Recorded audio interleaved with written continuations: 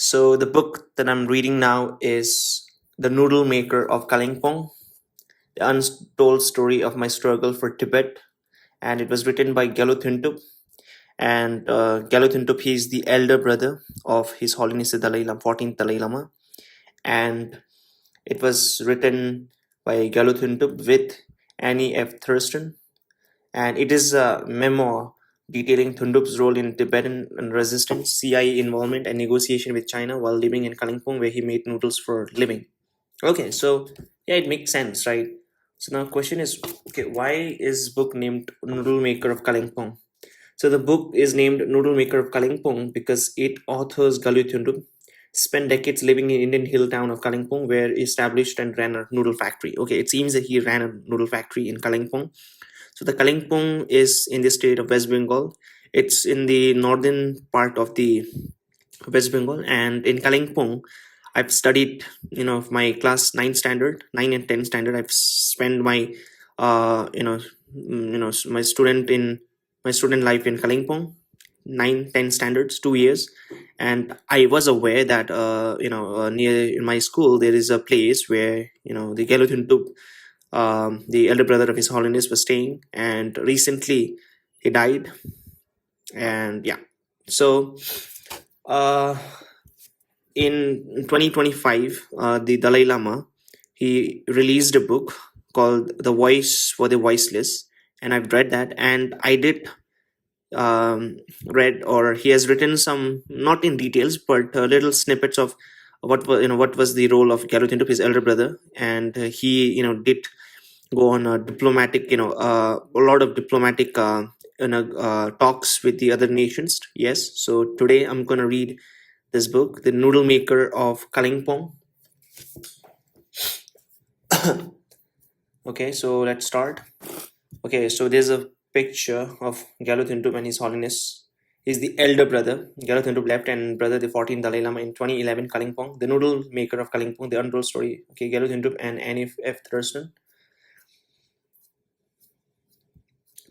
And to His Holiness the 14th Dalai Lama, for the people of Tibet, to those who have fought for our freedom, and in memory of those who sacrificed their lives for the cause.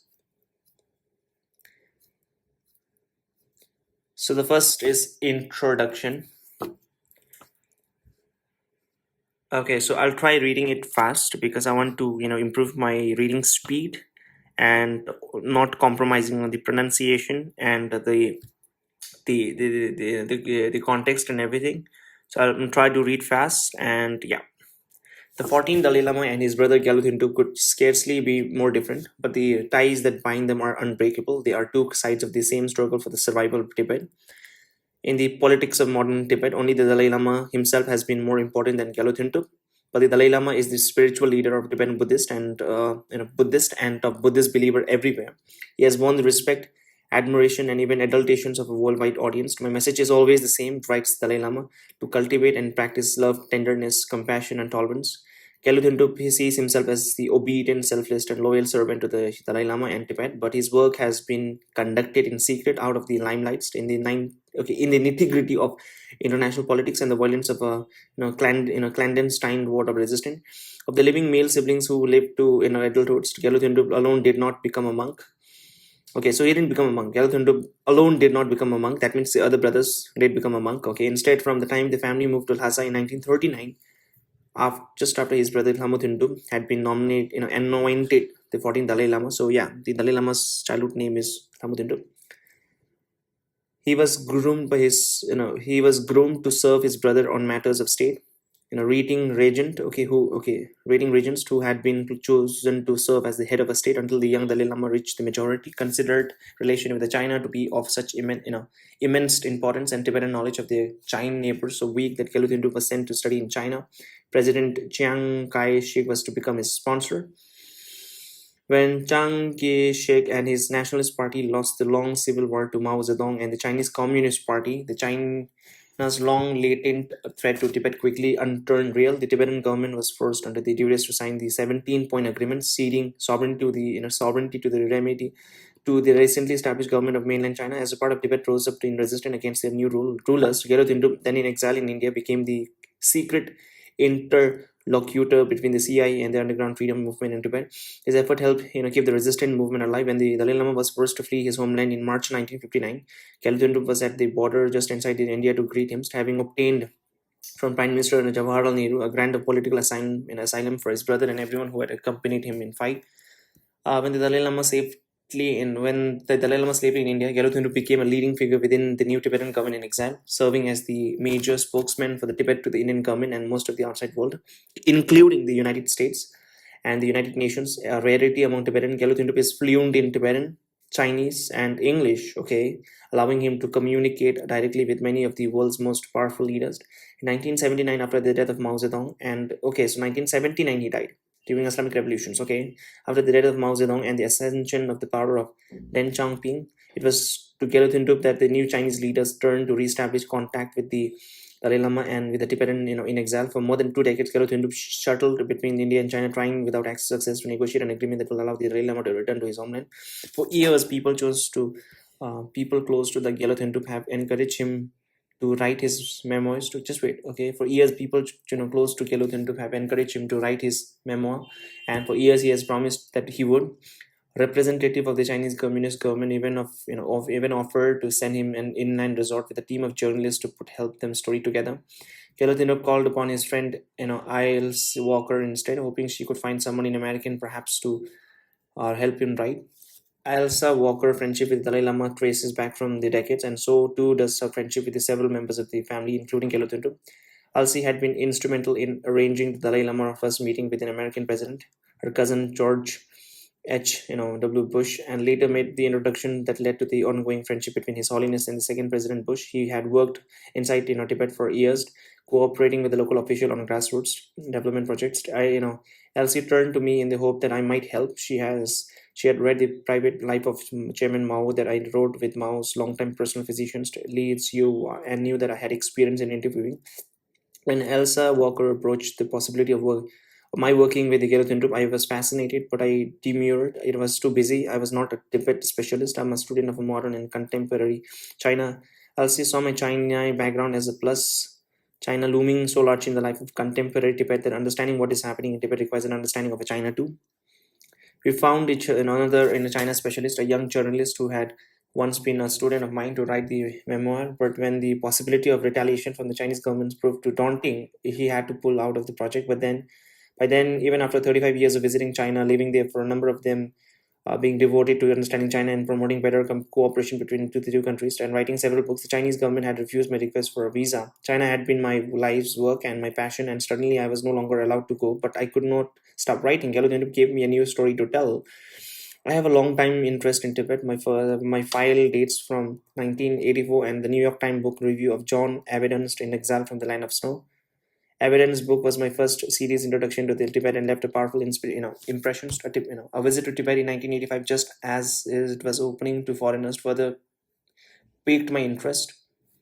In the fall of 1987, I was living in Beijing, working with an organization that arranged academic study tours to China and Tibet. So when riots broke out in Lhasa, we had a group of some 30 people in Lhasa at the time. I still have my notes handwritten in pencil on a yellow line paper of my telephone conversation with a group leader there, describing what was happening on the streets. The small protest that began on September 27 when several monks from the Drepung monastery were arrested after carrying the banned Tibetan flag and shouting slogan in support of Dalai Lama and the independence of Tibet, and the much larger demonstration with many more arrests that took place on October 1, when the crowd set fire to the police station in order to allow the prisoners to escape. Soon someone sent me a John Ackerley photograph of one of the monk who had led his escape. The badly burned right arm held high, his hand in a fist, his left arm wrapped in a traditional white kata scarf.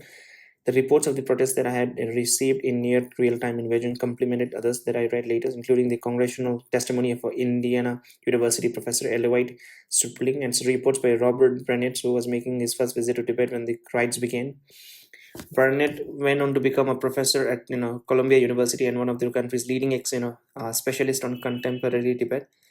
Jeremy's Bernstein 1987 New Yorker article best captured my own thoughts about Tibet at the time. There is something profoundly moving about the Tibetan way of life, he wrote, about its religious essence. One feel instinctively that if the civilization were crushed and replaced by something that was yet another imitation of ourselves, the world would be poorer of it. I do not want to see Tibetan culture crushed or for the world to become a poorer for it. After my book Enemies of People was published, several American specialists of Tibet encouraged me to undertake a similar endeavors with the Tibetan. They promised to find interpreters and offered to help them, make the arrangements.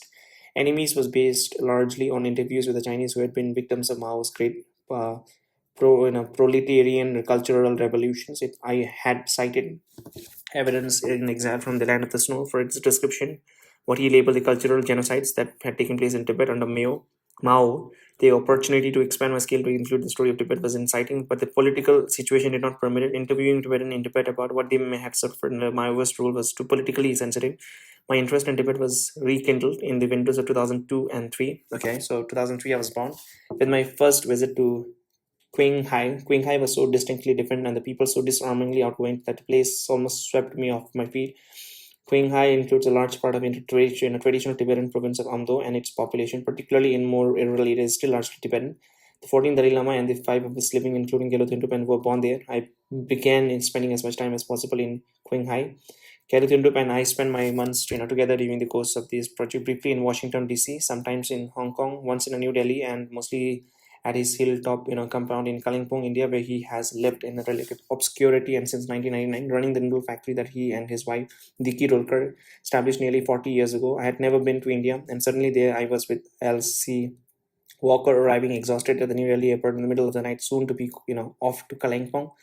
The heavily trafficked route from Bagdora airport to Kalimpong has become familiar, but the journey is always intense. A multi-sensory sociological smorgasbord of that part of West Bengal. The journey begins outside Siliguri on a hot air in a plane along a long flat road line with the countless open air stalls and jammed with the cows, dogs, goats, carts, overfilled buses, motorcycle, bicycles, slow moving cars, and throngs of a colorful humanity. Honk horn, the sign on the rear of the larger vehicles reads, and the sound of a honking is constant, exuberant and conversation rather than angry.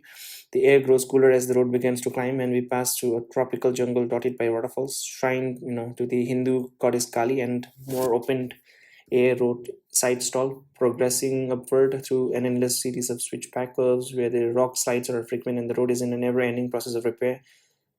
The trip can take anywhere from 2.5 to 5 or more hours, depending on the state of the roads. Monkey gather in families along the streets, observing the traffic and alert to likelihoods of inedible, treats preferred by passing travelers. The road from the Tista River to the heart of the Kalimpong is named according to the number of miles from the river, and this part of the journey always seems the longest, a combination of an anticipation and the numerous switchback curves that slow the climb to crawl. The center of Kalimpong is at 10th mile roads. The streets are hilly, narrow, full of potholes, and lined with the listless sleeping dogs. The town is crowded with the shoppers during the day, and with the number of women who are still dressed in saris, giving color to the otherwise drab surrounding. The countless tiny, open air shops are crammed to overflowing with almost, every imaginable commodity. Medicines, both Western and homeopathic, saris, blue jeans, t-shirt, electronics, pastries, Tibetan antiques, Lux soap, carpets imported, British biscuits, to magazine, comic books, tailors, silversmiths, and shop selling nothing but gold. Restaurants serve Chinese, Nepali, and Indian food as well as Italian pizza. There's even a cafe, the Paris, run by a young Nepalese woman and her French husband. The wife speaks excellent English with a strong French accent, and the cheerful young waiters is deaf and mute. The couple met when they were both working with an NGO serving the handicapped. The foreign spies who once gave the town its unseemly reputations have disappeared. Oh yeah, this area is known for the spies, and so have the colorful Tibetan traders with their dangling earrings, long sword, and yaks and mules loaded with this salt and wool. Traces of history can be still found at the Himalayan Hotel, once the home of David McDonald, a leading officer in the Young Husband expedition to Lhasa in 1904, who helped the 13th Dalai Lama escape to India in advance of the Chinese army in 1910s. Later served as a British trade official in Tibet for some 20 years. The hotel is still owned and run by David McDonald's two grandsons and his wife Neelam. Though now, regrettably, the property is up for sale and has played host to some of the world's greatest explorer and Tibetophiles, including the indomitable French explorer Alexandre David Neil, Prince Peter of Denmark and Greece, Heinrich Herder of 7 years in Tibet. Yes, Okay, Heinrich Herder of 7 years in Tibet, British diplomat and scholar of Tibetan, Sir Charles Bell, and numerous teams of mountain climbers off to conquer Mount Everest. Richard Gere was a more recent guest, renting the entire 8-room main building. I stay in a room number 5 where I'm sure Richard Gere once slept. David, my Roman Catholic Nepali writer, is proud of the picture of him, self at age 15, standing next to the Hollywood star, who is also a longtime friend and disciple of Dalai Lama. David hopes that his son, now the same age as he was when he met Richard Gere, can someday study in the United States. The violence of Kalimpong Gorkha rebellion, described as so chillingly in Kiran Desai's claim novel, The Inheritance of Lost, has subsided by descendants of immigration from Nepal, continue to demand a separate state. In the summer of 2013, shortly before one of my planned visits to Kalimpong, the rebel organized a non-violent strike that closed shops and kept the entire population at homes. Periodically, the strike was lifted to allow residents to stock up on provisions and for a number of vehicles to move in and out. I Galit escaped to New Delhi during one of those brief openings, and we met during the strike. Okay, just wait. Okay, I want to see when this book was published, because in Kalimpong the strike is very often, right? So most of the Kalimpong, I mean, it is in India, in the state of West Bengal, but most are from most of the descendants of a Nepali, right? So Nepal, so people from Nepal. So mostly in Kalimpong they speak Nepali. So they are the Gorkhas, and they mostly demand an independent country from the India. So there's always a strike, and we do get a holiday because of that, right? Okay, the Noodle maker of Kalimpong was written in which year? It was published in which year? Okay, so it was published in 2015. So okay, so it's close to 16 years now. Blackstone Publishing. Okay, understood. Opening, and we met there instead. Okay, Galuthindup's compound is just up a hill of 8-mile road, 2 miles to. Just wait. Okay, I want to see Galuthindup's home. Galuthindup's home in Kalimpong. I've not seen it, but I want to see how does it look. Taxer house. Okay, so it's a small compound.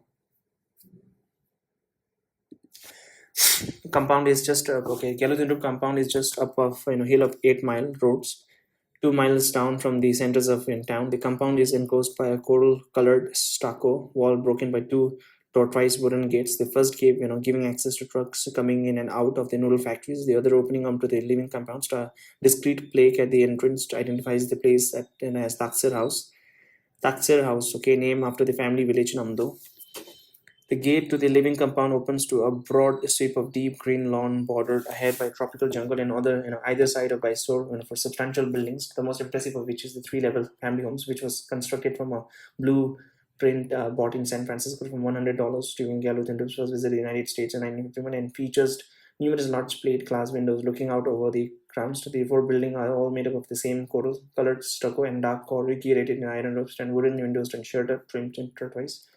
Down a hill from the main house, just as at the edge of the jungle, is a small cemetery where the ashes of Garutin's mother, Diki Siri, who died in 1981, his daughter Yangzon Doma, who was killed in an automobile accident in 1983, and his wife Diki Dolka, who died in 1986, are buried.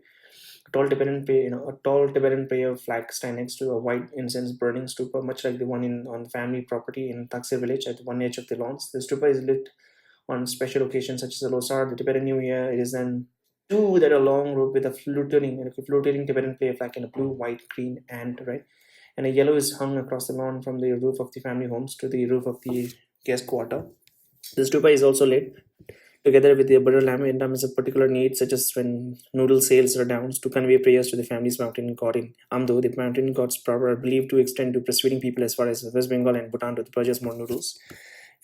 So to give you a little context, Kalimpong was, I think, a major town or a kind of a city, in the ancient times.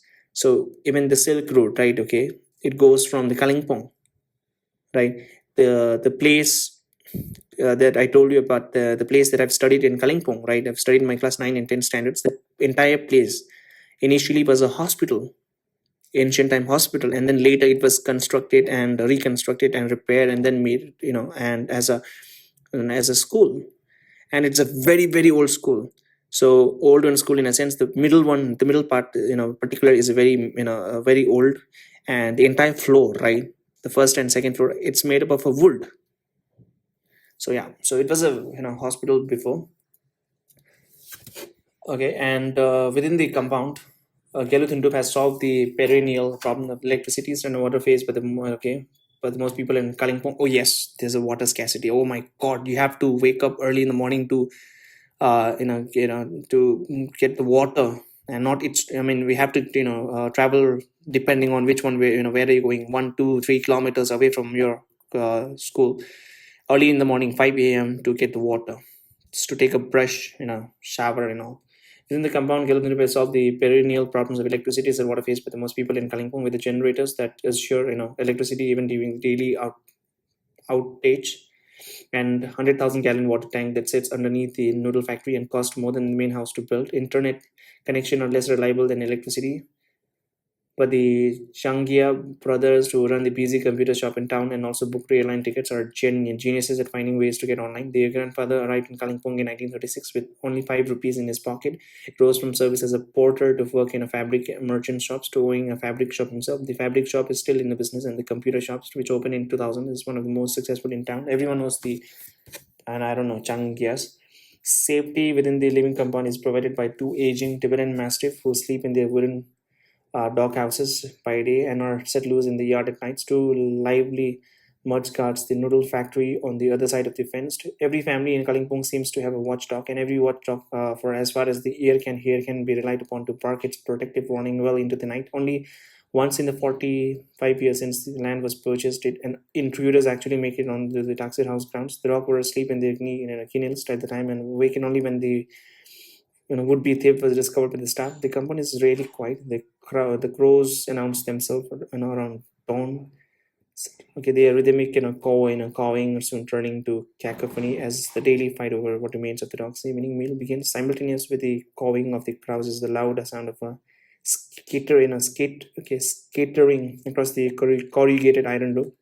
Small rodents to which who are only heard and fortunately never seen during the monsoon season. The clattering of the heaviest rains on the roof is so deafening. Yes, I know, because even my this one old house, it used to be of that thing, and when it rains you could literally hear it, and someday you won't be able to sleep also. Okay, so during the monsoon season, the clattering of the heaviest rains on the roof is so deafening that even people sitting at the same table cannot make their voice heard. Yes, yes, I won't be able to speak. I have to speak loudly to to make sure that my parents are hearing, or my sisters. The Scent Phenomena, okay, the Scent Philomena Catholic Girls School just across the street provides many of the daytime sounds of lessons being recited in unison. Voice raised in a song, shout from a playground, and cheers from the team during the school competition. Rarely does a day go by without the sound of a children singing happy birthday wafting through the open windows. The Noodle factory stands at the far end of the compound, closest to 8 Mile Road, and looks out over the Vista Valley to Dow upon upper mountains, behind one of which is a Darjeeling, and beyond the last of which is the Mount Kanchenjunga. The two cows are pastured within the factory grounds too. They have outlived their usefulness as providers of the milk, but the cow will be allowed to live out their natural lives. Galutandup and his small staff respects the Buddhist prohibition against taking the life of any sentient being. I've watched flies being caught in a jar to be released to freedoms in the jungle, and once witnessed several staff members, tediously moving tens of earthworms from the concrete driveway where they had appeared after a heavy rainstorm onto a spot safety just outside the wooden entrance gate. Minutes later, another staff member, uninformed of the rescue, inadvertently drove over the worms, apparently crushing them all. Galutinto may be suspected of a less rigorous adherence to the prohibition taken against the life of any sentient being than his staff. One afternoon, while staying at the compound, I was startled by a noise that was unmistakably gunfire. Running aside, I saw my host pointing a rifle in the direction of the jungle. A large family of a monkey was invading his papaya tree, which were then laden with fruits. Galutinto was firing into the air to scare the monkey away. The monkey did not stay, scared for long. In the more than 4 years that I visited Taxi House, the monkey had always succeeded in claiming most of the oranges and papayas that grows on the property. The staff has conceded defeats. The fruits on Kalutundup's table now comes almost exclusively from the local market. Kalutundup can still claim that he has used his rifle with intent to kill only once as a young boy in defense of his pet rabbits who were being attacked by the crows. Everything about the Kalimpong Noodle factory is antiquated. Nothing is automated. The building is made of wood, and the made in Calcutta equipment is old-fashioned and often in need of repairs. Some 15 workers staff the factory, arriving at a bit after 9 in the morning, breaking at noon to go home for lunch, returning around 1 and ending the day around 4. Tasks are allocated by genders, with the men mixing the dough, running it through the flattening machines, cutting the flattened dough into noodles, and hanging the cutting the flattened dough in the noodles and hanging the cut noodles to dry. The women weigh, bundle, and package the noodles in a large room with a plywood table, concrete floors, and a couple of gently unlit light bulbs overhead. A kata draped photograph of the Dalai Lama preached atop and red calendar with a Chinese character for prosperities smile downs on the anthem as they work. The factory is manned 24 hours a day. The drying of the noodle requires constant heat, and the fire must be stoked through the nights. Jiangchu Dorji, the factory foreman oversees this task. Okay, Jiangchu, I think the spelling is a little different because even my sister name is Jiangchu. The workers are paid the equivalent of between $2 to $2.5 a day, and the women earn less than the men's, for which, with a similar level of education, between 7 to 9 years of schooling, the pay is about the way average for the area. Though no one doubts that the pay is low and the workers are poor, the cost of daily necessities, such as rice, cooking oil, vegetables, high, and inflation cuts into wages. Some leave the factory for building and road construction workers, where the pay is high, but the hours of construction worker are longer, the work is harder, and the more time getting to farm, and the work site can be lengthy. Most of the workers in the Taxir House factory live no more than a 5 minutes walk away. Galathendra gives them the flexibility to work when they want or stay at home without pay if they would like. Rarely is anyone fired. Some of his staff have been with Kelothintu for decades. Kelo was in his mid-teens when he was hired and has worked on the compound for 26 years. His father fled from Tibet, sometimes in 1970s, leaving his wife behind and carrying Gelpo and his little sister in baskets slung from a bamboo shoulder pole. When his father remarried, oh, when his little sister, just wait, leaving his father behind and carrying Gelpo and his little sister in a basket. Okay, this one's when his father remarried and his stepmother kicked him out. Gelpo knocked out the gate of Taxir House in search of a job. Today he oversees the operation of a just wait, okay, I didn't know that. Did okay, just wait, okay. Dalai Lama, former vice chairman, standing committee national. Oh, what the fuck is this, man? In Google, it's saying that Dalai Lama and former vice chairman of the standing committee of the National People's Congress of China. Okay, I don't know, man. This is incoming Dalai Lama and the high spiritual head of Tibetan Buddhism. He served as Tibetan resident in Australia. Okay, just wait. Okay, I want to see the Chokyam Sering. Right? Did he marry? Spouse. Did Chokyam Sering remarried? I don't know, man. Could have been married, man. There's no historical evidence or record indicating that Chokyam Sering, this one, the father of the Gusri, ever remarried. He remained married to this one, okay, from their official marriage in this one until his death in 1947. So he died there, right? But I don't get it. It's written that some of the stuff is this one, okay, leaving his wife behind, okay. His father fled from Tibet, okay. Some of his staff, okay. I think, are they talking about the staff? Yeah, it could be talking about the staff. Some of his staff have been with Kelothintu for decades. Gelpo was in his. Oh, okay. It's not Gello, it's Gelpo. So that's why I got confused, man. Some of his staff have been with Kelothintu for decades. Gelpo was in his mid-teens when he was hired and worked on the compound for 26 years. His father fled from Tibet, sometimes in 1970s, leaving his wife behind and carrying Gelpo and his little sister in baskets slung from a bamboo shoulder poles. When his father remarried and his stepmother kicked him out, Gelpo knocked out the gate of a Taxir house in search of a job. Today, he oversees the operations of just about everything that happens inside the compound, from shopping and cooking and upkeep of a property, delivering noodles to vendors, seeing that the factory is running as it should, and negotiating payments to repayments. For this, he receives some 9,000 rupees, about $120 a month. Free food and free but decidedly modest housing just outside the property gates. Gelothintu pays for the education of Gelpo's 2 children, for medical care when he or his family members are ill, and generously yearly bonuses. The Dalai Lama first visited Taxir House in May 1974, well before he had attained the international stature. Okay. Just wait. Dalai Lama first visited Taxir House in May 1974. Okay, so it's very early, well before he had attained the international stature that it now requires a large staff and 20 Indian security soldiers when he travels. 20. Yeah, so I think recently he got Z plus security. It's like the VVVIP security in India. Not Z plus. I think it's Y. Yeah, I think it is Z plus security. He stayed for several days, blessing the property, planting a tree in the front yards, and giving them the main house its name Lundrup Karsel Agyon. Lundup Ingen, right? Could be Lundup Karsen because she has just translated directly into Tibet this one English. So Lundrup Karcels, which roughly translate as abiding success and happiness. A special multicolored wooden throne for the Dalai Lama was constructed for the occasion, and Gelutindup's wife Diki Tolkar supervised the hundreds of townspeople who came to the compound to receive the Dalai Lama blessing from his seat on the throne. He later visited in 2011 when Shorter, a quiet family, a fine family affairs with a lunch of chicken, curry, and rice prepared with Gelutindup's staff and Tibetan momos dumplings made with Dalai Lama's. The whole town of Kalimpong and hundreds more people from nearby areas seems to turn out to welcome him. Too many for Dalai Lama to give his personal blessing, and thousands attended the teaching that he gave in Tharpa Chiling Monastery. The Dalai Lama throne still sits in the room designated as is ready for his next visit. Yes, Tharpa Chiling Monastery. Yes, I've been there. Monastery. There's a small museum also. Geluthintup and I approach our work from different points of view. Geluthintup regards his story as a truth and writes to set this in a record straight. I, on the other hand, takes Rashomon. Okay, I don't know. Akira Kurosawa masterpiece on the unknowability of truths. That's my starting point. Rashomon is the story of apparent rape of a woman and the murder of her samurai husband, as told from the perspective of four different people who were party to the acts. Its message is that we see it, we each see and experience, even apparently most obvious and uncontested, even in our own unique and different ways. Each of the witness to the apparent murder and the rape provides a radically different description and interpretations.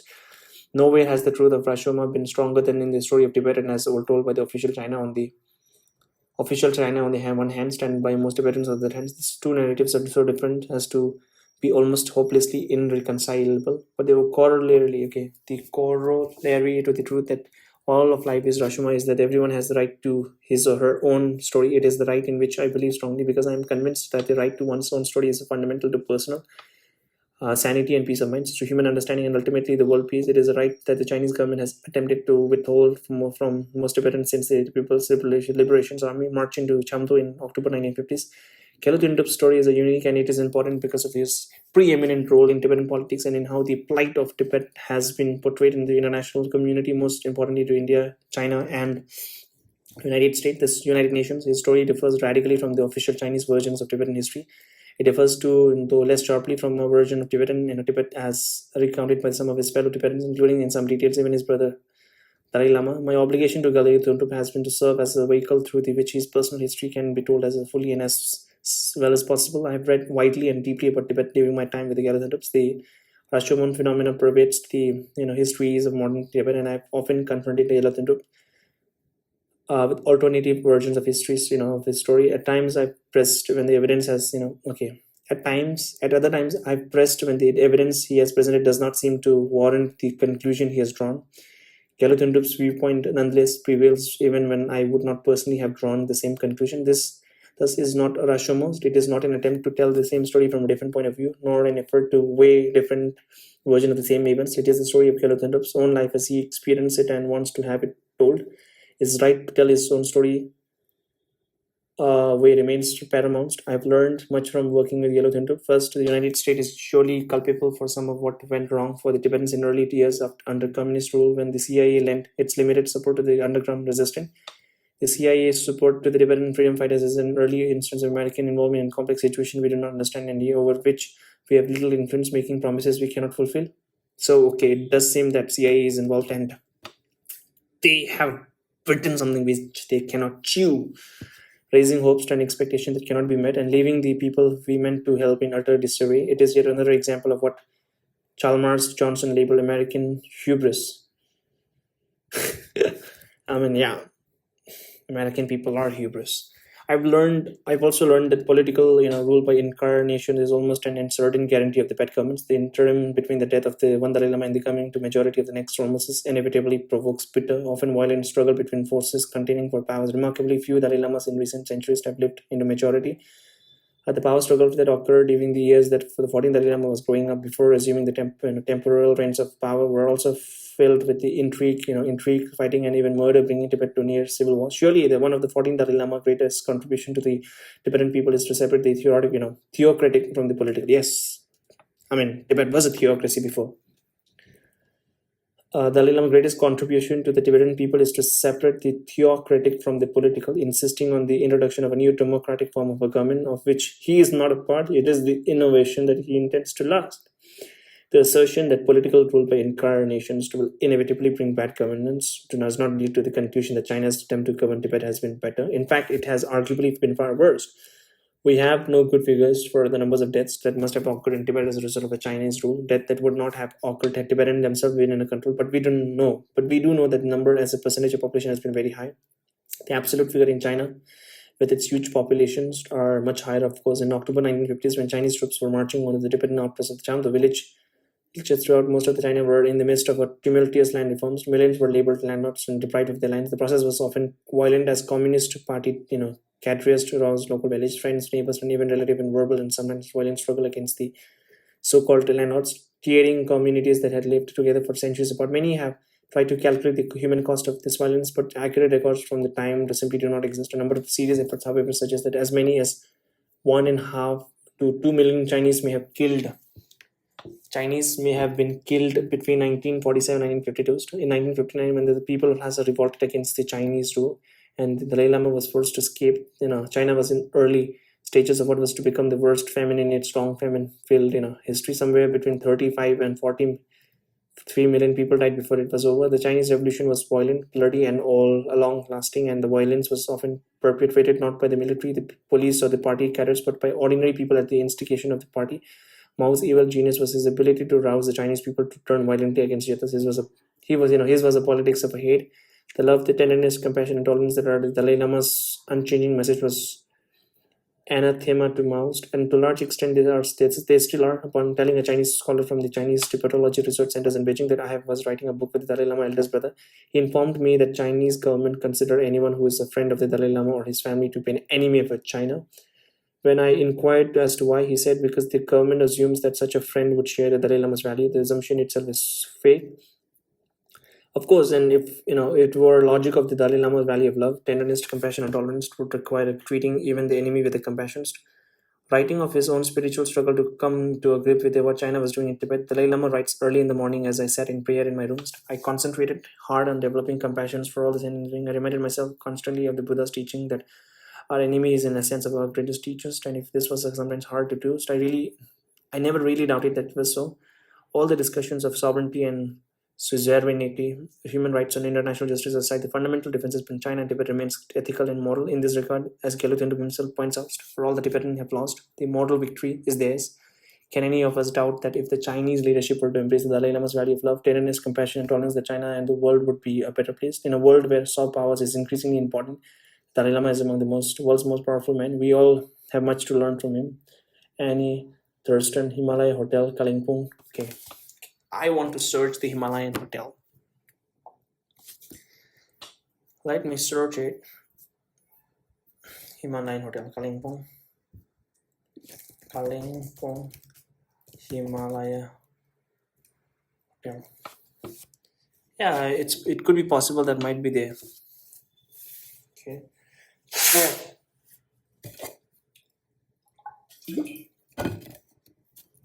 Okay, I don't think I've been there.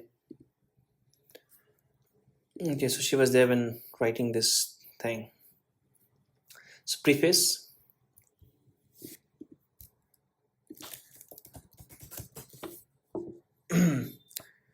Okay, I write an introduction to a book that explains why it is about or why it was. Okay, so I'll read the preface. More than 60 years have passed since I fled my native Tibet. I am an old man now. My home is in India, in the Himalayan hill town of Kalimpong. Taksir House is what I call my hilltop compound, in honor of the village where I was born and where my ancestor lived for centuries. Local people have lately begun referring to it as the Dalai Lama's house after my brother's recent visit here. From my tree-filled garden just off 8 Mile Road, I look out over Sikkim, Nepal, and Bhutan. On a clear day, I can see the snow-capped peak of Mount Kanchenjunga as at 28,146 feet. It is the third tallest mountain on Earth. Tibet is there too, just behind the mountains, invisible except in memory.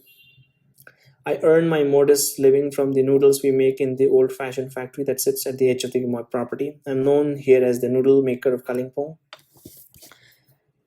My days began in darkness, and around 4 o'clock in the morning, I prepared a cup of coffee, okay, and make an offering to Pandil Hamu, the protective deity of Tibet and my family, the deity who has kept me safe all over years. I sit in the pre-dawn stillness, waiting for the sun to rise and for the mountains to appear out of the darkness and for the crows to begin to caw.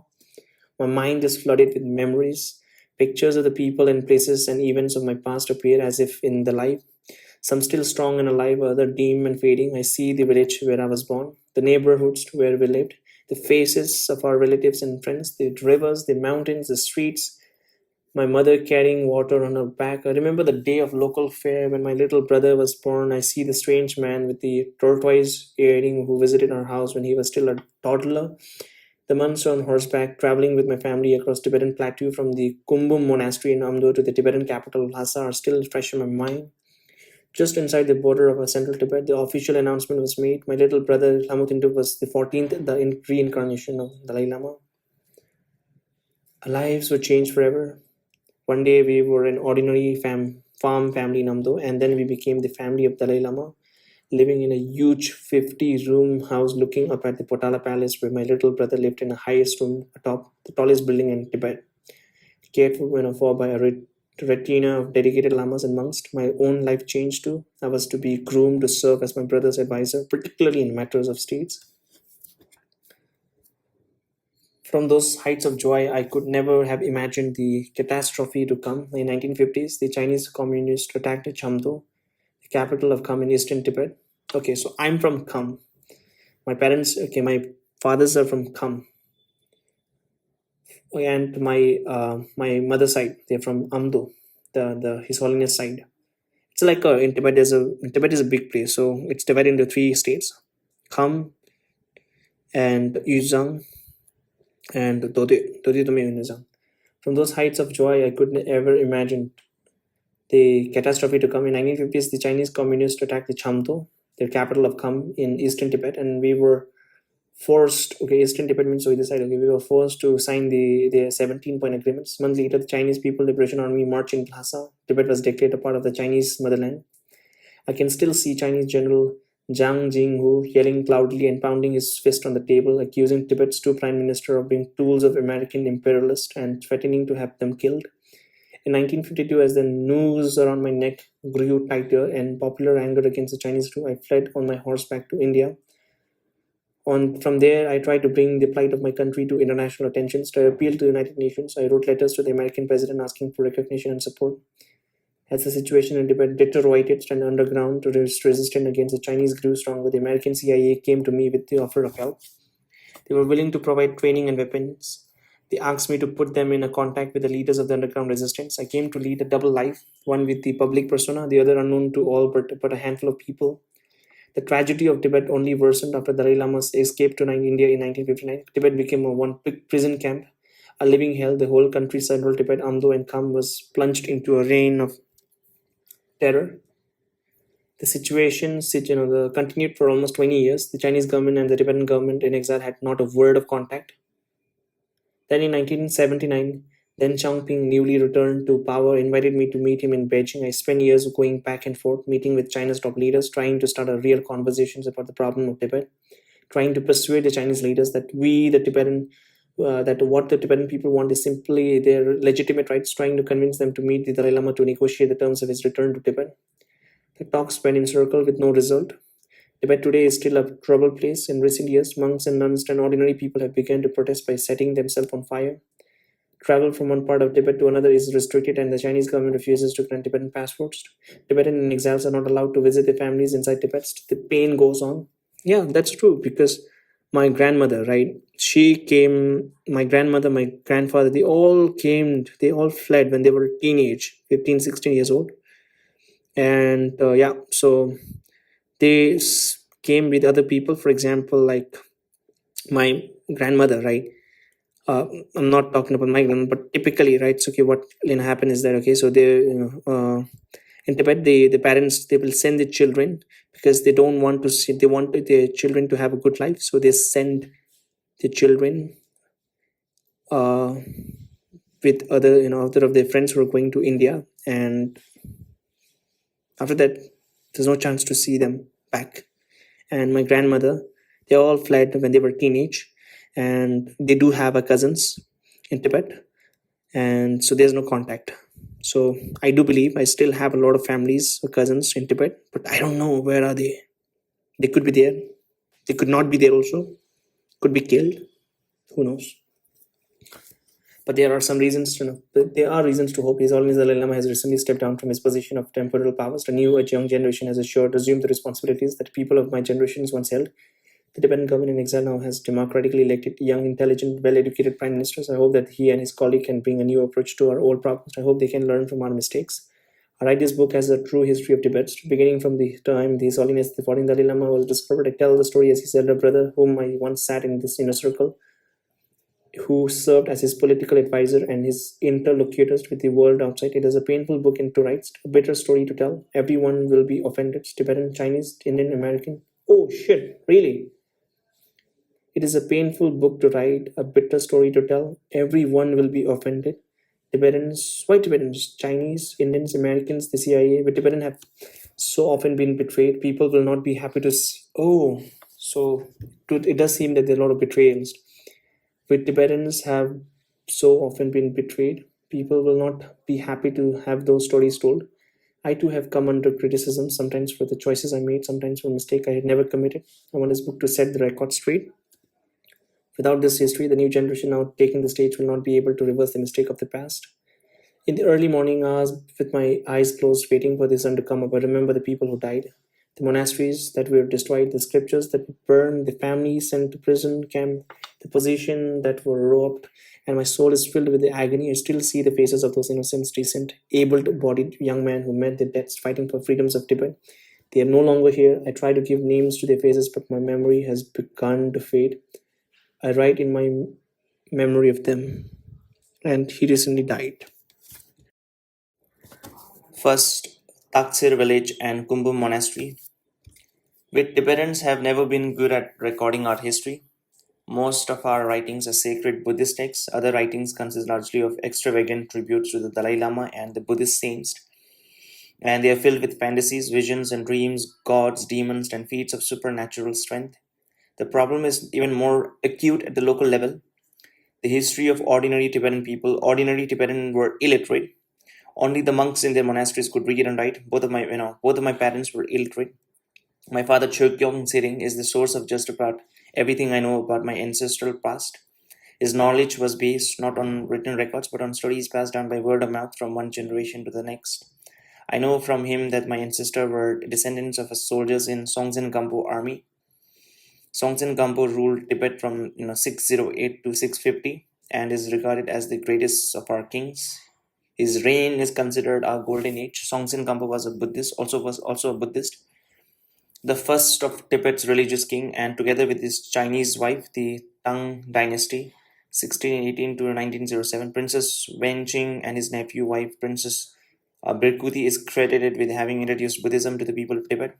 Today, we still regard Gongsun Gampo as the incarnation of Chenresi, the Bodhisattva of compassion. Princess Wenqing is seen as an incarnation of Chenresi, female as consort, the goddess Tara. The two statues of Buddha that princess presented to her husband upon their marriage still sit in the Chokang temple and remain the most revered and sacred object in all Tibetan Buddhism.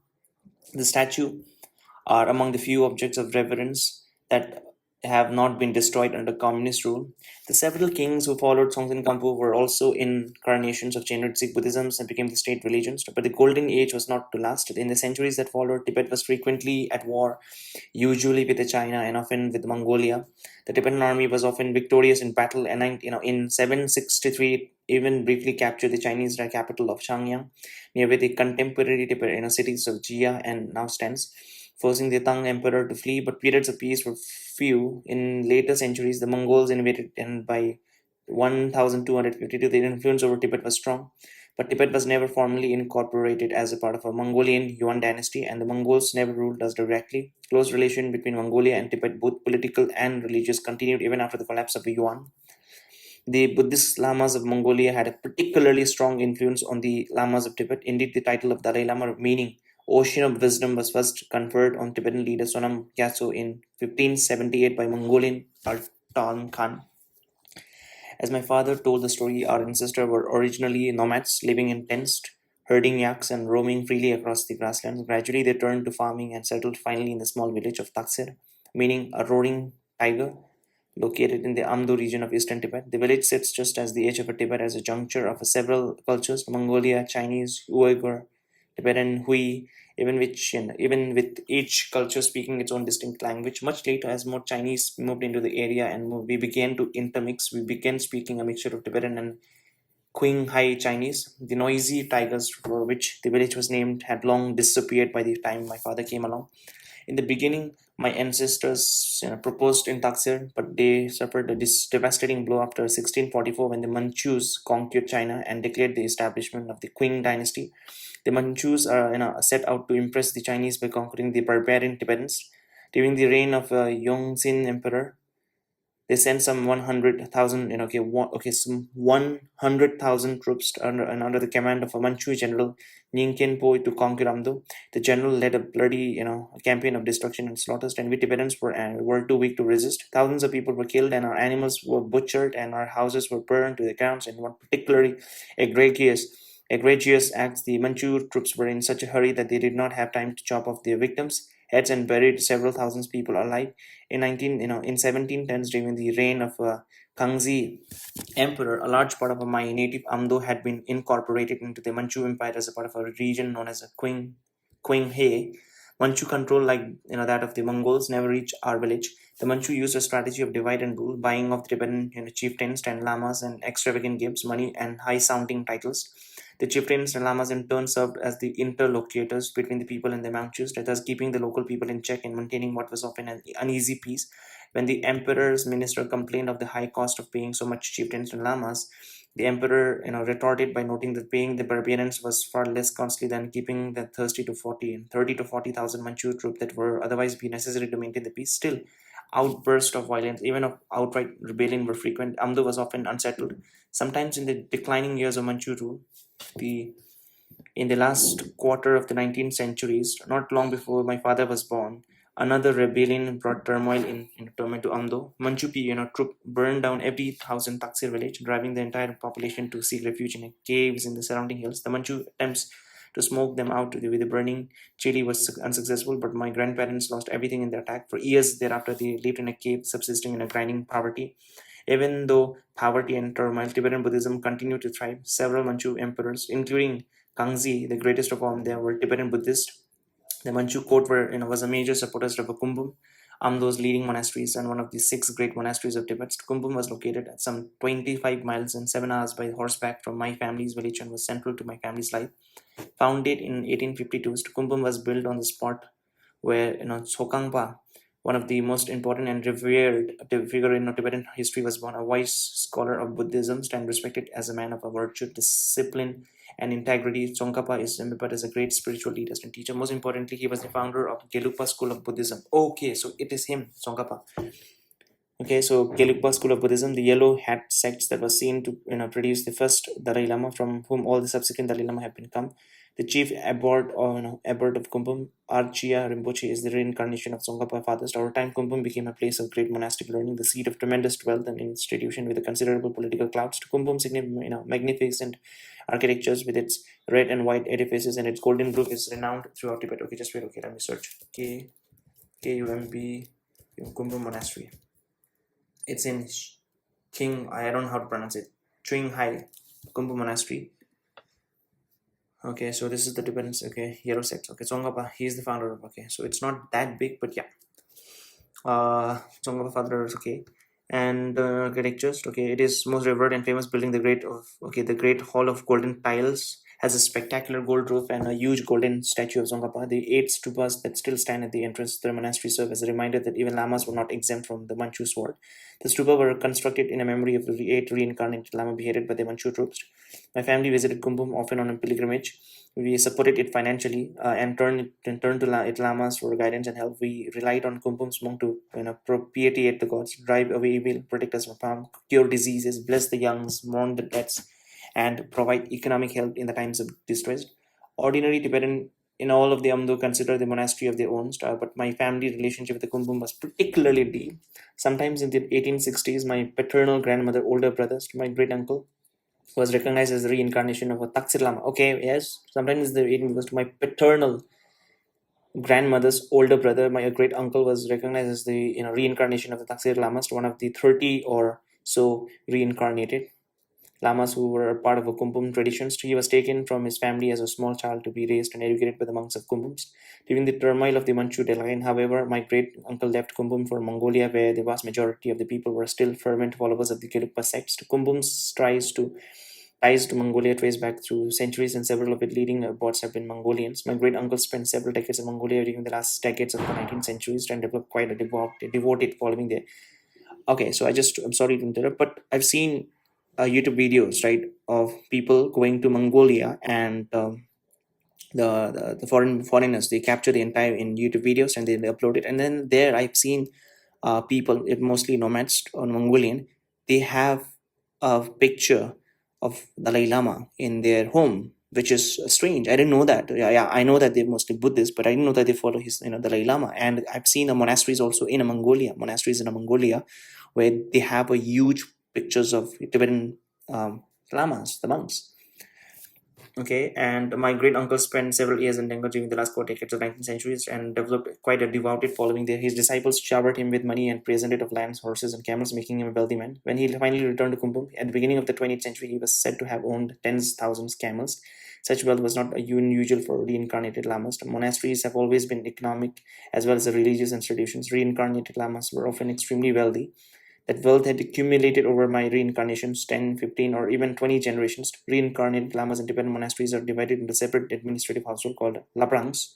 Okay, so it does seem to me that Tibetan reincarnated lamas, uh, because I think I would say that it's not as clean as the monastery. I don't think the monasteries are as clean as it we assume it to be. Right? It seems that there's a lot of financial irregularities also could be possible, and also depends upon the if someone is reincarnated. If someone is selected as a reincarnated lama, then the close ones, right, with the person reincarnated lama, the one who's taking care of the person, they have a heavy influence upon where the money will be and all that spending. So it doesn't sound good. Tibetan monasteries are divided into a separate administrative house called Labrangs. Each of these, which are independent economic entities, administered by trusted senior managers and their staff, all of whom are monks. In addition to receiving generous contributions from religious believers, and virtually all Tibetans are Buddhist believers, often fervently so, the wealthiest Labrangs, including those in Kumbum, also owned numerous estates with a vast tract of agricultural lands from which they could derive a sizable income. Labrangs also served as informal banks, providing loans for the Lamas' followers. But the most prosperous of the Lamang were also engaged in businesses. Some of the wealthiest Tibetan trading companies were based on monasteries. Thus, the greatest wealth in Tibet lay not as in the Europe, but with the aristocracy, but with the Laprangs of the leading lamas in the country's major monasteries. The wealth of the richest member of the Tibetan nobility might be measured in the millions, but the wealth of the richest Laprangs in the monasteries were counted in the billions. Oh, so it does seem that the economic plays a very important role in monastery.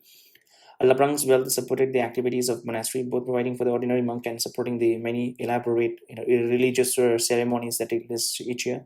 Funds were generally distributed to monks during the national Tibetan New Year according to rank. At the time my great uncle was alive, during the Chinese reign of Yuan Shikai, Kumbum had around 3,000 monks, and the average monk would probably receive a few thousand silver dollars a year. High Lama, like the Taksir Lamas, would receive several times when an ordinary monk might get. In addition to the profit from the Labrang, the largest monasteries, including Kumbum, have added additional affiliated branches in a smaller monastery that also requires attention and supports. Sarsong Monastery near my home family's home, for instance, was affiliated with the Kumbum with the underdomain of a Taksir Lama Labrang. The families of lamas from wealthy Laprangs also stood to benefits from their wealth. After my great uncles returned to Kumbum from the Mongolia, Ulaanbaatar. Okay, Ulaanbaatar is the capital city of the Mongolia, if I'm not wrong. Mango, Mongol capital. Ulaanbaatar. It's like a weird, man. The weird. Okay, Ulaanbaatar. That's Ulaanbaatar. Red hero in Mongolia. Okay, it means red hero. Just okay. Uncle 13 Lama. Okay, my grandson recalled. Okay, this one's. After my great uncle returned to Kumbum from the Mongolia's Ulaanbaatar, my grandparents became special beneficiaries of my grandmother's and father's. Okay, my grandparents became special beneficiaries of my grandmother's brothers knew well. Taksir Rinpoche brought back all of the 45 acres of family land that had been lost with their earlier rebellions. My grandparents were able to build a new Chinese style home that was large and spacious with three courtyards surrounded by one-story building. It was after his return to Kumbum from Mongolia that my great uncle came to know that 13th Dalai Lama, Thupten Getso, the great 13th, as he came to know, to be known, spent two extended periods at the Kumbum monastery in 1907 and 1904 when the British military expedition led by Sir Francis Young's husband fought its way into the Lhasa and demanded the right to trade. The 13th Dalai Lama first fled to Mongolia and then 1906 he took refuge in Kumbum. He returned again in 1909 after he had visited Beijing and was en route back to the Lhasa. The 13th Dalai Lama was not entirely popular with the monks of the Kumbum. Not entirely popular with this one. The young Dalai Lama had been a forward-thinking reformer almost from the time he assured the throne in 1895 at the age of 19. His reform began in the monasteries where disciplines had often become law. Many monks had taken many monks had taken to drinking, smoking, gambling. Some were ignoring the vows of celibacy. Some were charging usurious rates on the loans they make through their followers. So it does seem to me that the lamas, and I know even in my place in monasteries, right, even in my place in Ravangla. So Tibetan, especially Tibetan, the lamas, right? They are like, they are fine. They do it diligently, right? But right now, the Tibetan people, we don't have a lot of populations, and it becomes very difficult for any of the family, child, especially the male child, to join monk because they want to earn living. So they go to army, they go study because of all these dedications. So there are very few people of the Tibetan community joining monastery.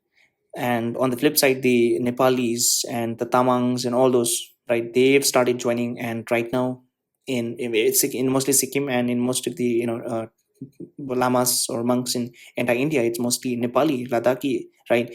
And I am I've seen, right, a lot of monks who are Nepali, Tamang, they drink alcohol, they have a wife. So, they are almost drunk most of the time, and it doesn't send a good message, right? So, yeah, it's true. Even right now, it's very, very, very prevalent. But I've seen mostly, Nepali, or other monks do that. I've not seen even a single Tibetan do that because single Tibetan monks do that because the numbers are very small and the Tibetan monks numbers are very small and then like very mature person, right? So I've not seen Tibetan do that, but I've seen other people do that.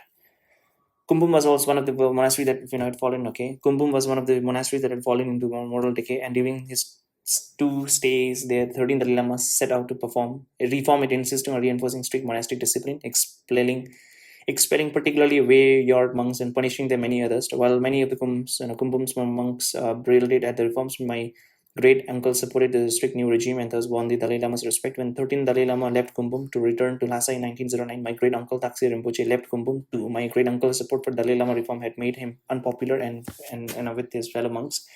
In contrast to the monks, the lay people of Amdo, including members of my own family, were thrilled that the Dalai Lama had taken refuge in Kumbum.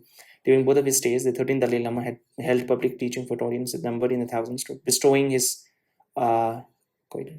blessing on all who came to listen. My father was still a small child when the 13th Dalai Lama passed through our village en route to the nearby Sharsong monastery, sometimes during his stay in the Kumbum. When the Dalai Lama entourage stopped to cook lunch just one on the outskirts of Dakshin, my grandmother carried my 6-year-old father on her back to give him a glimpse of Dalai Lama and to allow him to receive his blessing. When the entourage departed, my grandmother scooped up the ashes from the Dalai Lama's cooking fire and carried them home, burying some in the household courtyards and the rest in the family graveyards. Even ashes from Dalai Lama's fire was considered sacred, not just the ashes of the fires, right? Also, for example, the place that he has visited, right? The place that he has touched. For example, if if he came to Ravangla, right, my place, and then he walked. He walked from some place to that monastery, and that entire place, right, people were like just bowing down and then just paying the respect. So yeah, so entire thing is considered. And his rooms, I think most of the rooms, right, that he stays in different monasteries, and most of the rooms are open for public views. People go there and then take blessings. So yeah, even his rooms are very sacred. And When my parents wed, okay, so when my parents wed in 1917, Taksir Rinpoche had returned to Kumbum again. Their marriage, like all Tibetan marriage then, was arranged by the two families, and the wedding took place with Taksir Rinpoche blessing when they were still quite young. My father was still just 17 years old when they married. Okay, my father was just 17 years old when they married, and my mother was 1 year younger, that means 16. Just wait, okay. Okay. Polling notching, just okay. Kumbum, celibacy, okay. Vows of the celibacy, okay. So, Taksi Rinpoche died only a year or two after my parents were wed. Okay. The search for his reincarnation began shortly after his death. The manager of his Labrang organized the search. The Labrang's estate passes economically and administratively from one reincarnation to the next. During the Lama's life, the chief administration of the Labrang is responsible for day-to-day operations and management. In death, the administrators get together with his most trusted staff becomes responsible for his identifying the new reincarnations. One of my uncle on my father's side, my father's elder brother was a monk in Kumbum and an assistant to the senior manager of the Taksir Labrang and thus became a member of the search team. Together, the senior managers, my uncle, and a team of close disciples, okay, scoured the Amdo region for a little boy who might be candidate for my great uncle reincarnation, just as the reach of Amdo Kumbu monasteries extended to the six different districts of Amdo. So many, male child within those districts who had been born within a certain period after the Lama's death could potentially be identified as the new in reincarnations. They were guided by omens and hints the Lama had given before his death about his reincarnation might be and where he might be found. The final choice of such high-ranking reincarnation rests with the Dalai Lama himself. Okay, the final choice of such high-ranking reincarnation rests with the Dalai Lama himself. After the search team has collected a list of names and whittled the list to a select numbers of candidates, the search team must travel to Lhasa to present the Dalai Lama with the list and be informed of his choice. My mother had given birth to her first child, my older sister, Sitting Doma in 1920, not long after the Taksir Lama's death. My grandmother had been bitterly disappointed. She had hoped that my mother's first child would be a boy and could be put on the list of possible reincarnations. She wanted her grandson to be chosen as the new Taksir Lama, replacing her elder brother. When she learned that the new child was a girl, she was so distressed that she cried every day and refused to eat. Not long afterwards, she became ill and died. Oh, my grandmother. I think he is too honest. Honestly, honest means the chemotherapy is too honest. My grandmother died too early. She. What do you mean? My grandmother's died too early. If it's your grandmother, obviously she would be on 40, 50s. I don't know. That time, I think that time 40, 50 was like old, right? Okay, she could not have imagined what happened when the list of possible new candidates was drawn up, and my uncle and the senior manager traveled to Lhasa to present the list to the for considerations. After traveling 2 or 3 months on the horseback from Amdo to Lhasa, okay, 2, 3 months, that's a long way. The senior managers and my uncle met with the Dalai Lama to seek his blessing, inform me of my great uncle's death, and present him with the list of names of possible reincarnations. 13th Dalai Lama was saddened to learn of Taksir Rinpoche's passing, but he said that the new Taksir Rinpoche was not on the list. In fact, the new reincarnation had yet to be born. Dalai Lama instructed them to return home and come back later with a fresh list of my names. When the two men returned more than a year later with a new list of candidates, the Dalai Lama again said the new Taksir Rinpoche was not on the list. The reincarnation had still not been born. The manager who had been leading the search team cried when he heard this news. He was growing old and had already made 2 long trips to Lhasa, and still the new reincarnation of my great uncle had yet to be found. The Dalai Lama told him not to be sad. They were to come back again later with yet another list.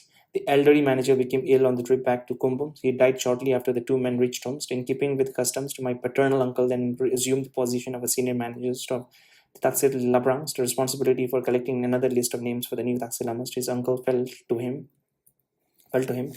In the meantime, in 1922, my mother had given birth to her second child. Oh, in the meantime, in 1922, my mother had given birth to her second child, my older brother, Thupten Jigme Norbu. Among the names on my uncle's new list was that of my family new baby son. Arriving in Lhasa, carrying the third list of possible reincarnations, my uncle went first to Chokang, the holiest of Tibetan Buddhist temples. There he lit a butter lamp before the sacred statues of these Buddha, Shakyamuni, the one had been given to Song. king Songzhen Gampo by a Chinese princess Wangqing on the occasion of their marriage in 1964, 641. When the lamp toppled, spilling the melted butters on the uncle's ornate brocade jacket, he interpreted this accident as an auspicious sign. Rather than cleaning the jacket or throwing it away, he packed it carefully to be taken back to Kumpum. The 13th Dalai Lama said nothing after studying the young boy's names. Instead, he gave the search party a sealed envelope containing a set of written instructions. He ordered them not to open the envelope until they reached the Kumbh monastery. Once they arrived, the abbot was to assemble the families of all the children on the list. Then only then was the letter to be opened and read. My parents were in the audience when the abbot of Kundun opened the letters. The abbot announced that my brother Thupten Jigme Norbu was the reincarnation of his great uncle, the Taksir Lama. The selection of reincarnate Lama is a mysterious process full of strange spiritual connections. The Dalai Lama could not have known of my grandmother's wish for her grandson to become the next Taksir Lama, or that my mother had been recently given birth to a son. No one could have known that my brother Tupten Jigme Norbu would be selected to be the new Taksir Lamas, and it had never occurred to my grandmother that the reincarnation had yet to be born. If she had waited a few more years to die, she would have seen her grandson take first to Sharsong and then to Kunpo Monastery to become the new Taksir Lama. She would be happy. So, okay, so now next is family, but I want to see, Dalai Lama, and I want to see his Thupten Jigme. Where is it? Thupten Jigme Norbu. I want to see his face. So he died in 2008 at the age of 86, and he died in United States, Bloomington, Indiana. The sixth Taksir Rinpoche Thupten Jigme Norbu was a Tibetan Lama writer, civil rights activist, and professor of Tibetan studies, and was the eldest brother. He was one of the high-profile Tibetan guru and was first to settle in the United States. Okay, just wait. Okay, reincarnations. I want to see his reincarnations too. Thupten Jigme Norbu was the eldest son of this one. At the age of 3, he was identified as the reincarnation of a senior Tibetan Lama. Who is the new Taksir T.A.K. T.S. Taksir reincarnation, right? Okay, who is the new Taksir reincarnations? The new Taksir reincarnation is Choktrul Tenzin Gyatso. This one, okay, he is recognized as the reincarnation of the sixth Taksir Rinpoche, Thupten Jigme Norbu, who was the eldest brother of this one. Okay, I want to see this guy, persons. This is pretty young, man. 2008 means he's smaller than me, man. Could be in 15 to 20. Okay, it is this guy. Additional Secretary of Religion, Culture attends Dharma in front of Choktrul reincarnations. So he's a High Lama. I didn't know that. Taksir Rinpoche.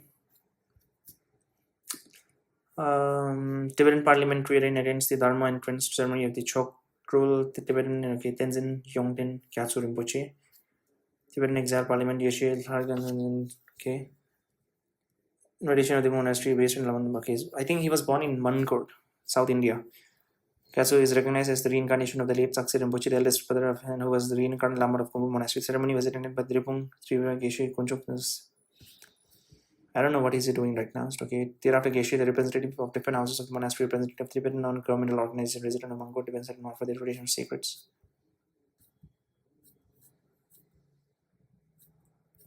Okay, so it is this guy. So Taksir Rinpoche, his reincarnation is there.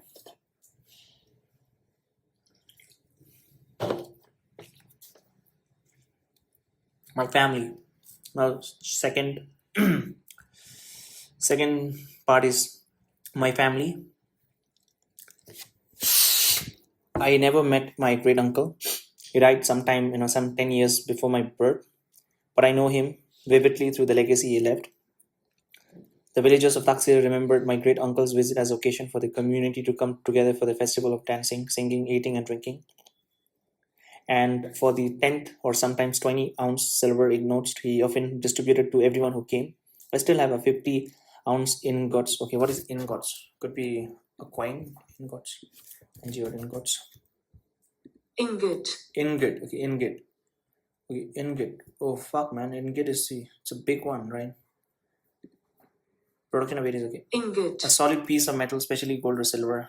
It's like a golden brick, right? So it's silver brick. Brick or bricks. Ingot, right? Okay. For then 10, sometimes there was this one. Okay. I still have 50-ounce ingot he once gave my aunts. The generosity showered upon my grandparents by Taksir Rinpoche after his return transformed their lives. Their decades of poverty came to an end. My parents inherited the house and the lands. It was there that my siblings then I were born. It was Taksir Rinpoche who made our lives possible. So, His Holiness the Dalai Lama was not born in a poor family. This is what I thought. This based on the, and so when someone says that okay, His Holiness the Dalai Lama was born in a very humble peasant, a farmer background, then you obviously think that okay, he was born in a poor family, but it doesn't seem so. Doesn't seem so. He was born in a quite a rich family. I wouldn't say quite rich, but rich family. Very clear, right? Because it was Taksir Rinpoche, and he told that they get like a huge land and a lot of offering from the general public. A village of 14 families was nestled in the mountains above 5,000 feet above the sea level. A house was one of the best in the village. Yes, I told you. I told you. Our house was one of the best in the village with three separate courtyards. The compound was completely enclosed, entered through a big multicolored, carved wooden gates that opened on the first large courtyard that was edged by a large rectangular building. The main building was made up of a ramped, whitewashed clay with a flat roof accessible by ladder from the courtyard pillars. We often grew flowers on the roof, and from it we could look across the mountains and the valleys. The kitchen was just on the right. After entering, it was the liveliest room of the house because it contains both the stove where my mother cooked and the kang where we ate our meals and spent much of the day. Especially during the winter, our kang was a raised, ramped earth platform covered with the rugs and pillows and short-legged tables where our foods were served. It was warmed by burning wood where the rays fed through the door on the outside walls. The heated kang kept us warm during the umbrus long, cold winters. Looking straight ahead from this entrance gate, horizontally when it was my parents' room and the altar rooms where they prayed every morning. To the left, perpendicular to my parents' room, was a guest room and a storeroom. The rooms were connected to each other sides, and some also had doors out to the courtyard. An overhang ran one pyramids of the building, providing shelters in the rain or snow. The second courtyard had rooms for the servants and was where our animals were kept. Okay, so they have a room for servant also. Beyond that, the third courtyard was a storage area for the dried fruits and horse feed. On the land my great uncle had purchased, we grew wheat, broad beans, soybeans, barley, oats, and huge potatoes that grow so well in the fine red soils of the part of Amdo. The harvest was the most anticipated time of the year because its success or failure determines how well we would eat in the months ahead. So our harvests were generally good. We never wanted for first. But farmers for miles around lived in a fear of hailstorms, for which that part of Achinggi was famous. A heavy hailstorm could destroy an entire crops in a matter of a few quick minutes. We called my mother Amala. Even I called my mom Amala. Amma means mom. La means exercise respect. She was an excellent cook, famous in our area for her delicious bread and pastries. Her bread were always my favorite foods. We ate a traditional Tibetan breakfast of roasted barley called sampa, which we grew ourselves and had it grounded by the Chinese family in a nearby village. We ate it mixed with a tea or butter. For lunch and dinner, we ate my mother's homemade noodles, usually served in broth with a few fresh vegetables. We rarely ate meat, but when we did, we ate mostly lamb, fresh and roasted in the fall after the yearly slaughters, salted and dried the rest of the time. We ate of lots of potatoes too, cooking them in the ash from the fire that had fed the kang, then salting them and eating them whole. My mother moved into my father's household at the time of their marriage, and as was the Tibetan custom, my mother moved into Tibetan household, okay, father's household, okay. The family had no servants at the time, and my grandmother worked her new daughter-in-law hard. My mother's work began long before sunrise. She was responsible for fetching waters from a stream of kilometers away and carrying it home in a huge canister on the back. Water was in short supply, and she had to make the trip several times a day. Often she had already made 4 or 5 trips before the sun was up. My grandmother was a rigid and hot-tempered woman. Oh, once when my grandparents had to testify in a court, my grandmother got so angry with the magistrate that she jumped out of her seat and slapped him on the face. She often beat my mother if she had not finished. Oh shit! Then it does look like a hell of a woman. She often beat my mother if she had not finished fetching the day's water early enough. My grandfather, in contrast, was thoroughly sweet-tempered, incapable of uttering or even thinking an angry word. He would comfort my mother after my grandmother beat her, urging her not to feel and beside. My mother too was a gentle woman and kind to everyone, including the Chinese beggars who sometimes fled west in the phase of famine and came to a house to beg. My mother never failed to give them food as the as the family economy a lot improved with the return of my great uncle. My parents were able to employ 3 servants, a married Chinese couple and their son, thus taking some of the burden from my mother. So the husband, tended the animals. The husband tended the animals and cleaned the stables. The wife helped my mother cook and tend the fields. and the sun was our shepherd. We had over 50 sheep, a few yaks, and several zomos, milking yak that are mixed between yak and cow. We were still ordinary peasants. I mean, please don't say ordinary peasants, right? Okay, it doesn't look so. But we lived quite well. By the time I was born, we were among the most prosperous families in the village, yes. But it was still a primitive existence. Life expectancy was short. There was no doctors or hospitals. Sudden, unexplained death was constant, a pervasive threat. There were no electricity in my village, and I never saw a candle. A home was lit with the mustard oil lamps, straw and yak dung serve as a cooking fuel. We had no clocks or watches to tell the time and no calendars to know what day it was or record the passage of the seasons. We relied on the sun, the moon, the stars, and the weather, and as well as the numerous monastic festivals to mark the passing year. My mother made all of our clothes, stitching them by hand. She was a good, seamstress and crafted beautifully handmade embroidery. Two, we had no running waters, and the concept of toilet or even latrine did not exist. The courtyard where our animals were penned served as our open air toilets, and we simply covered our waste with dirt. There was no such thing as a bathing either, unless an occasion summer dip in a nearby river could be considered a bath.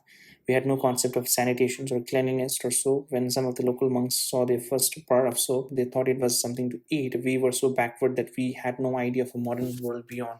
Obviously, while I was still a young boy, the Chinese opened a school in the valley below our village, and I became the first member. Okay, so they do have a Chinese influence. Okay, I became the first member of my family to attend. It was several kilometers away, a 2 hour walk each way. Oh, and I went there every day with 6 or 7 hours other young boy from the village. The trek could become so dangerous in the rain when the bridgeless creek at the bottom of the hill would suddenly swell and the water flowed so fast that they could wash a little boy like me away.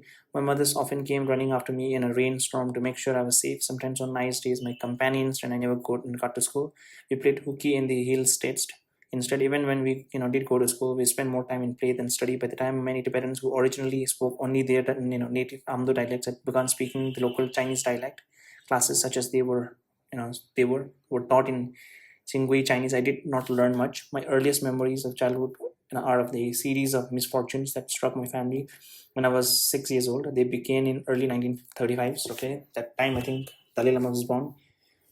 When my father became seriously ill, he lay in bed for months, unable to get up, barely able to lift his head, and hardly eating at all. I watched as he slowly wasted away, turning into a skeleton, nothing but a skin and bones, his cheeks sunken, his ribs sticking out. He looked like a ghost, and since I was afraid of ghosts, I tried to avoid him. Every day coming home from school, when I had to pass by his ground floor windows, I would put my head down and bend over as far as I could, trying to sneak past without his seeing me. If he saw me, he might call me in favor for a visit. Everyone expected him to die. I want to see, uh, how old he is. Kelly I think he was born in 1928, 38, 39. Okay, so 28, 38, 40. So I think he's considerably older, yeah.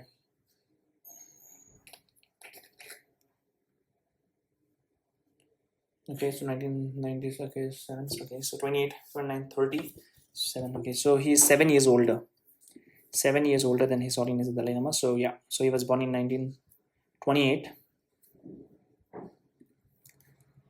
The second disaster struck while he was still sick in the bed. One of our servants was leading our horses to water at a nearby spring on the outskirts of the village when the horses suddenly broke free and bolted, galloping to the edge of the 1,000-foot cliff. One by one, all 5 horses leaped over the cliff and down to their deaths. The horses of my native Amdo were huge and magnificent creatures, as strong as lively as tigers.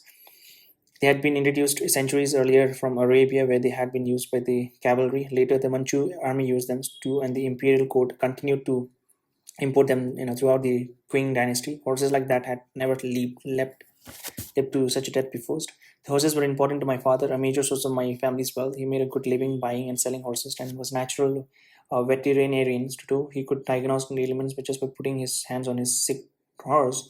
Then our mules began to die one by one. All 7 of them were struck with a mysterious disease. One by one, they died. We saw the death of our animal as omens. The Tibetan have 2 ways of interpreting in misfortune. One is as retribution for sins committed in a previous life. The other is as harbingers of a good fortune yet to come. When with my father so ill and dramatic, suicides of our houses, our neighbors were beginning to gossip. They wondered what terrible sins my parents had committed in their previous lives to bring the family such a serious misfortunes. So we tried to hide the death of our mules, fearful of what the neighbor would say. Ordinarily, we would have buried them in a vacant, lot of on the outskirt of the village where everyone could see. Instead, we buried them secretly within the walls of our family compound. So, with so many, portents of misfortune, my pregnant mother was terribly frightened. She feared for her unborn baby's life. She had reason to be frightened. There were three children in my family then. So my 16-year-old sister, Siringdoma, was the eldest, born in 1920. My older brother Norbu had been born 2 years later. In the interim between Norbu's birth in 1920 to my own in late fall of 1929, my mother had lost three sons. My mother had lost three sons, and one after another. Oh, one after the other when they were still very young. My parents had been devastated. Religion was their only means of coping with these tragedies. Religion governed my parents' life. Propitiations of the evil spirit was the best of rewarding of disaster. The tragedy was explained and overcome through ritual and prayers. Every day we just after awakening and therefore begin their chores, my parents would visit the altar rooms. Okay, altar room. What is altar room? I think it's chekam. Room for prayer, is it? Altar room meaning altar room. An altar room is a dedicated sacred place where often a room or a specific area within a home or temple is used for. So we have an altar room. Okay, earliest awakening this one's okay. And my parents would visit the altar room adjacent to where they slept, lighting a small mustard oil lamp, burning some incense and offering water to Pandilam, the great protector of Tibet and Tibet and of my family, and to the god of the great glacier mountains that overlooked our village. The altar room with its Buddhist statues and colorful thangas was the most important in the house. Pandilam and our mountains were God for the deities who kept my family safe. Even today, this deities still determine my fate.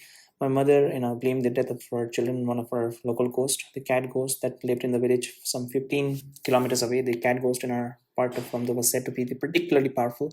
It was generous and helpful to remember to members of its own human family, protecting them from harm, fighting on their behalf, and bringing them goods. If the cat ghost was in a good spirit, for instance, an extra chunk of meat might suddenly drop from nowhere to the family cooking pots. But the cat ghost could be nasty and vicious to outsiders. It was full of tricks, changing forms to the suit and occasions.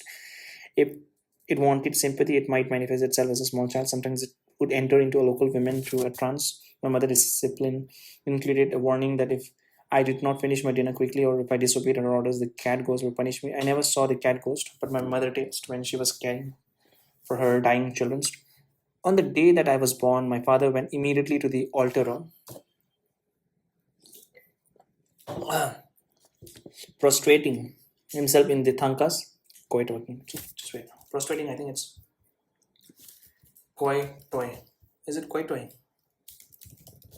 Koi toy, that's okay. Is it koi toy or what is it? Koi toy is a contemporary and fashion festival designed to create a PROS. Prostrate. Synonyms. Prostration, that's okay. Prostrate. Synonyms goes to prone. Kowtowing. I think it's something okay. Flat, prone, flat. It's prodding. Just wait. Okay, prostrate. Prostrate and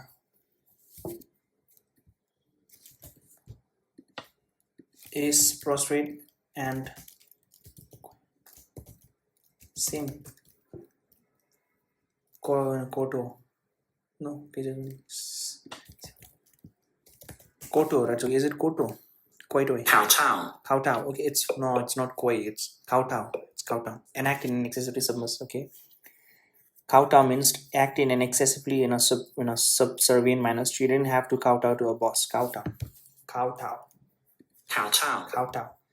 Is cow okay? Is kowtow and prostration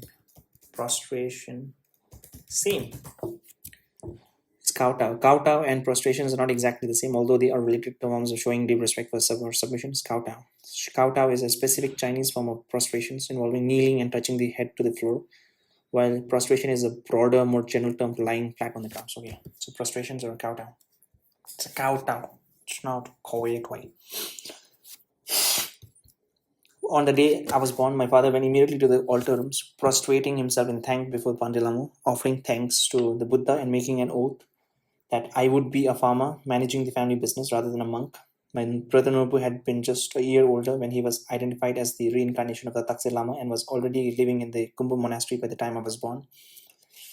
Most Tibetan families in the Amdo send at least one son to the monastery to become a monk, but every family also needed at least one son to stay at homes in order to take over the family business and care for the parents when they became old. That was my appointed role from the moment I was born. I was to be the only son of my family not to become a monk. As an infant, when I became sick with fever, my parents were afraid that this new son would also die. Only after being taken to monastery to be treated by the lamas did my health returns. Then my father invited the local Nechung oracle from the monastery in Gyalsang village to provide my family and family and me with these special protections. Nechung is the state oracle of Tibet, often called into service by the Dalai Lama when major decision must be made. But he can speak through many different individuals in the different parts of Tibet, monks and ordinary farmers alike, who are also into services as occasion arises. The Nechung oracle was particularly respected source of advice in Amto. When he visited my family's homes and went into his trance. Okay, trance means I think that deep state of unconsciousness. Is it? Trance. A mental state in which you do not notice what is going around you. Okay, yes, trance. Trance, right? Okay, mental state, just okay. Trance.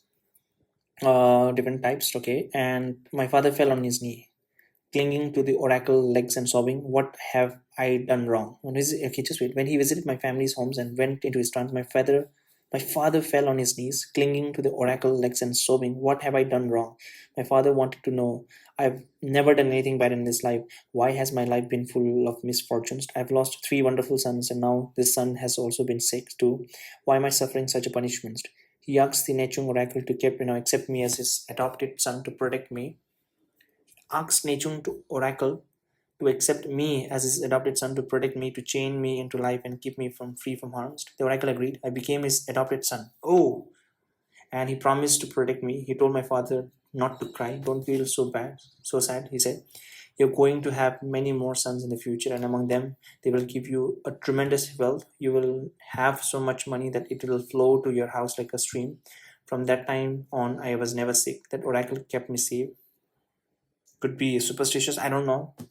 When my parents had another son a few years after me, my father decided immediately that his son would become a monk. The little boy was originally called Rinzing Thundu. Lama Thundu from Sarsong Monastery gave him his name. Lama Thundu gave all the children in my family their names. Though months or even a year might pass between the interim of their birth and the rendering of the names. Sarsong is a small monastery with only 4 or 5 monks who spend most of their time in a retreat, in silence and meditations. And it is famous because the founders of the Kagyu sect, one of the 4 main schools of Buddhism, came to meditate there some 900 years before. Lama Thuntup, following the Sarsong tradition, spent most of his life as a hermit, only rare coming out of a retreat. It was during those rare forays out that local children were given their names. Sarsong was a beautiful, peaceful place, only 2 hours by horseback away from my homestead, and was visited often in the summertime. Its grounds were filled with the wild strawberries and gooseberries and raspberries. My brother and I used to harvest a huge basket of the fruits and beating the bushes with a broom to shake the berries free and later feasting on the fruits. Rinzin Durup was a gentle little boy, always trying to protect me from the potential accidents of my natural obstreperiousness, constantly running behind me, warning me to be careful not to fall. Once we both fell together as a horse my father had been leading. Rinzin Thundu was unconscious for the better part of the days. My parents laid him on the tongue, and my mother boiled dates and water as they were learning his fate. If the dates congealed into a paste, she knew that he would recover. He did recover, waking up shouting that he was hungry and asking my mother to bring some bread.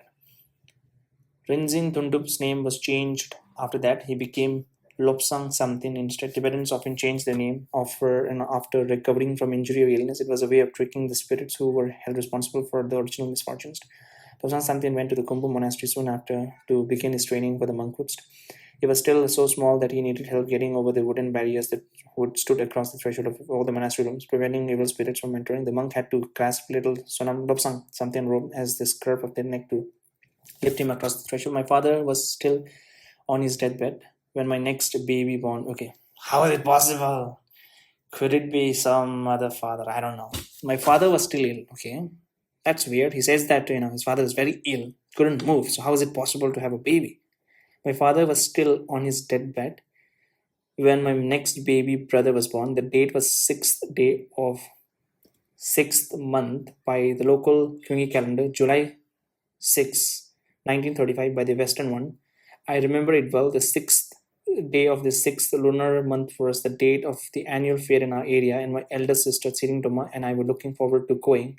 We had awakened well before the dawn and dressed in our best new clothes, ready to set out for the 2 hour walk. The fair was about 7 kilometers from my own village, and at least a dozen other villages participated. For adults, the fair were a time to visit and do some trading. For children, they were a chance to see friends and neighbors, eat a few sweets, and have some fun. So I had packed 6 hard-boiled eggs for the gambling game I would play with other boys my age. 2 boys took turns tapping each other's egg.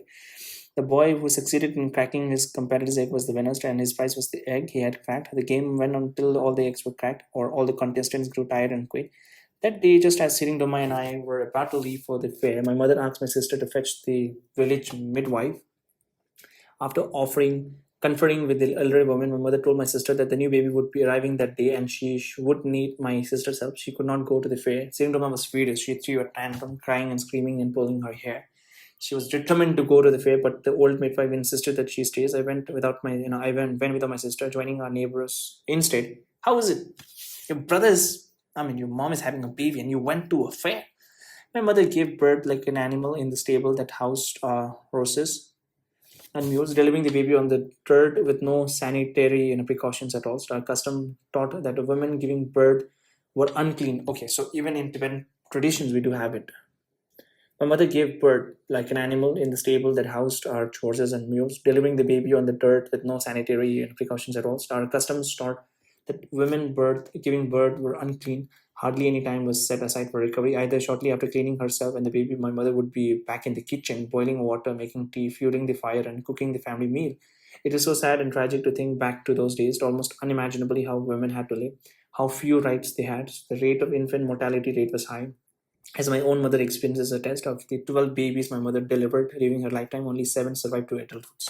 Okay, so that's 50, close to 50 percentage, right? Only 7 survived to adulthood, 12 babies. But with the birth, even my grandmother, right? She has how many children? She was born in 19. She was born in 19. I think around 1940 50. She has currently, I think she gave birth to a lot of people. I think close to 10, 11, I think. And currently they are 1, 2, 3, 4, 5, 6. I think 6 are remaining. That's still like 50 percentage chances of survival. Okay, told that he had a nice son. Okay, but with the birth of a new baby boy, our family fortunes began to recover. As soon as my father heard that his wife had given a birth, he shouted to the midwife, asking whether it was a boy or a girl. Told that he had a new son, he immediately rose from his sick bed, went to the altar rooms, bowed before the Buddha, and promised the god that his son too would be a monk. From that point on, my father's health began to improve. Within a month, his father's health improved. Within a month, he was well and soon was back to his usual business of horse trading. I had been oblivious to thunder and lightning the day my brother was born. Only later, when the day was recognized as having been particularly auspicious, did I learn that in Tibet, thunder and lightning mean flower falling from heaven. Lama Tupten named my new brother Lamutuntup. Okay, so it was his brother who named his brother. Lamutuntup named my new brother Lamutuntup. I do not remember my little brother very well during the first 2 years of his life. Okay, my elder sister took care of him. My stronger memories of the baby sister who was born after a year after my brother. So it was a continuous. I often looked after her, but she became ill when she was still an infant, and my parents feared for her life, and she grew sicker. They suggested that I might be able to save her. They thought that perhaps if we sacrifice another life in lieu of my sister, the gods might see fit to spare him. My parents wanted me to sacrifice what? Sacrifice a rooster by chopping off its head. Rooster is fine. And just wait, okay. Cock or rooster. What is the difference? I don't know. Rooster. Rooster and cock both refer to an adult male chicken generally over 1 year old. Both biological, with no biological differences between the terms. Rooster is a more common, polite term in English Americans, whereas a cock is considered, used in Australian profession. It's a cock. Sorry, rooster. Okay, cock is a little negative term. Okay, I could see a picture. So I think this is the mother. Okay, and this is the mother. Yellow Thindup kneeling with his parents. Okay. Okay, okay, he's quite old, right? Okay, Yellow Thindup kneeling with his parents and baby brother Lamu Thindup Amdo 1935. Okay, this. Okay, I think they were quite well-to-do family because it was. I mean, it's not possible to get a picture of your entire family back then. Dalai, His Holiness Dalai Lama was not also recognized. So that time, okay, so they had a picture, and I was frightened at thought of chopping off an animal's heads, but I love my sister dearly and often, cried to see her so ill. Of course, I would kill a chicken to save her, but perhaps my parents were joking. I never killed the chickens. My little sister continued to waste away.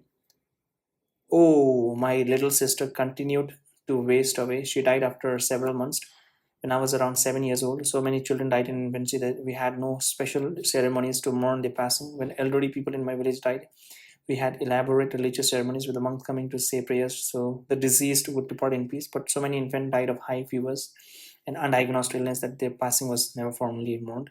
My parents buried my baby sister in the mountains without even a tablet to mark her grave.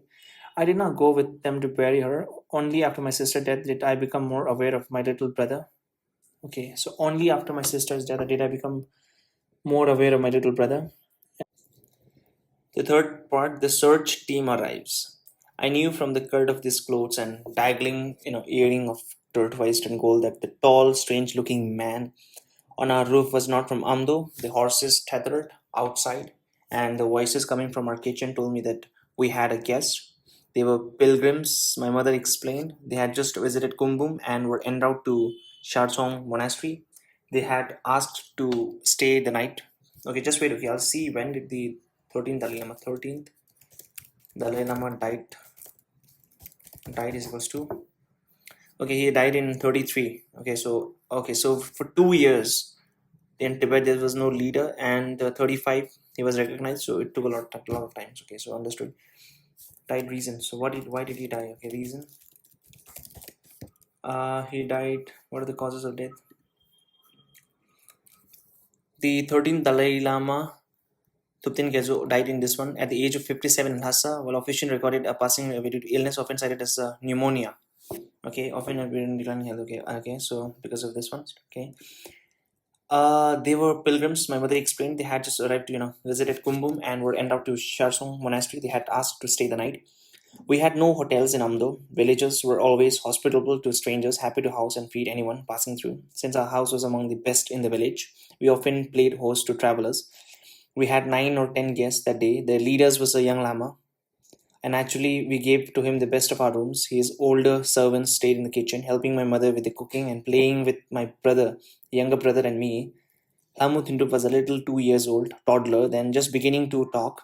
He enjoyed the attention he was receiving and the sweets the guests were, giving us to eat. The eldest servant, in particular, took a liking to Lamu Thindup and often held him in his arms. The pilgrims returned briefly after their visit to Sharsong, and they were gone again. Then they were gone again, back to Kumbum Monastery. Only when the same guests returned a third time did we learn that they were not ordinary pilgrims. Apologizing for their earlier deceptions, they revealed themselves as the search team for the reincarnation of 13th Dalai Lama. The great 13th had died, or as some would say, was called to the heavenly fields nearly 4 years earlier on December 17, 1933. My little brother Hamutindu was on one of the candidates to replace him. The elderly servant who had taken such a liking to him was not a servant after all. He was Kyusang Rinpoche, a revered and learned Lama from the Sera Monastery in Lhasa and head of the search party. He was there on behalf of the rating region. So we just wait. Okay, I want to see how does he look like. Kyusang Monastery, KET. Just wait. Okay, I'm sorry. He was KEW, T as in Kyusang, Kyusang Rinpoche, and RINPO.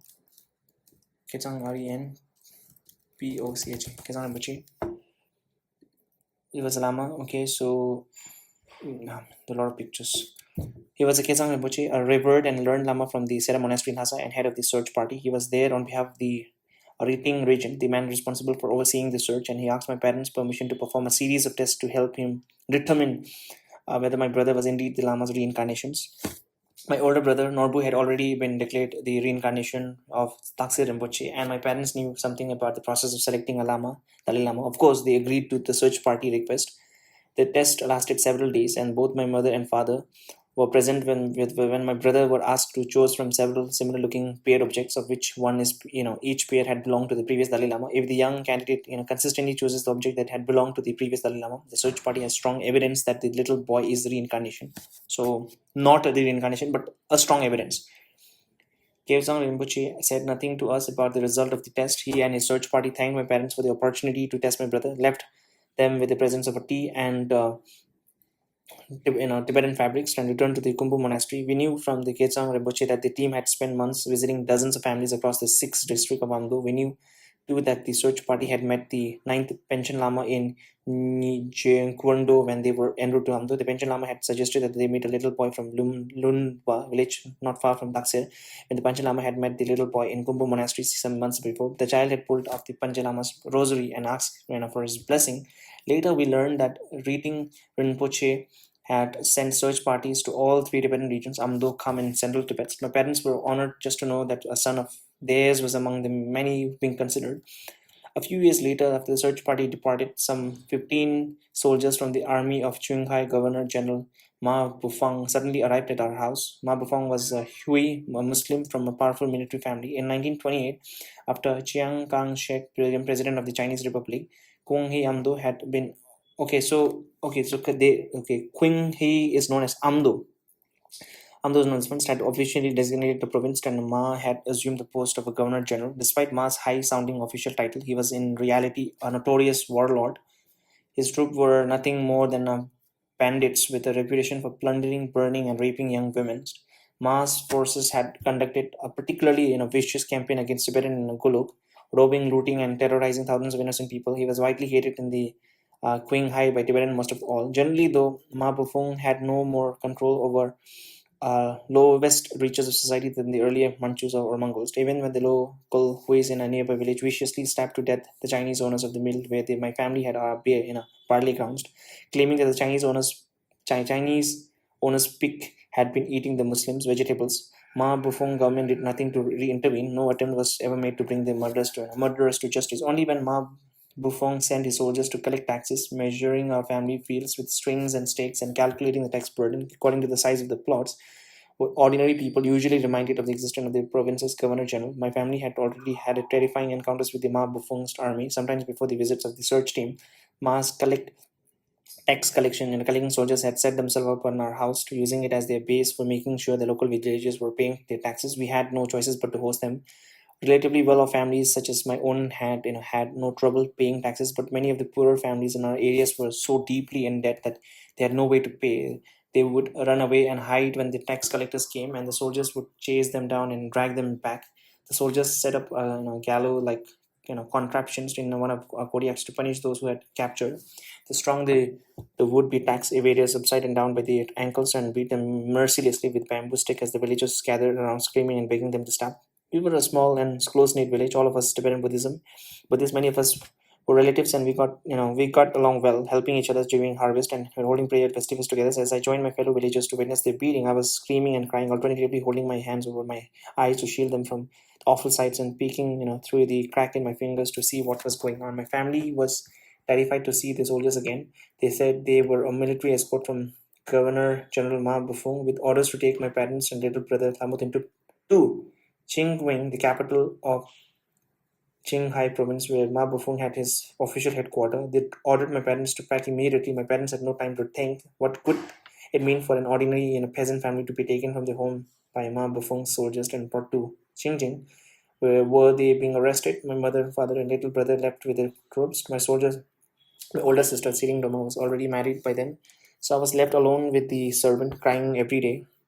No one told us why my parents and my little brothers were taken away. Only later did I learn that when they arrived in Qingqing, my family had been put in a government guest house where they were comfortable and well fed. News of my parents' capture soon reached Kumbum, and Kyeosang Rinpoche, the head of the search party, rushed to Kening to meet with Mafung. The governor general wanted to know whether my little brother was the reincarnation of Dalai Lama. Kyusing Rinpoche explained that my brother was one of at least three candidates, the other two being from Kham and central Tibet. The final decision would not be made until all three candidates could be assembled in Lhasa in the Chokang before the statue of Sakyamuni. He pleaded with Ma Fong to release my parents and brothers and allow them to return home. Ma Bufong was suspicious. He demanded to know the truth. Kyusing Rinpoche insisted he was telling the truth. Ma Bufong was adamant that he would not release my family until Kyusing Rinpoche disclosed whether my brother was going to be the new Dalai Lama. Kyusing Rinpoche continued to insist that the search was still going on and the final choices had yet to be made.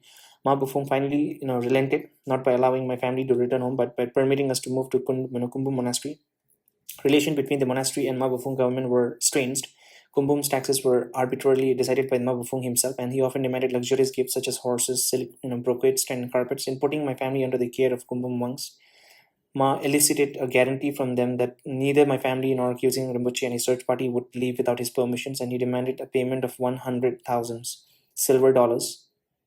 Kyusing Rinpoche borrowed the money from some traders in Chingwing, promising to return it when the search team was back in Lhasa. My parents and brothers moved to Kumbum, and my father returned. My father rushed home immediately to take me there too.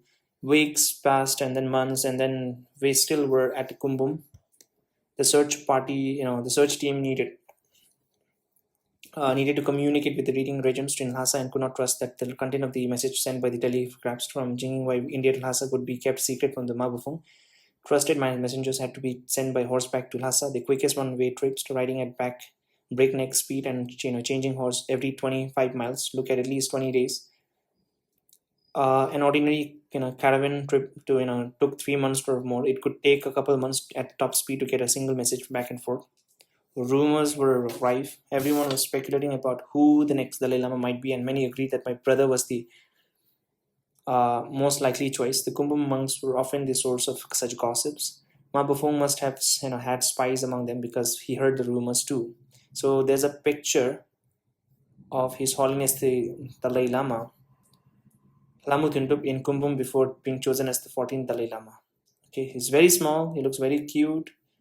I think his age, I think he was 5 years old, 4 or 5 years old, and he was very young. I could see the lamas. They look dangerous. I mean, not dangerous in that sense, but the mustache. Finally, Kyusing Rinpoche decided that the time had come to take my family to Lhasa. The Tibetan government would pay for our journey, and Kyusing Rinpoche would arrange the trips, but he still needed Mafung's permission. The negotiations stretched on for several months as Kyusing Rinpoche continued to insist that the final decision on Dalai Lama had not been made, and the next Dalai Lama would be chosen only when all the candidates were assembled in Lhasa. He told my family the same thing and promised that if we went to Lhasa and Lamudindu was not chosen, we would be generously compensated. Kyusing Rinpoche was an amazingly able negotiator in the face of the shred and greedy Mafungs. Ma wanted money, and Kyusing Rinpoche wanted to bring my family to Lhasa with minimal concessions to the warlord's demands. In the end, Ma extracted another 300,000 silver dollars in return for letting my family and search team travel to Lhasa, bringing Ma's total to 400,000 silver dollars. Again, the money was borrowed from traders who plied the Caribbean route from Xinjiang to Tibet. Kyusing Rinpoche got safe passage for all of us and did not have to declare who the next Dalai Lama would be. Even so, Kyusing Rinpoche had to leave junior members of the search team behind as a hostage in Kumbum in case the Tibetan side reneged, and Ma Bufong sent a contingent of his own people, 3 official and 3 bodyguards, and their bodyguards, to accompany us to Lhasa. We began the journey in July 1939. That means even he went. Almost 2 years have passed since the search team arrived first visited my family. Just wait. We began the journey in July 1939. Almost 2 years had passed since the search team first visited my family house. My brother was just turning 4 years old. Okay, the now next chapter is my brother is recognized as the 14th Dalai Lama. Word that the next Dalai Lama might be residing in Kumbum had spread well beyond the grounds of the monastery, and so they had the news that his entourage was about to depart. Thousands came to Kumbum to send us off, Lama, monks, and ordinary Tibetan alike.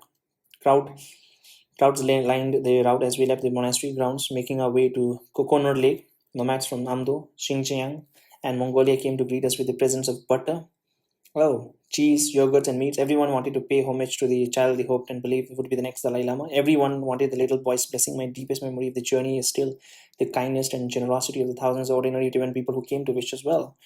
On the first day out, I've sat with my mothers in uh, palanquin, a small enclosed carriage sitting on the pole strapped across two horses, while my brother Lobsang Samtin and Hamudindo rode in another, as most people were on horseback, and I wanted to ride horseback too. I had been on horse often, but always with my father clinging to him from behind and accompanying him as he went to his work. Now he agreed to let me try riding my own, so I caught on quickly, riding monkey style, sprawled flat on my stomach, clinging to the reins. I rode like a monkey all the way to Lhasa.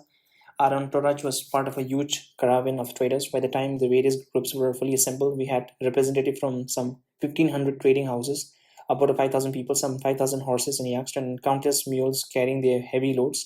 Trading was a major business for Tibetans and for some a source of great wealth. And Amdo horses and mules dominated the trades between Amdo and Lhasa, but trade in alcohol, vinegar, clothes, silk, and even Procelian was also substantial. The big caravan generally traveled twice a year, once in the summer and then again in winters. Traveling by caravan both provided protection against the bandits.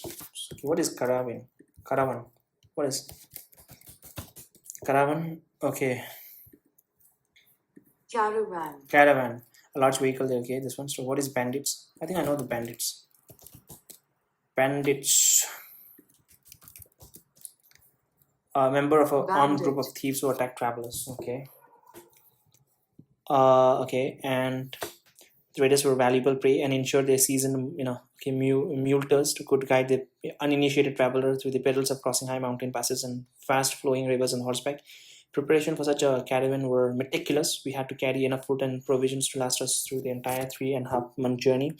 Our mules were laden with the Tibetan staples of sampa, hat, and hard rolls, dried meats, and flour. And my mother made certain we had some variety with the tea persimmons and dates to the caravan were caravan.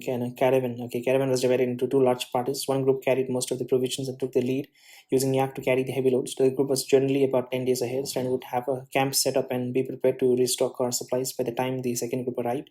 The second group carried only enough to feed us until we reached the next camp, with mostly in horses and mules carrying the loads. We generally stayed several days at each new camps, resting, washing our clothes, and packing the next rounds of provisions. We followed the same routes from.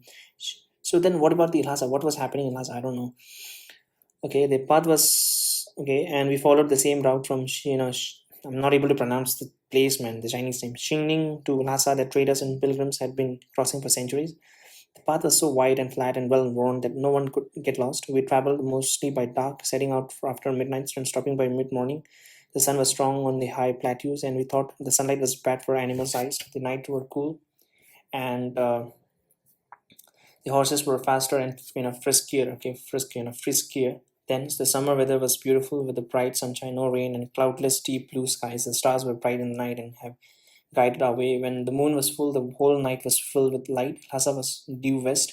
We unloaded our house and mules and pitched our white cotton tents every morning when we arrived at a new site. Our horses and mules were kept in check by trying a long, strong rope around three of their legs, loose enough to allow them to walk, but tight enough to that they could not go very fast or far, and would be close enough to find even in the dark before we set out. So we slept on rugs spread on the grounds. We had tea and sampas in the morning when we arrived, and my mother's homemade noodles with the soup and sometimes a little dried meat as our evening meal. About once a week, someone among us would kill a yak or a sheep and share the freshly killed meat with the neighbors. Muslims and Tibetans traveled together in these caravans, so the Muslim men distinguishable by the white caps they wore on their heads. Tibetans dislike killing animals themselves, and the Muslims could always be relied on to slaughter them for us to without it asking a fee.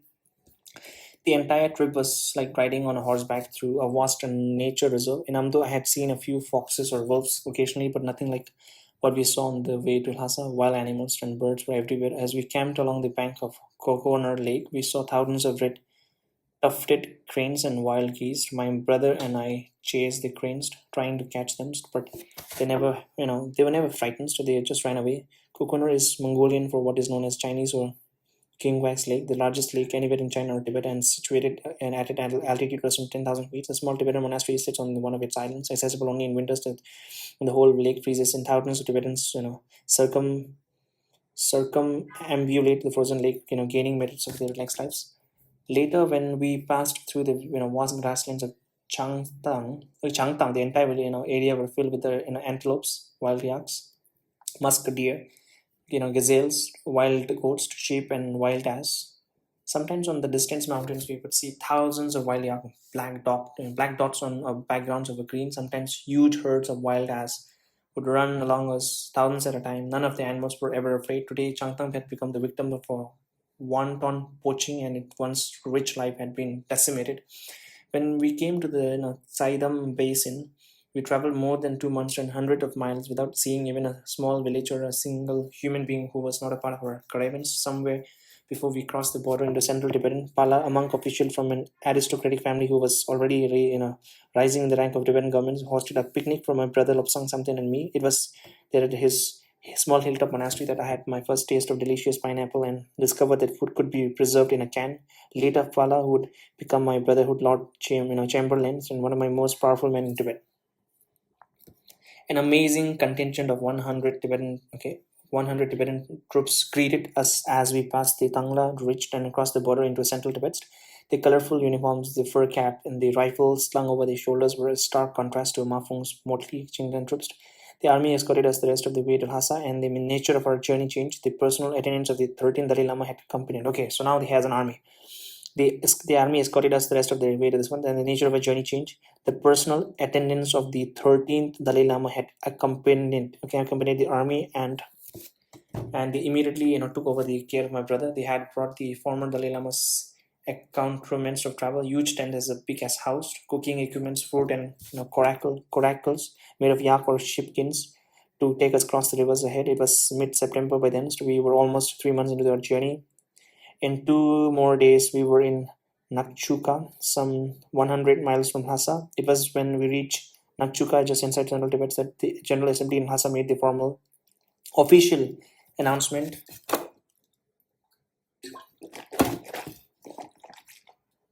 Official announcement. My little brother Lamutindup from Taksir village in Amdo was the 14th reincarnation of Dalai Lama. The announcement had been delayed until our entourage was safely across the Qinghai border inside the central Tibet and in Tibetan army hands. But Kyuseng Rinpoche had known all along that my brother was the final choice, that there would be no gathering of the other candidates in the Chokang. My parents probably knew too, though they never told me. Had Ma Bufong known that Lama Tundu was the next Dalai Lama, he probably would have demanded a million of silvers or dollars to Ma Bufong. Had been outsmart. The small delegation he had sent to accompany us stayed with us all the way to Lhasa, and the leader of the group, Ma Xingsing, transliterated my name into Chinese Dal Zhongzhu. But my Ma Bufong's authority ended once we crossed the border into central Tibet. The warlords would get no more silver or dollars from us. Reading Regent himself came to meet us in Nachuka, welcoming us with the gifts and elaborate ceremonies. The regent is the singularly most powerful person from the time the once Dalai Lama passes and the next one reaches majority at the age of 18 and formally comes to power. It's the singularly most powerful person. Okay, so the regent, the person, it's like the transition. Those people who are in power till the successful transition happens, so they are the most powerful. Okay, to power. During the interregnums, the regent is charged with overseeing the search for the new Dalai Lama, supervising the young Dalai Lama education, leading the governments. The Tibetan General Assembly had selected the leading Rinpoche of the reading monastery to assume the role of a regent in 1934. Not long after the 13th Dalai Lama death, reading the Rinpoche was only 23 years old at the time. Oh, 23. But the choice of him as a regent had been a popular one, supported by the Kasha, the Tibetan cabinet. But the Tibetan okay, there's a Tibetan cabinet also back then. The General Assembly, the leading lamas of all the major monasteries, and ordinary Tibetans like his previous reincarnation is said to have had a close relationship with the 13th Dalai Lama. In 1904, when the young husband expedition began marching towards Lhasa, forcing the Dalai Lama to flee, he had sought refuge in the Riting monastery about a day right away.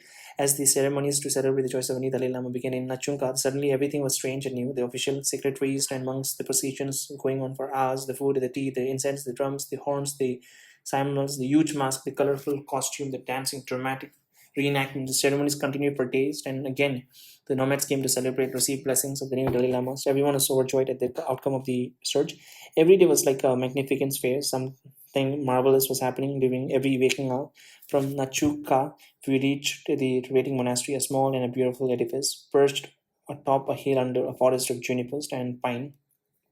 With the Kichu River flowing below and Lhasa just 70 miles away, the reading Labrang was one of the wealthiest and reading regions. Like my father was an avid trader of horses, his Our stables housed dozens of magnificent creatures. After we settled in Lhasa, the regent often invited my father to the elaborate picnics of his monastery grounds, where he staged a variety of horse riding competitions. My father visited them in often. The caravans bringing Amdo horseback to Lhasa, for my father's always stopped at reading monastery or giving the region his pick of the best. Rigia, a small monastery only 5 kilometers outside of Lhasa, was our final stop. Thousands of people were already there awaiting the arrival of the Dalai Lama, living in a small city of white tents that dotted the fields in a series of concentrated square. Lamas and monks then from the three great monasteries of Lhasa, Drepung. Lamas and monks from the three great monasteries of Lhasa, Drepung, Sera, and Gandhi, came to greet us together with a monk and lama from 50 or 60 small monasteries in the surrounding area. Ordinary citizens from Lhasa came to from inside his tents. The Dalai Lama received everyone who had come to greet him, accepting their presence and giving them his blessing. It was Rigya that I got my first glimpse of the Potala Palace. There it was certainly fast. There it certainly was, far in the distance, atop red hills. Its red and white exterior, a startling contrast to this intensely blue Tibetan sky, so impressive, so beautiful. Huge King Songtsen Kampo, in whose army my ancestors served, is said to have mediated on the sites. Earlier, King had built edifices on the hill, but it was not until 1645, during the reign of great fifth Dalai Lama, that construction of the palace as we know today begins. Building continued for years after the great fifth death. Even today, I still wonder in awe how it could have been built. Beijing's forbidden city pales in comparison. For us, Tibetan, the Potala Palace is a symbol of our country, the embodiment of our history, testimony to the inseparability of the Dalai Lama and Tibet. It was about to become my brother's new winter home. It was about, okay, so that's nice. It was about to become my brother's new winter home. There's a picture. It's in a black and white. So from Rigya, the final leg of the journey began with reading, regents accompanying the new Dalai Lama. As we entered Lhasa on October 8, 1939, the streets were lined with thousands of people in strange and colorful costumes and amazingly elaborate headdresses, some in a traditional Tibetan style, some in a Mongolian style, and others in a imitation of the Manchu imperial court. We went straight to the Chokang, the great temple where more than a decade before my uncle had toppled a butter lamb in front of the sacred statue of Shakyamuni and seen it as an omen of good fortune yet to come. I want to see Shakyamuni. How does he look like? I've heard of him. Shakyamuni. Okay, Shakyamuni. Okay. So the real picture is not there. There's a painting. Okay. Shakyamuni is in us too. All the high officials of Tibet were there, and again our days were filled with the ceremonies, celebrations, prayers, and visit to other temples and monasteries, Drebung, Sera, Gandhi, and Ramoche. Only after we arrived in Lhasa did Kyusing Rinpoche tell my family how the choices of the 14th Dalai Lama had been made and how well my little brother had performed. Before he died, the 13th Dalai Lama had told Reading Rinpoche that his next reincarnation would be found in eastern Tibet, meaning Amdo, where my family lived. After his appointment, Reading regents, together with the contingent of high lamas and ranking representative of the Tibetan government, sought further clues to the reincarnation whereabouts in the sacred, clear blue waters of Lamolhaso Lake. Sitting at the height of 17,000 feet and located near the Chokorgyal Monastery, some of 100 miles in southeast of Lhasa, Lamolhaso is said to be one of the home of Pandilhamo. So Lamolhaso is a lake. Is said to be the home of Pandilhamo, the protector deity of the Dalai Lama in the Tibet. It holds spiritual power capable of emanating visions and foretelling the future. Gazing into the deep blue water can bring forth image that will guide the search party in its quest for reincarnation. A visit to the lake is one of the necessary first step in discovering the clue as to where the new Dalai Lama will be found. A regent visit to the lake brought forth at least 4 visions that were to guide the search. One was the Tibetan letter A. Okay, I know the history. Akama.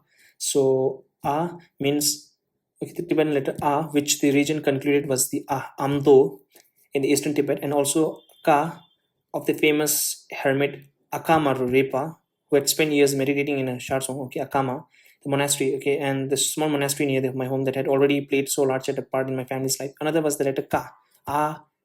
Right. So Ka is was to Ka means the Kumbum monastery, and he saw a vision of a village house with a stupa in the courtyard and a small white dog. It must have been in 1906 when the 13th Dalai Lama passed through my family village in his home to Sharsong, and my father had caught a glimpse of him from my grandmother's shoulder, and my grandmother had scooped up the ashes from his cooking fire that the 13th Dalai Lama had seen my family's house. When the search party sent a reading original sketch of our house with the stupa in the courtyard, it confirmed perfectly to the house that the region had seen in the vision of the Hamalhazo, and our family had a little white dog. It was my Hasa Apso. It was, and I was very fond of the dog. Kyusing, Rinpoche also told us how pleasantly surprised the search party has been when my little brother correctly chose all the article that he had belonged to the previous Dalai Lama, his rosaries, drum, and walking sticks. He had also known that the jacket Kyusing Rinpoche was wearing was not his own. Why are you wearing someone else's jacket? Lamutindu had asked. That's mine. Indeed, the jacket had belonged to the 13th Dalai Lama. Dalai Lama and Lamutindu had also asked the search party why they had come so late, so as though he had already, he had known them, they would be coming, and he had expected them earlier. Our first day in Lhasa were consumed by ceremony. Every day, the new Dalai Lama sat high on every day the new Dalai Lama sat high on his throne as hundreds of people lined up for hours to receive his blessing and offer their khatas, the white scarf, that symbolizes the purity of intentions. Okay, so I didn't know that. Okay, so the meaning of the white scarf is to show or to symbolize the purity of intentions. The leading Lama, Rating, Somaling, Kundenling, Sakya were there, together with all of the government officials and of abbots and abbot. I don't know the pronunciation. Is it abbot? The High Lama. It's called Abbot. Abbot. Okay, it's not abbot. It's abbot. Okay. Looked on as ordinary citizens from Lhasa and far-flung villages made their offering and prostrated themselves before the new Dalai Lama. Several foreign representatives were in their audience too, including Wu Zongxin from China, Basil called representing Great Britain. Okay, I didn't know that. Okay, just wait. Okay, let me search who is Basil. Basil. BSL. GOUL. Okay, he's a diplomat, British diplomat. He was a British political officer in Sikkim, Bhutan, and Tibet from 1935 to this one. Political officer, like an ambassador. Okay. Representing Great Britain and diplomats from Nepal and Bhutan, my family and I sat on a special spot adjacent to the Dalai Lama's thrones. My little brother remained invariably poised, attentive, and calm throughout the endless ceremonies. He must already have begun receiving instruction from the Lamas who were about to become his teachers. Even after all these years, my memory of those is still vivid. I was so happy.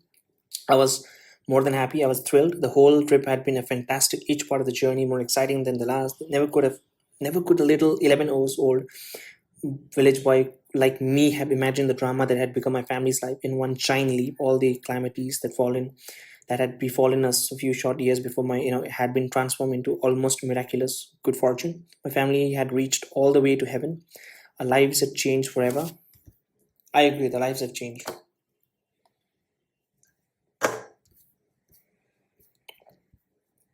Now, the Dalai Lama's new life, part 5.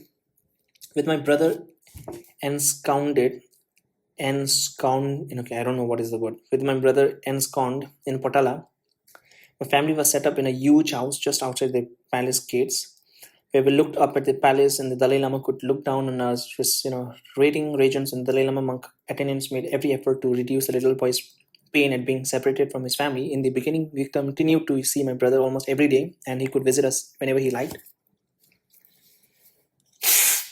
Our brother Lobsang, something 2 years older than the Dalai Lama, lived with him in the palace, thus allowing Dalai Lama's playmate closer to his own age than elderly monks who looked after him. So the two boys were tutored together, and they studied, played, and sometimes fought together. So my mother often joined them for Sunday lunch, bringing her homemade breads and pastries and staying afterward to visit. My brother lived in our same rooms on the top floor of the eastern wing of the Patala, as they occupied by the most of the Dalai Lamas before him. His quarters included bedrooms, a private chair in a chapel, and several large anterooms, all decorated like temples full of ornate Buddhist thankas and art. The 3 personal attendants, whose offices and living quarters were in anterooms just outside his bedroom, and looked after him. Okay, this is the picture. Okay, this is the picture of the mother of His Holiness, Dalai Lama's mother, on the roof of family house with the Potala Palace in the background. She looks quite old at that time. Reading region, the Dalai Lama's official representative and the highest and most powerful official in the land, selected my brother's staff. One, the master of the kitchen, was in charge of Dalai Lama's general welfare. including his living quarters and meals. The huge kitchen was in a separate building and had upwards of 40 cooks, not just for the Dalai Lama, but for the members of his staff and government official as well. The second attendant, the master of the robes, was in charge of his wardrobes and dresses. On most cases, the Dalai Lama wore the garb of an ordinary young monk, but the numerous religious ceremonies over which he officiated during the year each required a different and often ornate types of dress. The third attendant is the master of the rituals, oversaw the Dalai Lama's religious studies and ceremonial rituals. Standing over the attendants was the Chikyap Chikempo, a sort of a chief of staff who was in charge of all the monks' official, Dalai Lama's staff, and the Dalai Lama's treasury. The staff also included the Lord Chamberlains, Toyer Chenmo, who had been more secular role and was a bridge between Dalai Lama and the government. Together, okay, so I have a picture. Okay, it was a beautiful picture, but I'm actually imagining, right? The differences in age. Dalai Lama and his brother, 5, 6 of age, and the others were like 40, 50. No. Dalai Lama on left, Lobsang Samtin on right, surrounded by Dalai Lama's personal attendants at the Potala Palace. So they were the personal attendants. These 5 men were responsible for Dalai Lama's daily spiritual and secular activities for their well-being and comforts. They were thus very close and devoted to my brother, sacrificing their own life. Yeah, I understand the sacrifices, right? They have to make. They just have to give the entire life for the other person. They were thus very close and devoted to my brother, sacrificing their own lives to bring the little boy up. The chief of staff was particularly close to the Dalai Lama, and since he was the most senior and powerful, he was generally also the most elderly. Even the youngest chief of staff must have been at least 60 years old. Several of the elderly men died while the Dalai Lama was growing up, and a new one came in. Beyond the confines of my brother's living quarters were the palace, hundreds of rooms, chapels, and ceremonial halls, all filled with the priceless treasure of Tibet. Some 698 murals, 10,000 statues and scrolls, priceless jade and silver, 3,000 images of Buddhas and other deities, and ancient sacred manuscripts written in the ink of a powder, gold, silver, and turquoise. The wall were a hung the walls were hung with the colorful tankas depicting stories of Lord Buddha, Tibetan saints, and the life histories of Dalai Lama. The tomb of all the Dalai Lamas, beginning with the fifth, were within the palace walls. The tomb of the great fifth alone stands over 50 feet tall, covered with 7,500 pounds of pure gold, gilding, and even more priceless jewels. Many of Dalai Lama's leading official and staff also lived in a palace, including the regents, the Lord Chamberlains, the chief of staff, the Dalai Lama tutors, and some 250 monks from Namgyal, the Dalai Lama's personal monastery. The offices of the Tibetan governments were housed there too. For all it grandiose and awe, the Potala Palace was not an easy place for a little 4-year-old to live. It was still a primitive and rough. There was no electricity. The rooms were dimly lit by thousands of butter lamps, and the air was permeated with the smell of centuries of burning, often I understand, rancid butter. The edible offering left before the countless small altars, scattered throughout the palaces, ensured the population of the mice outnumbered that of a human by thousands. There were no heat. The only way to stay warm during the winter was to bundle up in layers of wool. I visited my brother often, and together we explored the countless rooms, sliding down the slick wooden banisters that connected one floor to another. But I would have been frightened to live in a place like that. Had I been selected to become Dalai Lama, I think I would have run away. I preferred my own room and living with my parents. At least we had a stove to keep us warm. Our lives were very different. My brother, after all, was the new Dalai Lama and had to be groomed as such, following the same rigorous training and education of all Dalai Lama before him. Even as a young child, Dalai Lama regime was strict. He was awakened at 6 in the morning and began the day with prayer and meditations. His personal attendants brought him a breakfast of tea and sambar with honey, which was eaten in his room. At the same time, in a large empty chamber just beyond the Dalai Lama private quarters, also the regent, the Lord Chamberlain, and the 4 cabinet members also assembled for breakfast. Beyond them, in another hall, another group of monk and lay officials was served. Everyone, regardless of rank, brought his own wooden ball, carried in his robes. They ate seated on the floor on the cushions before short individual wooden table. Breakfast began with the 3 kinds of Tibetan tea brought in from the kitchen and served by 4 or 5 monks. Following tea, everyone was given butter, rice topped with the small sweet fruits and yogurts. The last course was a piece of Tibetan bread, sweet and fried. Some 150 monks and officials took breakfast in this antechambers every day, after which the official received their daily work instruction. The member of the Kashak met Dalai Lama in his chamber to pay the respect and receive the blessing before dispersing their offices. So Kashak means the ordinary people who are not monk, who are like the civil servant. My brother remained in his private quarters, in his days intermixed with scheduled session of a study and tutoring, play, meditation, memorizations, meals, and tea.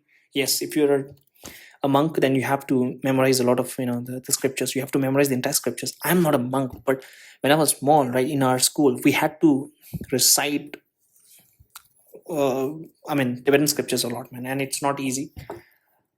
Okay. His meal were always simple: tea, broth, sometimes even little meat, yogurt, and often bread that mother had cooked, sprinkled within with the tutoring and prayers and play with were meeting with the Lord Chamberlain, who was responsible for initiating Dalai Lama into a political realm and teaching him how to interact with official and foreign dignitaries. So all the basic etiquettes. And most of the people, when they come to the knowledge that okay, monks, right, Tibetan monks, they do eat meat, they were like okay, a little shocked because Hindu people, they don't eat meat. They're like, okay, so you preach us about the compassion and all, then why do they eat meat? This plain and the simple reason is that Tibet is the roof of the world, and because it's so high up in the mountains, there's no greenery as such to grow the vegetables. So it's all dry land. It's like a desert, not exactly like a desert, but a high altitude desert where it was very, the vegetation was very, very uncommon. So therefore, they don't have any just to keep warm and just to eat and get the proper protein source.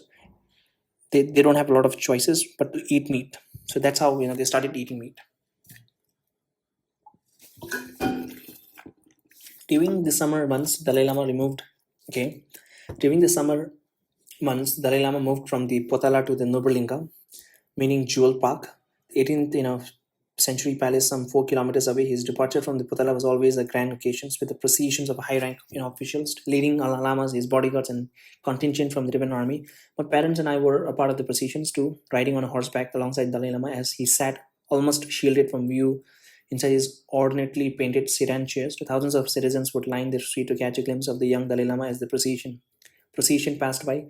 The entire Tibetan government moved into the Nobulinga together, recreating within its grounds the same daily rituals and offices in the Potalas. Only the monk of the Namgir monastery stayed behind.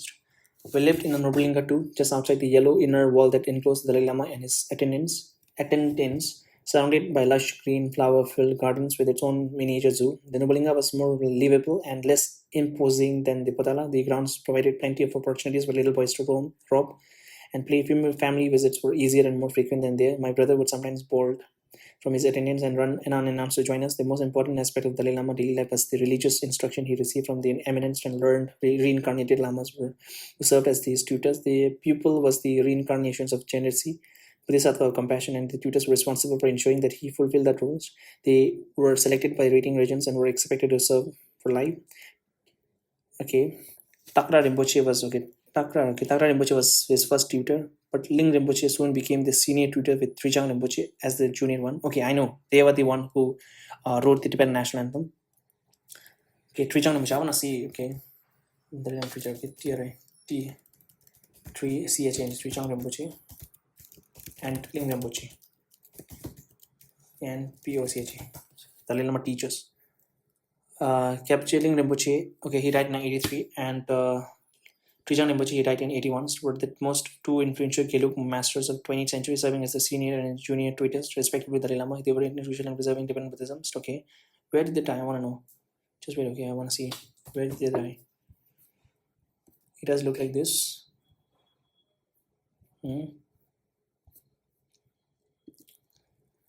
Trijang Rinpoche was a prominent Gelugpa, okay, and where did he die? He was spreading. Died in which place? Did he die in India? Okay, he died in Dharamsala. He has passed away in India in 18. Although he worked extensively in Dharamsala and occurred. Okay, Dalai Lama with his teacher. I want to see the picture, man.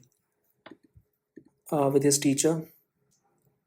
No, he is not a teacher. He's not a teacher. Just wait. His teacher. Ling and okay, his son is reported. Okay, I think this could be it. Okay, so these are the Tibetan. Okay, his son is Dalai Lama's teachers. Ling Rinpoche and Trijang Rinpoche. Okay. The people was the reincarnation of Gen C. Okay, all that things and. Tatra Rinpoche was his first tutor, but Ling Rinpoche soon became the senior tutor and Trichang Rinpoche as the junior tutor. But Ling Rinpoche was the perfect teacher, so highly learned and respected that he was almost worshipped by everyone who knew him. He personally provided most of Dalai Lama's religious instructions, and he remained devoted to Dalai Lama until his death years later in India, with never, even a whisper of controversy. Both the Trichang and Takra Rinpoche later, at different times, to become contentious and controversial.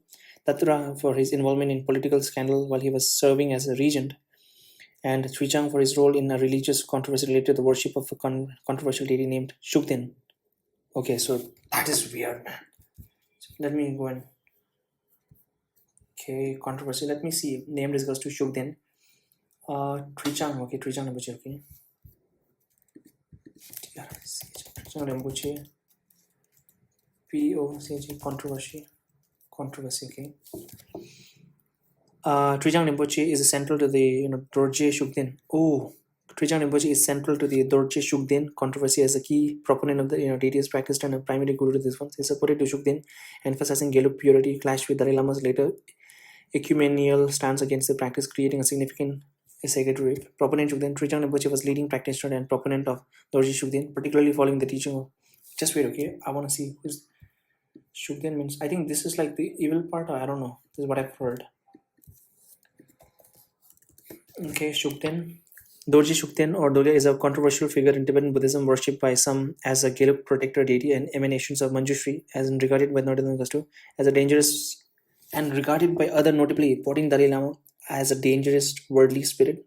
Worship of Shukden has historical caused sectarianism, leading to a major ongoing controversy regarding his role and validity. Nature of Shukden. Supporters often associate with the new Kadampa traditions to view Shukden as an enlightened protector of the Gelug traditions. The Dalai Lama and many Tibetan establishments, however, argue that the worship of his figure is sectarianist and acts against the spirit of Tibetan Buddhism.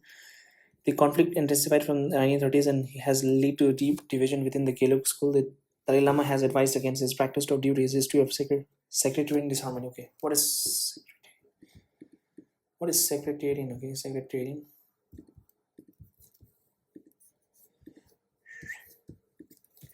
Sectarian is to connect with the differences that exist within religious group. Okay, but who is the person who did? Sectarian. Okay, it's not sectarian. Okay, it's sectarian. Okay, sectarianist. Connect the differences that exist goes to sectarianist.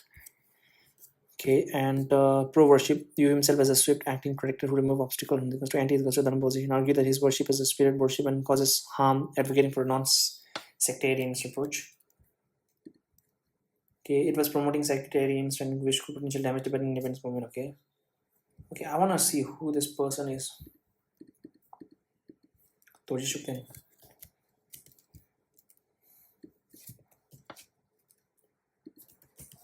Okay, Dorje Shukden is a controversial protector deity. Okay, and I don't know. It's like the miracle runs in controversial mantra story, benefit statue, Rinpoche. Origin, right? Okay, I want to see origin. Dorje Shukden from 17th century primarily understood the vengeful spirit. Okay, so primarily understood as the vengeful spirit turned dharma protector of the Gelug Lama, Tulku Darakpa, Gyaltsen, while some tradition consider him as an enlightened emanation of Manjushri wisdom. Others view it as a mundane spirit, creating a long-standing controversy of worshipping. And contemporary rival of the with the tradition accounts after a controversial death. Tulku Darakpa, Gyaltsen arose as the protector, shifting from Gyalpo. Okay, so I don't know this one. Okay, so I want to see the other one. What about the Takra for his involvement in political scandal while he was serving as a regent? Okay, the Dalai Lama education. So it seems that even the monk's life is also not the mundane, like normal one. A lot of people, I mean, you have to understand the psychology of the people, right? It doesn't matter if they're in monk or any of that thing. These human psychology, evolution, it doesn't change. It's always in flux with greed and hate.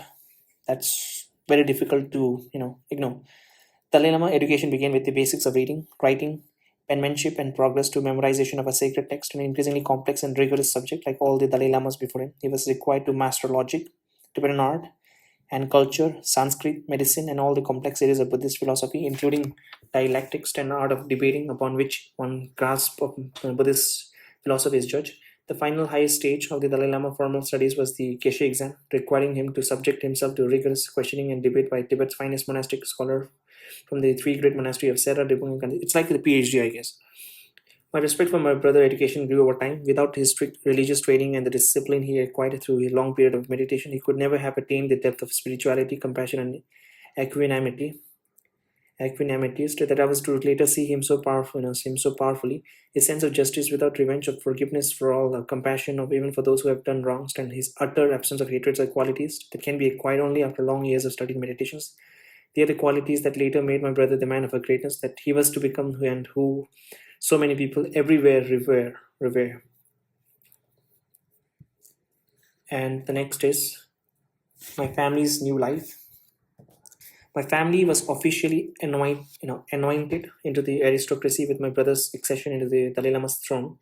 Our original family name of Taksir was changed to Takla, okay, Takla. My father was given the title Yapshi Kung, reserved for the father of Dalai Lama. He had no official government positions, but his statue as the Yapshi Kung was higher than that of a government official, so he attended the morning breakfast with the ranking officials and was accorded great respect. As the years progressed and other members of the family, and other members of the family saw the Dalai Lama less often, my father still saw him almost every day. My mother became the Kyalim Chemo, the great mother. Yes, we do have a football tournament in her name, Kyalim Chemo Cup. My mother became the Kyayum Chemo, the great mother, and her name was changed from Dikisiring to Lamoso. Almost overnight, she went from being an ordinary, illiterate peasant woman to become the Kyarim Chemo, responsible for entertaining the whole panoply of Tibetan official aristocrats in society, ladies and monks from the highest to the middle ranks. Rating regions did everything possible to ensure that our material life matched our newly exalted status as a member of the nobility. When we first moved to Lhasa, everything we needed, our housing, food, clothes, brocades, cash, were provided by the government, paid for them from the government treasury.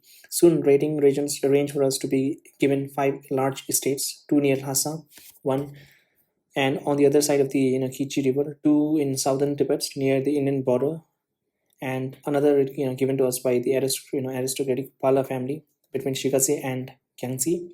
Traditionally, Tibet had 3 types of estates: one type owned by the monasteries, another owned by the members of the nobility, and third owned by the government. The majority of the estates were government owned. Families working on the state paid a yearly tax to the state owners in kind of rather than in cash and could be called upon to provide services to owners and managements of the states. In the case of my family, each of our estate was run by a senior manager and his staff, and our household servants, even those who worked in our home in Lhasa, also came from families on the states. They were paid in kind, usually about 60 kilograms of sampa a month and one new outfit of a cloth a year. The household servants were provided with living quarters and daily meals from the uncommon kitchens and they served both the family and the household staff. With the transfer of the states, Tibetan government no longer supported my family financially. Selling barley from the estates generally brought us the yearly, equivalent of some 35,000 rupee, about $15,000 to the exchange rate then. We received taxes and other income from the state as well. So my father continued to trade the same strong and lively horse that we had owned in Taksir. In Lhasa, though, he also had access to loan from the Dalai Lama treasury and could trade on a much larger scale. The loan were generally between 15,000 20,000 rupees to about $8,000, and interest was about 7 or 8% a year to be paid back in 1 or 2 years. Anyone could take out loans so long as he had collateral to serve as a guarantee. Most borrowers deposited some of their family jewelry until the loan was paid back. Later, Rating Regent has a new 3-story, 50-room Tibetan style stone house constructed for us.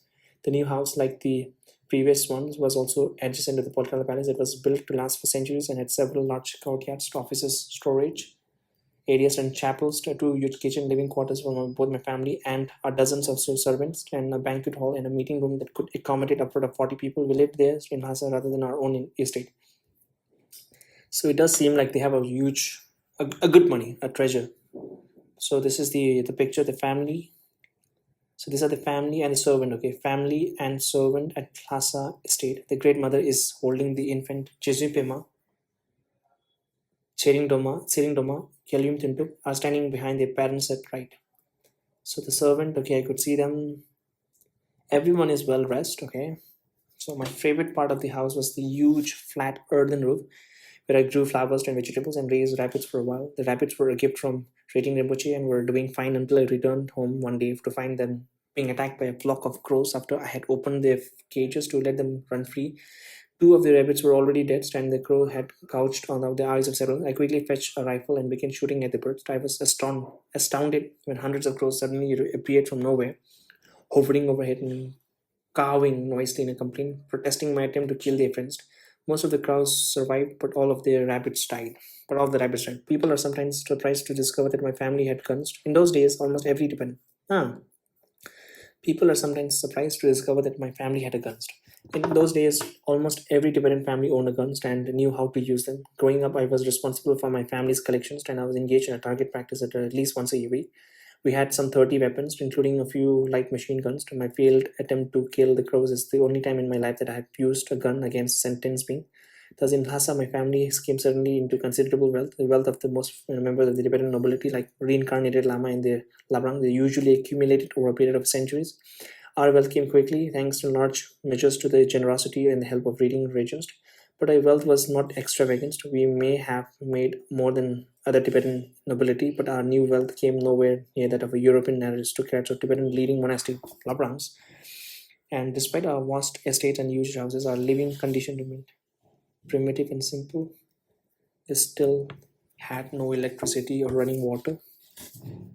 My mother accepted her new role as the great mother with dignity and grace and learned to cope with all the complexities and complications of Lhasa high society and the Tibetan mobility.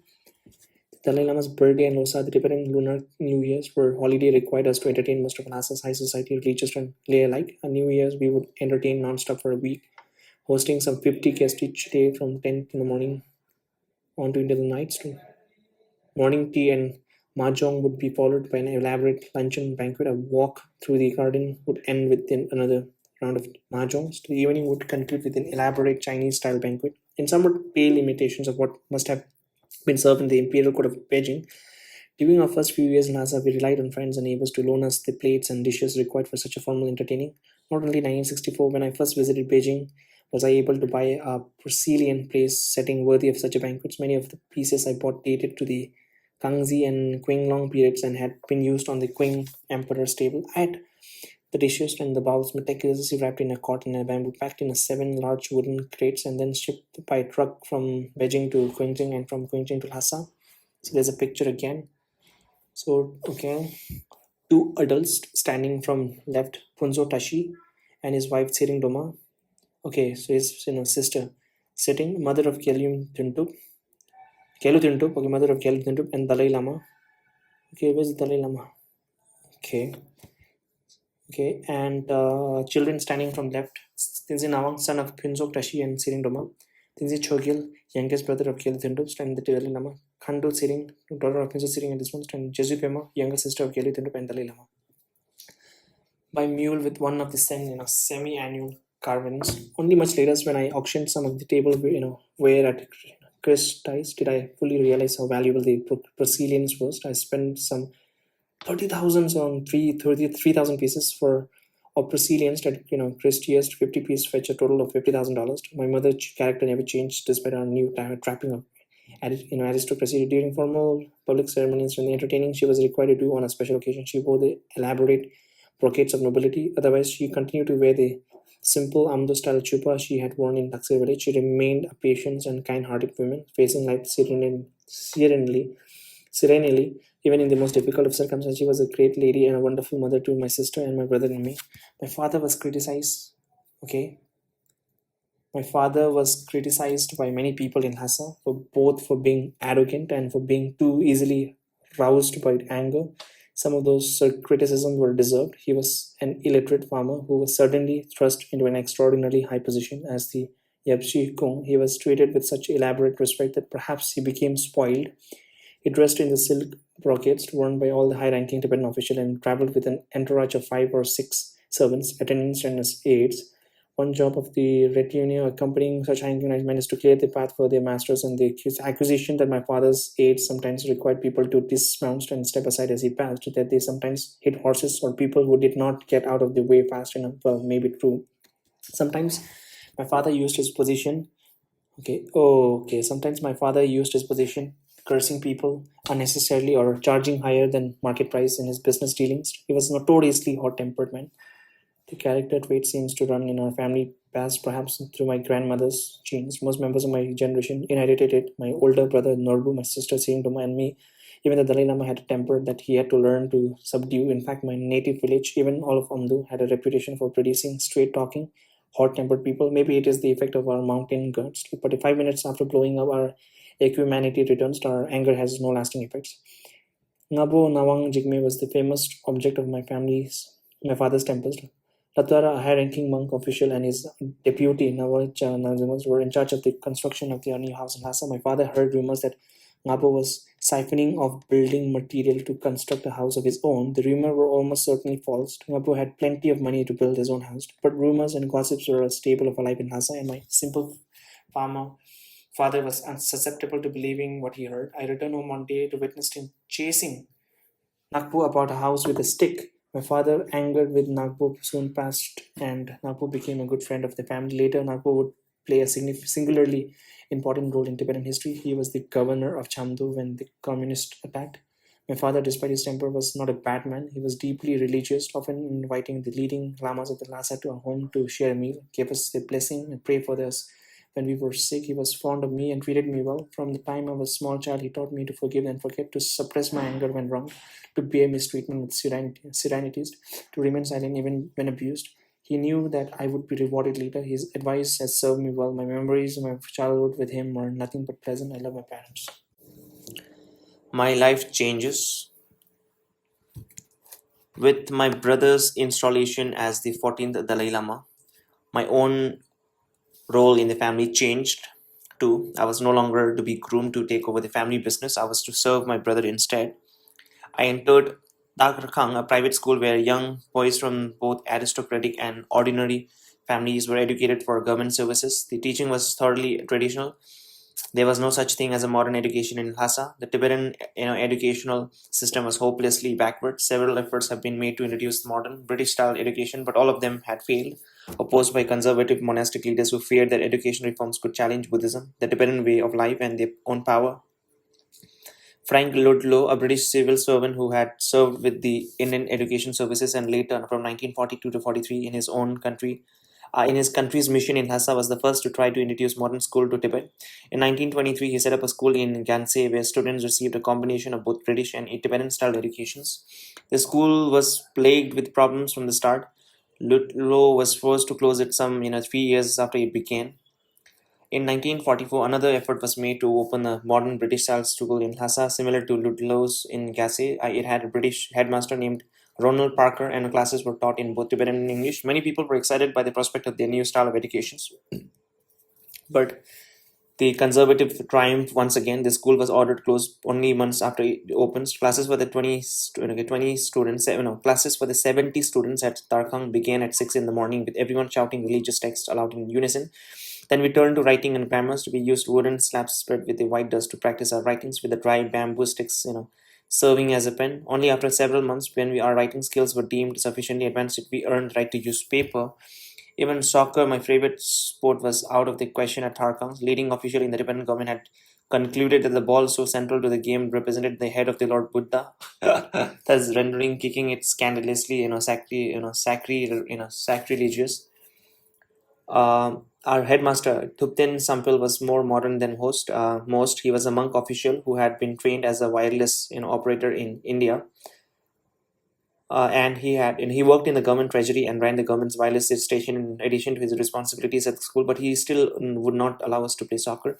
My schoolmates and I were great fans of the sports and took every opportunity to play surreptitiously. Okay, surreptitiously. When we finally caught, Thupten Sampil ordered that all 22 of us would two teams of 11 by punished by 25 lashes with a bamboo pole on the bare behinds. So the punishment took place outdoors with 4 people holding each of us down as we went one by one through a painful 5 minutes bloody ordeal with all of us carrying and shouting at once. I was so angry that I ran home to my parents.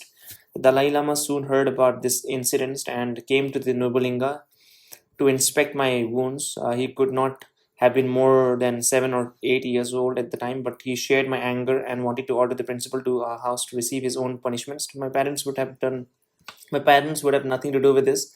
Tupten Sampel, in their eyes, had every right to use corporal punishments and errant students. Uh, Punishing disobedient schoolboy by use of a bamboo stick was the norm back then. Later, when the headmaster came on his own to explain why he had ordered the beating, my parents sided with him. They continued to hold Thupten Sampel in high esteem. The use of corporal punishment in the school continued. We never played soccer against. Only later did the game become both a popular and acceptable sports. The only way for Tibetan to receive a modern education was to study abroad. As early as 1912, the reform-minded 13th Dalai Lama had sent 4 young Tibetans to study in Rugby, England, in the belief that Tibet needed modern technology and that a mastery of English was a prerequisite for its introduction. He asked Lungshar, his most able and trusted official, to accompany them.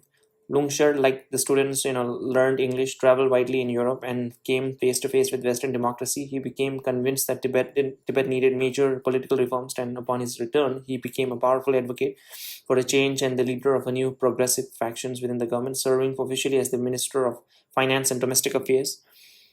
He made a tremendous contribution to the cause of reform during the 13th Dalai Lama reigns, to becoming one of the Tibet's most important, respected, and popular officials. By the early 1920s, a few aristocratic families such as the Taring and okay, I think Taring, that is the Sikkims, if I'm not wrong. By the early 1920s, a few aristocratic families such as the Tarings and Sarons also began sending their children to study abroad, usually at the British-run St. Joseph, North Point, and Loreto Convent School in the Indian Himalaya hill station of Darjeeling. With their excellent English and proper British manner, these young aristocrats mingled easily with the British official in both India and Tibet. They were rewarded with a special license to import goods from British-held Indias. The wealth of the Taring and Sarong and trading houses expanded considerably as a result, and these two influential families became part of informal pro-British factions. Lungshar and his political reforms did not fare so well. In 1934, after the death of the 13th Dalai Lama and my, before my brother had been identified as reincarnation, Lungshar was accused of plotting to overthrow the Tibetan government and with the intention of instituting a communist system like the one that had come to nearby Mongolia. When it comes to satellites, state satellite of Soviet Union some 10 years ago before. The charge was ridiculous, but Lungshar lost his political battle and nearly his life. Lungshar and at least 10 of his supporters, including 2 of 13 Dalai Lama trusted personal attendants, were arrested. Lungshar was sentenced to life imprisonment, and the official overseeing his case decreed that his eyes be gouged out. So there was that was a rare and drastic punishment in Tibet. Of the many reforms that the 13th Dalai Lama had attempted to introduce during his reign, one was a softening of the punishments to criminals. The death penalty was abolished, except in extraordinary cases, as were punishments meant to mutilate and maim the convicted. Indeed, one of the Buddhism core tenet is the prohibition against bringing harm to any sentient being, but Lungshar's punishment was administered nonetheless. The punishment began by drugging Lungshar with alcohol and herbal medicine to numb the pain. Then the knuckle bones of a yak were placed on each of the convicted man's temple and gradually tightened by means of a leather strap wound around his head. So the method was meant to force the eyes to pop out, after which burning oil would pour into his empty sockets. But the method only have half succeeded. Only one eye popped out, so the other had to be extracted by means of a knife. Lungshar's bitter fate remains a tragic example of how vehemently the conservative Tibetan elite opposed almost any effort at modernization and reforms. His punishment haunted me even as a child. I worried the reading regents who had been in charge of the search of the 14th Dalai Lama and was so generous to my family might have participated in such a cruel decisions. Only much later did I learn from Lungsar's son Lalu that rating had not been part of the decision and had been distressed to learn of the verdict. Reading had just been appointed regent then, and the search for the 14th Dalai Lama had not yet begun. He did not want to be associated with such a drastic measures. He was a monk after all and could not condone anything so cruel and inhumane. The decision to expel Lungsar from office and to gouge out his eyes came from Tremons, the ultra-conservative chief of the Kashak, who was Lungshar's leading opponents and saw his proposed reform as a threat. So Tremons wanted to wipe Lungshar out politically, but he wanted to keep him alive both to prolong his suffering and to guard against the dead man's ghost returning to haunt him. Reading and Tremons were enemies from the start. Not long after my studies at Tsarkang began, Reading region suggested to my parents that I be sent to China to study. My uneducated peasant father could not have fully understood what studying in China might means, but he readily agreed to the religion's suggestions. The idea of a Tibetan being educated in China was noble. While a few aristocrats had studied in British schools, hardly any Tibetans had studied in China. China was almost completely unknown to the Tibetan in Lhasa, and the Chinese were an unknown people. Only a handful of Tibetans in Lhasa spoke Chinese. My brother-in-law, Phuntsok Tashi Takla, among them, but he had learned his Chinese in Amdo. Rating regent's suggestion made sense. He had taken to heart the warning of the 13th Dalai Lama in his last will and testament. No, testaments predicting that if the Tibet did not find a way to defend itself, what had happened in Mongolia, when it became a puppet of the Soviet, could happen in Tibet as well. In Mongolia, the practice of reincarnated Lama had been forbidden after the Soviet-backed government was established, and many religious practice had been brought to a halt. Monasteries had been looted, and their property had been confiscated. Rating Regent had also taken seriously the 13 Dalai Lama's admonitions to maintain friendly relation with both India and China, the two great power along the Tibetan border.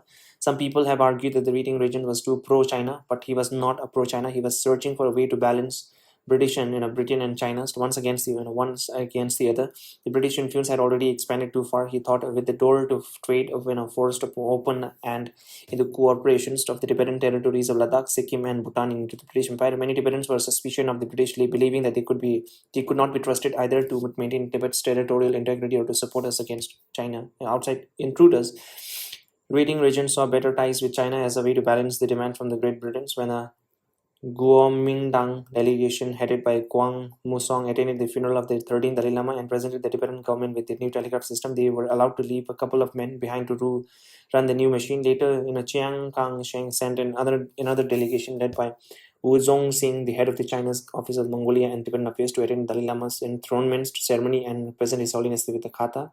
The telegraph officer were gone by then, by Rating and the Kashak permitted the Kuomintang to open a small office in Lhasa that later became an informal Chinese mission. Similar to the offices run by the British and the Nepalese, the Tibetan government in turn set up an office of Tibet, first in the nationalist wartime capital of Kongqing and later in Nanjing. Both offices functioned essentially as a consulates. Rating was committed to the Rating, I have to pronounce it R-E-T-I-G. Reading Monastery, is a historical, Reading was committed in the continuing independence of Tibet. He saw our growing ties with China as an essential balance against the British India. This is why he wanted me to study in China. Reading knew that for better or worse, China was going to have an influence on Tibet. So I was being groomed to become an advisor to the Dalai Lama. If a member of the Dalai Lama family so clearly slated for government office services, he had a good understanding of China, its history, culture, politics, and language. Surely he would be helpful in under interaction with the Chinese. Such knowledge and understanding and ability to see China as the Chinese saw themselves could be important for Dalai Lama and his government as they manage relations with the two great countries. I began studying Chinese with the Rating Regent's Chinese interpreters, the Muslim Ma Bokson. After 4 years of studying, I spoke broken Chinese and had a solid foundation in reading and writing. Okay, so he can read. Solid foundation in reading and writing. By the fall of 1945, I was ready to depart for Nanjing. Reading called me to his monastery shortly before I was to leave. My father had been there often, enjoying the picnics, horse races, and shooting practices he staged on beautiful grounds. But this was only my second visit. A drastic political change had taken place in Lhasa by then. Rating had resigned from his post. Oh, really? But why? Rating had resigned from his post as a regent just before the Tibetan Lunar New Year of Losar in Feb 1941. My family, he was young. Then His Holiness Dalai Lama was six years old, right? So 41. My family had been astonished. Rumors had been circulating in Lhasa about omens pointing to impending personal disaster, even death. If Rating did not step down from his official position for a time of meditation prayers, Rating had taken this warning to heart. I still remember the meeting with Rating told us his plan. He assured us that his resignation was only temporary. He would be back in 6 months. He was searching for a suitable caretaker region in the meantime, a wise and a spiritual Lama who could assume temporary controls. He chose Taktra. Just wait, okay. He chose Takra Rinpoche, the elderly and learned Lama who served as one of Dalai Lama's tutors, to serve as a temporary interim regent during Reading's street retreat. Reading trusted Takra. The Dalai Lama tutor was a spiritual monk with no interest in politics. He was not the type of person to make a grab for power. But later he turned out something else. I think I read this something and before. Okay, just wait. Can I just Taktra Rinpoche, yeah. Taktra Rinpoche. Okay, he does look like this. Rinpoche. Okay. The following the fifth Rating Rinpoche regency, the third Taktra Rinpoche became responsible for the raising and education of this. Okay, so it is him. He was not the type because my parents had tried to persuade reading region not to resign, even temporarily. They hoped that even if he needed to time for retreats, he could remain as a region and continue to live in Lhasa. We had expected him to remain as a region until my brother reached a majority. When reading insisted on resigning temporarily, we still expected that when the 6 months retreat was over, Taktra Rinpoche would step down and reading would resume his regency. But the retreat that was to end after 6 months lasted almost 4 years. Not until December 1944 did reading emerge from his monastery and returned to his residence in Lhasa to discuss the transfer of power with Taktra. He entered Lhasa full of pageantry and fanfare, accompanied by a retinue of hundreds of richly dressed monks and officials in astrides their splendid horses. My father accompanied the Kashak to the outskirts of the Lhasa to welcome him. I was in a crowd lining the street to witness his entry into the city, but something went wrong with reading's plan. Taktra region had become politically ambitious. Oh, when Reading met with Taktra to discuss the transition, Taktra refused to relinquish the post Reading, and my family was shocked. Okay, so this is actually weird. Okay, so in the initial phase, I think he's written that with Tibetan people have faced a lot of betrayals. That if I ran or if I tell the story, all the people will be shocked. Tibetans, even including Tibetans, Chinese, and all that. Okay, so this is actually the first shocking thing. This is the first one. Okay, I'll just take account of how many shocking things are there. First, this one. When Reading was met with Taktra to discuss the transition, Taktra refused to relinquish the post. Reading and my family were shocked. I still do not understand why Reading resigned or why he believed the warning about moments that he might die if he did not retreat into a long period of meditations. Perhaps he was tired of the job and wanted a break. Serving as a region and running the Tibetan government was complicated, difficult business, and political tension were high. The interregnums between the death of one Dalai Lama and the assumption of power by the next have often been filled with strife. Several Dalai Lamas never reached a majority, dying during their childhood of illness, often suspected but not proved to have been deliberately induced. Others died in suspicious circumstances not long after assuming power. The death of the young Dalai Lamas was never officially recorded as a murder. There could never be any real proof that what began as a stomach ache was really slow deaths by poison. Many may have known of such crimes, but none would have dared to raise a voice in protest. The protester's tongue would be cut off, his throat slit in a slit. Power struggles were an inherent part of the Tibetan political and ecclesiastical system. Reading's regency was no exception. During the 3 weeks I spent with reading before my departures for China, we talked every day about the problems of Tatra, trying to understand why the plan to return the regency or to Reading had failed, why such a simple and foolish old Lama was still holding on to power. Reading was still angry and indignant. He felt badly betrayed, and he had not given up. He was still, bidding his time, pondering how to return to his post. I suspect that the British were behind Tatra's refusal to step aside. However, Richardson, the chief of the British mission in Lhasa, was openly wary of the potentially growing influence of China over Tibet. He wanted to ensure that Great Britain remained the dominant international player. He was one of the people who saw Reading as too pro-China, and Reading was, in any case, a difficult man to manipulate. I can imagine Richardson working behind the scene at Lhasa's social gathering, mingling with officials and collaborating with the aristocrats, subtly manipulating them to turn against Reading, convincing Tatra's managers to dismiss Ratings in a supporters and appoint younger, less qualified anti-Reading people instead. I even suspected that the British had encouraged the rumors about the Omens predicting the regent's death if he did not resign. Tatra would never have spread such a gossip in his own. He allowed himself and the managers around him to become tools of the pro-British aristocrats. When the time came for me to take my leave and say goodbye to Reading Rinpoche, he asked me to deliver a message on his own behalf to the President Chiang Kai-shek upon my arrival in China. It was a verbal message. Reading wanted me to tell President Chiang that he hoped the president would support his effort to return as a regent and use his good offices to persuade Tatkra to hand the regency back. I was just 16 years old at the time and had no idea what Chiang Kai-shek's good offices might be or what the effect might have been. But I never delivered Reading's message to the Chinese president. Reading was dead, okay. But I never delivered Reading's message to the Chinese president. Reading was dead before I could find the right opportunity, and so was my father. A powerful struggle was going on in Lhasa, and both my father and Reading were its victims. The Taktra faction, consisting of some 20 high-ranking conservative officials, was determined to remove all the oppositions and ultimately to dispose my brother by claiming that he was not the illegitimate reincarnation. Really? That happened? And ultimately to dispose my brother by claiming that he was not the legitimate reincarnation. They had their own candidate to replace them, a young Lama, Dituk Rinpoche, who was about my brother's age and had been one of the three candidates to become the new Dalai Lama. They wanted to bring up There, Dalai Lama, under the tutelage of the forces behind the trust, both my fathers and reading Rinpoche were standing in their way. My father was the first one, was the victim. News of his death reached me shortly after I arrived in Nanjing. My father had been one of the reading's strongest supporters. Reading had been extraordinarily generous to my family, and we were grateful to him for his kindness. I mean, even I'm not exactly sure because that reading also he could have. I mean, I'm not saying he's, but I'm saying that even he could be doing the same thing, right? Just gifting his, that Garudan said, right? That reading used to give them a lot of gifts and they were very kind.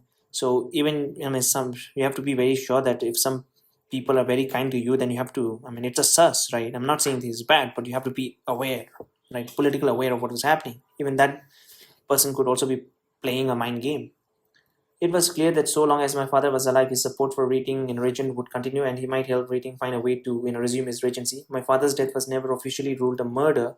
The official verdict was that he had died of a natural cause, but I and many others, including my mother, believed that he was poisoned with a rare herb called Langchen Nyompa, mad elephants in English, that can only be found in the high snow mountains of Tibet.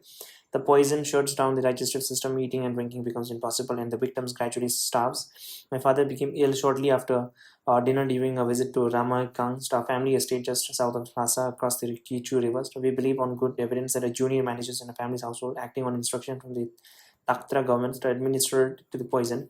The manager was not acting on his own, he was merely a tool in the larger plot. It took 44 days for my father to die. At first, he was still unable to eat noodles or drink soup. Then he could not eat, drink at all. Tibet had no modern medicine then, no way to save his life. Later, my mother told me that he was dying. My father cried out for me and told her that he regretted having let me go to China. I've often thought that had I been there with him, not in Nachung, I could have taken him to India where the doctors would have saved him. He was only 47 years old. Okay. Reading Rinpoche was next in the line of attack. He had to be killed because he was refusing to give up the fight to return as a regent. The official accusation against him was that someone on his staff had planned a homemade bomb meant to kill Tatra and that Reading himself was behind the plot. I did not know whether there really was a bomb or whether if there was, Reading was associated with it. Even official reports admit that no bomb ever went off or ever reached Tatra, but this accusation was somehow treated as an evidence of Reading's intent to kill. Reading was arrested in April 1947. Arrested, okay. Two of the pro-British members of the Takras factions, Surkang and Lalu, led some 200 troops to Reading's monastery to bring him back to Lhasa. Reading had been warned in advance that the troops were on their way, but he refused the pleas of his bodyguards and followers to resist arrest or escape to Amdo. Reading wanted to face his accusers directly. He believed that he had done nothing wrong. Reading was put in jail in the Potala Palace. He demanded a meeting of the General Assembly where he couldn't meet Taktra region faces to face and defend himself openly against the charges against him, but Taktra refused either to hold a meeting or to meet with the Readings in person. On May 8, 1947, 3 days after his imprisonment, Reading Rinpoche was dead. The official verdict declared death from a natural causes, but no one believed that then, and no one believes it today. Later in India, one of Reading's personal attendants who had helped remove the corpses told me that his body was covered with wounds so badly battered that it was nearly unrecognizable. Blood had obviously poured from his nose, ears, and mouth. Reading had been tortured. The attendants suspected that he had been poisoned too. The official proclamation following Reading's death accused him of having connection with the Kuomintang governments. Keluthundup was named as someone who had been close to Readings. They connected my going to China with him. Oh, now this is going to be crazy.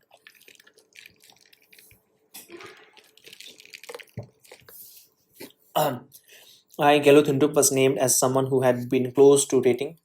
They connected my going to China with him. Rating must have been tortured into confessing the whole story of our relationship from his suggestion that I studied in China with a message that had asked me to deliver to Chang Ang Shing questionnaire requesting the Chinese president use his good offices to persuade Taktra to return the regency to him. The message I never delivered. I was in China when my father and Reading regent died. I did not learn the full details of their death until later after I left. My brother Noodle was the first to suggest that our father had been murdered when he passed through Nanjing on his way back to Shanghai to bury our father's ashes in the family graveyards. My sister, who visited later, shared his concerns, but neither of them had proof. I had left Lhasa in November 1945, traveling by horseback to India. Okay, so he left in Lhasa. Okay, I had left Lhasa in November 1945, traveling by horseback to India, accompanied by my brother-in-law Punsok Rashid Takla, a guide. and several attendants to help with the horse. There were no roads going east across the mountains that separated Tibet from China, and certainly no airports. Once in India, China could be reached by air or by sea. India was at the time the fastest way to eastern China. Oh, how? India was also the country where Buddhism began. I wanted to make pilgrimage to the holy sites, to Bodh Gaya, where the Buddha attained enlightenment, and in a Benares along the Gangas, where the Buddha delivered his first sermon, and thus the religion of Buddhism was born. 17 days after leaving Lhasa, I crossed the border into another world.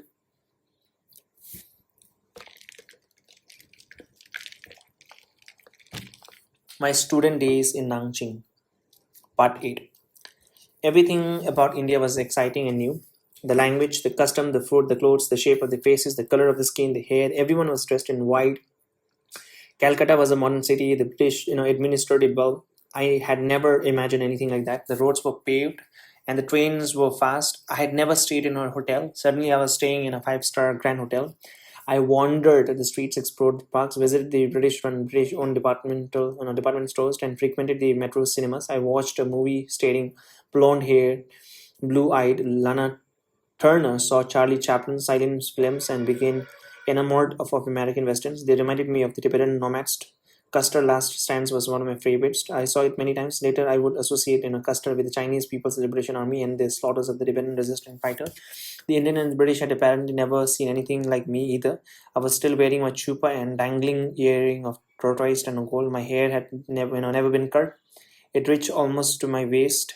Head seems to turn whenever I walk into the hotel lobby. Head seems to turn, okay. I soon stopped wearing my earrings and had my first haircut. The female barber wondered whether I was a boy or a girl. Later in China, I exchanged my Tibetan robes for Western style clothes.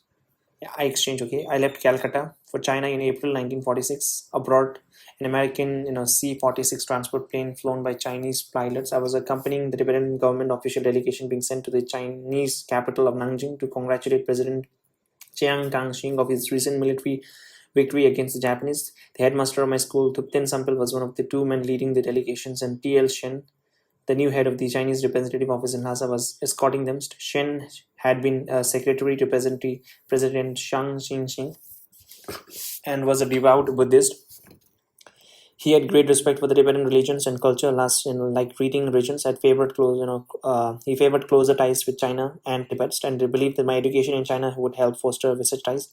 He arranged for me to be a special student in the Central University of Politics in Nanjing. Chiang Kang himself would be my sponsor. Our route to in Nanjing took us over the hump and across the Himalaya mountains to Kunming, the same route the American military had used to get supplies to Chiang this one army after the Japanese cloud the Burma Road. The route was notoriously dangerous with heavy winds, unpredictable weather changes, and and limited radio contact. It was a bumpy fight in a flight. We flew between the mountains at an altitude of around 10,000 feet. The cabin was neither pressurized nor heated, so we were all wrapped in blankets as a protection against the freezing cold. There were more than 20 Tibetan on board, including members of the victory delegations. Thupten Sangpo, the newly appointed director of the office of the Tibetan Nanjing, and the personal staff of both the official and me. My interpreter, Yeshe Tarke, was a nephew of the 13th Dalai Lama representative in the Beijing and had lived in China for many years. He spoke perfect Chinese with the Beijing accents. The older members of the delegation were visibly uncomfortable during the flight, but as a teenager and the youngest of the group, I could not contain my excitements. So there's a picture, okay? So there's a picture, okay? I don't know who is who. Gello Thinduk at center front, okay, with the long earrings and uncut hair. And brother-in-law Pinsuk Takla is on the left, okay. And the reading region trade representative is on the right, taken in Kalimpong 1945, end to China. Okay, so this is in Kalimpong. Kalimpong has a long history for Tibet, man. I tried to take in everything at once, hoping for from one window to another to see what I could see. In Kunming, the weather was beautiful and mild in contrast to steamy Calcutta, and here everyone was wearing blue. We were whisked from the airport straight to the guest house of Yuna's, governor, the infamous warlord Lung Yun, like their warlord Ma Bofong. His official title was not warlord but governor general. The banquet was lavish and the welcoming speech were profuse. Kunming was visibly less modern than Calcutta, with only a few tall buildings. A part of the city had been badly damaged during the war. Its legacy as an American supply base was evidenced by the many American servicemen we saw on the streets. President Chiang Kai-shek and his wife were still in the wartime capital of Chongqing negotiating the peace when we arrived in Nanjing in on April 7. So this is actually 1945, right? Okay, that is the end of the Second World War. The Chinese communists had occupied a large chunk of Manchuria when Japanese troops withdrew at the end of the war, and the United States was brokering talks between the nationalists and the communists, trying to persuade them to negotiate. Zhong Enlai was lead negotiators on the communist side. This was the first I heard of the man who would later become China's premier and Mao Zedong's most faithful follower. Okay. The governor of Jiangsu provinces and the mayor of Nanjing served as our interim host. So they put us in a government guest house and welcomed us with a lavish banquet, introducing us to the situations at war stands and explaining how the Chinese nationalist government was gradually resuming control of the city. Thousands of Japanese soldiers were still in Nanjing, still awaiting repatriations. The Chinese government had put them to work repairing roads and rebuilding the airports. Nanjing had been China's national capital during the early years of Ming Dynasty and still had something of an old imperial flavor. The thick city wall, the broad boulevards, and the 2 and 3 story buildings were impressive. Summers in Nanjing were sweltering, but the weather in the spring was beautiful. We visited Sun Yan Sin's hilltop memorial, paid calls on several local monasteries, took a side trip to the Shanghai and climbed Pupo Shan's one of China's 4 sacred Buddhist monastery mountains. The monasteries and temples were in disrepair, but the monks were delighted to greet delegations sent by His Holiness the Dalai Lama. Again, I was thrilled. Everything in China was new and different too. China and India were both so different from Tibet, and each was so different from the other. China, though, was easier for me. I liked Nanjing from the start. I knew the language and I liked the food. It was in Nanjing that I became a lifelong devotee of Chinese cuisine. Speaking Chinese allowed me to befriend people at a level of Chinese society, from the president to shopkeepers and the ordinary men in the streets. I got along well with everyone, regardless of this status. The Chinese people impressed me. My first encounter with the President Chiang and his wife was at the lunch they hosted. Okay, I think this is the which president was the first of Taiwan, right? Okay, I think it's this one. It's this guy. Taiwan. Okay, no, it's Li Yang who, is the president of the Republic of China. Okay, it's not this. So I don't know who this is. And his wife was at the lunch they hosted for our victory delegation shortly after they returned to Nanjing in early 1946. I was the youngest at the table and not even a member of the delegation, but my status as the brother of the Dalai Lama gave me a seat of the honor. Over time, I came to know Chinese president and his wife quite well, and they came to treat me as a son. I visited their home frequently and often dined with them on the weekends. They were unfailingly a warm and gracious host, and I was always impressed by how well they treated their staff. They lived austerely. Dinner at home of a president and Madame Chang was always simple, with only 1 and 2 dishes. Madame Chang Kai-shek was a charming, strong-willed woman, always elegantly dressed with her American education. Okay, so she studied in America. With her American education, she was an invaluable help to understand, to her husband, both in dealing with the United States, where she traveled the country and lobbied Congress on behalf of the China, and with other world leaders as well, including both Churchill and Stalin. President Chiang was a generous sponsor. He went out of his way to make my stay in China a success. He paid all my expenses and gave me a monthly allowances that allowed me to live in a style. His staff found me a comfortable 3 bedroom house and provided me with a cook, a servant, and a car with drivers until I learned to drive myself and send the chauffeur away. Okay, so there's a picture again. President. President and Madame Chiang Kai-shek host luncheon for Tibetan delegations. Galutindu with new haircut is at the table on the far right. Okay, I can see President Chiang is third from right. Third from right, followed by Madame Chang.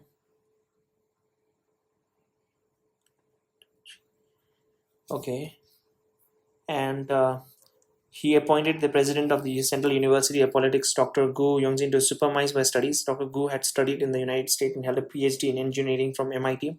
He selected 6 faculty members, one each in his Chinese history, world history, and geography, literature, arithmetic, and music, to tutor me in a private. Okay, that's something weird. I met my tutor every day, morning and afternoon, in a class set in a site especially for me, and I often sat on university lectures with the rest of the students, becoming good friends with a number of them. I never discussed politics with the generally Sumo, and his wife. We've talked about my studies and the future of Tibet instead. His view of Tibet was different from the story, a story told later by the communists. The communists would argue that Tibet had been a part of the China since the Yuan dynasty and that they were merely liberating us from the imperialist. Chiang Kai-shek never said that Tibet had been ever part of China. His view of Tibet grew out of Sun Yat-sen's great principle of the people, that is democracy, Minzu, democracy, Minshin, people's livelihoods, and Min Queen, democratic right, as well as the Sun's notion of bringing the five nationalities of Tibet, the Han, the Huns, the Manchus, the Mongols, and the Tibetans, together as an equal under a single unified republic. Sun believed that the incorporation of the five nationalities into a single republic should be voluntary, with the same rights and privileges for everyone. Chiang was also willing for Tibet to remain independent, with the Dalai Lama running Tibet and me by his side if Tibet still wanted independence without foreign exploitations. Chiang said he would support it. Tibet was China's backdoor. The two countries would always have close ties. He trusted the Dalai Lama and me. In the meantime, President Chiang worried that Tibet could easily be exploited by other countries, including both Great Britain and India. He was suspicious that some members of the Tibetan nobility were already coming under the spell of the British.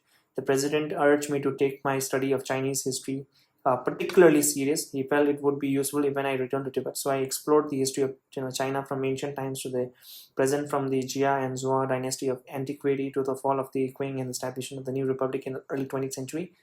It's very pathetic to see Tibetan people getting tricked by anyone, literally anyone. Anyone comes and just takes a round and then pushes in whatever direction, and then the Tibetan people just goes in that directions like a wind. The most important deliable lesson I learned from those studies were that never in 5,000 years had Tibet been a part of China. Nothing in Chinese history suggested that Tibet had ever been part of China, and no Chinese historians had ever made that claim.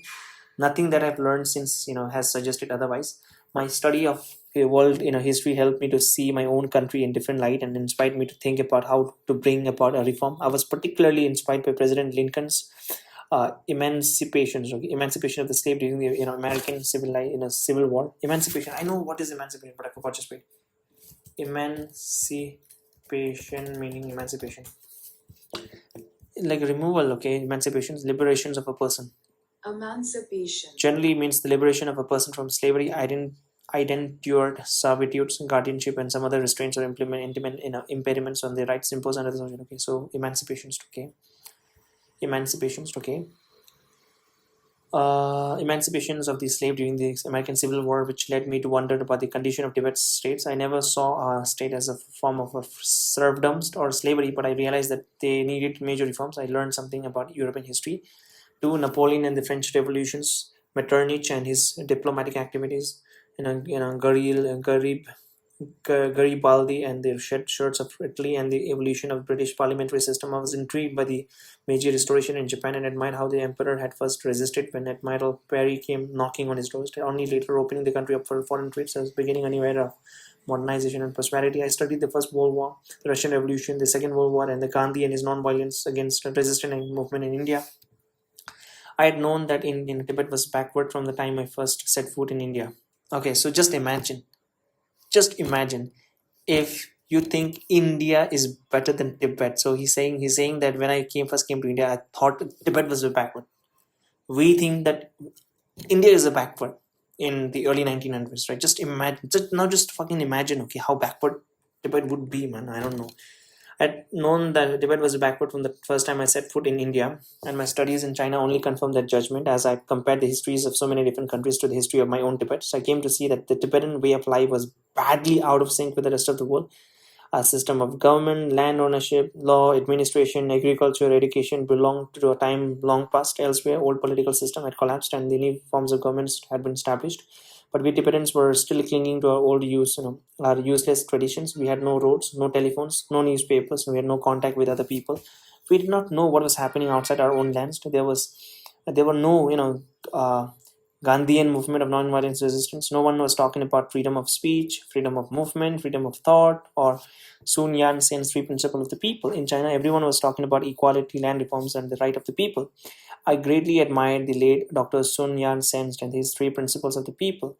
These concepts were unheard of in Tibet. In Tibet, the Kasha gave orders. The people remained ignorant and obedient. I felt strongly that Tibet's survival depended on reforms and modernizations, a complete political change with a new democratic reform forms of government. I wanted to see the hereditary rule of the Tibetan aristocracy abolished, their state liquidated, and I envisioned the introduction of a new civil service system with the government official paid salaries rather than living off the proceeds of their estates. Our education system needed radical restructuring to include lay people as well as a monk and to include the study of the natural and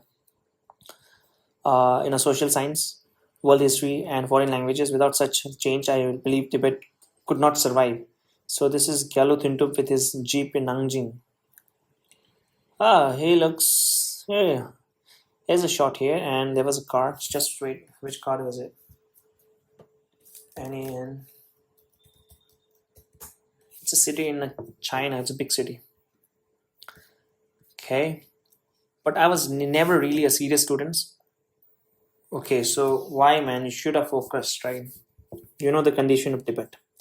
But I was never really a serious student. I spent my weekends and in holidays enjoying myself, taking my schoolmates to restaurants and uh, I can't see the proper. Okay, Earl houses and performance of Chinese opera. I lived extravagantly, regularly managing to spend all my generous allowances. Perhaps if I had studied harder, I could have received a PhD and become a scholarist and professor. Instead, I see myself today as a half cooked and only partially educated. But if I had stayed in Tibet and not gone to study in China, I might well have become like so many other people, the sons of Tibet nobility, living off the proceeds of my estates, becoming a dissolute, corrupt, and useless officials for the education I did receive. I remain grateful first to President Jiang Kang-shek for believing that a wild Tibetan like me could be trained, and I am thankful to the professors who taught me. They were kind and selfless men teaching a barbarian like me, and their teaching left a lasting impression. They taught me that with enough determinations, anyone can be achieved. Never give up their lessons. I cannot praise or thank them enough. So whatever little knowledge I have to today is from the education I received from them. I had never heard of communism before I went to China. I started learning about it not long after the arrival in Nanjing. 8 years under the Japanese occupation had brought tremendous suffering into the Chinese people. Lives and families had been turned upside down, and many people were still living in a grinding poverty. People had tremendous expectations for Chiang Kai-shek after the war. They hoped that the Kuomintang could restore order, wipe out the corruptions, and bring new prosperities. They wanted an honest government, but many were disappointed. People at the time, okay, were talking about the four great corrupt families: the Chiangs, the Chens, the Suns, and the Kongs. I did not think that there were really four corrupt families. I thought there were only two. I knew president in this one as well. So the president himself was never corrupt. Chiang Kai-shek had no money. He said he lived simply. His sons were poor. But many of Chiang's subordinates were corrupt, seizing land illegally, engaging in all sorts of illicit deals. I knew the Chen brothers, Chen Guofua and Chen Lifu, well too. Therefore, they were exceptionally well educated and cultured men, so they lived, austerely. They were not corrupt either. But the Sun family, Madame Chang Kang's relatives, were extremely wealthy. Everyone believed that they were corrupt, and the Kongs, the leading financial barons of the China at the time, were also corrupt. Corruption was undoubtedly one of China's biggest problems. By the beginning of 1947, people had begun demonstrating in the streets of Nanjing. Rightists and leftists alike demobilized. Militarily, officers gathered at the Songyan's memorial crying because the General Lessimo had dissolved their units and they had no work or pay. Wave after wave, the students went on strike in support of the communist left-wing Kuomintang. Intellectual openly criticized Chiang Kai-shek on the streets, and in newspaper and magazine. Soon Qingling, the widow of Dr. Sun Yat-sen and disaster of mundane Chiang Kai-shek, was the leader of one of the pro-communist groups. Some of my friends did not care which side wants. They saw no great differences between the communist and the nationalist. What they wanted was peace. They were tired of conflict and war. Others, like this shoemaker who practices trade in front of many of my houses, wanted a communist victory. The sooner the better. He was fed up with the Chiang's governments and believed that the communists were going to liberate them. The communist slogans and the propaganda about liberation eventually won the heart of the Chinese people. For all the bloodshed of the civil war, Mao Zedong finally defeated the nationalists, not through force of arms, but through a psychological warfare. He promised to wipe out corruptions, to give land to the landless and wages and work to the poor. China would prosper. People like the shoemaker in front of my house believed this propaganda. Even some American intellectuals such as Owen Lattimore and John King Fairbank and government officials such as the U.S. ambassador to China, John Lincoln Swart and George Marshall, believed that he was only an agrarian reformer. The Civil War progressed rapidly. By late 1948, the Communist Army was just north of the Yangtze River that ran through Nanjing. The army was closing in fast. There was no doubt that the Communists would win. The Kuomintang was losing all the battles. President Chiang remained kind to me until the end, but finally he knew that the time had come for him to leave Nanjing and for me to return to Tibet. He left so quickly that we had no opportunity to say goodbye, but even at such a difficult time, he still gave instruction to his subordinates to make sure that I had sufficient funds to return home.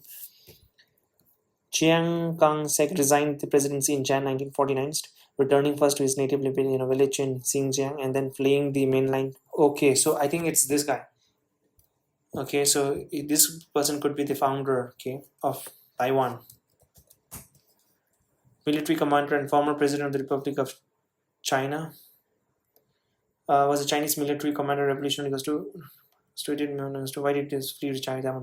In October of 1949, after a string of military victories, Mao Zedong proclaimed the establishment of this one. Chiang and his forces fled to Taiwan to regroup and plan for the efforts to retake mainland. Okay, so yeah, he's the one who went to Taiwan and then formed the Taiwans. Chiang Li resigned the presidency in Jan this one, returning his then fleeing to the Taiwan mainland for Taiwan. I left Nanjing in March. The city was in chaos. Roads were jammed with the families on the foot, and every variety of vehicle were with the wheels. Trains were filled to overflowing with people hanging out the windows and piled on the roofs. Inflation was rampant. Everyone was fleeing the communist. I fled with my new Chinese wife. So he married also. Zhong then we had met in 1946 and been married 2 years later in a ceremony at Shanghai's Grand International Hotel. I had been introduced to Susan by her brother, a naval officer who had been part of a group sent by nationalist government for military training in London. Just wait, okay? Let's see. How many wives does he have, man? It does seem to me like a, spoiled and a brat. A spoiled and a brat child initially. Okay, wife. How many wives does he have? Gelu Thindub, the elder brother of this one, was married to Dikki Dolkar, also known as Zhu Dan, or this one, a Chinese woman he met in Nanjing. They married in 1946 and she was instrumental in supporting him, helping establish Dikki Dolkar. I want to see. Okay, but does he look like a Chinese? Okay, I don't know. Died when? Dikki Dolkar, the wife of Gelu Thindub, the brother, passed away in 1986. She was a key figure in the family, the prominent independent Kalimpong. Okay. Oh, she passed away very early. Ashwini Gelu Thindub had a daughter, Yangzum, who died in a car accident, okay, and a son. Sorry. I fled with my Chinese wife, Zhong then. We had met in 1946 and we married 2 years later in ceremony in Shanghai. Okay, I had begun introduced to Su then by her brother, a naval officer. Okay, I had been introduced to by her brother, naval officer, who had been part of a group sent by the nationalist government for military training in London. Nanjing had had many government official and military officer then, and I was often invited to their social gathering, which is where I met my wife's brother. Eventually, he invited me to a large gathering at his home, where I met his parents and two sisters. Zhu then and I began doing things together, sightseeing and traveling, and finally I proposed. Many Tibetans had hoped that I would marry a Tibetan woman or a princess from Bhutan or Sikkim. Okay, princess. Okay. Weird, man. I would marry a Tibetan woman or a princess from Bhutan or Sikkim, but I married for love. Zhu then's family was from Suzhou, which is known throughout China for its beautiful women. She had spent the years after the Japanese invasion at Southwest University in Yunnan and returned to Nanjing to graduate from Jilin University with a degree in social work. She was older than I and was already an administrator in the Baptist hospital working with children and refugees still suffering the after effects of the Japanese war. Many of them still did not have any enough to eat. Zhong Dan's father, Zhong Xingu, had been a leading general in the Kuomintang army and had close ties to the communist too. He had attended Jing Wang Tang's military academy in Yunnan, where his roommate was Zhong Di, who joined with Mao Zedong in 1927 to form the Chinese Communist Army. Jiang Guoda, one of the founders of the Chinese Communist Party, who later split with the Mao, was also a student then, and he and my father-in-law had been friends earlier in the Civil War, and that was then reaching its denouncement. Zhu Di and Su Ji had faced each other as an opposite So this is okay. So this is Geluthintup and Zhu Dan on their wedding battle. My father-in-law had enough troops and weapons to force us out. So Henry received an order to exterminate. He did not have the heart to destroy his old friends. He led this one and escaped. Wife and I were lucky to get airline tickets from Shanghai to we reached the British colony in April just as Nanjing fell to the communists. I had arrived in China with no official travel documents. Now both my wife and I were traveling on Chinese passport issued by the Kuomintang governments. But by May we were in India. The communists took over the ancient capital of Beijing that month and made it to the seat of the new communist. Okay, so yeah, he went to the Tibet. He went to the India because from China to Tibet, I think it'll be there's no flight, so it will take a longer time. I have to say, Gelodhuntuk been through a lot of ups and downs, man. It's crazy, man. He's been in China and all that thing in 19 stranded. Okay, I'm just imagining. Okay, that time, what would my grandparents were doing? They were probably in Tibet, not knowing what is happening, and they were illiterate, of course. And I don't know what they were doing. Stranded in India. Part 9. I was wary about returning home. I knew little of what was happening there. The Chinese media carried no news about the situation in Tibet. The people of China were almost as ignorant of Tibet as Tibetans were of China. What little I learned mostly from Thupten Sangpo and his assistant in his office of Tibet and from the Guomindang's own office of Mongolia and the Tibetan affairs, the news was often disturbing. The power struggle between the forces loyal to Reading and the forces keeping Taktra in power continued. Official appointed by Reading was still being purged. Some things were badly amiss. Okay, I understand, but you should be in Tibet. What were you doing in India? You should have returned to Tibet and help, what was happening, right? The Tibetan government had tried to get me to return to Lhasa almost from the time I arrived in China. The first effort came when Thupten Sampal, my former headmaster, and one of the leaders of the victory delegation delivered the news that my father had died. The message had come by telegraph in the name of Taktra regions and the Kashap. Thupten Sampal had been instructed to ask me to return home. My mother would not be able to manage without me. The message said, upon my returns, I would be given both my father's title of Yefshi Kung and his honorary position in the government. The offer of a high position was meant as an enticement, but this request was really an order. Thupten Sampal did not agree with Taktar regent instructions. He took me aside after officially delivering the message and asked me to meet him privately in his guest room. His obligation as a Tibetan official required him to convey the regent's instruction ordering me to return. He told me, but his personal opinion was that I should stay and continue my studies. He also warned me to be careful. The Tibetan government is suspicious of you, he said. Okay, so I'll just tell you my personal opinion, right? First of all, Taksir, right? Taktra, he became the regent, right? I think he's kind of a little foolish in a sense that he believed what the British people were saying, which I think, his intention might not be wrong, right? Because Geluthintup did mention earlier that the Riting Rinpoche, the earlier, the regent, the in charge of His Holiness, he was closer to China. And obviously, if you think that someone is closer to China and also that Geluthintup, you went to China to study, though we know you and the person in charge of His Holiness know that you went to study there so that later if there's any mishap then you'll be able to handle the diplomatically properly. But the other people don't know, so they don't know. They think that okay, they've been dealing with the China and they've sent the elder brother of His Holiness the Dalai Lama to China to study and do some dealing. Then obviously they will think, right, that the person in charge of His Holiness and Galathin is in party with China, Chinese people. Obviously they'll this thing. And then again, if someone told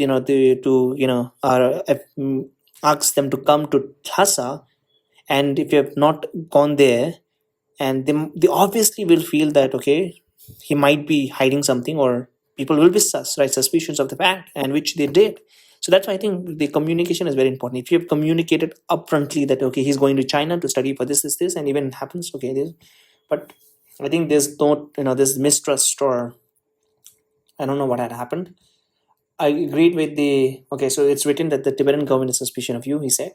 I agreed with Thupten Sampal. I was shocked and saddened to learn of my father's sudden deaths, but I saw no reason to leave. I had been sent to China to study and could not return until I had completed my work. But I did not understand why the Tibetan government should be suspicious of me. Obviously, they will be suspicious of you because you didn't tell anything about what is happening, and that why you were sent, and everything has to be in detail, right? And then on the top of that, you told that the president of China was doing very extra care of you. Then obviously they'll think that you guys are in bed together. The second effort to lure me back came after reading Rinpoche's death. T.L. Shen, the Chinese diplomat who had accompanied the victory delegation to Nanjing, had officially informed me of Reading's passing. My first thought then was that I should tell President Chiang about the message Reading had given me requesting to use good offices to convince Tatra region to return to power to Readings. I regretted not having told him earlier. But not long after my first meeting with the president, I had set out with the victory delegations on 2 months out tour of Beijing and Eastern China. I was busy with my studies, my meeting with the President Chiang up to the point that we were always with other people and I wanted to deliver the message to him alone. But T.L. Shen advised me against telling him it was already too late, he said, and too much had changed. He was afraid that if I told President Chiang and word got out, my family might face complications. Both my mother and the Dalai Lama might suffer, he said. Later, okay, then what happened to the other Dalai Lamas? What happened to other than Dalai Lama? Because Taksar, that Rinpoche told that this is only the Dalai Lama. Lamutintu is not the actual reincarnations. Then what had happened? You don't continue your story. Later, I grew suspicion of T.L. Shen. He was doing, siding too strongly with I'm not able to pronounce it. Taktra. I thought it's a Taksil. Okay, I don't know. Taktra regent and had suddenly gotten very rich and been promoted to become mayor of Shanghai without any obvious qualifications. I thought perhaps he had been bribed.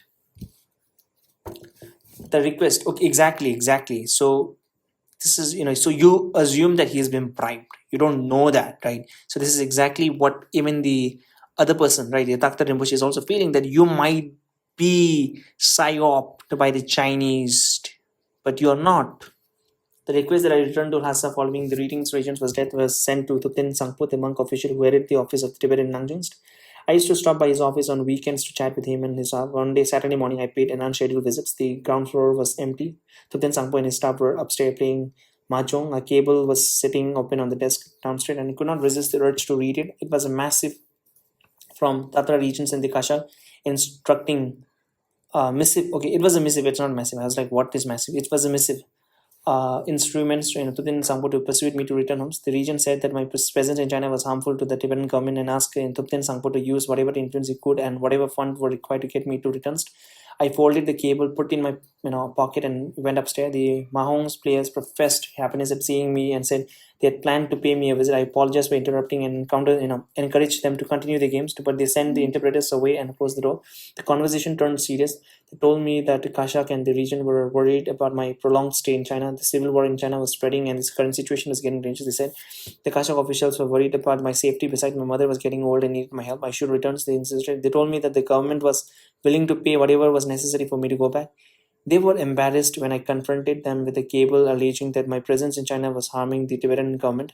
They insisted that the government's intentions were good. I instructed them to convey my message on my behalf, saying that I was not returning and, moreover, that my presence in China was not harming the government of Tibet. They need not worry about my presence here. I said I would return when I finish my studies. Instead of worrying about me, they should unite and work sincerely for the people of Tibet. If they do not want to send their request or listen to my suggestion, then they could tell the Kashak religion to go to hell. My language was crude. I don't understand, right? It could be because he was not mature. I don't know. He's in early 20s. So I don't know. I think he should have behaved better. He should have made the communications clear.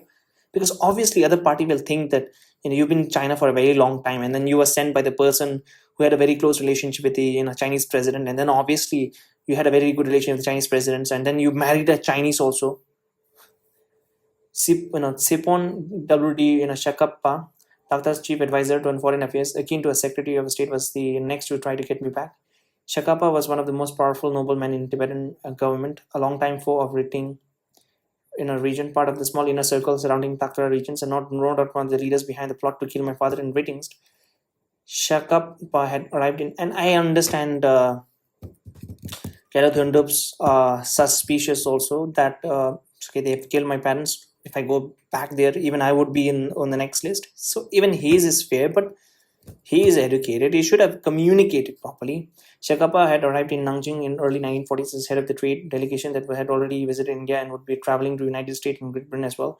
The trade delegation was the first of its kind. I mean, I don't know what trade are they talking about because Tibet was cut off from the entire world. Yeah, they do have a Silk Route. That's there's no government involved, right? It's like the traders. It's just the traders. The trade delegation was the first of its kind and the first Tibetan traveled on their own passport. For many, the fact that both Great Britain and the United States had issued the delegation with visa stamped in Tibetan passport was a proof that the two leading countries in the West view Tibet as an independent country. So that's the important thing, right? Shakapa's request that I return to Tibet took the form of an invitation to join his trade delegations. I would return to Tibet together with them after visiting the United States and Great Britain. My refusal of Shakapa's offer was considerably more diplomatic than my response to Thupten Sangpo. When I read all of this thing, when I read the history of Tibet and the Tibetan people, I get mad about how unaware, backward, very stubborn, extreme conservative Tibetan people were, including my grandparents. I think, yeah, they were there, right? They don't fucking have an idea about what is happening. That's why you fucking lost your country, man. You have to be smart, man. Anyway, Shakapa's request that I return to Tibet took the form of an invitation to join his trade delegations. I would return to Tibet together with them after visiting the United States and Great Britain. My refusal of Sheikh request. Okay, in the end, it was the civil war in China rather than the Tibetan government's order that forced me to leave. Okay, but I did not know what to expect upon my return to Tibet. So I wanted to talk to my mother before returning home. So in my 3 years in China, we've never been able to speak. There was no phone connection between Nanjing and Lhasa. We wrote occasional letters, but they took months to arrive and pass through so many hands on the way that she would not dare say anything. She would not want others to know.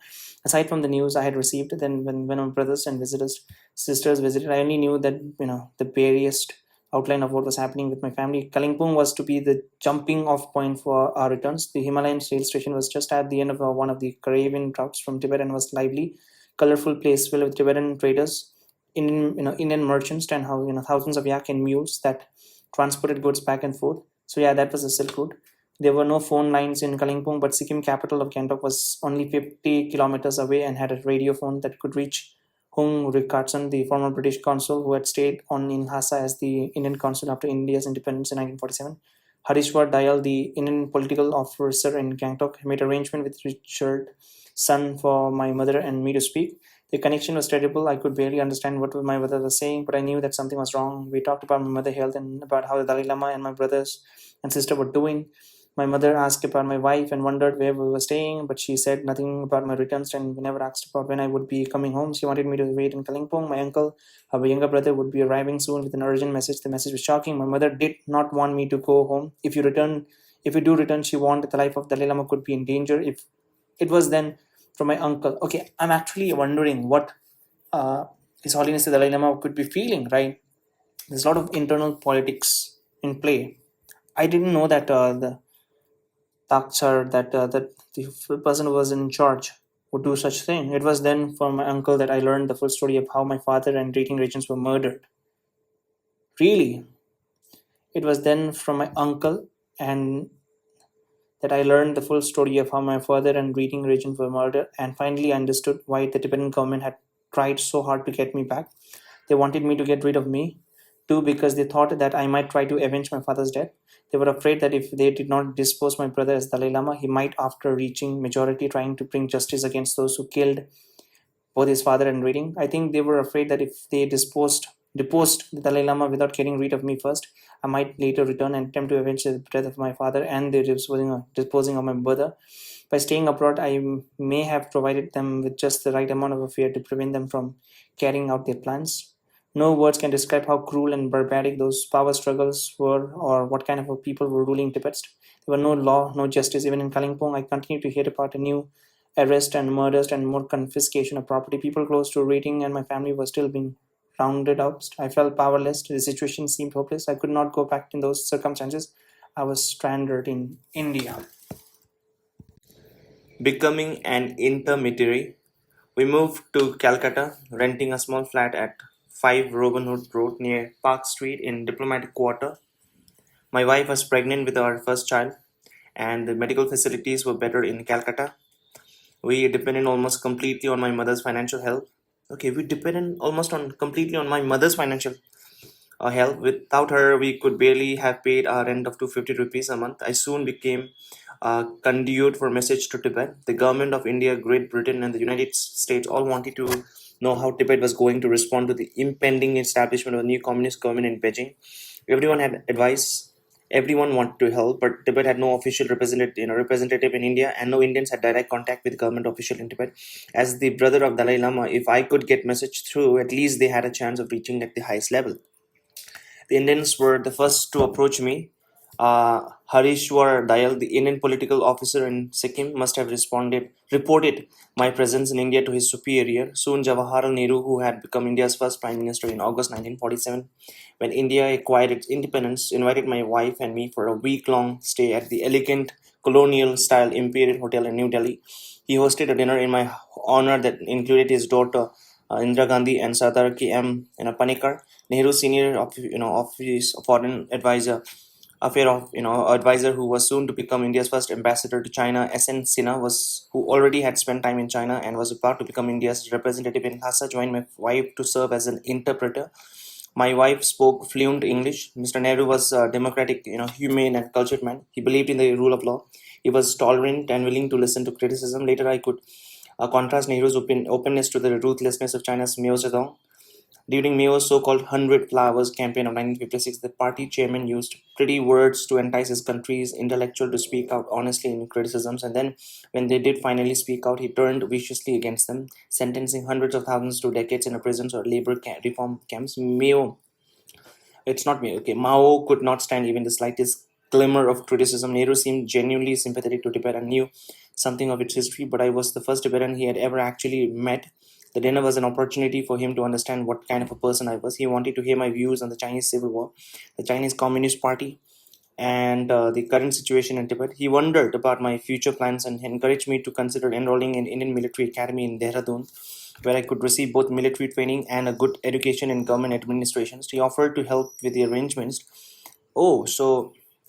My meeting with Prime Minister Nehru had been reported in the New Delhi newspaper, so my presence in the city was already publicly known. Low Henderson, the American ambassador to India, invited me to lunch that same week and asked me to convey a message to the Tibetan government on his behalf. He wanted Tibet to send two officials to meet secretly with the American Consul General in Calcutta pursuant to an official meeting with Ambassador Henderson himself in New Delhi. Henderson too was concerned about what the communist takeover in China would mean for Tibet. He wanted the Tibetan government to know that the United States was willing to help in every way possible. Ambassador Panikar soon called on me and with a message from the Prime Minister. Nehru wanted me to serve as an intermediary between him and the government of Tibet. I was still the only Tibetan he had ever met. Nehru was suspicious of the communists. They had yet to give any overt sign of attacking Tibet, but he urged the Tibetan government to prepare for the possibility nonetheless. So he thought the Tibetan would be foolish not to begin mobilizing their military, even if even if in the end no attack occurred. And he wanted the Tibetan government to know that India was willing to help with the arms and military aids. Nehru wanted me to transit his message through my own channel rather than relying on the other channel that went through how Richardson, still India's official representative in Lhasa. I had met Richardson in Calcutta not long before. During one of his holidays, he had nothing but praise for Tibet and his governments.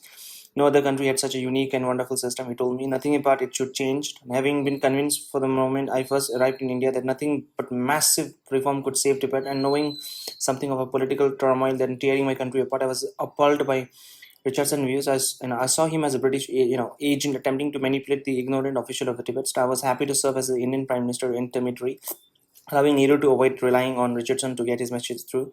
Tibet has no official representation in India, but Thupten Sangpo, the monk official who had headed the office of Tibet in Nanjing and to whom I had been so rude when he tried to persuade me to return home, I set up a telegraph station in Kalimpong and was able to communicate directly with Lhasa through the same code he used in Nanjing. He was happy to convey my message directly to Lhasa. Over the next several months, I often made the 6-hour train trip from Calcutta to Kalimpong, delivering secret message from Nehru, United States, and China for Thupten Sangpo to pass on to the Kashak and Ataktra. One of those messages was a letter from my father-in-law, Zung Zujingo, sent from Hong Kong. His former military academy roommate, Zhu Di, had just been appointed the Minister of Defense in China's new communist government. Zhu Di had contacted my father-in-law, inviting the Tibetan government to send a delegation to Beijing to discuss relations with the new government out there. He sent assurances that Tibet's status under the Kuomintang would not be changed into the communist. Okay, so he was the defense minister. His father-in-law was the defense minister. Weird, man. Of China. The new government had no intention of altering either the position of Dalai Lama or the position of Tibet. He said, up to this point, Tibet had no direct contact with the Chinese communist. I was now an intermediary from the communist to I left for Kalimpong, intermediary immediately to send the message to Tibet. But no one was responding to my message. Sardar Panikar visited me at the end of August, wondering why there had been no response to Prime Minister Nehru's offer of help. The Prime Minister had another more emphatic, message. The mobilization of the Tibetan population was absolutely necessary to face the impending problem with China. He said, India wanted to help Tibet to prepare militarily, both by training soldiers and supplying arms. India could even serve as a base of support in case of an invasion. So I think India did, offer their support. Nehru also suggested the Tibetan government begin transferring some of its priceless, relics and manuscripts from eastern to central Tibet for safekeeping. The monasteries in Amdo and Kham were filled with the ancient manuscripts, painting and statues. Some are more than 1,000 years old, and their losses to an invading army would be tragic. Mr. Panikar asked me to transmit the device as quickly as possible. I was off to Kalimpong again.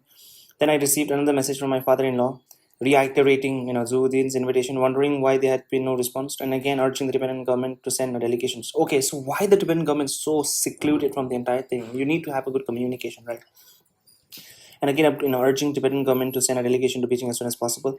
Zudi was now accusing the imperialist of sowing dissension between Chinese and Tibetan and cautioned the Tibetan against listening to their propaganda about communism. Again, Zhu assured that Tibetan government that China had no intention of changing the status of Tibet. I returned to Kalimpong again. By this time, I had sent 5 messages to the Tibetan government, 2 from Prime Minister Nehru, 1 from the American government, and 2 from Zudi, the highest-ranking military official in Chinese Communist Party. I had not received a single reply. The American wanted to help, the Indian wanted to help, the communists wanted to talk.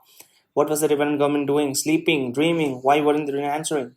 Tibet was being torn apart by its own internal power struggle. Okay, so that is shocking for me to understand it, right?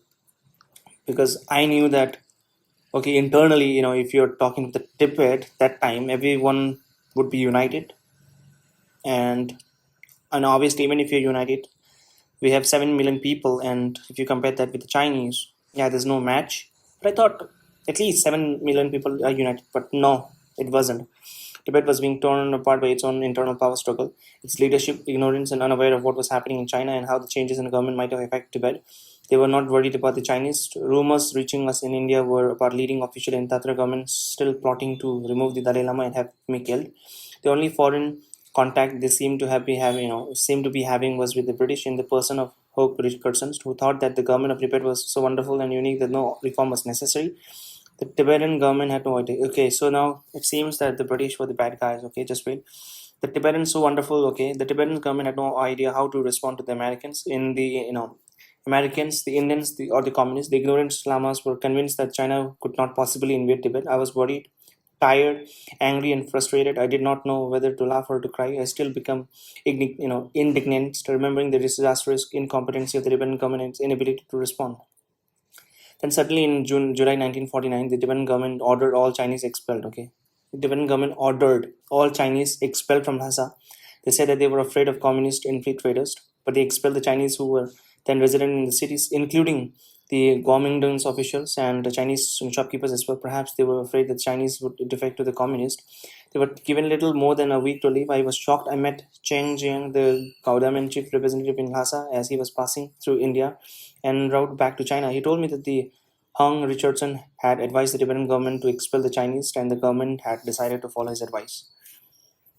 The nationalists and the communists alike condemned the expulsions. The propaganda coming from Beijing radio was certainly radically transformed. The communists were describing the expulsion as a plot undertaken by the Tibetan governments at the at the instigation of the British imperialists. They described Nehru as a lackey of British imperialism. After all, the British Richardson was India's representative in Lhasa, and they must have known or suspected that Richardson had advised the Tibetan to expel the Chinese. The real reason for the expulsion, the Chinese said, was to prevent Tibet from being liberated by the Chinese Liberation Army.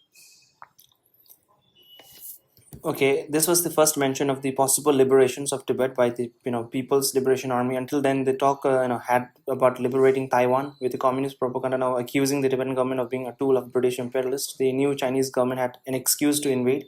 Okay, now they have an excuse to invade. Yeah, the new Chinese government had an excuse to invade. I received a third visit from Mr. Nehru emissary, Ambassador Panikkar, and Prime Minister Nehru, who are now certain that the Chinese attack on Tibet was imminent. We had the same conversation again. The Ambassador Panikkar wanted to know what was happening in Tibet and whether there had been a reply from the Tibetan government. He reiterated the urgent need for an immediate mobilization of the Tibetan army. He again urged the government of Tibet to transfer important relics and manuscripts for safeguarding. He urged the government to proceed deliberately, not to panic or make a hasty decision. There was still time for Tibetan government to build an airstrip near Lhasa at the foot of the Sera and Rimbu monasteries. In the event of a Chinese invasion, India could fly in weapons and personnel to help defend Tibet, and they could evacuate the Dalai Lama by air to safety to India if he needed to escape. But they had to begin acting soon. Had still heard nothing from Tibetan governments. My efforts were like throwing a stone into the ocean. They had no effect. By then, the American embassy had also approached me again by whether there had been a response to their invitation. Again, I had to say no. Once more, I left Calcutta to Kalimpong so Thupten Sangpo could pass along the most recent message to unresponsive Tibetan governments. Even Thupten Sangpo was frustrated by this time. Prime Minister Nehru must have been frustrated too. I was ashamed of my government. Obviously, you would be ashamed, right? Even I'm actually reading back the history. I feel like, what the fuck are they doing, man? I was ashamed of my government. The Tibetan leadership had no understanding of the new communist government in China. I think the main problem started when the in charge of Dalai Lama, he resigned for 6 months, and that led to all of those things. Now, no understanding of the new communist government in China, and no sense of what the consequence would be for Tibet. They did not even seem to know that India had gained its independence from the British. Great Britain was nearly dead at the end of the Second World War, but the Tibetan government was still listening to Rickerson's Finance Minister Shakappa, and he seemed to think that the cooperation with the British was only route to take. And then, okay, but that time British were nowhere to be seen in terms of in talking of helping Tibetan. I don't know how Rickardson must have thought that the Chinese Communist Party would never invade. And maybe he really was afraid that some of the Chinese in Tibet were communist spies. Everywhere in China, people were talking about oaths of allegiance to the Chinese Communist Party. Maybe Richardson thought that if the Tibetan kicked out all the Chinese, the simple Tibetan would be easy to manipulate. The Tibetan did not understand their own reality. I felt a heavy burden and a moral responsibility to do all that I could to help my brother and my people. I was afraid of what might happen if the communists invaded, but nothing was in my hand. Taktra regent and the minister of Kashak had all the powers. I was desperate. I began thinking that I should go to Beijing. I thought that maybe there I could find a way to be of service to my people. I had no particular plan of what I might do or how I might do it. I had little idea of what the communists were thinking. The whole system was completely unknown. But I was doing no service by staying in India. To get to China from India, I would have to pass through British control Hong Kong, and for that I needed a transit visa. I submitted my application to the British High Commissioner in Calcutta, but the British delayed. They sent for further instruments from high levels. When the instruction came, my visas were denied. The British, it seems, did not want Tibetan talking directly to the Chinese. My plan to return to China had been an act of desperation. So it was wishful thinking, a dream I was running on my own. Looking back, I do not know what I could have done, but I did think that China could be of help to backward incompetent Tibet. I came up with another plan. I would go first to Manila. Manila is the capital of, I think, Indonesia, if I'm not wrong. From there to Portuguese control Macau, and then from Macau into China by March 1950. I had a visa to Philippines, right? Okay, just wait. Okay, Manila is the capital of Philippines. Manila is the capital city of what? Capital city of Philippines. Okay, not Indonesia. Okay, yeah, Indonesia is Jakarta. It was only that it was only then that the Tibetan government seemed to wake up. Just 2 days before my scheduled departure from Calcutta, a delegation sent by Taktra region and headed by Finance Minister Shakappa came to visit me. They had accepted Zudi's invitation to visit Beijing and were on their way to China. They asked my advice. I was disgusted. For 6 months, I had been trying to communicate with the Tibetan governments, passing on message from the Indian governments to the American ambassadors to and from Zudi. Tibet had never responded. Now they were suddenly asking me what to do. Zudi had invited them to China, promising that the status of Tibet would remain the same. India had offered military help. The United States had offered help. The Tibetan government had ignored them all. On October 1949, Mao Zedong had stood on the gate of heavenly peace and declared the establishment of the new People's Republic of China. The communists were talking about liberating Tibet from the imperialists. The British were refusing to give visas for Tibetan to go to Hong Kong and to China. Now, representative of the Tibetan government were suddenly asking me to what to do. So I did not know what to do. I refused to talk to them further. I was disgusted with the entire Tibetan government. The tide began to turn on April 1st, 1950. The Indian government established diplomatic relationship with the new People's Republic of China. Hong Rickardson finally stepped down as India's representative in Lhasa, and India's own diplomat N.S. Sinha became his country's consul general there. With Sinha in Lhasa, the message that the Indian government had been trying so hard to deliver by telegraph could at least could at last be conveyed in person, but they still had no impact. That summer, when Sinha met Tibet's two foreign ministers, Shurkang. Okay, I want to see who is that Sinha, right? So S.N. Sinha. Is he still alive? S.N. Sinha. You would be like, what kind of people are they, man? Uh,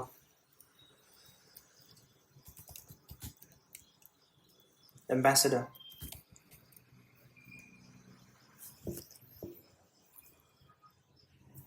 Okay, I don't know. There's no. That summer, when Sinha met Tibet's two foreign ministers, Shukarng and the monk official Liu Xe, he was still emphasizing the importance of mobilizing Tibet for an imminent Chinese attack and urging the government to build up an airstrip. He was still promising India's help, but the foreign minister assured Sinha that there were no need to worry. They remained convinced that the Chinese attack against Tibet was impossible. We have too many mountains. They said this fairy tale that the Chinese or Ma Bufong could invade Tibet has been around for a long time. Surkang told him, Mr. Sinha had no other channel of contact, no way to reach Tathka regions of the Dalai Lama directly to persuade them of the folly of the government's refusal to prepare for trouble with the China. He was an official of India's foreign ministry and had to go through a proper channel. He was almost as disgusted as I had been with the Tibetan government corruptions and nonchalance. I still believe that if the Tibetan government had responded earlier to the overtures from Nehru, the United States, and even the communist, our situation today would be different, at least a little bit different. Whenever asked the Indians or Americans for help, those offers were unsolicited. We desperately needed help, but the people running Tibet were incompetent. Not just ordinarily incompetent, but absolutely incompetent. That's a very strong word. They were a national tragedy, so weak and divided that they made the job of Mao Zedong invasions easy. The communists could just march right in and take us over. The Shakab delegation never reached China. The British would not give them a visa either. They were still in New Delhi, meeting with the Yuan Xingran, Mao Zedong, new ambassador to India, when the attack against Chamdo began. This is weird, man. That's what I think, right? Is that, I don't know, looking back, I feel like this was never taught to us, right? Even when I was in class 11, 12, we had a Tibetan history. And in Tibetan history, we were taught about our all those things, but not even a single time, we were taught about the mistake that we made. I'm not exactly sure if it's this is the personal opinion of the Galothinto, but I'm not exactly sure if all of those things are true. I'm assuming it's a true, and I don't think till now I've not heard of this statement at all. I thought that all the Tibetans were united, right? When the China invaded, and we did our best to communicate with the Chinese. Part 11: The Chinese invade. The attack began on 7th of October 1950 and came from multiple directions. The main goal was to capture Chamto, the capital of Kham, and cut off any possible escape route to Lhasa. Some 20,000 soldiers, okay. So it started on 7th of October, okay. The main goal was to capture Chamto, the capital of Kham, that is the eastern part of the Tibet, and cut off any possible escape route to Lhasa. Some 20,000 soldiers from 18 corps of the 2nd Field Army of the Chinese People Liberation Army participated in the operations. General Zhang Guohua was the commander of the troops, and his deputy Wang Guami led them into battle across the upper reaches of the Richu River. One of the communist leading military strategists, Liu Boqing, together with Deng Xiaoping, both ranking in a party official in China's southeast military regions and soon to become powerful leaders within the new communist government, had drawn up the plans Ngabo Nawang Jigme, the same man who had been brought down my father's wrath while overseeing the construction of my family's housing plaza, was the Governor General of Kham and responsible for Chamdo's defense. He had assumed his new position barely a month ago. Ngabo was associated with a group of a young, relatively liberal, modern-minded official who did not always see eye to eye with the conservative faction surrounding the Natakra regions. He had been stationed in Kham earlier in his career and worked most recently in Lhasa with the Surkang, assisting him with a variety of military details, from managing supplies to paying the troops. Ngapo's appointment as a governor general was unexpected. His rise in rank from Sipon to Shape, equivalent of that of a Kashak member, had been quick. Even Ngabo himself later admitted to me that he had been ill prepared for his new jobs. Ngabo was replacing Lungsha's son Lalu, who had been governor general of Kham in 1947, a few months before after joining Surkang in the rest of reading regions. Not long after the communists declared victory in Beijing, the Taktra forces, including Lalu, had finally awakened to the realization that the Chinese might attack after all. Belatedly, they tried to begin building an army capable of resisting a Chinese attack, but the effort were much too little and far too little. The entire Tibetan army had only 13,000 troops, in November 1949. That's a very less, 13,000. The entire Tibetan army had only 13,000 troops, when the effort to modernize began in earnest on the eve of the Chinese invasion. Some 2,500 of the troops were stationed in Kham. Everyone knew that this tiny, ill-equipped, barely trained Tibetan army was no match for the vastly more numerous, better led, better trained, better equipped, more experienced, and battle-hardened Chinese. The Tibetan government did not want to be held responsible for the inevitable defeat. Ngabo saw the decision to appoint him governor general as an attempt to shift the onus of loss away from the Labu. Taktra and their supporters, with Ngabu in charge, the blame for military failure would rest with him. But Ngabu never had any intention of putting up a real resistance. He knew that the defeat was certain. He wanted to avoid unnecessary bloodshed. He believed that a negotiated settlement was the best hope for Tibet, and he set about dismantling some of the defenses put in place by Lalu, fearing they might provoke a Chinese attack. But the Chinese needed no provocation. By October 12th, their troops had crossed the upper reaches of the Richu River, known to the Chinese as the Chinsa and in English as the Upper Yangtze, and were advancing on Chamdo. Ngangpo's aides began frantically to redo, radioing Lhasa for guidance. There was no response. For 3 days, radio message repeatedly went out from Chamdo to Lhasa, but still there was no response. The Tibetan government was literally out to lunch. The Kasha was in the midst of one of their annual picnics, lavish outdoor affair that went on for days. The instruction would have to wait until their picnic was over. That's weird. Ngabo, and let me see the origin of Yangtze River, right? Okay, yeah, it's a Yangtze River map. I want to see the Yangtze River map. Okay, so Yangtze River map. Looking at a picture, and it originates from Tibet, and then it goes all the way. Okay, and does it? Okay, so it does all the way, and then it goes to the eastern side of China. Okay, understood. So it's a very long river. Ngabu and his staff fled Chamdo secretly in the night rather than staying to lead the fight. The local Kampas were left to fend for themselves. Ngabu had commanded the heroes in horses that would have allowed them an escape. Some say that Ngabu was just as afraid of being killed by the Kampas as he was of the Chinese. Kampas are Tibet's great warrior, and even my father's side, right? They're all from Kham. Even it's possible that my great grandparents could be there fighting. I don't know. Kampas are Tibet's great warrior, renowned for their fighting prowess. They are a fierce and independent group made up of different tribes, each ruled by its own chieftain. The tribe often fought a bloody internecine feuds, and enmities between them could pass from the generations to generations on through the centuries. While the Kampas revered the Dalai Lama and could be militarily patriotic, relation between Kampa and the Tibetan government in Lhasa were really good. At times, the Kampa felt ignored and looked down upon, by the Lhasan officials, and many resented Lhasa's demand for taxes. And when they were getting so little from Lhasa in return, adverse Tibetan soldiers stationed in Kham had such a reputation for corruption and rape that Kampas regarded them as a hostile forces. Kampas' loyalty were further complicated when parts of Kham were incorporated into the Manchu Empire and later fell under the ostensible rule of nationalists. The divide and rule tactics, first of the Manchus and then of the Chinese, produced new strain. In 1939, the Kampas were administratively further split when the nationalists set up a new province of Jingdang, which was almost like entirely Kampan and bordered the Lhasa ruled province of Khams. But in neither the Tibetan nor the Chinese governments were able to assert real control over the fiesty and independent-minded group. On the eve of Chinese attack, Kampa loyalists were still divided. Some were so angry with the Tibetan government that they preferred the Chinese, whether nationalist or communist, as a foil against Lhasa. Ngab's decision to commander Chamdo's horse for his own escape and leave the Kampas stranded must have further enraged them. Some Kampas were prepared to welcome the communists, and some were prepared to fight them on their own.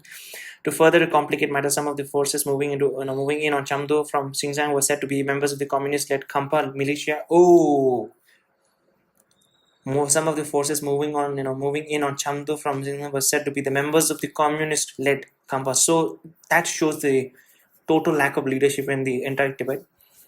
Chamdo fell quickly by October 19th, less than 2 weeks after. Just imagine, okay, just by few corrupt, you know, people who are not open to listen, right? The few people, the inner circle, hardly 10, 12 people, the decision-making people. These few people are the responsible for the capturing of the entire Tibet.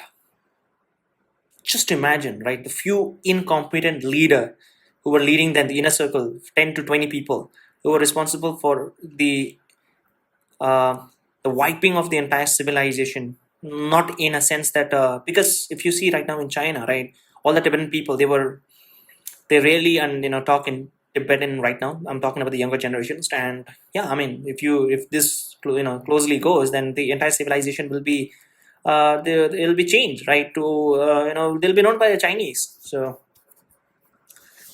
Ngabu and his but Chamdo fell quickly by October 19, less than 2 weeks after the attack began. The fighting was over. Ngabu and his fleeing troops were soon captured by the fast-moving Chinese cavalry and put under arrest in the nearby Druku monastery. It was there in the monastery, but Ngabu signed the official surrender.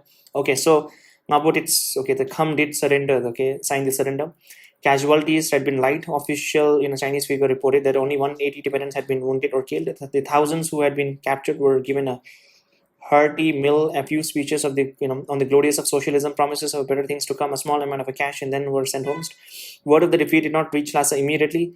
There were no way to communicate. Robert Ford, the Englishman in charge of radio communication from Chamdo, had been captured. His wireless system had been destroyed. Ford had come to Tibet from the Bombay, where he was surgeon in the Royal Air Force, working as a radio operator. So he was supposed to be a temporary replacement for the Reginald Fox, who was the radio officer in the British mission headed by the Richardson. But Ford fell in love with the Tibet, and when no Tibetans could be found to operate the American radio that was being sent to the Tibetan governor's office in Chamdo, Robert Ford volunteered for the job. He spent nearly 5 years in jail following his capture there and went on to write about both the attack on Chamdo and his experiences in a Chinese prison.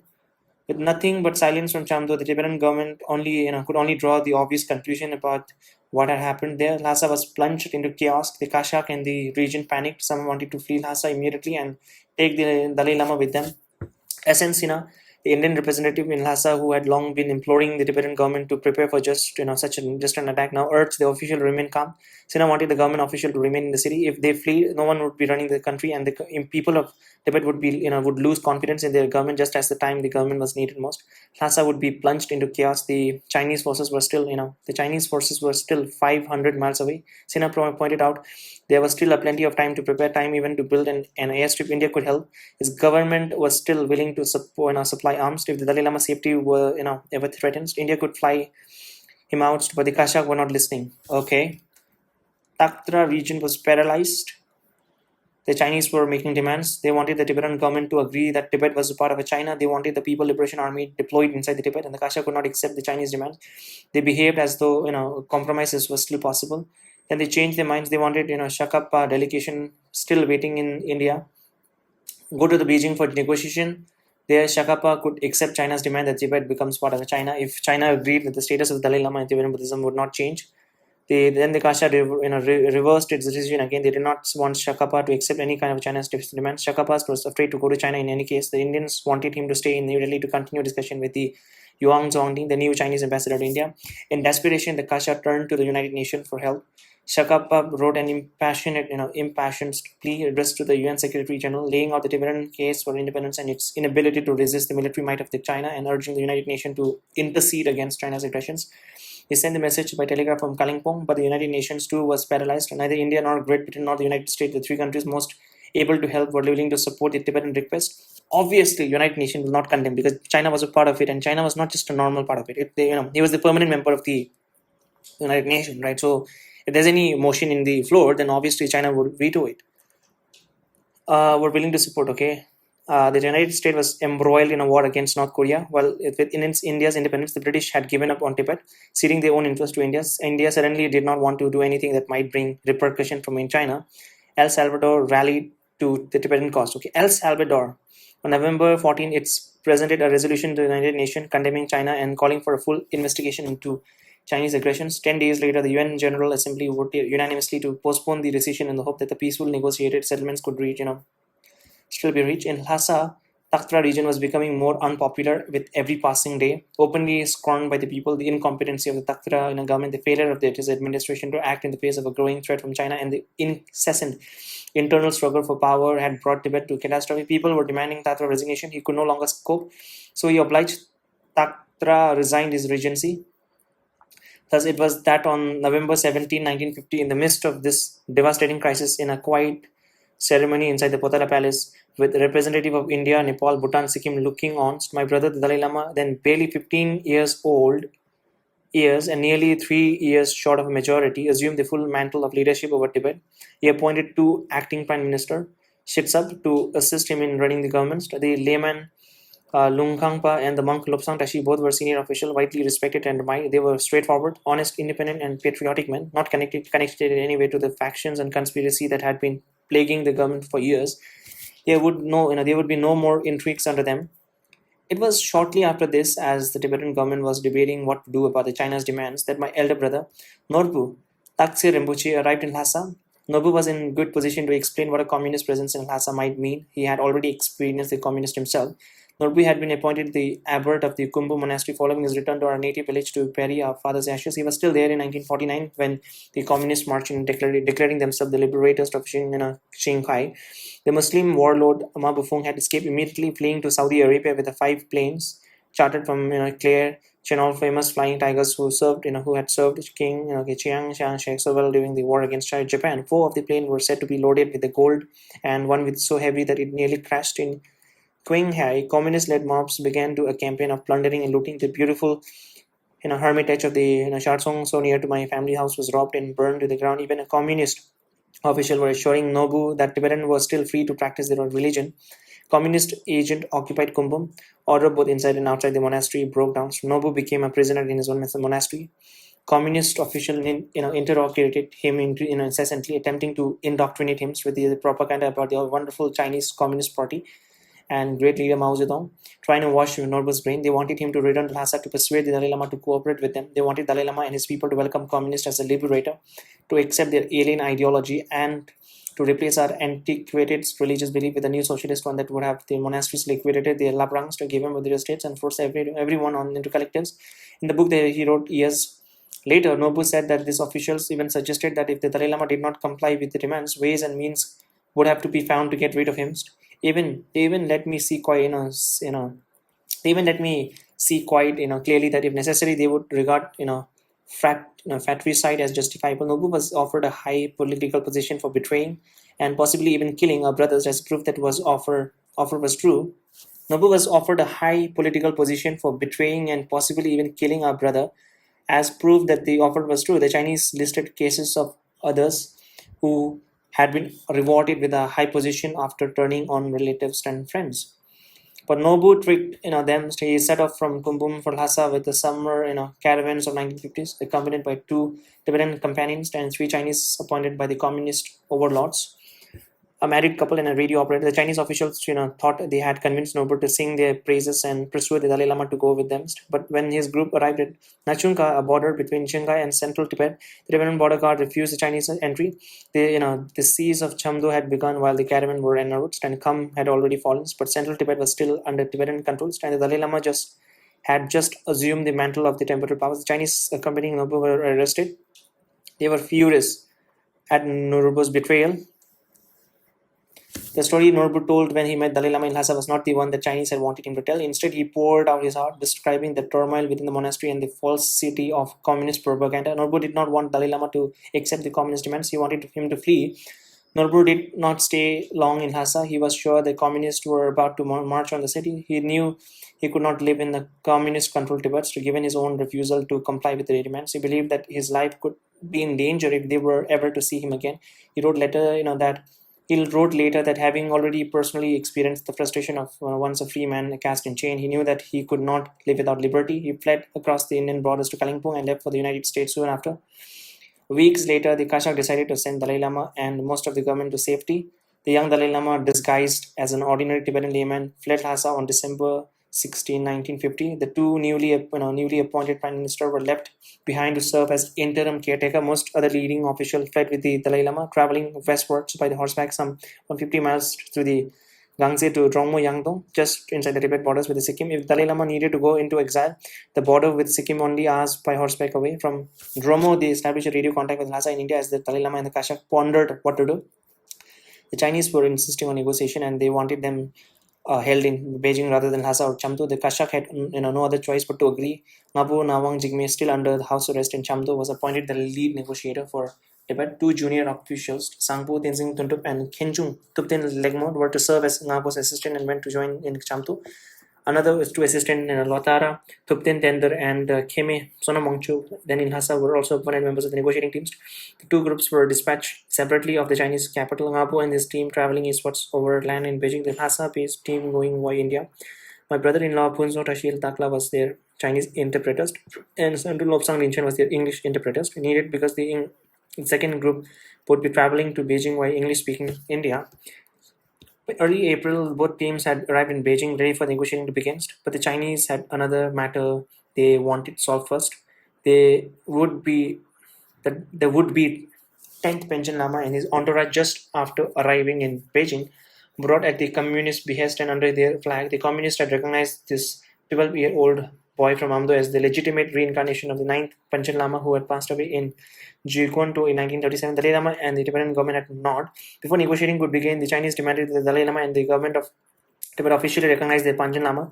Without Dalai Lama's recognition, the talks could not begin. The reincarnation of the 9th Panchen Lama had been controversial from the beginning. The Manchu imperial court had long tried to sow a dissensions between two lamas, often encouraging Panchen Lama, whose traditional role had always been confined to a spiritual realm, to assume a political role as well. At the time of the young husband expedition in 1903, when the 13th Dalai Lama had to flee China, some of the 9th Panchen Lama's officials had negotiated with young husband at Khampa Dongs, and Panchen Lama moved from Shikatse to Lhasa. Later accepting an invitation from the British to pay a visit to India in 1905, the 13th Dalai Lama saw the Panchen Lama behavior as overstepping his religious bounds. When the Dalai Lama finally returned to Lhasa in 1913, after the collapse of Manchus, relations were already strained. The reform-minded 13th Dalai Lama was committed to the continuing independence of Tibet and was determined to take full control of the governmental as well as the religious matters. In 1923, when the Dalai Lama tried to introduce a new system of taxation capable of funding both a modern military and a new education system, the Panchen Lama Labrang at the Tashilumbo monastery in Sikatse refused to pay its allotted share. The Panchen Lama turned to the British to mediate on his behalf, and when the British refused, the Panchen Lama fled east, where he spent long period in both the Kumbum and Chukondo monasteries. The Chinese embraced him. For years, they sought to bring Panchen Lama back to Tibet under their military protections, and for years the Tibetan government refused. The Panchen Lama was in flight for the rest of his life. He never returned to Channel Tibet. The search team for 9th the Panchen Lama new reincarnation was slow in getting started and even longer in making the decision. In fact, there were two search committees. One was headed, as it should have been by, Lamon, the elderly monk from, Tashilombo Monastery, who had served as a chief secretary to the 9th Panchen Lama. The other led by the, Chi Jingme, whom I had known in Nanjing when he was head of the head of the Panchen Lama office there. Under the direction, a young boy from my native place of Amdo had been selected, and an installation ceremony had been conducted in Kumbu Monastery in August 1949. Just as the communist forces were beginning their final sweep across Gansu province and into the Shanghai, Zhuo Fogai, the head of the Kuomintang Office of Mongolia and Tibetan Affairs in Hongkong, was an economist signaling the nationalist government approval of this one. When the communists entered Shanghai later the summer, Zhong Fugai fled, leaving the would-be Panchen Lama to seek refuge at the Shanti Monastery on Coconut Lake. After the communists occupied Kumbum, they invited the would-be Panchen Lama to return Hamo, and Xi Jinping agreed. Thus began a long collaborations between the Communist Party on the one hand and the opportunistic behind-the-scenes political forces of the would-be 10th Panchen Lama on the other. The first sign of the new Panchen Lama professed loyalties was on 1st of October 1949, the day Mao Zedong declared the establishment of the new People's Republic of Army, the new Panchen Lama sent a message to Mao Zedong and Xi Jinping, congratulating them on their victory and calling for a speedy liberation of Tibet. From now on, the realization of the democratic happiness of the people and revival of the country are only question of a time, and it will not be long before Tibet is liberated. The letter read, I sincerely present to your excellencies on behalf of the people of Tibet our highest respect and offer our heartfelt support. Later in Jan 1950, the Chinese published another appeal from the Panchen Lama, again claiming to speak on behalf of the Tibetan people of Tibet and begging the communists to send troops to wipe out reactionaries, expel the imperialists, consolidate the national defenses, and liberate the Tibetan people. The Panchen Lama calls for liberations for a sham. How could a 12-year boy, claim to represent the people of Tibet? The child was incapable of drafting such a letter, and he was too young and unschooled to understand how ridiculously inappropriate his pleas to the communists were. Thamun and Chi Jingmei, were behind the letters, selling the unwitting child to the communists. Neither the Tibetan government nor the Dalai Lama nor the people of Tibet recognizes what Panchen Lama as legitimate. Now, before negotiations could begin, the government of Tibet was being ordered to recognize Chinese appointed Panchen Lama, but Ngabo had no authority to agree.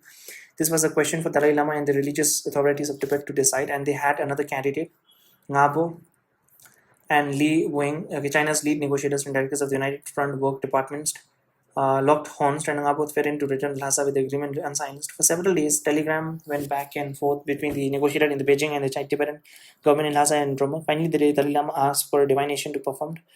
He accepted the result and agreed to accept the 10th Panchen Lama in Beijing as a legitimate. The Panchen Lama remained under communist control for years. Only much later did he gain the respect of the Tibetan government, the Dalai Lama, and the people of Tibet. Many refer to him as the Chinese Lama, but with his acceptance by the oracle in Lhasa in April 1950s, the negotiation with the Chinese could begin. Just wait. I actually don't know the 10th Panchen Lama. Okay, who's the 10th Panchen Lama?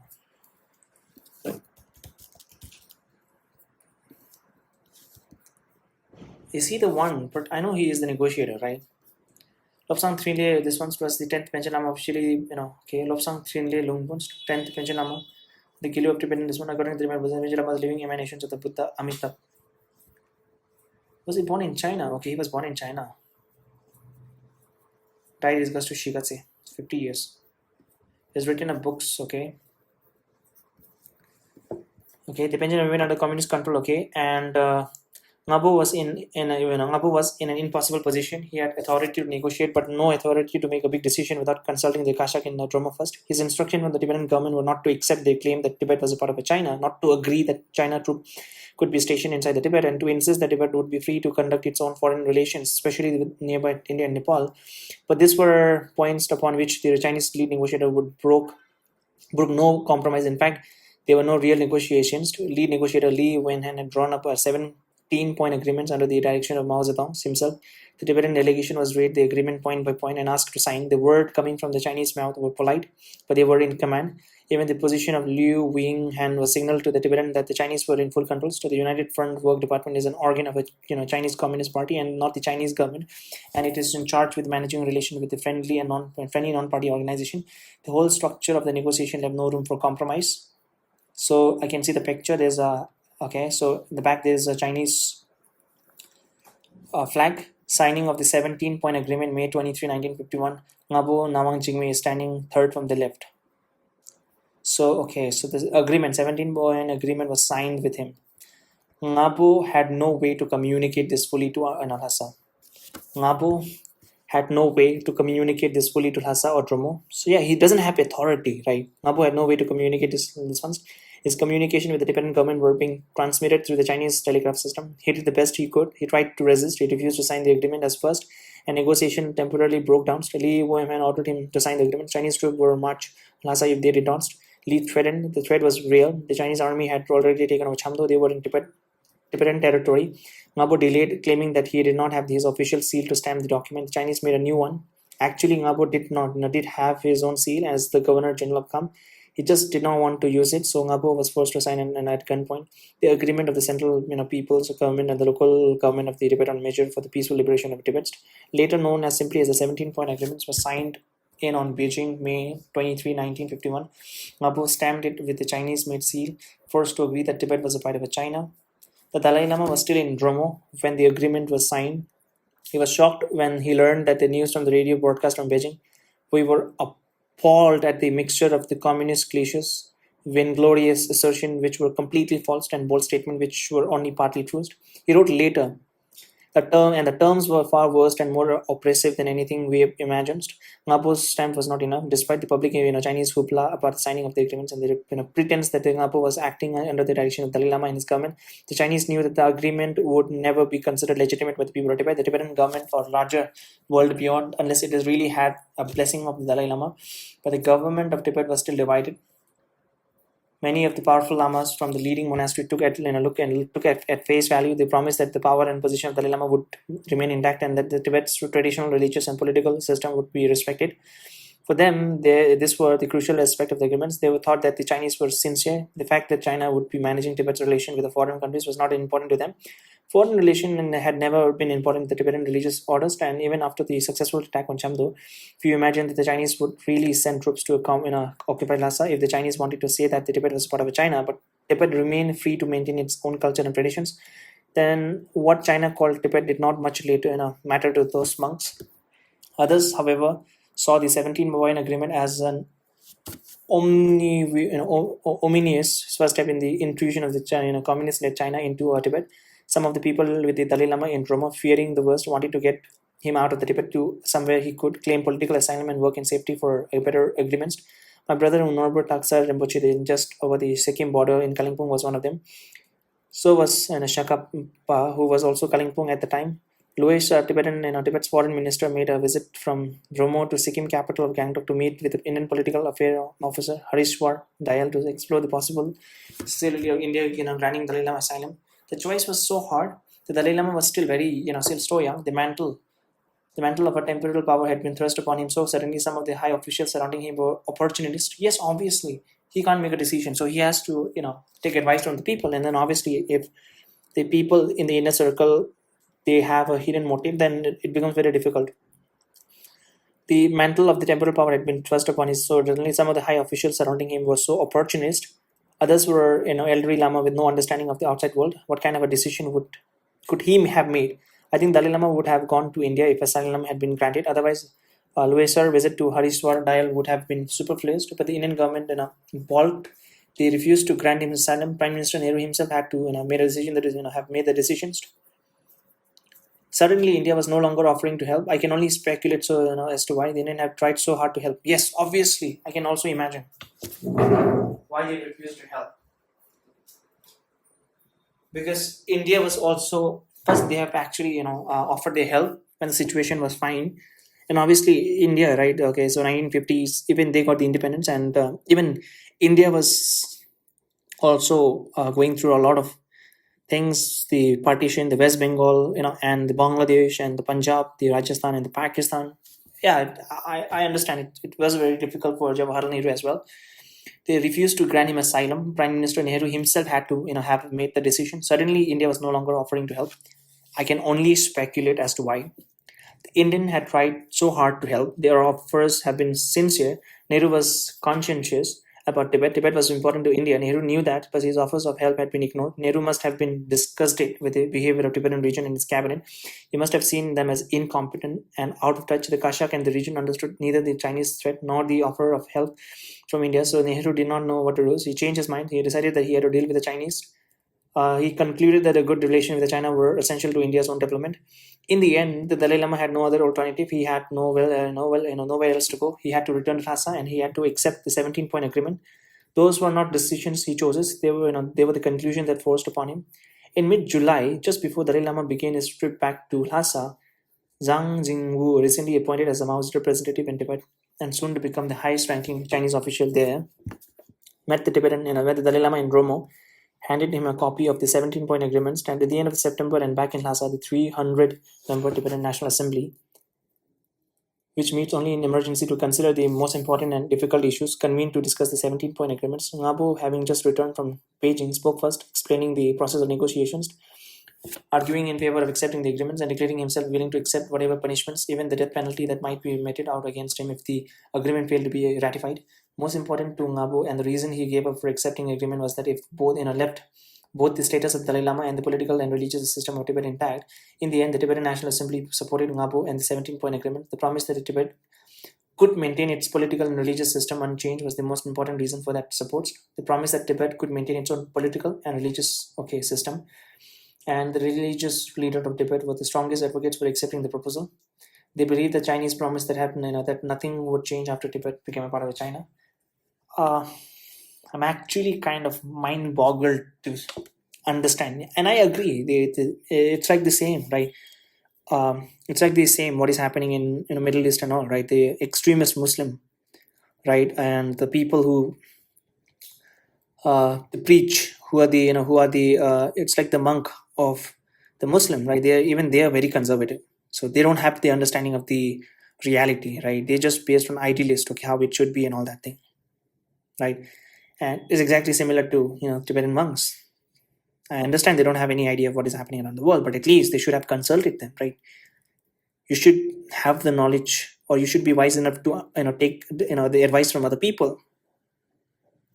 Fucking hell. The National Assembly vote to accept the terms of the agreements was followed by a final test of divinations conducted by the religious leaders. Two balls of sampa, one with a slip of paper favoring acceptance of the agreement inside and another slip of paper opposed, were placed in a bowl and spun until one of the ball flew out.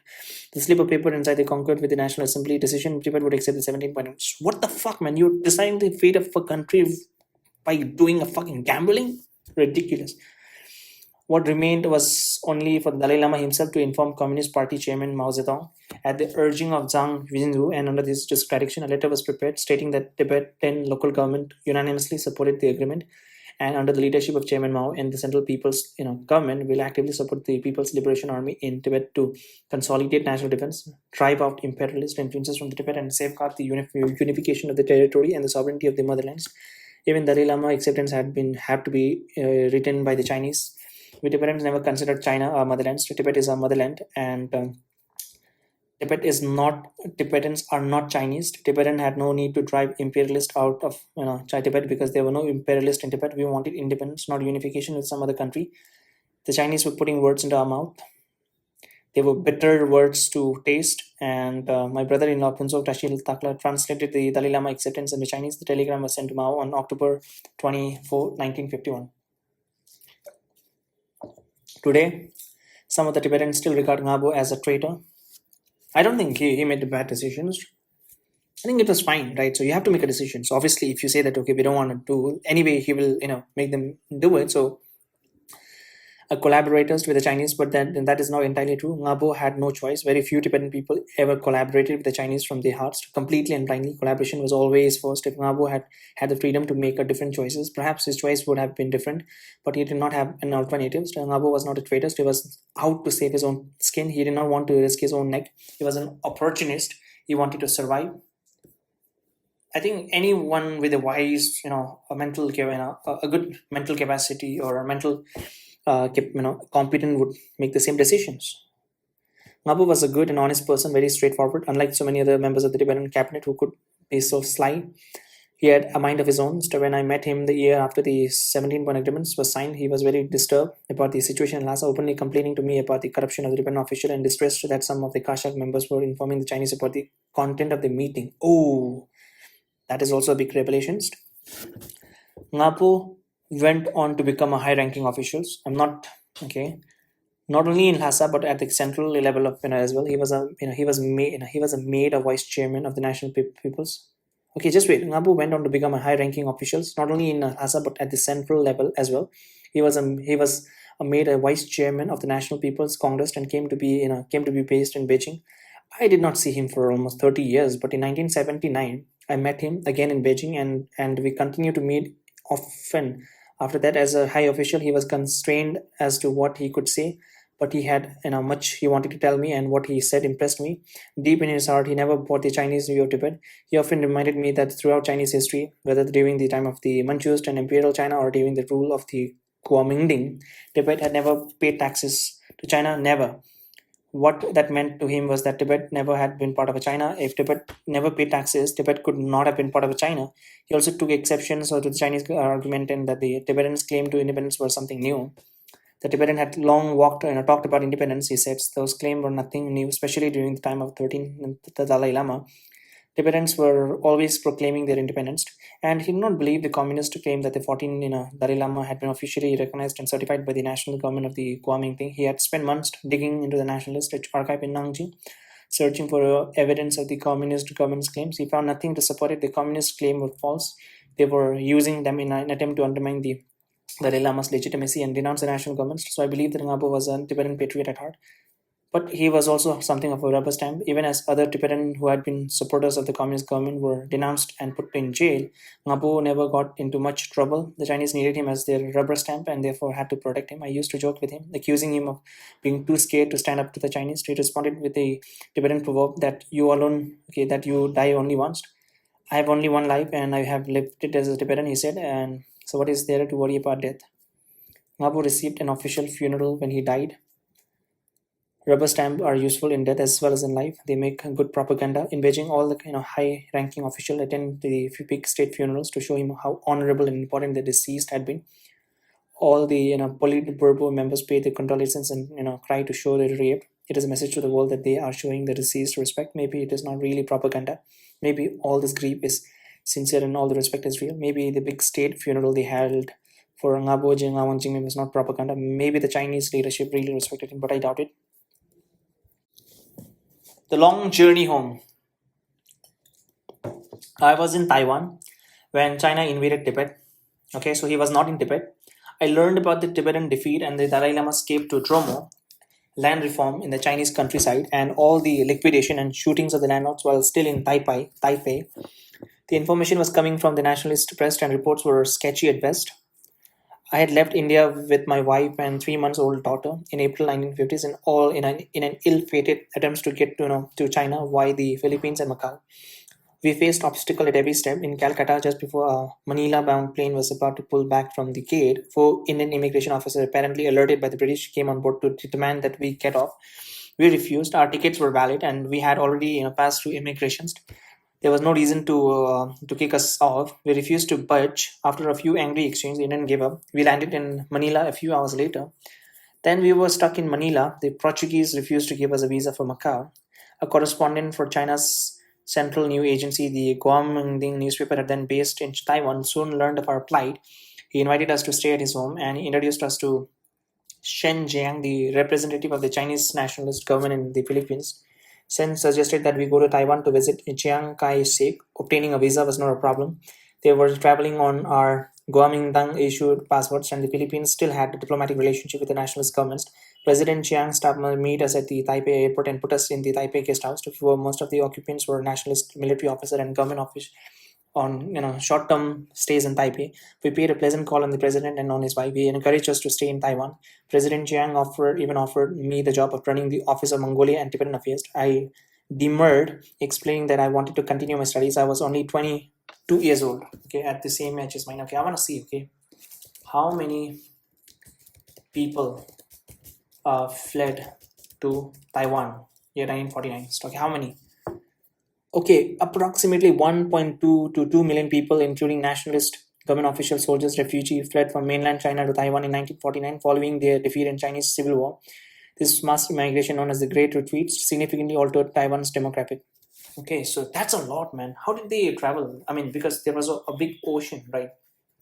To separate. Okay, so which all country still consider Taiwan as a separate country, as an independent country, sovereign country?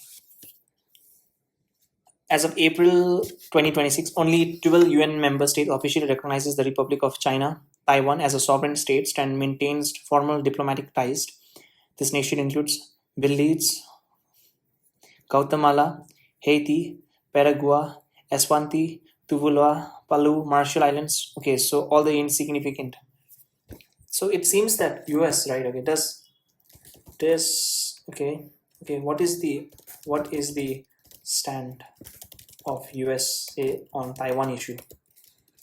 So they do consider as a part of a Chinese. As of April 2026, the United States maintains a complex one China policy that balances formal diplomatic ties with China and robust unofficial relation. Okay, so they do maintain an unofficial relation with Taiwan. The one China policy was its one China principle. Okay, the US position is distinct from Beijing one's China principle. Official recognition: the US recognizes the People's Republic of China as the sole legal government of China. Sovereignty status: unlike Beijing, which claims Taiwan is an inalienable part of China, the US acknowledges this claim but does not fully, does not officially endorse it. The US considers Taiwan's final status to be undermined.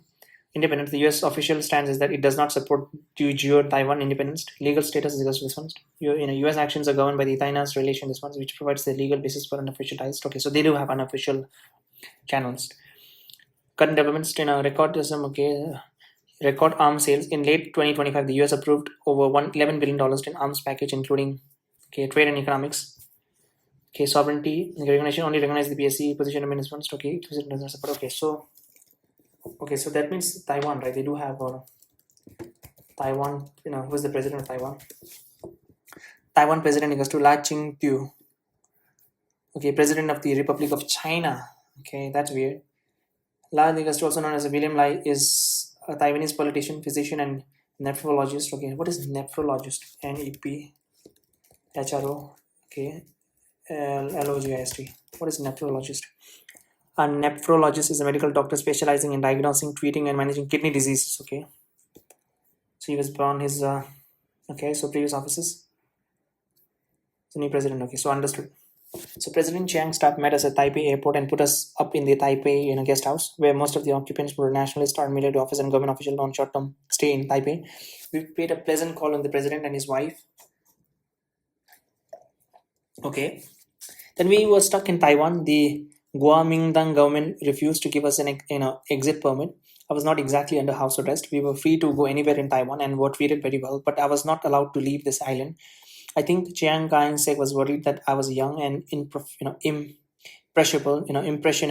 and might fall under the communist spell. I had not told him or his staff about my aborted plan to go to China, but his government found out anyway. They had learned about the letter Marshal Zhu Jin sent to me in India by my father-in-law, promising that nothing in Tibet would change after the communists came to power, and inviting the regent and Kashak to send a delegation to visit Beijing.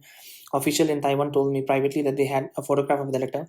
When my father-in-law went to Hong Kong to mail it, he had stayed at the home of my wife's aunt, who was married to Lu Guang, the powerful head of the Kuomintang intelligence in Hong Kong and a close associate of Taiwan Chief of Intelligence Dia Ling. Somehow Lu Guang found out about the letters. Perhaps my father-in-law inadvertently left it in lying at the table. Perhaps he told Luang Guang about it himself. We were we were not so careful about keeping secrets then. President Chiang and his staff were dead set against my going to China. They did not want this impressionable young man to fall for their communist propaganda and land in these traps. So they refused to let me leave. Gelpo Thuntup and his wife Zung Dang at the Taipei airport, 1951. Everyone in Taiwan seemed to be stridently, anti-communist, and the media was saturated with anti-communist propaganda.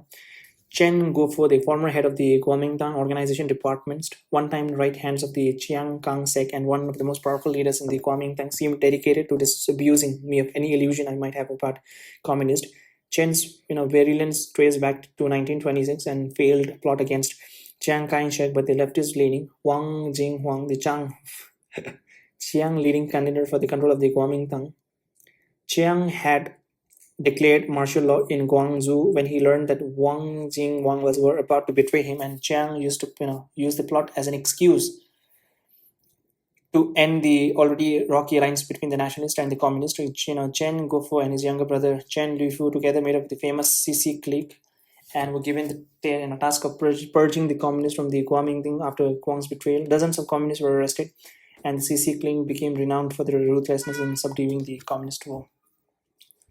So there's a picture and it says guest house. So this is Taipei guest house. Looks nice. I had met Chen Guofo when I was a student in Nanjing and knew him not for his ruthlessness but as a learned and a culture man who had been educated in the United States, and he was bedridden with the tuberculosis when I met him in Taiwan. But he still made sure who cooks filled my stomach with the delicious home cooked meals whenever I visited. Even as a Chen filled my head with the stories of the dangers of the communism. Chen compared to the Communist Party with its false propaganda and broken promises as to beautiful young women ridden with the dangerous disease, and warned me to be careful of that beautiful poisonous women. Only later, after my own personal experiences, did I fully appreciate his caution. Being stranded on Taiwan was a pleasant enough. There was nothing much to do except pay occasional visits to the few friends, Mongolians, Tibetan, and Chinese we had on islands. I took up a fishing to while away the time. The Tanshu River flowed just behind our guest house, and I brought a fishing rod to try my luck. Befriending, befriending a seasoned fisherman who was at the river bank every day. He used a net to bring in generous catches of the shrimp and introduces me to the basics of fishing with the rod and the reel. Unfortunately, he was there to help me through my frightening first catch. I thought the big eel I was reeling in, was a snake and had no idea what to do with it. But the light-colored eel was a nutritious delicacy to the fishermen. We traded catches.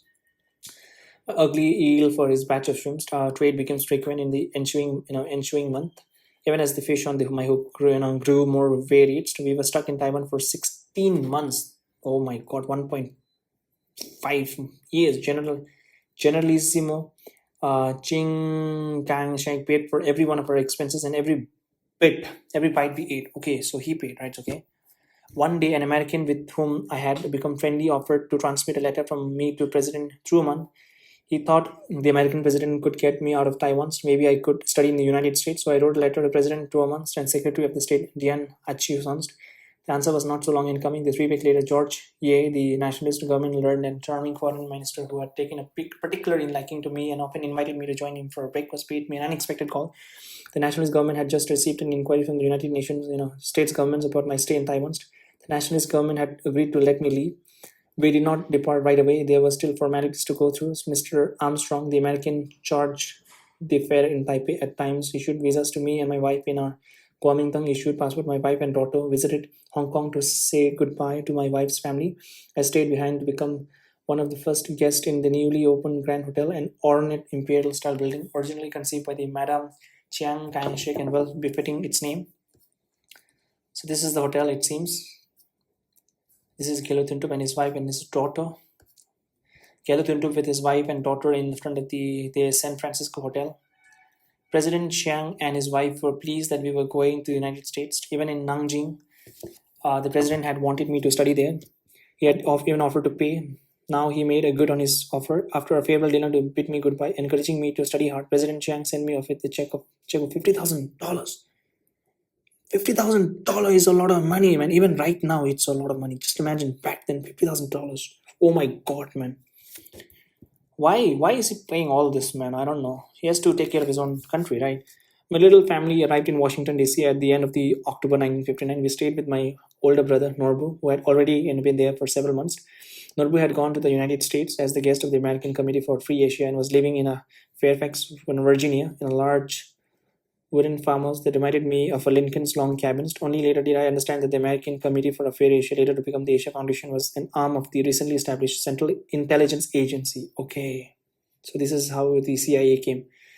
Central Intelligence Agency. It seemed that many of the Americans Norbu had met in Kalimpong had connection to the CIA. Norbu had fallen under their spell. Robert Equal, an American who had lived in Amdo with his missionary parents and was fluent in native Amdo dialects, made all the Norbu's arrangements. Mr. and Mrs. Duncan, also former missionaries in the Tibetan part of the Sichuan, lived with my brother in the farmhouse, taking care of him and cooking his meal. Norbu had his own car and drivers and assistant, Thondup Gyaltsen, who had accompanied him from Tibet. The CIA was treating him well. Most of my contacts in Washington were there with the State Department's official from the China's test. They offered me a 4-year, fully paid scholarship to Stanford University. So he studied in Stanford also. They offered me a 4-year, fully paid scholarship to Stanford University. It was a wonderful opportunity. My wife and daughter and I took a train to San Francisco. We spent several months living in a $5 a day hotel room $5 a day. That's a lot. We spent several months living in a $5 a day room on a bush street and eating Chinese food in a San Francisco Chinatown. We visited the Redwood Forest. I met with James Ivey, the director of the San Francisco office of the American Committee for Free Asia. And I visited the Stanford campus in Palo Alto to meet with university staffs. They encouraged me to enroll, but decided not to go to Stanford. I no longer wanted to become a student. I was grateful for the help of so many kind and well-intentioned people, but I had to return to Tibet. I had studied in China in order to help my brothers and my family and my country, and my mind was made up. I had to return home. Finally, I thought you had forgotten the purpose why you were sent to China. Wooden farmhouse in Fairfax, Virginia. That's a good, luxurious cottage. Some of my American friends tried to persuade us to stay. They warned me that Tibet under Chinese occupations would be dangerous. They said that my return could serve no useful ends. Nobu was adamantly opposed to my returns. He himself had felt like a prisoner in his own country after the communists came to the Kumpum monastery, and then he did not want that to happen to me. He never really, relented in his opposition, but I knew that I would never find peace with myself unless I went home to do what I could to help. I deposited what was left of Chiang's 5,000 after our travels in United States in a in a Wells Fargo bank, and flew with my wife and daughter to London and then off on to Calcutta and Darjeeling, where my mother was waiting. Okay, so his mother was in Darjeeling, where my mother was waiting. She had made a pilgrimage to India when the Dalai Lama returned to Lhasa and had later taken refuge in Darjeeling, where she was receiving medical treatment. This is Gelo Thindro with his wife and daughter in Washington, D.C. He was wearing a proper suit, man. Following a mild stroke, several other members of my family were with her as well. Seeing her for the first time in more than 7 years was indescribably special. Oh, 7 years. I had been 15 years old when I left for China. Now I'm 22, married with a 22, and he's a married and with a 2-year-old daughter and another child on the way. My mother and I would be returning to Lhasa together with my older sister Siringtoma and my youngest brother, Tenzin Choygil. I know Tenzin Choygil, he is still there. My mother and I would be returning to Lhasa together with my older sister.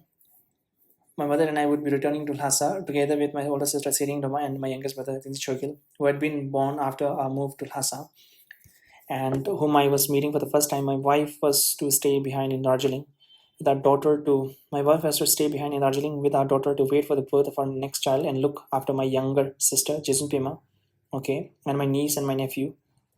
So this is I could see they have a car. Kelothindup and his wife in Darjeeling 1952. Sering Doma's children, the youngest member of our rapidly expanding family, were all in a school in Darjeeling. The girls in the Lotero convents run by the Irish nuns, and the boys at the St. Joseph's North Point run by the Canadian Jesus. We expected my wife to join us in the Lhasa after the baby was born. I returned Lhasa by horseback just as I had left in 1945. We followed the same route that young husband and his soldiers had taken on their 1903-1904 expedition to Lhasa, leaving from Darjeeling and going through Sikkim to cross 14,140 foot high Nathula Pass that serve as the border between China and Tibet. Dromo is the first town on the other side. It was snowing. Just wait, let me see. What is the Dromo? It's a place. Where is it? It says it in Dromo. It's not historically Dromo. Or Dromo is the Tibetan name for the Chumbi Valley. It is the valley in Himalaya that projects southern from the planet, was located in Tibetan. Located between India. India and Bhutan. So right now it's known as Yadong. It was snowing heavily and bitterly cold as we crossed the Nathula Pass, but words of the imminent arrival of a group of travelers that included the Dalai Lama mother and sibling had preceded us. Even in the bitter cold, the people of Dromo came out to greet us. They were still celebrating Losar, the Tibetan New Year, and were in a festive mood. The Chinese had not yet arrived to disturb their peace. We too were happy to be back on Tibetan soil. The scenery at the time of the year was beautiful. The village in the distance, like tiny specks on the pure white snow, in Pahari, said to be the highest inhabited place in the world at 15,000 feet. The local official and the monk also came out to welcome us. The sight of the Chomolhari Mount piercing the sky as it stood watch over the vast Tibetan plateau was spectacular. Just for the highest place in the world, right? Which one would be? Mount Everest, located in the Himalaya, the Nepal, China, is the highest point on Earth, reaching the understood highest city in the world is equals to it's in Bolivia. The highest major city, population over 1 million in the world, is El Alto Plapons metropolitan area in Bolivia, with an average elevation approximately 12,693 feet above sea level, while smaller settlements like La Paz is the capital city, Bolivia. And the Chinese had not yet arrived to disturb the peace, and further on in Guru, we were reminded that it was there in March 1904 that the ill-equipped, ill-trained Tibetan soldiers armed only with the primitive muskets had confronted young husband troops for the first time. The result was a bloodbath. Over 500 Tibetan soldiers died in the massacre. Approaching Kala Colorful birds were circling the frozen lake, and the moon was bright against the night sky. The peace was broken the next year by our first glimpse of the Chinese troop who had already occupied Kansai and were then marching west. Suddenly, then there they were, maybe 150 of them, staring straight ahead, walking silently in a single file in the direction of a guru, a soldier carrying the Chinese flag with its red backgrounds and the five yellow stars in the lead. No Chinese army had ever made it to this far into the western Tibet. We too were silent as we watched in the fair, not yet able fully to grasp the reality that the Tibet was now occupied by the Chinese. At Gyanse, staying with the Tibetan family, we were again warmly received. The Tibetan official came out to welcome us, and local people lined the street as we came in. Gyanse is Tibet, in a second important city, in both militarily and economically. Its large hilltop fortresses stood guard over western Tibet, and the city was a major stop in a trade route, particularly famous for the quality of its carpets. It was there that the Tibet suffered its second major defeat from young husband's expeditions. When the local Tibetan soldiers surrendered following the bombardments, they finally breached the thick fortresses wall. The way was open for the British to march on. Lhasa, the Chinese had already set up a military base in Yangtze by the time we arrived. A small contingent of Chinese officers came to greet us. Our next encounter with the Chinese military was less pleasant. In the small village of Ralung, we were rudely awakened in the middle of the night by 7 or 8 armed soldiers kicking open the door of the home where we were staying. We were shocked when they began searching for the house. They were shocked too when I demanded in Chinese to know what they were doing. Just following their superior orders, they told me. I explained that I was a Tibetan and that the elderly lady with me was my mother. We were returning home from India. Suddenly embarrassed, they began complaining about life in Tibet. They had still not acclimatized to the altitude. They had constant headaches. They had difficulty sleeping. They soon left us alone to back to sleep. The closer we got to Lhasa, the more people came out to greet us. At Ningthang, 2 days outside the city, official of the Tibetan government and hundreds of ordinary lamas came to welcome us home. So on the surface, nothing about Lhasa had changed since I left some 7 years ago. In fact, nothing had changed since I had first arrived with the caravan from the Jingoi in 1939. Even the people in the street looked the same. Whatever changes there maybe have been were still hidden from view, and now home again. I returned to Lhasa because I thought I could help. I was still optimistic about the future. I had believed for years that Tibet was badly in need of a reform and had some ideas of my own about how to bring them about. I believed that the time had come for a major restructuring of Tibet's 1,000-year-old system of land ownership. Monasteries and the wealthy aristocrats needed to begin dividing up their estates, giving land to the people who farmed it. Peasants needed to be relieved of the onerous debt that were passed from one generation onto the next. With the redistribution of land and forgiveness of debts, the lives of the ordinary people would improve. The unity of the Tibetan people would be restored. I wanted to use my own family as an example. We had 5 states. We did not need so much land. I wanted to give our land to the people who were farming it. We did not need such a big house either. A house in Lhasa could become a school. I had read in Taiwan about the land reforms in the communists had carried out immediately after they became to power, with every ruler family being categorized into classes ranging from poor peasants and tenant farmers as the poorest and end of the spectrum to the rich peasants and landlords at the richest. Land and farming equipments had been seized from the landlords and redistributed to the poor and landless peasants. The process had often been violent. Hundreds of thousands, of perhaps millions of landlords had been killed. But in Taiwan, another type of land reform was being implemented based on Sun Yat sen's principle of a land to tillers. The process was peaceful and gradual, bringing greatest benefit to the poorest farmers while not greatly reducing the income of the landlords. Through a process of gradually reducing the amount of rent paid by the tenants, farmers, and selling of the government lands, all of the rural Taiwan came to the benefit. I admired the way Taiwan had undergone the land reforms and knew that if Tibetans did not begin our own land reforms now, the Chinese communists would carry theirs out later on their own. Without us, surely it would be better for us to implement land reforms ourselves than to leave it to the communists. Ordinary Tibetan would welcome the move. The disruption and the violence of the land reform that had taken place in China, the riots, the peasants killing the landlords and taking up arms in their own defenses could be avoided. At first, I saw the Chinese as our allies in the effort to reform, not only because they were communist, but because they were Chinese, and China was so much more modern than isolated, ignorant Tibet. We needed to bring scientific methods to our agriculture and animal husbandry. We needed to expand our education system with a greater focus on the secular rather than the exclusively religious education that took place inside the monastery. The curriculum needed to be modernized. Our standards of living needed to be raised. I thought that the Chinese could help. Mao Zedong had promised to help the poor and to lift the Tibetan people out of their backwardness and underdevelopment. I believed his propaganda. I still thought he was a great man. I also thought that I could serve as a bridge between the Tibetans and the Chinese. The Chinese presence was completely new to Tibetans. We were different nationalities with a different culture, and mutually incomprehensible, language. Neither side understood the others. We had no way to communicate. Many did not even want to communicate. I thought that my facility with the Chinese language could help improve communication with the Chinese Tibetans. None of the Chinese officials spoke any Tibetan, and only a small handful of Tibetan junior officials, such as my brother-in-law, Punsuk Tashi Rakla, spoke any Chinese. The Chinese had brought in a few interpreters, mostly Tibetan from Amdo and Kham, but their numbers were limited. At least I could serve as an interpreter.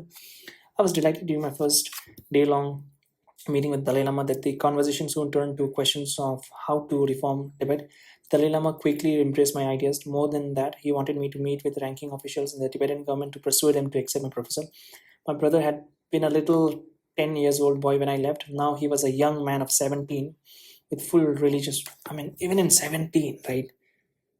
Whatever a person, just imagine, okay, if you're 17 and if on the other person, if they're a very good and articulated person, that they could convince anything, literally anything, and that person would get unconvinced. With the full religious power and the responsibilities for governing his country, he was intelligent, enthusiastic, and full of curiosity. His religious education had clearly been rigorous. I viewed him with a mixture of reverence and affections, revering him as the Dalai Lama and loving him as my younger brother.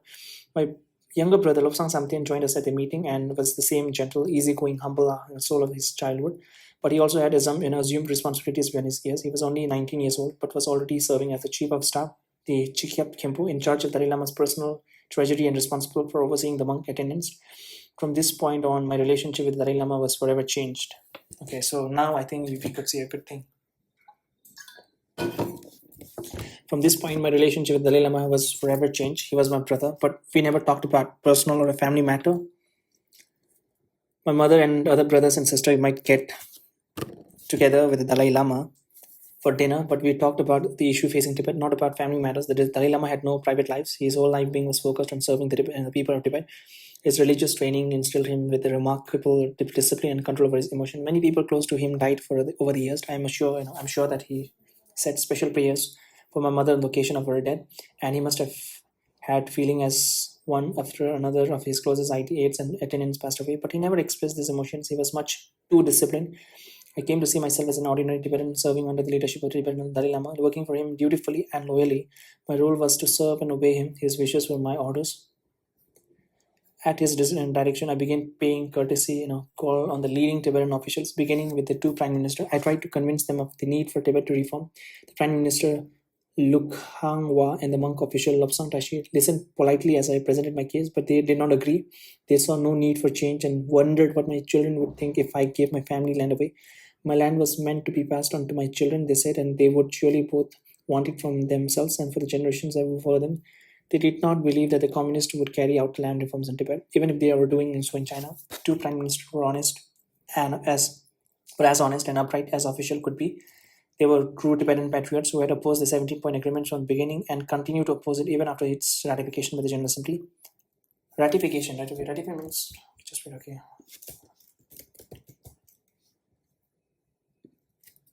The agreement is subject to ratification by the Parliament. Agreement, right? Okay, ratifications.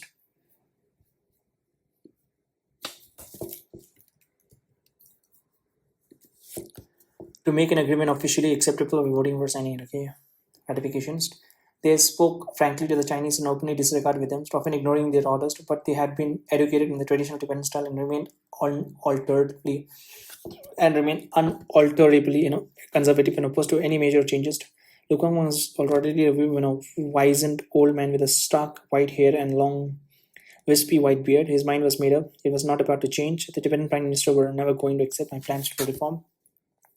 I had understood from the beginning that many monk and aristocrat would need to be persuaded of the wisdom of reform, particularly any reform that would see the dismantling of the estates. I thought initially that such an objection could be met by providing financial compensation for the lands, but the aristocrats and the government officials were not to be convinced. They had been doing quite well since the Chinese arrived. The Chinese were cooperating with the Tibetan elites, trying to win them over, giving them positions in a new organization they were setting up. Somewhere between 50 to 80% of the Tibetan aristocracy and officialdom were on Chinese payroll. Even my elder sister, Siring Doma, had been appointed chairman of the recently established Tibetan League of Women and was getting $700 silver a month from the Chinese. So was her husband, Punso Tashi Takla. The Chinese call it a subsidy. And the arrival of Chinese was providing many of the Tibetan elites with new opportunities for enrichment. The population of Lhasa had grown enormously with the Chinese arrival. Some 8,000 Chinese troops were suddenly stationed in and around the city, together with the horses and pack mules. The troops and their animals had to be sheltered and fed. Much of the food had to be cooked, and food and firewoods could not be brought from China. So everything, including the housing, had to come from the local economy.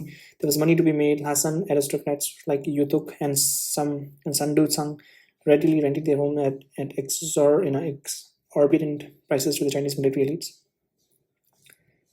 A state with a large reserves of grain opened their warehouses and sold their surpluses at a profit. The most enterprising went into the construction businesses, building new housing for expanding numbers of Chinese traders thrived on importing goods for the sale of the Chinese. But the ordinary people of Lhasa were suffering. The huge number of Chinese troops, all together with their horses and mules, put a terrible strain on the local economy. Before their arrival, the Chinese population of Lhasa was thought to be somewhere between 15 and 20,000, the higher number being reached during some of the traditional festivities such as Samonlam and Losa, when thousands of people from all over the Tibet flocked in. Never in history had such a large foreign military or forces occupied Tibet. The young husband expeditions, with its 4,000 troops, had come and gone. They had wanted trades, not military control. Historically, Chinese had barely set foot on Tibetan soil. The Manchus sent a couple of officials, Amban and 2,000 troops to Lhasa, but we quickly drove them out. They never occupied Tibet or sought to govern. Lhasa could not accommodate the huge new demand from the Chinese. Inflation was rampant. The price of the food jumped 200-300%, and even so, there was a shortage of food. Rising food prices were a heavy burden for ordinary Tibetans, and many did not have enough food to eat. Their livelihood was badly affected. People were unhappy and afraid. The ordinary Chinese soldiers could not really be blamed for the inflation and scarcity of the goods. Of course, prices shot up. Many Tibetan deeply resented the Chinese presence. The Tibetan economy was far from modern, but people had always egged out a satisfactory existence. Now, some people were going hungry. As the situation in Lhasa continued to deteriorate, angry citizens set up a people's council, Mimang, joining together to write letters and sign petitions demanding the withdrawal of Chinese troops. Slogans began appearing as on the walls of the shops and tea houses. Tibet belongs to the Tibetans. China, get out of Tibet. Long live His Holiness the Dalai Lama. Some Tibetans began demonstrating in the streets. The Chinese leadership in Lhasa was furious. Mao's own representative and ranking of General Zhang Jingwu, above all, my initial meeting with General had been cordial, since many patriotic overseas students, Chinese students, were returning home to serve their newly communist motherlands and had just returned home from the United States. General Zhang and his associates Zhang Guang and Tang Guang seemed to think that I too was one of the young pro-communist leftists. They wanted to win me over to the point of view. They listened patiently, nodding without comments to my views about rural reforms. But Jiang Jingwu's overwhelming preoccupation at the time was not with reforms, but with demonstration then taking place in Lhasa. Zhang insisted that American, Kuomintang, or Indian imperialist agents were organizing the protest. I could only sit quietly and listen as he rants on. The Chinese were afraid of outright Tibetan revolt. Instead of withdrawing their troops to meet the protesters' demand, they sent in more. Another 8,000 soldiers arrived in Lhasa in early 1952, shortly after I arrived, doubling the original numbers and thus further worsening the economic crisis and enraging the local people. Now the sights in the streets did begin to change. We saw more and more Chinese soldiers as the opposition from the people of Lhasa grew. The Chinese military officials grew increasingly vexed. They labeled the People Council a reactionary label and a rebel organization and seemed to genuinely believe that the demonstration and the petition were being instigated by the foreigners, that the Tibetans were incapable of organizing such a protest themselves. They began threatening to shoot the demonstrators, trying to use military force to put them down. They put up barbed wire barricades on the street of Lhasa. Troops on the streets were equipped with a heavy machine gun. I tried to reason with the Xing Zhuang, what the fuck the name, man. I tried to reason with Zhang Jingwu and his general to convince them that the protesting Tibetans were not foreign agents. I pointed out that historically, Chinese and Tibetan have a good relationship. We lived in harmony for thousands of years. We Tibetan were not anti-Chinese. We were anti-foreign. We felt that same way about the Americans, the Indians, and the British. I asked the Chinese to be patient, to treat us Tibetan as the younger brother, to use a peaceful method of precision. I pointed out that if they resorted to violence, the harmony between Tibetan and Chinese would be destroyed, and that harmony could not be easily restored. Then suddenly the Chinese target of attack shifted from the demonstrators to the to the two Tibetan prime minister, Lu Kangwa and Lobsang Tashi. The Chinese general accused them of being American agents. An encounter between Zhang Zizu and cabinet minister Surkang prompted the charge. Surkang early on had become something of an informer, allowing himself to be exploited, currying in Chinese favor. Surkang told Zhang this, that directing his anger towards the Tibetan people or a Tibetan people council was pointless. He likened the demonstration in the stress to direct a direct a film? Do you blame the actors in a film for what happened, or do you blame the directors? He had asked, what reason is there to be angry with the actors? You need to know what is directing the film. He accused Lu Kuanghua and Lobsang Tashi of directing the demonstrations. According to Surkang, they were the conspirators behind the protest. I urge General Jiang Jingwu not to believe that it is two-faced Tibetan official. It was not true that the two prime ministers were American spies or that they were directing the demonstrations. How could they be American agents? Neither of them had ever been to America. They didn't even know what America was. Was it somewhere in Tibet? Where on earth was it? I urge Jiang Jingwu to be careful, begging him to remain calm. But Jiang Jingwu's agitation continued unabated. He was a coarse and uneducated man and was often impulsive. Often he became violently emotional, jumping up and down, walking back and forth, swinging his arms and pounding the table. Tibetan officials were all reactionary. He said he wanted to get rid of all that. He was furious with me, too, for having different point of view. Jiang Jingwu was in his journal wanted the two prime ministers to resign. If they did not, Jiang Jingwu threatened to have them killed. The term of the 17-point agreement specified that China would not alter the Tibetan political system, that officials would continue to take and hold office as usual. The Chinese themselves had written the agreements. Tibetan proposal for modification had been ignored. The Tibetan had agreed under due rest. But now Chinese were threatening to violate the terms of their own invention. Now they openly interfering the Tibetan affairs. It was armed occupations. The Dalai Lama was ensconced. Okay, just wait. How do I pronounce? N-S... Ensconce. What? Ensconce. Establish or settle in a comfortable space with, Agnes ensconced herself in his bedroom. Ensconced. That's weird. Okay, and then were, the Dalai Lama was ensconced in a Potala palace with no power to act. He could not govern Tibet, and the two prime ministers had no control either. Neither the Dalai Lama nor his prime minister could do much of anything. Patriotic Tibetans were suffering from both inflation and from the handedness of the occupying Chinese. Gun-touting Chinese troops were everywhere. The people of Lhasa were demanding their withdrawal of the troops and renegotiation of the 17-point agreement. Okay, there's a picture, home again, and Gelu Thintub in front of Potala Palace in 1952.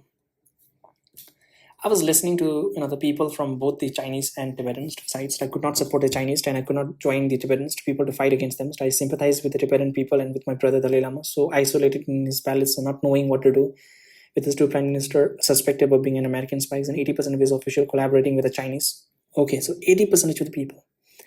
80% of his official collaborating with the Chinese. But if I publicly, supported the Tibetan people in this protest, I could bring harm to the Dalai Lama. No one had questioned me yet.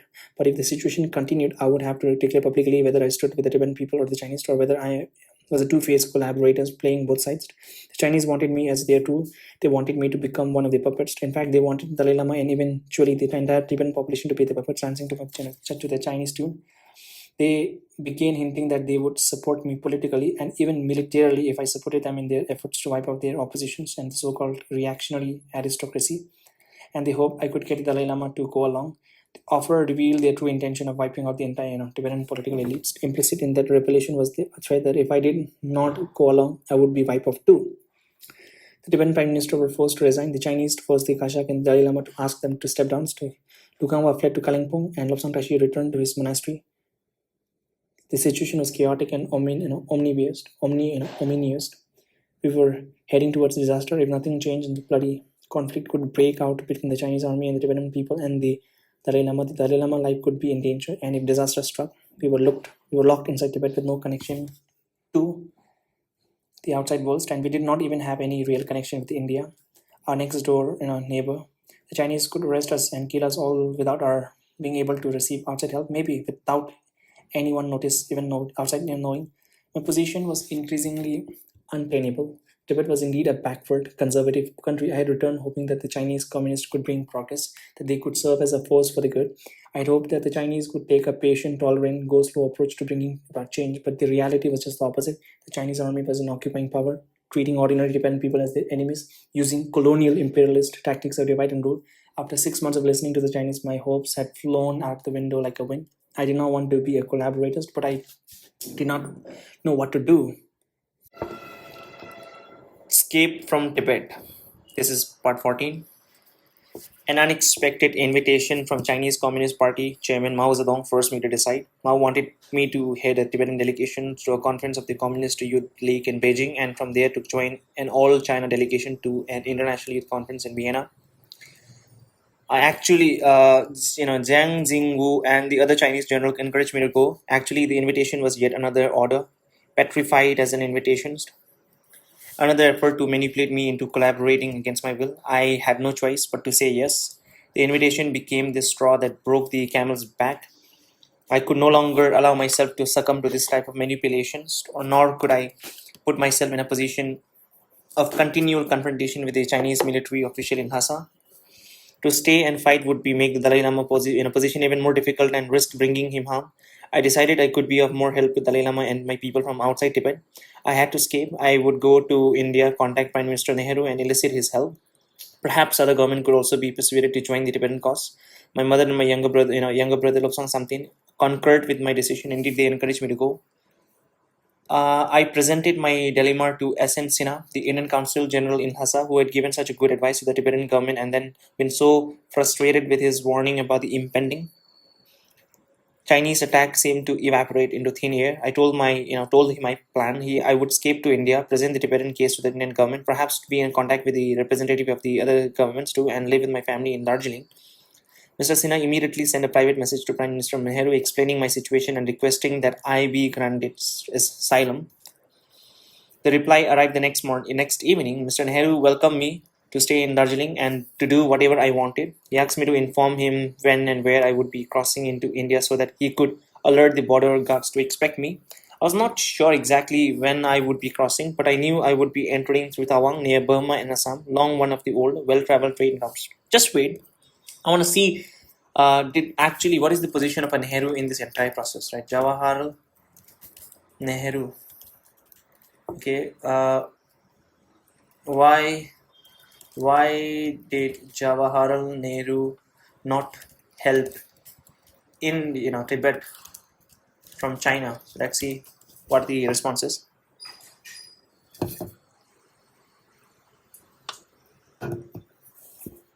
Jawaharlal Nehru did not intervene to help Tibet primarily because he believed that maintaining a friendly relationship with China was essential for the future of Asia.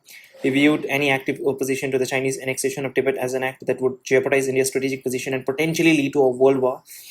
Geopolitical strategy naivety. Nehru championed the Hindi Chini Bhai Bhai slogan, believing that if India did not attack others, it would not be attacked in return. He saw Maho China as a natural ally against Western imperialism and was reluctant to let the issue of Tibet, which he viewed as a backward feudal state, break his coalition. Okay, did he actually meant that? Which he viewed as a backward feudal state and military limitation. This following the partition of India, the Indian armed forces were in this state of disarray and lacked the capability of a challenge well-equipped Chinese Liberation Army. Recognition of a Chinese sovereignty. India officially recognizes Tibet as a part of China by signing the Panchil Agreement in 1954. In doing so, India surrendered its inherited British era rights and military presence in Tibet, effectively removing this one. Refusal to external support. Nehru rejected offers of military support from the United States, believing such assistance would be impractical and provide China with a further justification of its actions. Diplomatic miscalculation. Nehru and his advisor, including Mr. Ambassador K.M. Panikar, consistently downplayed Chinese hostility and ignored internal warning about this humanitarian aid to the PLA. During the early 1950s, the Indian government reportedly facilitated the transport of food supplies, specifically rice, to the PLA station in Tibet, which helped Chinese troops survive and occupy the regions. While Nehru later provided asylum to Dalai Lama in 1959, his initial refusal to support Tibet's appeal for independence in the United Nations is often cited as a major strategic failure that led to the 1962 Sino-India War. So from this point of view, it does seem that Nehru didn't offer any help. Just be clear, did Nehru government provide any verbal support for before verbal support to Tibetan government before China's invasion? Okay, China's invasion. I don't know, right? Let's see. Before China's invasion in October 1950, Jawaharlal Nehru government provided limited and caution verbal support to Tibet, primarily focusing on maintaining the status quo of Tibetan autonomous under Chinese suzerainty. Okay, so that means there's a contradiction, right? From here, it's saying that they didn't support, but as far as the Gelotindup's book, he says that India was willing to support before. The nature of the support included recognition of a de facto independence. Shortly after India's independence in 1947, the government inherited British treaties and treated Tibet as a de facto independent country. For example, India invited Tibet as an independent entity to Asian and response. Okay, diplomatic appeal for peace as China. Okay, encouraging nation negotiations to okay ambassadors. Doesn't matter. Okay. Uh, I was not sure exactly when I was would be crossing, but I knew I would be entering through Taiwan, near Burma and Assam, along one of the old well-traveled trade routes. I had already promised General Zhang that I would attend the conference in Beijing. For my escape to succeed, I needed an excuse to leave Lhasa without arousing suspicions. I told the general that before I left, I wanted to finish implementing the reforms on my family's estate on my own without consulting the Chinese. I had already introduced reforms in Rama Rang and Tolong Sichin, the two states just across the Kichu River from Lhasa. Now I wanted to implement the same reforms for the two in southern Tibet, Jora and Chaiyur. I assured General Zhang that I would return in time, for the trip, to the Beijing. He was delighted. The Dalai Lama knew nothing of my plan. Okay, so he didn't know. The Dalai Lama knew nothing of my plans. We never told him. So long as he remained ignorant of my intended escape, he could honestly claim later not to have known and thus could not be blamed. Only my mother, Lobsang Samtin, N.S. Sinha, and Thamosiring, a long-time trusted deputy who was escaping with me, knew of the plans. Even our three traveling companions, two family servants, and a lama from the Gumbum monastery did not know. The Chinese general held a banquet, I don't know how to pronounce this. This is banquet, right? Okay, banquet. I know the meaning, but Bankist paper. okay, banquet. No, it's not banquet. Banquet. Okay, banquet. Banquet. Okay, so they pronounce it banquet, right? Okay. Chinese, held a banquet to send me off. They urged me to come back quickly, and I promised to join the youth, delegations in Beijing as soon as I returned. But I was playing tricks. I kept my promises to reform our states. At Chayul, I burned generations of promissory notes for I burned generations of promissory notes, forgiving all debts and interest. I cancelled the taxes the 400 families on the estate ordinarily paid on the land they found. The land became theirs. I opened the garneries and distributed our reserve for free. Later, at a state in Jora, close to the Assam borders, I again burned the promissory notes. I cancelled the taxes on lands and distributed grain to the 200 or so families there. As the newly freed Jora farmers were preparing a banquet to celebrate, butchering pigs and sheep, my traveling companion and quickly took a leave, promising to return within a week. I did not like having to lie, but we had no time to linger. We had to pass through the Sona en route to India, and Chinese were already setting up a military outpost there. We wanted at all costs to avoid a confrontation with the Chinese troops. We traveled by dark and hid by day, going some 60 hours without sleep until we finally arrived at the Indian checkpoints along the border of a northeast frontier agency, which is today called Arunachal Pradesh. Yeah, so Arunachal Pradesh was known as Northeast Frontier Agency. The Indian soldiers were shocked, even frightened to see us. So we looked like a band of soldiers ourselves, six able-bodied young men on huge spirited Amdo horses, toting guns and carrying maps, binoculars and compasses. Only after I offered to turn our guns over to the soldiers did they breathe a sign of relief. But they did not know what to do. So they had no notice that a group of Tibetan men would be crossing the border. The officer in charge of the post was at a dinner party in nearby monastery and was not expected to go back until late. We would have to wait his return. We had to prepare our dinners and were looking forward to sleep. And when the officer rushed in to confront us, he was agitated and rude, demanding to know who we were and where we were headed. So I told him we were refugee from Thapa and Lhasa, escaping to Darjeeling. He accused of us being a Chinese spy. I protested, taking out my pen and writing my name, Gelothintup. I asked if he had received any instruction from the Indian government about Gelothintup. He still thought I was lying and wondered what kind of a message he would have received. I asked him to leave us alone. We had gone too long without sleep. Were exhausted. We could talk in the morning. He was still angry when he left, but we fell quickly asleep. As at 2 in the morning, the officer and his soldiers were back, rushing in and shaking me awake. The officer was trembling and apologetic. He had gone through his files. He had located official instruction pertaining to Gelothintups received over a month before. Okay, so it took a month. He wanted to take us immediately to the military guest house where we would be given proper accommodations. He could not stop apologizing and begging my forgiveness. I urged him to calm down, not to be scared. I wanted to sleep where I was. I was exhausted. I did not blame him. We could move to the guest house in the morning. The next morning, the Indian officer served us a hearty breakfast of a tea and a fried egg. So traveling companions who had no idea of my planned escape were stunned. Night before, they were expecting me, to be jailed. Now suddenly we were honored guests. At 10-man military escort accompanied us from the border post to the town of Tawang in the southern foothill of the Himalaya mountains. Tawang, the site of an ancient monastery, was a beautiful place filled with fragrant, magnolias and colorful rhododendrons. The population of some, 300 or 400 families were entirely Tibetans. Okay, so a lot of Tibetans are there. Okay, Tawang was south of the McMahon line and thus had formerly, ceded to British India as part of a Shimla, convention of 1914. So while representative of the China, Tibet, and Great Britain had participated in the Shimla negotiations, only Tibet and Great Britain had signed the final agreements establishing the borders between southern Tibet and northern India that came to be called the McMahon lines after the British, plenipotentiary who negotiated the treaty, but the British had never actually taken control of the two areas. The commissioner of Tawang had always been Tibetan. With Indian independence in 1947, all the previously British held territories was inherited by India.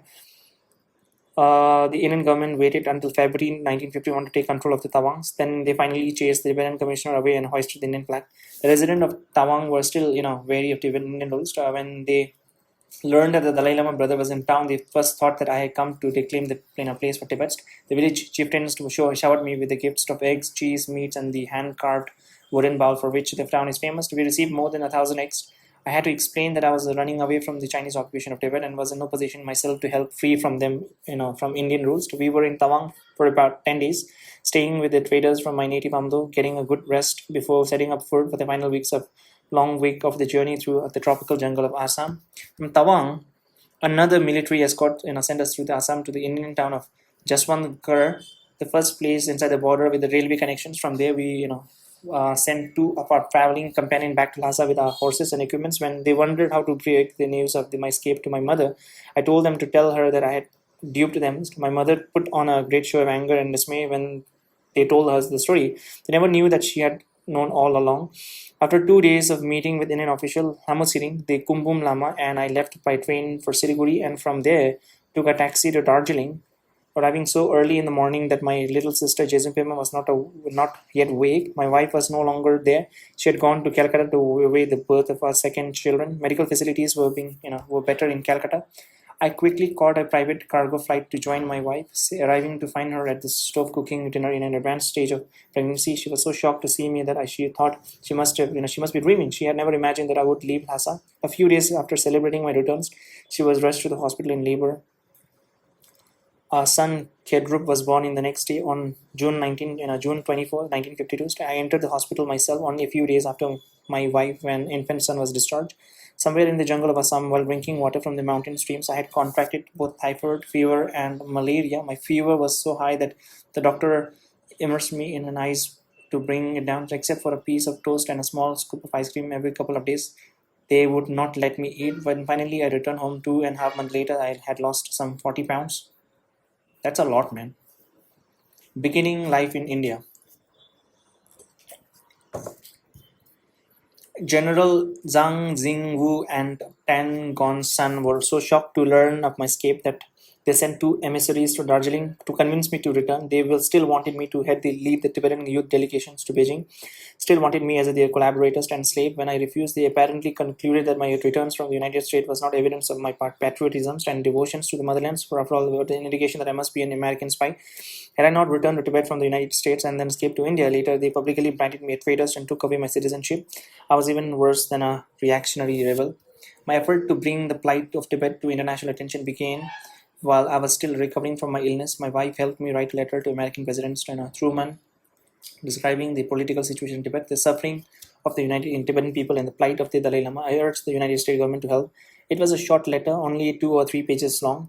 We were not asking for weapons or military assistance then. The armed resistance in Tibet had yet to begin. So we wanted the United States to use good offices to convince the Chinese to withdraw their military from the Tibet. In those days, people like me thought that the United States, state was so great and powerful that it could make almost anything happen. Okay, so there is a caveat. There is something deep inside. Just to read between. People like me thought the United States was so great. So that means initially he had an idea that it was so great, but I think later he got to know that not so great at all, and powerful that it could, make almost anything happen. I wrote a similar letter to my old friend President Chiang Kai-shek. He was the first to respond to my call for help. He sent a woman disguised as a tourist to tell me that the Republic of China on Taiwan was prepared to contribute arms and money, whatever we required to help the Tibetan cause. But Tibet's cost and the goals of the nationalist government were not the same. We wanted Chiang Kai-shek to support our struggle for a free and independent Tibet and saw the removal of Chinese troops as the means to secure that goal. Chiang Kai and the nationalist government wanted us to fight to overthrow the communists and bring the nationalists back to power. We could not accept their terms. The communists were already putting out their propaganda saying that we were tools of the nationalists.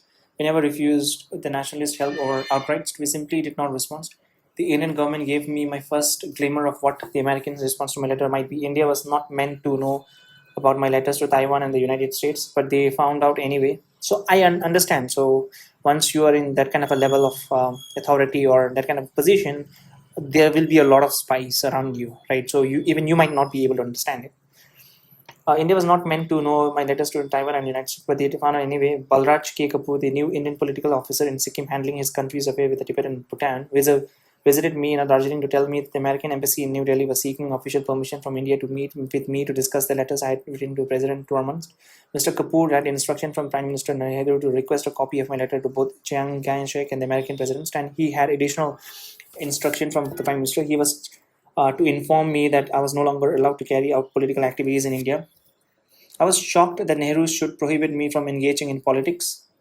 I had escaped from Tibet in order to seek outside help, but Mr. Sinha had assured me before I left that Nehru had given his permission for me to do whatever I wanted in India. My reason for going I had been very clear to him. I protested to Mr. Kapoor, railing against this new instructions. Why had the Prime Minister changed his mind? I refused with apologies and effort to remain polite to give him a copies of letters. Mr. Kapoor was unfailingly polite. He offered to help me with whatever I needed. He soon proved useful beyond all expectations. He knew my financial difficulties. I had no steady income. My mother was sending me money through the traders in Kalimpong, and both my wife and I had small savings. But I needed work to support my family. In addition to my wife and two children, my younger sister Jizin Pema and Sirindoma, two children were still in school in Darjeeling. I was responsible for supporting them all. Mr. Kapoor suggested that I go into the import-export business. His office could help with the required permits. Some Indian merchant in Kalimpong suggested that I import liquor. Okay, so that I import liquor from Europe and sell it in Lhasa. I was soon importing White Horse and Johnny Walker Red Label whiskey from Scotland and Three Star Hessen and Martel brandy from France, exporting the alcohol back to Tibet through the traders in Kalimpong. I also had a license to import tea from Yuan, and which I sold at a one-time profit to some Tibetan traders. My trade in liquor did remarkably well. The bottle I bought for 32 rupees sold for 100 or more in Lhasa. The Chinese military leaders in Lhasa were my best customer. Chinese military, okay. They often threw parties for Tibetan aristocrats where the alcohol I supplied them flowed freely. The traders are transporting the liquor confessed to me that they also occasionally imbibed from their cargo crossing the mountains on cold snowy nights. They sometimes took a few swigs from a bottle or two, replacing the alcohol they'd consumed with their own urine. The Chinese never seemed to notice, and my businesses was never affected. The ban on my political activities did not last long. In April 1953, I received the ban on political activity did not last. Okay, I received a visit from V. Kumar, whom I had known in Nanjing when he was the number 3 secretary in the Indian embassy there. He had since become an official with Calcutta's National Security Control responsible for foreigners in West Bengal, where Kalimpong and Darjeeling are located. Kumar had instructions to arrange for me to meet Bhola Nath Mullik, the directors of intelligence. Mullik was asking to meet me at the instruction of Prime Minister Nehru. The Prime Minister also has resented his earlier order for permitting me to engage in political activities. I could do whatever I wanted in India. In return, I was to stay in close contact with Indian intelligence. Mr. Mullik assured me that the Indians were ready to help Tibetan cause, and he appointed his deputy in Calcutta to give me whatever assistance I needed. I had no particular request for assistance then. Even I understand India is using him, right? It's not that India is doing it for free, right? Even they have their own invested interest. Only when the resistance began in earnest and we needed radio equipments and weapons, I turn directly to Mullik for help. But my long and close associate with B.N. Mullik and Indian intelligence began at that point. In 1954, Appa Pen, an able and loquacious diplomat with a strong political view, replaced Mr. Kapoor as the political officer in Sikkim.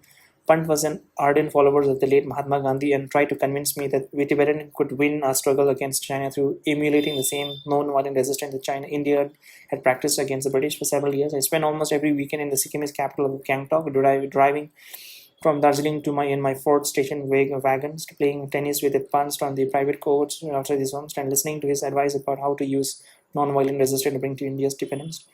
I became a pretty good tennis player, but found his political suggestion to be naive, unrealistic, and impractical. Nonsense. In fact, what had worked against the British in India could never possibly work against the Chinese in Tibet. Tibet was under military occupations, and Chinese soldiers would have no scruples about shooting non-violent resistors. But I needed the cooperation of the Indian struggle for Tibet, and Abba Pant could help. By this time, a small number of Tibetans, including some who had been ranking government officials in Lhasa, had taken up residence in Himalaya hill station of Kalimpong, okay, and Darjeeling. One of them was Sipon W.D. Shakapa, the former finance minister who had tried to get me back to Lhasa by inviting me to join his trade delegation while I was still a student in Nanjing. Shakapa had been in Kalimpong since 1950s. After failing to get to Beijing to negotiate on behalf of Tibet as the Chinese were preparing to attack, he had refused to return to Chinese-occupied Tibet, where he had reasons to fear for his life, and he remained prominent and ardent advocate for Tibetan independence. Khenchung Lobsang Khyelsen, another ranking official, was also in Kalimpong, serving both as the unofficial Tibetan trade representative there and in charge of a global bullion then held in Sikkim through the good offices of the Chogyal. The bullion had been purchased during Shakapa's visit to the United States under instruction from the Tibetan government with the funds from the Lord Chamberlain's treasury. He had spent about $1 million to buying the gold at a $48 an ounce. The gold was meant to be held in safekeeping for the Tibetan government in case of emergency. The Chinese had found out about a bullion and were lobbying Khenchung Lobsang gets it to send it back to Lhasa. As the Dalai Lama, new chief of staff, my brother Lobsang Samten believed that the bullion was better kept in Sikkim, where the Chinese could not get hold of it. One of my tasks in India was to make certain that Khenchung Lobsang Gyaltsen did not cave in to Chinese demand, as the Tibetan community in Darjeeling and Kalimpong kept growing. Okay, so that means that time Tibetan and Darjeeling and Kalimpong kept growing. All sorts of small organizations and committees were springing up. Shakapa, Lobsang Gyaltsen, and I met frequently to discuss the situation in Tibet and to consider what we could do to help. We persuaded Tharchin Babu, a Tibetan Christian who had been publishing a monthly newspaper, the Tibet Mirror, to increase production to once a week, so Tibetan in India could receive regular news of what was happening inside Tibet. In July 1954, when a terrible flood in Cleancy killed hundreds of people and left thousands of others homeless, we raised money to help and relieve efforts there. We gathered to celebrate Tibetan holidays, especially the Dalai Lama birthday and Losar, the traditional Tibetan lunar New Year's in Lhasa. Losar begins with Dalai Lama making offering protective deity Pandilama and sending best wishes tashidali to everyone. The Losa celebration combined religious ceremonies with a secular feasting and can last for days. Shakapa, Lobsang Gyaltsen, and I came to serve as the unofficial leaders of Tibetan community. We never considered ourselves a real organization, but our activities sometimes took place under the informal rubric of Tibetan welfare associations. Detong Sokpa, some came to refer to us as Jenkins Sisum, Jen meaning elder brother, Jen, and referring to me, Ken referring to Lobsang Gyaltsen, and title of Khenchung, a monk official of the industry. This C referring to the Shakapa's official title of Sipon, and some denoting the number of 3. Jenkins Sisum. I had often disagreed with Shakapa when he was serving the Taktra regime. He had actively opposed rating regimes and must have played a role in the demise of both my father and rating. Many among the Tibetan community in India still remember his abuse of power during the time and cautioned me against working with him. Some prominent Tibetans, including Yutuk and Raga Pandastangs, openly urged me to expel Shakapa from our circle, but I thought we Tibetans needed to cast aside our differences during this period of struggle. We were politically united in our goal of free and independent Tibet. We wanted to bring Dalai Lama out. We needed to publicize the plight of Tibet and win international support for our cause. I believe that if the outside world understood what was happening inside Tibet, that the truth would ultimately prevail. We could do our work effectively only if we put aside our quarrels. Our likes and dislikes did not matter in our struggle. What mattered was that we found common grounds and were joining forces to pursue a cause. Our mission on behalf of the Tibet stood above all. In September 1954, Apap Pant provided us our first opportunity to present our case to the Indian government.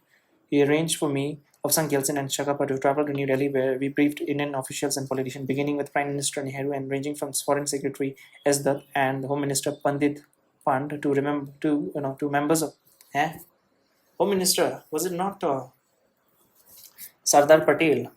We talked to politicians on all sides of Indian political spectrum, including members of the dominant Congress Party, opposition members from the Communist Party and from the Socialist Party, and in eminence. Our message was always the same. We described the terrible problem the Dalai Lama and Tibetan people were facing under Chinese occupations and told them about growing opposition to Chinese rule. We warned the Prime Minister and his official that if China succeeded in Tibet today, India would face problems with China tomorrow. We wanted Mr. Nehru to intervene on behalf of Tibet. We hope that he would use his good office to pursue the Chinese to withdraw or at least drastically reduce their military presence there. Mr. Nehru was attentive and sympathetic, just as he had been out at our first meeting after my return from Nanjing, and he asked many questions, but he never offered his opinion. Everyone we met, including Ashoka Mehta, one of India's most distinguished scholars, was unfailingly hospitable, listening closely to our views. But everyone is sympathetic to the problem of Tibet. But few fully agreed with our arguments that China could become a threat to India. China and India had signed the Panchal Treaty several months earlier in April 1954, proclaiming the five principles of peaceful coexistence: mutual respect for each other's territorial integrity, mutual non-aggressions, mutual non-interference in each other's internal affairs, equalities and mutual benefits, and peaceful coexistence. Only a few rare political independents such as Acharya Kripalani were openly critical of the treaty, describing it as a born in sin to put the seal of our approach on the destruction of an ancient nations. This was the heyday of China and India. This was the heyday of Chini Hindi by the Brotherhood of India and China. The Indian government with Nehru at the helm was not prepared to openly critical of its new Chinese brother. Okay, so now I can understand. Okay, so it's not ready.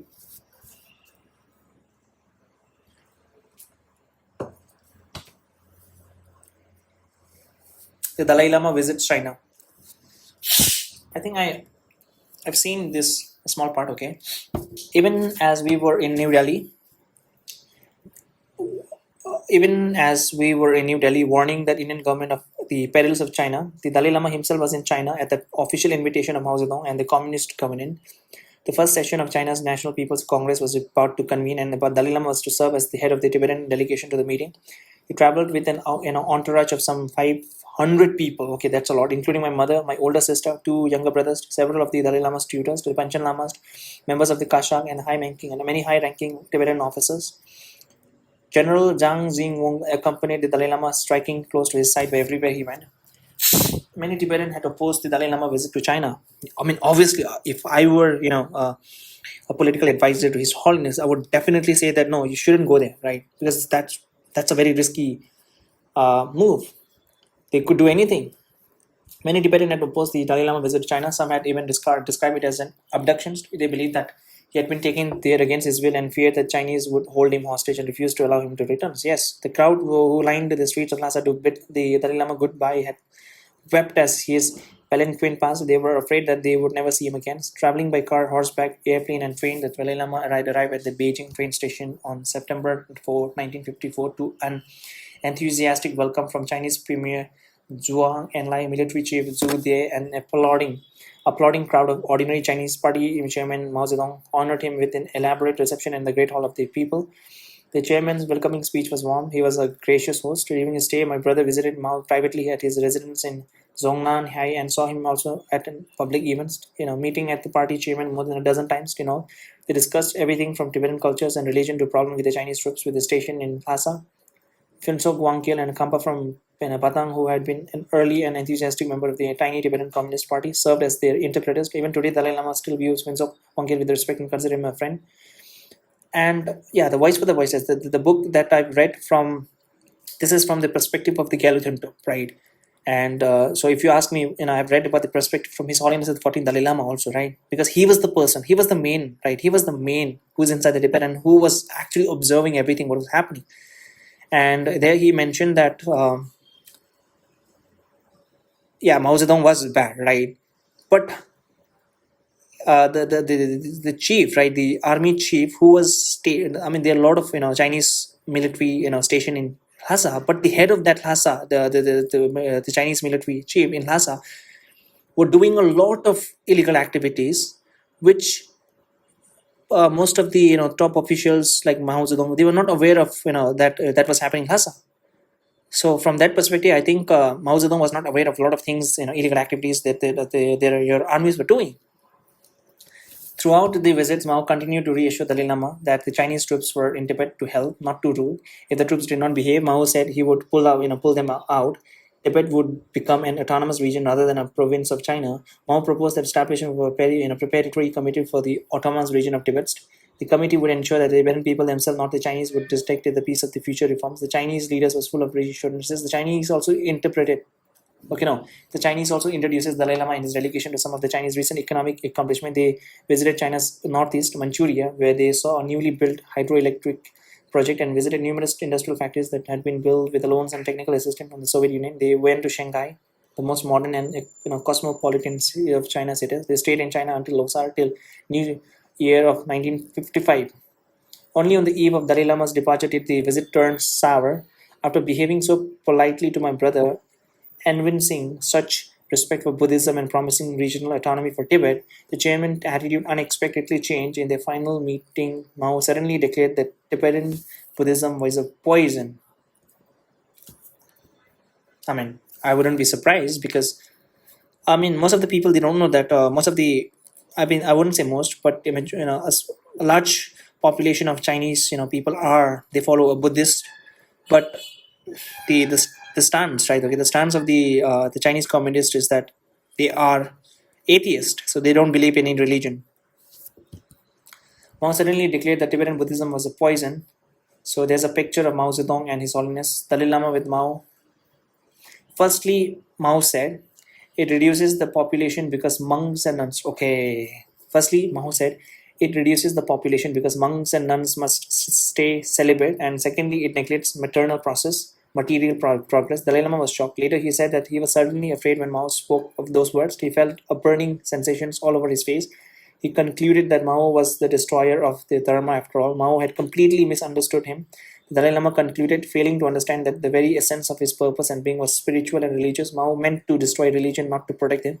On the way back to Lhasa, Dalai Lama, together with the other members of my family, visited the Kumbu monastery and our ancestral village of Taksir. Let me see how does the Kumbu monastery look like. KUMBM Kumbu monastery. Okay.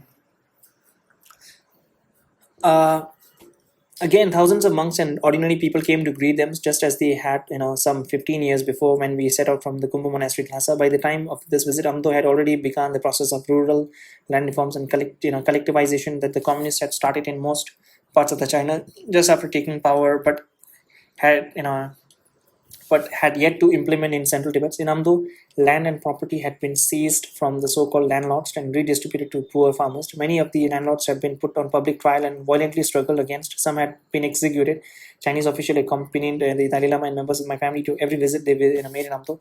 They were not allowed to private conversations with their fellow Tibetans, not even with their close relatives and friends. People were afraid to speak freely. In Taksir, when my mother asked our relatives and friends how they were faring after the land reforms, everyone said the same thing. They were happy, they thanked Chairman Mao Zedong and the Chinese Communist Party, but they were weeping as they spoke. They supported, they were supposed to be in heaven, but all they could, do was cry. Their lives were tortured and they were afraid to tell the truth. Now comes the Dalai Lama visit India. The Dalai Lama was still in China when Appa Pant raised with me the possibility of that His Holiness might make a visit to India. Prime Minister Nehru had also been in China while Dalai Lama was there, and the two had met for the first time. The Buddha Jayanti celebration in honor of 2500 anniversary of the birth and Buddha's birth were to be held in the fall of 1956 in Bodh Gaya, the town where the Buddha attained enlightenment. The celebration would be a joyous occasion, bringing together thousands of Buddhists from all over the world. The Indian wanted the Dalai Lama to attend it. The Mahabuddhi Society of the India would issue the invitation, and Thuntu Plumkil, the Crown Prince of Sikkim and President of the Mahabuddhi Society, could travel to Lhasa to present the invitation in person. The Buddha Jayanti celebration was a strictly religious occasion. The Chinese government could not reasonably object.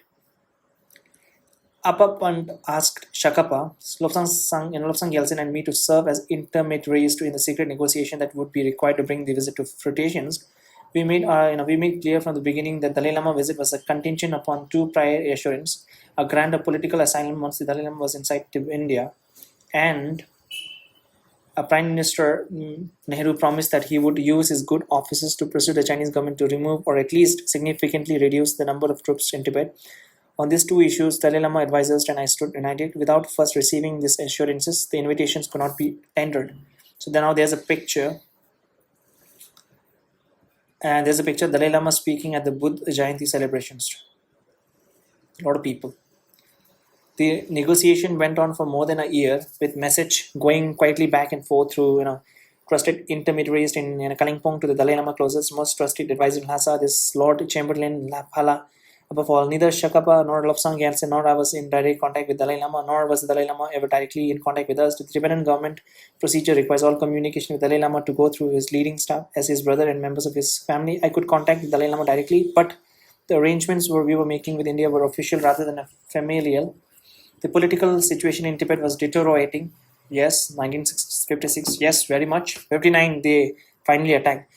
The political situation in Tibet was deteriorating even as the negotiation continued. After the Dalai Lama visited to our native village in early 1955, resistance to Chinese rule in Amdo and Kham began to grow. The Chinese were in the process of implementing their so-called reforms. When the Chinese convened meeting, to convince the farmers of the benefit that the land reforms could bring, many countered by arguing that the reform was unnecessary and refused to go along.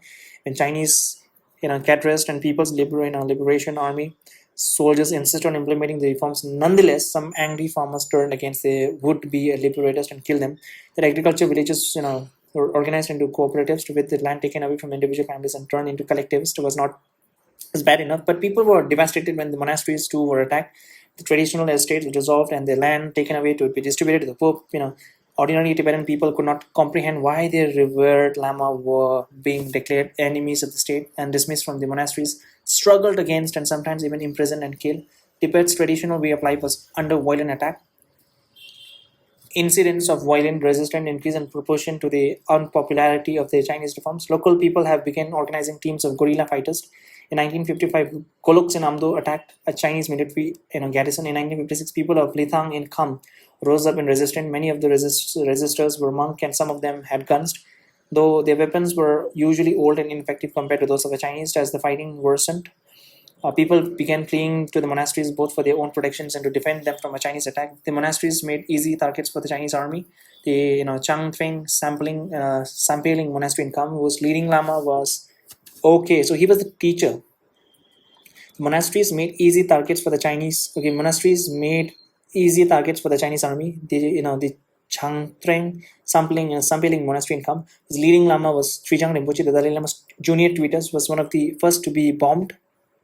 Bombed Dithang, where the Chinese bombed the ancient monasteries and killed hundreds of monks was next. Each retaliation by the Chinese further fueled the popular flames of Tibetan outrage and violence. As order broke down in the face of violence, families from Amdo and Kham began fleeing the chaos. Many were headed west towards Lhasa. In Lhasa, the Preparatory Committee for the Autonomous Regions of Tibet, formally established after Dalai Lama returned, had soon become a sham or a sham. Fuck, man. I know the meaning, but the pronunciation is a big problem. Sham. Sham. Sham. No, it's not sham. Sham. It's a sham. Sham. Sham, right? Yeah, it's a sham. Sham. Okay.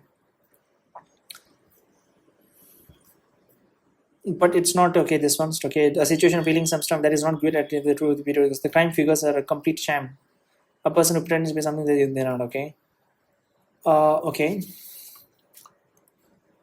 While the Dalai Lama was ostensible chairman of the committee and most of its members were Tibetan, the Chinese had made most of the appointments and they were decidedly in control. The committee had no power. Decisions were made by the Chinese leaders to the Communist Party in Tibet. The decision were sent to the preparatory committee only to be rubber stamped. I mean, I understand, right? I understand also, but a lot of Tibetan people who were corrupt, the aristocrats, right? I don't know what they were going through back then. They were being offered a lot of money from the Chinese people. Word of the growing resistance in Namdo and Kham came to Kalimpong and Darjeeling. Some of the resistors were fleeing to India. The new arrivals were a constant source of discouraging news about what was happening inside. Getting my brother safely into India with a clear guarantee of political asylum was becoming an all more urgent. After months of negotiation, we finally reached an agreement with Appa Pant, representing the government of India. The Dalai Lama would be granted political asylum once he arrived in India, and Prime Minister Nehru would negotiate with the Chinese for a withdrawal of Chinese troops. Everything seemed to be in order. I looked forward to my brother's arrival with anxious anticipations. I was with Appa Pant. I mean, it's a weird name.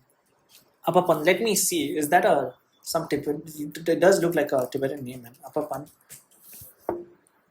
Appa Sahib Pant also known as this one's okay. Naturalist. Okay, this one's okay. Okay, yeah, he was a Gandhian. Okay, I don't know.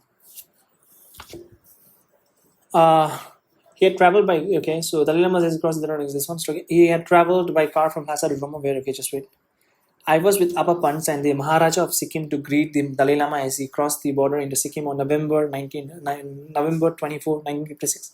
He had traveled by car from Lhasa to Dromo, where the paved road ended, and he then made the final stretch of his journey over the Natula Pass on the horseback. The next day, he flew in an Indian military aircraft directly from Siliguri to Delhi, where Prime Minister Nehru officially welcomed him in a quiet, dignified ceremony. The rest of the family, my mother, me, my two younger brothers, Lobsang Samten and 10 years old Chin Shoket, and my sister, Siring Doma and Jizun Pema, flew via Calcutta to join the entourage. Later, our brother Nobu Taksi Rinpoche joined us too. For the first time in our lives, my mother and all siblings were together at the same time. Families such as our rarely had occasion to meet a spread of 27 years separated. Okay, so now they have a nice picture. Okay, they have a nice big picture, man. Okay, the great mother with her 7 children from left. Okay, so this is the mom, great mother. This is Thiring Doma. Okay, she looks like she's married. Okay, Tuptin Jigme Nobu. Gelo Thuntup. Okay, he was the eldest, I guess. Lobsang Samtin. Okay, and His Holiness the Dalai Lama and Jezin Pema and Tinzi Chögyal. He was a young guy, young lad. Siring Doma, the eldest of the children. Okay, Siring Doma is the eldest of the children, born in 1919. From the youngest, from the youngest is equals to Tinzi Chögyal, born in 1946. My sister Jezun Pema, born in 1940, was attending the school at the same time as the children of my eldest sister Siring Doma. Except for me, the other male children had become monks and left the family for monasteries at a very early age.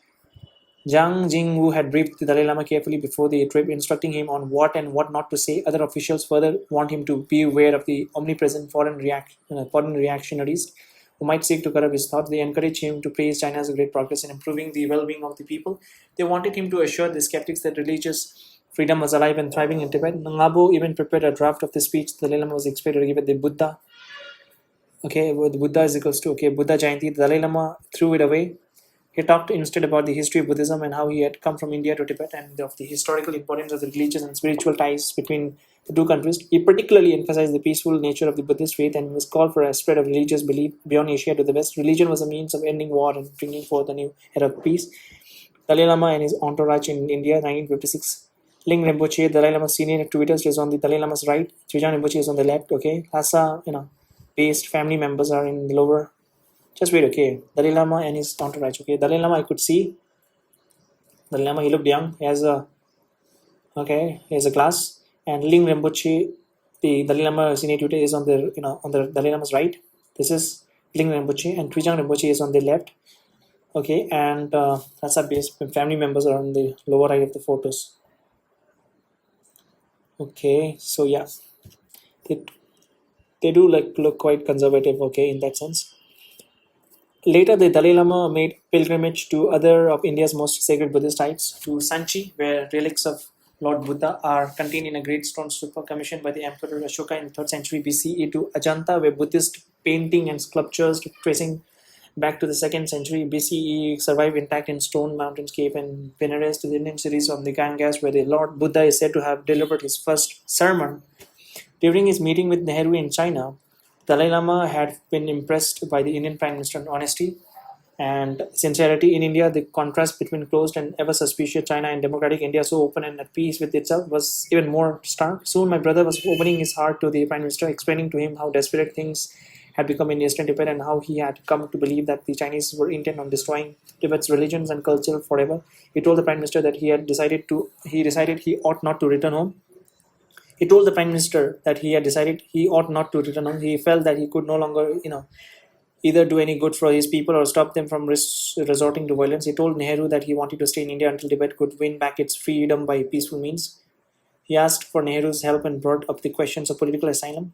But the Chinese had gotten wind of our plan. As the Dalai Lama was traveling to India, Premier Zhou Enlai arrived there too and set about trying to force my brother's returns. The Chinese premier turned to his charm.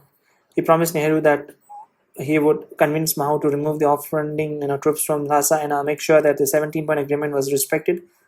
Zoa met with the Dalai Lama to convince him to return, promising that no new reforms would be introduced in Tibet until the people were ready. He urged him to return to his homeland where he was needed.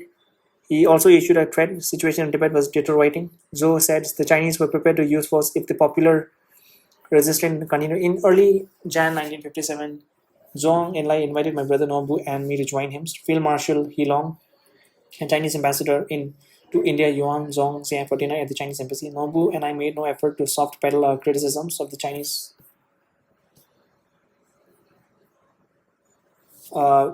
presence in Tibet and the havoc it was wreaking. The huge number of unnecessary troops had led to such a shortage of food and high inflation that some people were facing starvation. Noble, kind-hearted people who had worked for the goods of Tibet were being treated like enemies. Evil people were being appointed to the high offices. The Chinese generals were trying to steer up discourse, pitting the Panchen Lama against the Dalai Lama. The Chinese should respect the fundamental rights of the Tibetan people and treat in Tibetan as an equal, we said.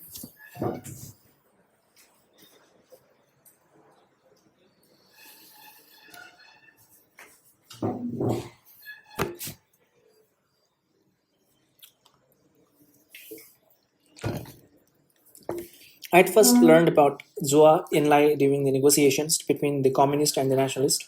At the end of the Second World War, Zhou was already doing Mao's bidding by then, even when following Mao's meant betraying his own closet, you know, comrades.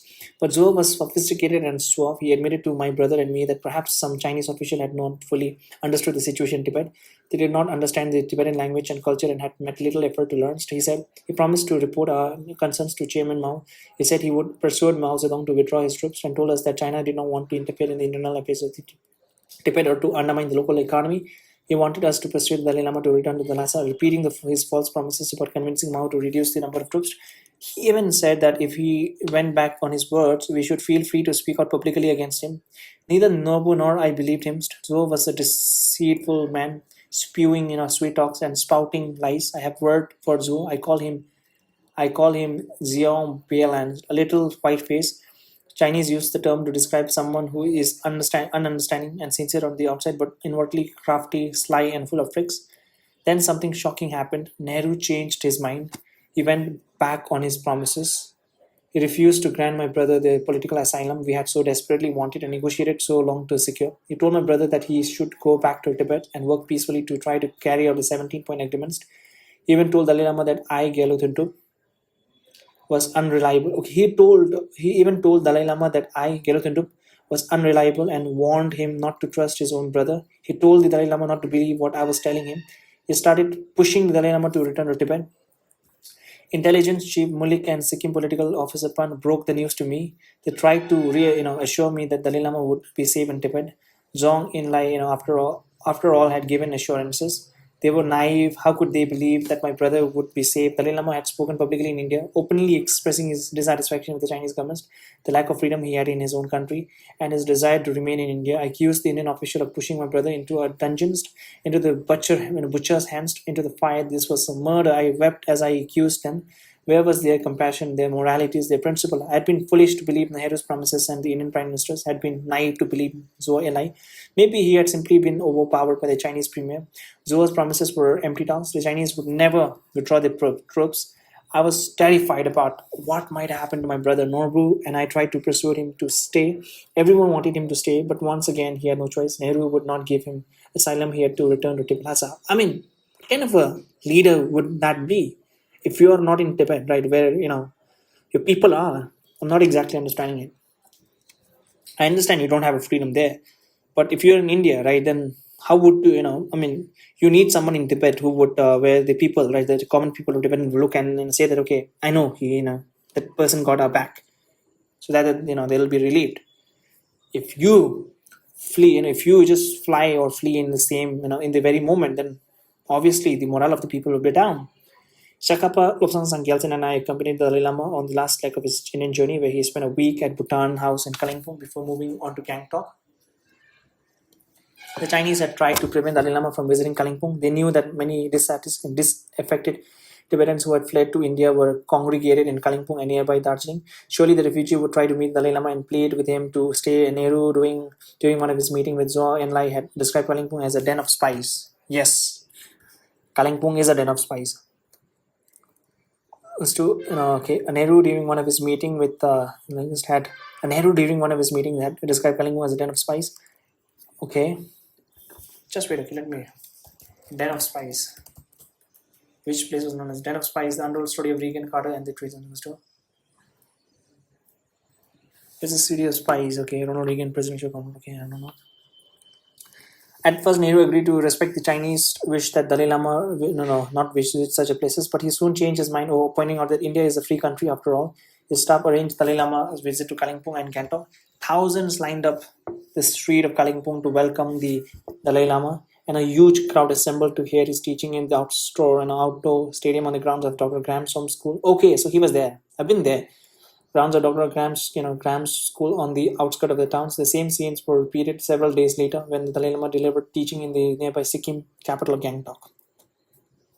So I wouldn't say not just Chinese, right? Even the Tibetan people, they are full of narratives, right? Just imagine the fact, okay, when I was in school, our teacher, right? Some people they will tell that we are so grateful. The Tibetan people are grateful, and they've also mentioned that it is a good fortune of us that we have did something well in the previous life, so that we got into exile and we get to see His Holiness the Dalai Lama and meet him.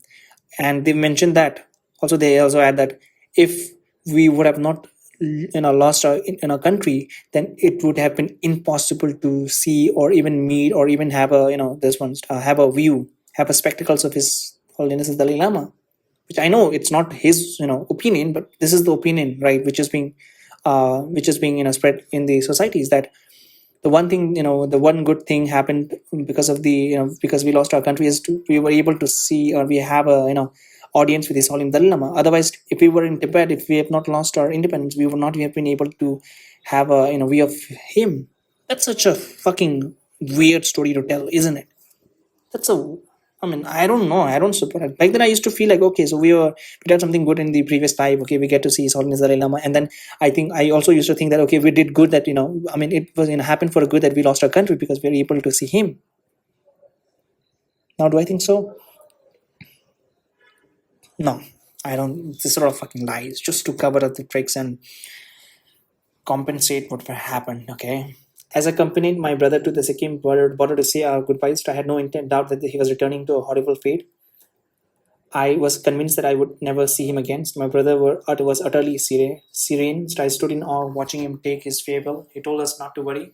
I am facing the truths, he said. I am facing the Lord Buddha. I am going for the people of Tibet. I am not frightened. If you're not frightened, then why the hell did you say that I want to sit back in India? And I'm facing the Lords. I'm going for the people of Tibet. Are you? Because what you have said to the Gandhi, this one Nehru, was that I want to stay back where there's no freedom there. But now, because he refused, now you're saying that I'm going for the people of Tibet. I think that's not. But it looks like, okay, I felt something indescribably unique and special about my brother then, something I had first begun to feel in Lhasa returning after so many years. He was not an ordinary man. His this equanimity, I thought, must be rooted deep in his Buddhist learning and faith. 2 years later, Nehru would change his mind and welcome the Dalai Lama back. I would come to thank him and the people of India for providing shelter to our people and helping us to survive. Eventually, I would come to consider Nehru a great leader, but at the time, I felt outrageously betrayed.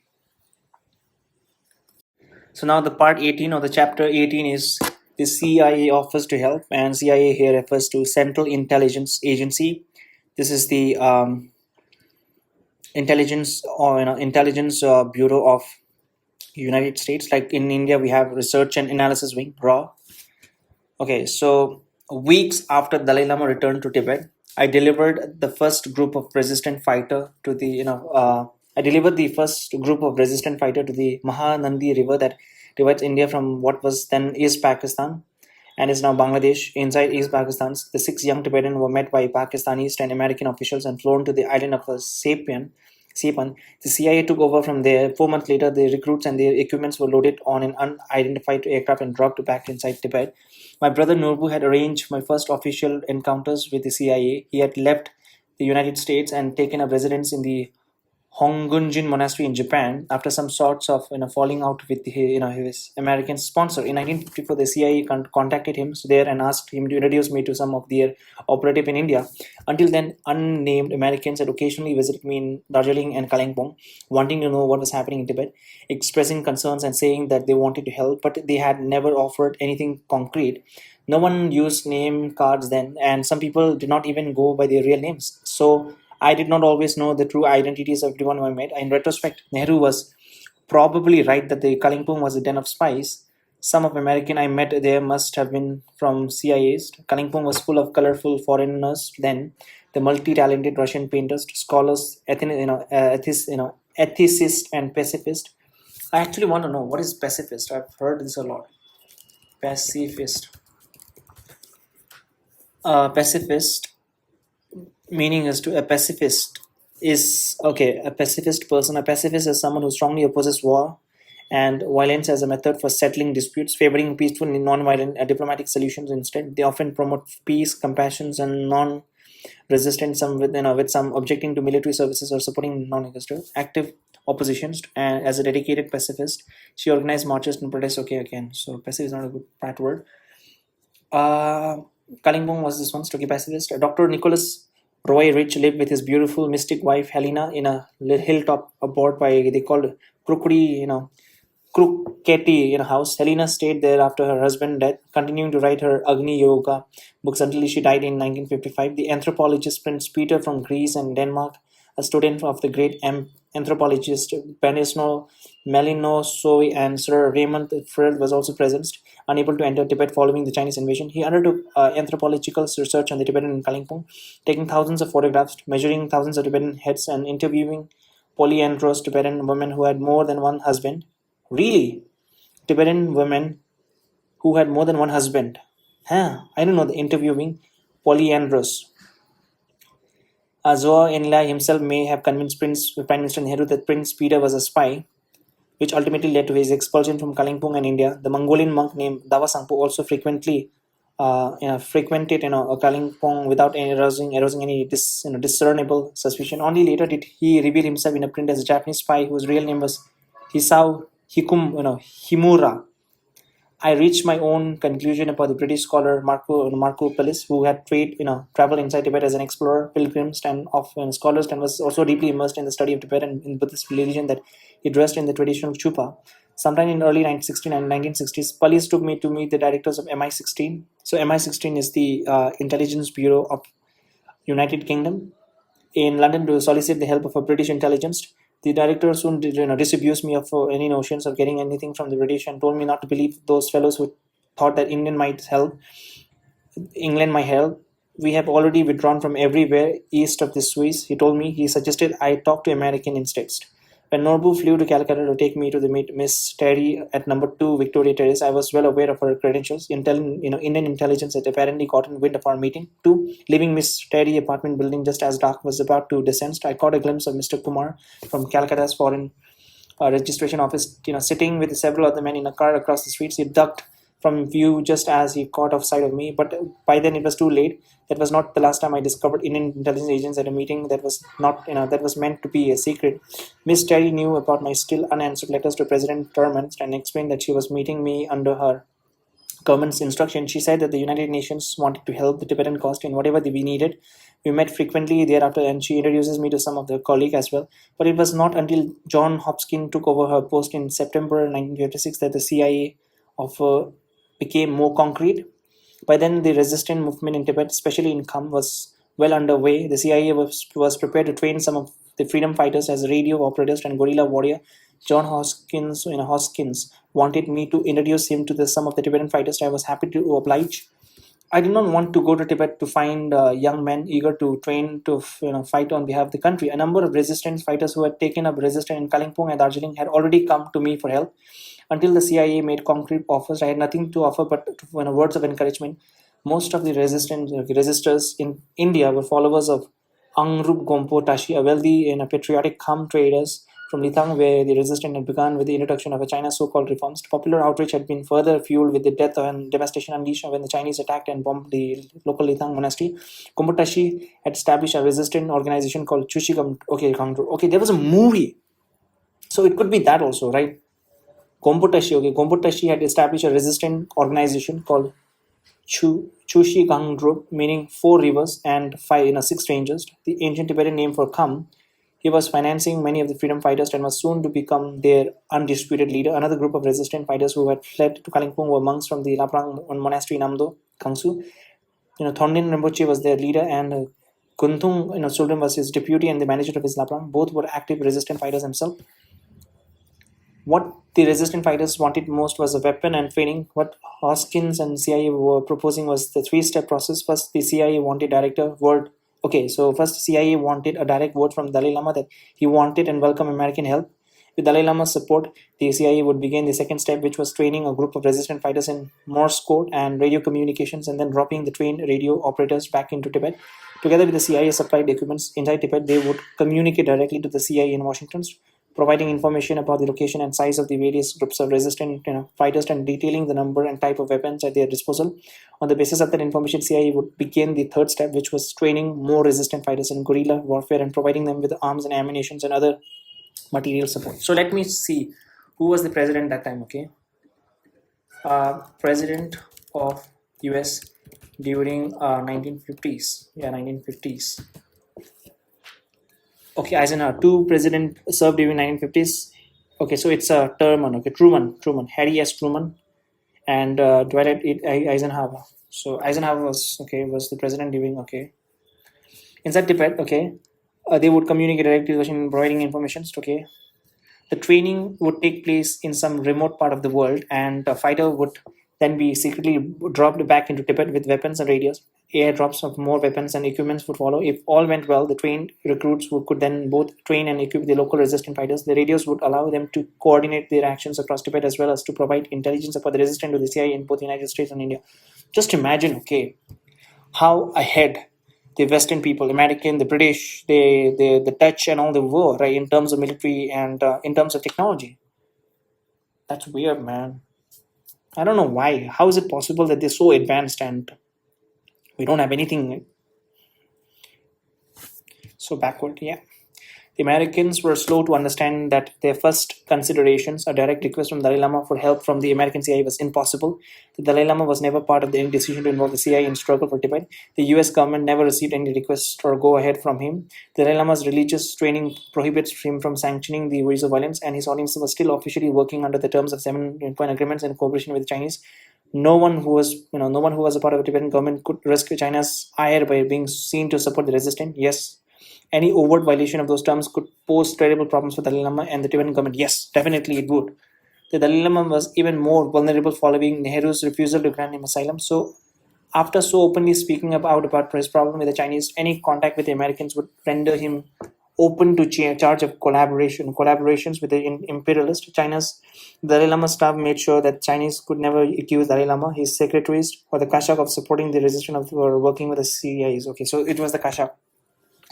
Dalai Lama staff made sure that Chinese could never accuse Dalai Lama, his secretariat or Kashak of supporting the resistance. Okay, this resistance movement was completely spontaneous and independent, both from Tibetan government in Lhasa and from any foreign power. Just imagine the fact. Okay, I'm not saying yes, it's a good decision that you're not informing your top leader, right, Dalai Lama, because if he would have been aware, he would have declined also because of the naivety or because of the religious and no killing and all that non-violence worship could have been possible. And also, if he would have known,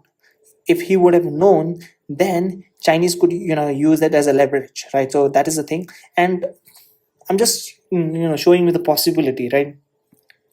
Even this one, I'm just showing the possibility. Being the leader of a country and still not able to get all this information stuff. Everything is behind, working behind the back. So just imagine. The resistance movement was completely spontaneous, okay, inside both the Tibetan government in Lhasa and from the foreign powers. Some high-ranking official in the Tibetan government, including people close to Dalai Lama, knew about the resistance from the beginning and were sympathetic to its cause. When Dalai Lama was passing through Amdo and on his return to Lhasa from China, a resistant fighter from Kham had managed to make a contact with Lord Chamberlain Fala and other members of the Secretariat and Kasha. From the beginning, Fala and surely some other privately supported the resistance and were kept well informed about its progress. Fala encouraged them to continue the struggle, but neither the Kasha nor the Secretariat were ever actively involved in the resistance. The Tibetan government never gave the freedom fighters any financial support or distractions. The people surrounding Dalai Lama made sure that he remained carefully, shielded from news about the resistance. Gadrang Lobsang Rinchen, the ranking monk officials, Chikyap Kempo, in charge of Dalai Lama's staff, was the final arbitrist of whom Dalai Lama might meet. Even Lord Chamberlain Pala, who was also very close to the Dalai Lama, had to go through Gadrang to meet him. The protections of the staff guaranteed that no one directly connected with the CIA would ever meet the Dalai Lama. His visitors were too well screened, whatever Dalai Lama. So that's why leaders, right? The leaders were at the top. They don't get all the information. They just get the filtered version of information, which is very detrimental for the decision that he's going to make. Whatever Dalai Lama may have known about the CIA came largely from Fala and Gandrangs. Though they've never received approval from Dalai Lama, the CIA finally decided to go ahead without its okay. The Dalai Lama was still in India when the CIA asked me to choose the first batch. Okay, just when Dalai Lama was still in India when the CIA asked me to choose the first batch of 6 young men to receive their training. I turned to Gombotashi and my deputy Lhamo Siring for help. Gombotashi and his nephew Wangdung Gyaltsosang, a former monk turned freedom fighters, selected the volunteers. Wangdu was one of the 4 sons of the wealthy Lithang-based Gyaltsosang family. He had fled to India shortly after the communist takeover, taking with him his 3 brothers and much of the family's wealth, including gold, silver, and an array of weapons transported by horses and mules. Wangdu was anxious to return to Lithang to fight. He became the leader of the first group of CIA-trained recruits. The other 5 young men selected to join his team were Arthur, also Lithang, Lutso, Darlo, Sevangdorchi, and Baba Changtra Tashi. I can imagine, right, how the American must have gone through to teach them, communicate them, because the communication was totally not possible if they were because they don't speak English, and I don't think even the CIA speaks Tibetan. Lama Siring introduced the newly selected group to John Hoskins and served as their interpreters. Okay. Kechung, Lapsang, and Galton and I met with the young men in Kalimpong to brief them on the missions and swear them to secrecy. I mean, if you are a spy, it doesn't matter for you to just swear, right? That's how the diplomacy works in India, Tibet. It's based on trust, which is very difficult, which is very naive also. Not even their families could know what they were about to do. I had made a promise to BN Bulik to keep Indian intelligence informed of my political activities, but we could never let the Indian government know that we were using their country as a recruiting ground for the American CIA. Our work had to be carried out in the strictest of secrecy. I think even India might know it. The Chinese government inadvertently helped us in our recruiting efforts. Chinese radio had often criticized me after my escape to India. So many people knew that Dalai Lama elder brother was in India actively opposing Chinese rules. It was shortly after the Dalai Lama's return to Lhasa that China publicly branded me a traitor. They took away my citizenship and officially cast me out from the Tibetan community, accusing me of joining the American imperialists to cause trouble in Tibet. The denunciation against me on the Chinese radio broadcast alerted some of the resistant fighters to my presence in Darjeeling. Several of them came to me to volunteer for the Tibet cause. That's a good, marketing.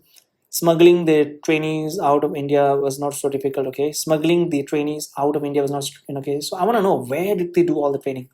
Relation between India and the United States was strained. Nehru had joined the I understand, right? So, okay, because United States was backing Pakistan that time, so India was under the backyard of USSR. So Nehru had joined the Badung Conference in April 1955, where such diverse leaders as Egypt, Abdul Nasser, Indonesian, Sukarno, and President Tito of this one, Yugoslavia, joined together to declare a state of international principle based on non-alignments, neutralities, and non-interference in other internal affairs. Nehru policy of non-alignments and neutrality in the midst of the Cold War did not sit well with the United States. In 1956, American Secretary of State John Foster publicly labeled Nehru's policy immoral, but American relations with Pakistan were good, yes. And India's border with East Pakistan. Just wait, and India's so they must have done that in Pakistan, and India's border with East Pakistan was the Mahanandi River just behind Bagdora airport near Siliguri, a 3-hour drive from Kalimpong. The Pakistan government agreed to allow the United States to use one of its deserted airport as the jumping off point for the trainees. If we could get the fighters across the Mahanandi River, Pakistani soldiers and officials would pick them up on the other side to take them to a secret airport where an American transport plane would ferry them to designated training spots. We chose the night of March 20, 1957, when the moons would still be full, to send the first group across the border. I was to pick them up in my Ford station wagon that they were walking, spread out and in single file along Kalimpong's main roads. Wangdu was the first to be picked up. He knew everyone in the group and could point them out to me as we drove. We laughed and joked as we made our way to Siliguri. The young men were honest, intelligent, and excited about their adventure. I teased them about the crocodile they might meet crossing the river. They were not afraid to die. I dropped them at the Mahanandi River together with the Kilo, Hindu-speaking members of my household. Stopped we met with the terrains. He was to serve as their guide. The water was still still low at the time of the time year, so the men were able to wade across the river. They walked the whole night before linking up with the Pakistani official, the CIA operative, and Tunduk Khalsin, my brother assistant, who was to serve as the interpreters during the training. I was back home in Darjeeling before the sun came up. Gerung took a taxi home after leaving the group, arriving back the next day. From Pakistan, the group was flown into an unmarked plane to the island of Saipan. Okay, just wait. Okay, I want to see where is the island of Sapin. Okay, where is this? Northern Marina Islands. Okay, where is this? Marina Island. Okay, it's not a country. Okay, Saipan is the largest Northern Marina Islands, a U.S. Commonwealth in the Western Pacific. Okay, just wait. See that in a map. So where is this in a world map?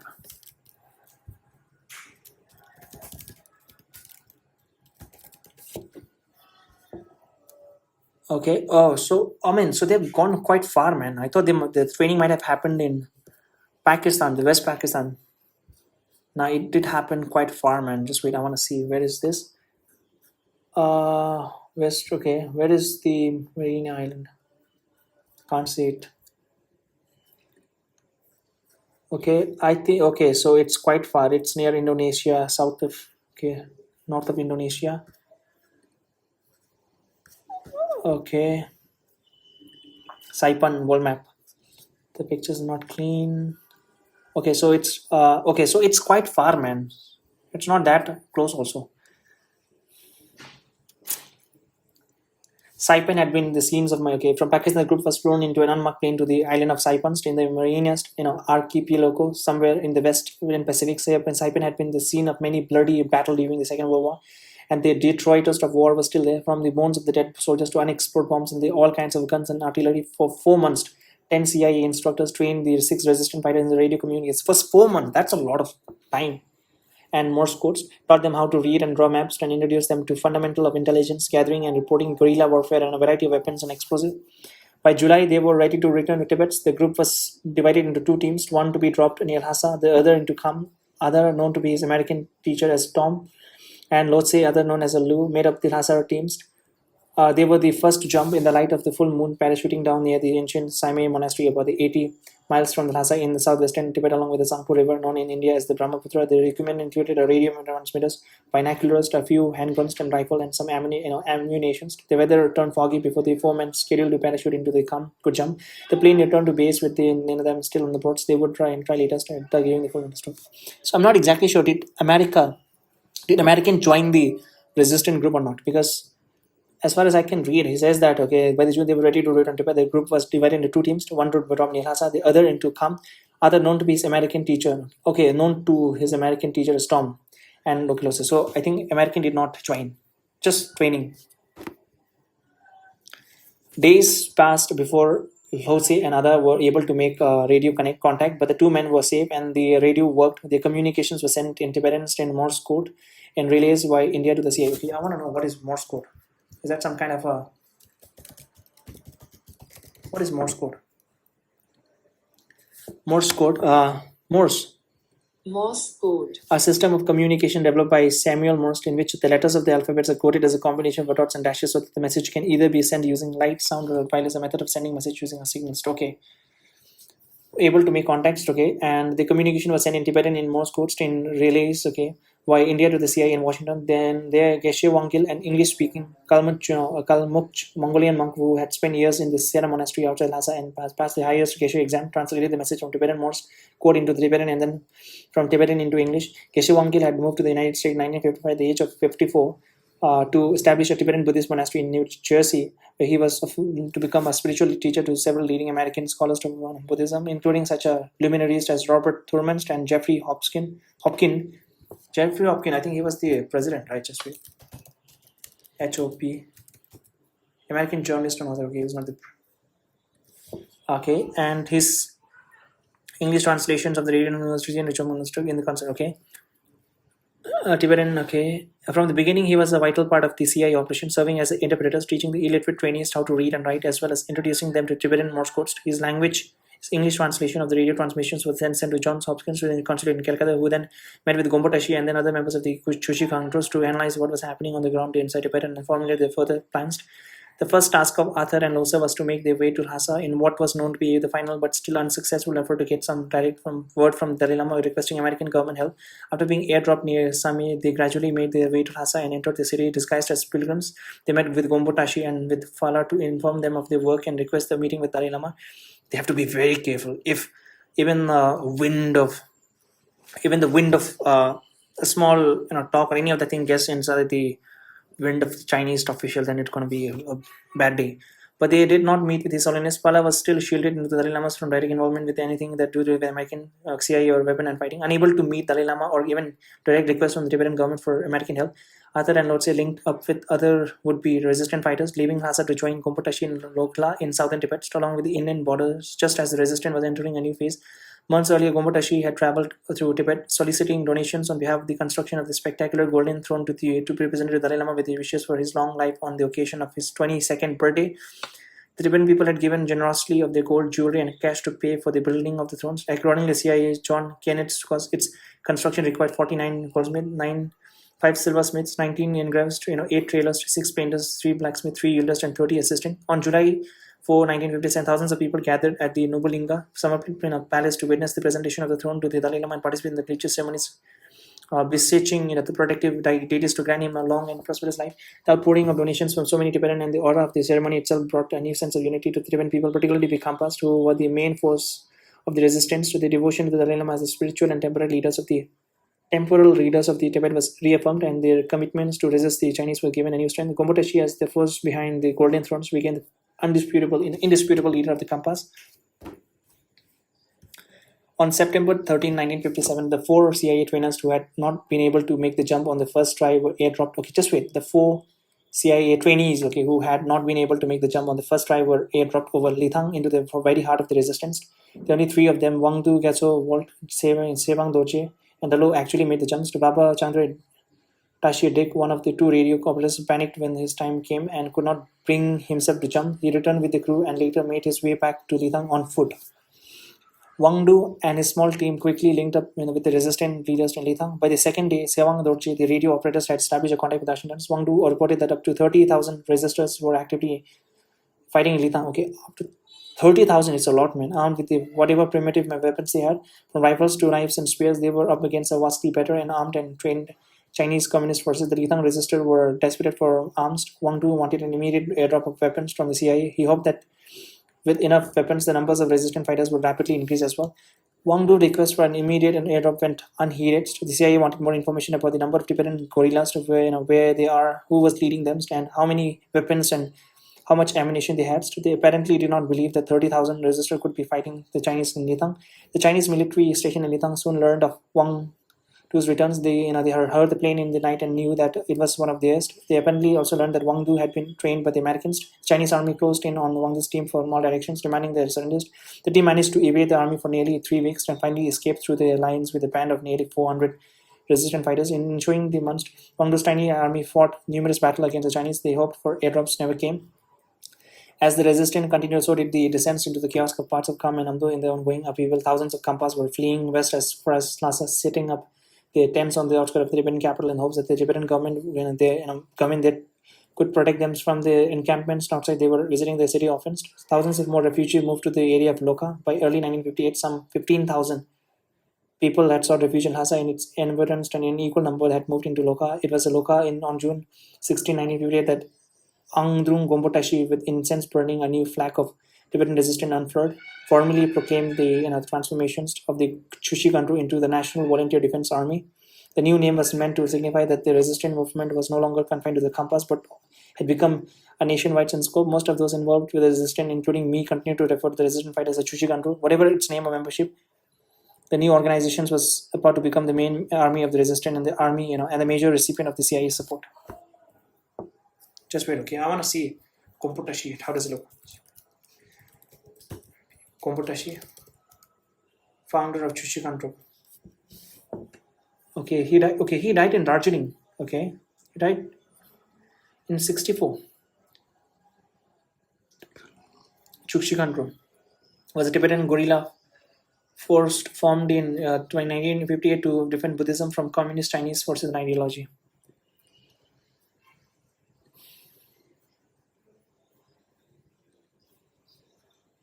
Tibetan Association of Chushikanto, Belgium celebrates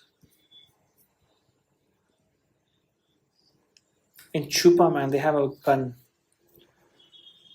Okay, and I mean, this is what America does, right? And I'm not saying America's a bad or America's this. America just tries to find out the opportunities, and they just donate their weapons, and this is exactly what happens. They just want to destabilize the entire area because that time they don't want India and China to grow, and expansion of China. They cannot directly support Tibet because China is a part of the United Nations, and they were in the same team in 1955 war. They were in the same allies, right? And they cannot do that officially, but they're doing it unofficially, right, through the back channels and supporting Tibetan by helping through CIA backed. So yeah, this is the case. And as news of the growing resistance reached Kalimpong and Darjeeling, 1,000 men who had fled to India from the turmoil in camp set out for Loka to join the Chushi Country. Suddenly, everyone seemed to be joining the Chushi Country under the leadership of Gompatashi. The once ragtag group of freedom fighters became better trained and disciplined and was organized into 23 units based on their native locals. By the middle of 1958, I'm actually, I just want to know, curious, like how many weapons did the American give? Because I'm seeing a lot of people freedom fighters. So is it possible to give all of them a gun? The resistance had driven the Chinese troops from almost all of southern Tibet and had established effective control over the entire region, area of Loka. Only a small garrisons in Sesang with a few thousand soldiers or at most remained under the Chinese control. Then the resistance expanded back as neither the Tibetan government nor the Chinese army seemed to be able to control them. Still, the Kampas were desperately in need of arms and ammunition. In July, just after the establishment of the National Volunteer Defense Army, Ada made a secret visit to Kalimpong to report to Lhamo Siring and me, representing Gompatashi and Chushi country in Loka. They needed weapons. At last, the CIA was willing to supply them. The first load of CIA supplied arms, ammunition, hand grenades, medical kits, binoculars, and Indian rupee was airdropped into Drigu Thang in Loka shortly after Ada's visit. A second drop A second drop followed not long thereafter. In September 1958, Chushi Gandru got an additional influx of weapons when, with the tacit approval of Abbott, some 600 resistant fighters raided the monastery in Shangadin Chokost near Tashilundup, where the Dalai Lama had stayed upon his return from India in 1950s. And Tibetan government had a hidden army. Neither the airdropped equipment from the CIA nor the confiscated equipment from the monastery could begin to meet the real needs of the resistance. But the Chinese general in Lhasa did not know this. They were worried that they were losing control and that Tibet was heading towards war. In August 19... Okay, so I understand. So why China attacked? I mean, I'm not saying China's good, okay? If you see from China's perspective, I don't know, right? I'm just playing a devil's advocate that, okay, they might be like, okay, so they are resisting and then, the Americans are supporting them. So we have to launch, and go all out. So that time, I think, right after this, after 1-2 years, they started attacking the entire Tibet. And obviously, Tibetans are not matched for Chinese and without backing by the USA officially. They were worried that they were losing controls and that Tibet was heading towards a war. In August 1958, Zhang Jingwu demanded the Tibetan cabinet take active measures to quell the revolt. He wanted the Kashak to order the Tibetan military to subdue the resistance, and he wanted the cabinet to expel the Kampas who had been pouring into the city. The Chinese troops were afraid to arrest the new arrivals to force them out themselves. Some of the Kampas were armed. They wanted Tibetan government to use its own soldier to put down the resistance and drive the Kampas out. The Kasha refused. The Tibetan government could not use Tibetan soldier to disarm Tibetan resistor, right? It could not turn its troops against its own people. Nor was the Tibetan government willing to order the refugee pouring into the city to leave. Why should the Tibetan government drive fellow Tibetans out of their own sacred city? But there was a more practical reason for the Kashak refusal. The Tibetan army in Lhasa numbered no more than 2,000 men. If Dalai Lama's bodyguard were added in, total figure would rise up to 2,500. The numbers of resistant fighters to then total some 35,000 to 40,000 men. The Chushu control had driven the Chinese out of almost all of the southern Tibets. The resistors were in control there. The Tibetan military was no match for the freedom fighters. More importantly, if the Tibetan military had been ordered to turn on the resistant fighter, the vast majority would have joined the resistant instead. If the Tibetan government had wanted to put down the revolt, they had neither the manpower, the equipment, nor the will to succeed. Some 20,000 Chinese soldiers were garrisoned in Lhasa. With the population of the city continuing to swell, the Chinese concluded that the newcomers vastly outnumbered their troops. They needed more soldiers, but sending a new reinforcement by air was impossible. Bringing troops in overland by truck and by foot from Kham would take time. The Chinese tried to trick the people of Lhasa into believing they had more troops than they really did. Chinese really, tried to trick people of Lhasa. They began repeatedly moving trucks loaded with the soldiers out of the city by night while the city sleeps, and driving the same trucks and troops back into the city by day, thus creating the illusion of a steadily growing number of soldiers. By the beginning of 1959, another wave of newcomer began to arrive in Lhasa from all over Tibet. The traditionally yearly festival of Wanna was approaching. Control of the city is turned over to the monks of Sera. Control of the city is turned over to the monks of Sera. Monks, Drepung and Gandhi, during this 3-week holiday as prayer offered on behalf of the Tibetan Buddhists. The Dalai Lama himself presides over the festivals, and the populations of Lhasa always swells at the time of the year with monk and ordinary people alike. The Monlam festival of 1959 was particularly important. It was then that the Dalai Lama was to take his final examination. Okay, the Monlam festival of 1959 was particularly important because it was then that the Dalai Lama was to take his final examination for the Geshe degree, the highest level of learning in Tibetan Buddhist faith. The population of Lhasa, including the monks in the surrounding monasteries, was ordinarily around 50,000 people. By the Monlam festival of 1959, it may have been double that. The streets were crowded with the monks and the colorfully different dressed pilgrims all over Tibet,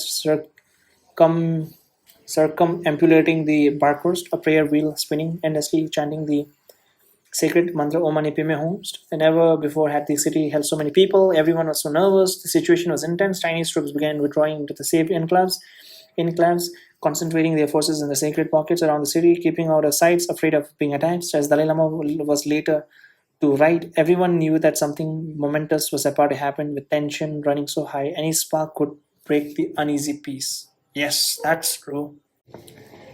Part 19, The Dalai Lama's Escape. The spark was an invitation to Dalai Lama from the Chinese political commissar, General Tan Guansan. The general wanted Dalai Lama to attain a cultural performance at the Chinese military headquarters. Tan Guansan and Dalai Lama had met before. The Chinese general had often visited Dalai Lama at his palace. In the midst of the unfolding crisis, his visit had become more frequent as he berated His Holiness about the resistance and continued to demand the Tibetan army to be more mobilized against the rebel. The Dalai Lama had come to dread and loathe his meeting with the uncouth and ill-mannered man. With the popular suspicion running high in many in Lhasa, saw the general invitation as a trick. When the Chinese further instructed the chief of the Dalai Lama's security, my brother-in-law, Phuntsok Tashi Takla, to leave the usual contingent of bodyguard behind, popular suspicion was confirmed. Dalai Lama never ventured forth without any entourage of officials and bodyguards. Pomp and circumstances accompanied him wherever he went. What reasons could there be for leaving his bodyguard behind? Many believed the Chinese were about to kidnap Dalai Lama and hold him hostage. This would be one way for Chinese military to protect itself. For the Dalai Lama inside the Chinese military camp, the Tibetan resistor would never dare to attack it. Word of invitations and the accompanying order to dispense with the bodyguard spread quickly. Early in the morning of March 10. Okay, so March 10. Could it be this day that March 10 we? It's like on March every year on March 10, Tibetan around the world go and protest. Protest. Okay, so word of the invitation and accompanying order to disperse the bodyguard is okay. 10th March, the day cultural performance was to take place, people began converging on the Nobulinga. Just wait, okay, I'll see what the 10th day is, right? We call it Sumjuthirin. 10th of March, Tibetan. Okay, so it's a Tibetan uprising day, known as Tibetan Uprising Day, Tibetan National Uprising Day. Commemorates. Commemorate does it commemorates meaning? Does it mean celebrate? To exist or take place in order to make people remember or special events. Commemorate, okay. Commemorate. Does commemorate, okay. Does commemorate meaning to celebrate? No, it's not celebrate, right? Commemorate. Yes, commemorate can mean to celebrate, but especially implies honoring a person or with respect. Okay, so it's okay. So It's Tibetan Uprising Day to commemorate the Uprising Day. Commemorate. Word of invitations. Okay, 10 March, the day the cultural performance will take place, people began converging on the Nibulinga Palace, knowing that the Dalai Lama was inside. In a matter of hours, quickly and spontaneously, thousands, tens of thousands of people had surrounded the palace simultaneously, attempting to protect Dalai Lama from a Chinese attack and to prevent him from leaving to meet the Chinese official. Soon, the entire population of the city seemed to be outside the Nobulinga. With the Dalai Lama sealed in sight, messenger continued to go back and forth between palace and the Chinese military headquarters. One of the messenger from the Tang Guansang side, Kunchong Sonam Geso, was stoned to death by the crowd just in front of the Nobulinga gate. Kunchong Kesana Geso was the brother of Pakpala Puchung, then the second highest ranking Tibetan official in Lhasa and notorious for his collaboration with the Chinese. Other collaborators, including Ngakpo, then the highest ranking Tibetan official in Lhasa, went into hiding to protect himself from the angry crowd. Ngabo had become a member of the cabinet after signing the 17-point agreements and was seen by many as a Chinese sympathizer. He took refuge inside the military compound. When the crowd demanded assurance that the Dalai Lama would not attend the performance, his staff conveyed Dalai Lama promised that he would not go. But the crowd could not be assured. The Dalai Lama sent three of his ministers to explain the situation into Tan Guansans, but the Chinese general accused the ministers of promoting the resistance and refusing to disarm the Tibetan reactionaries.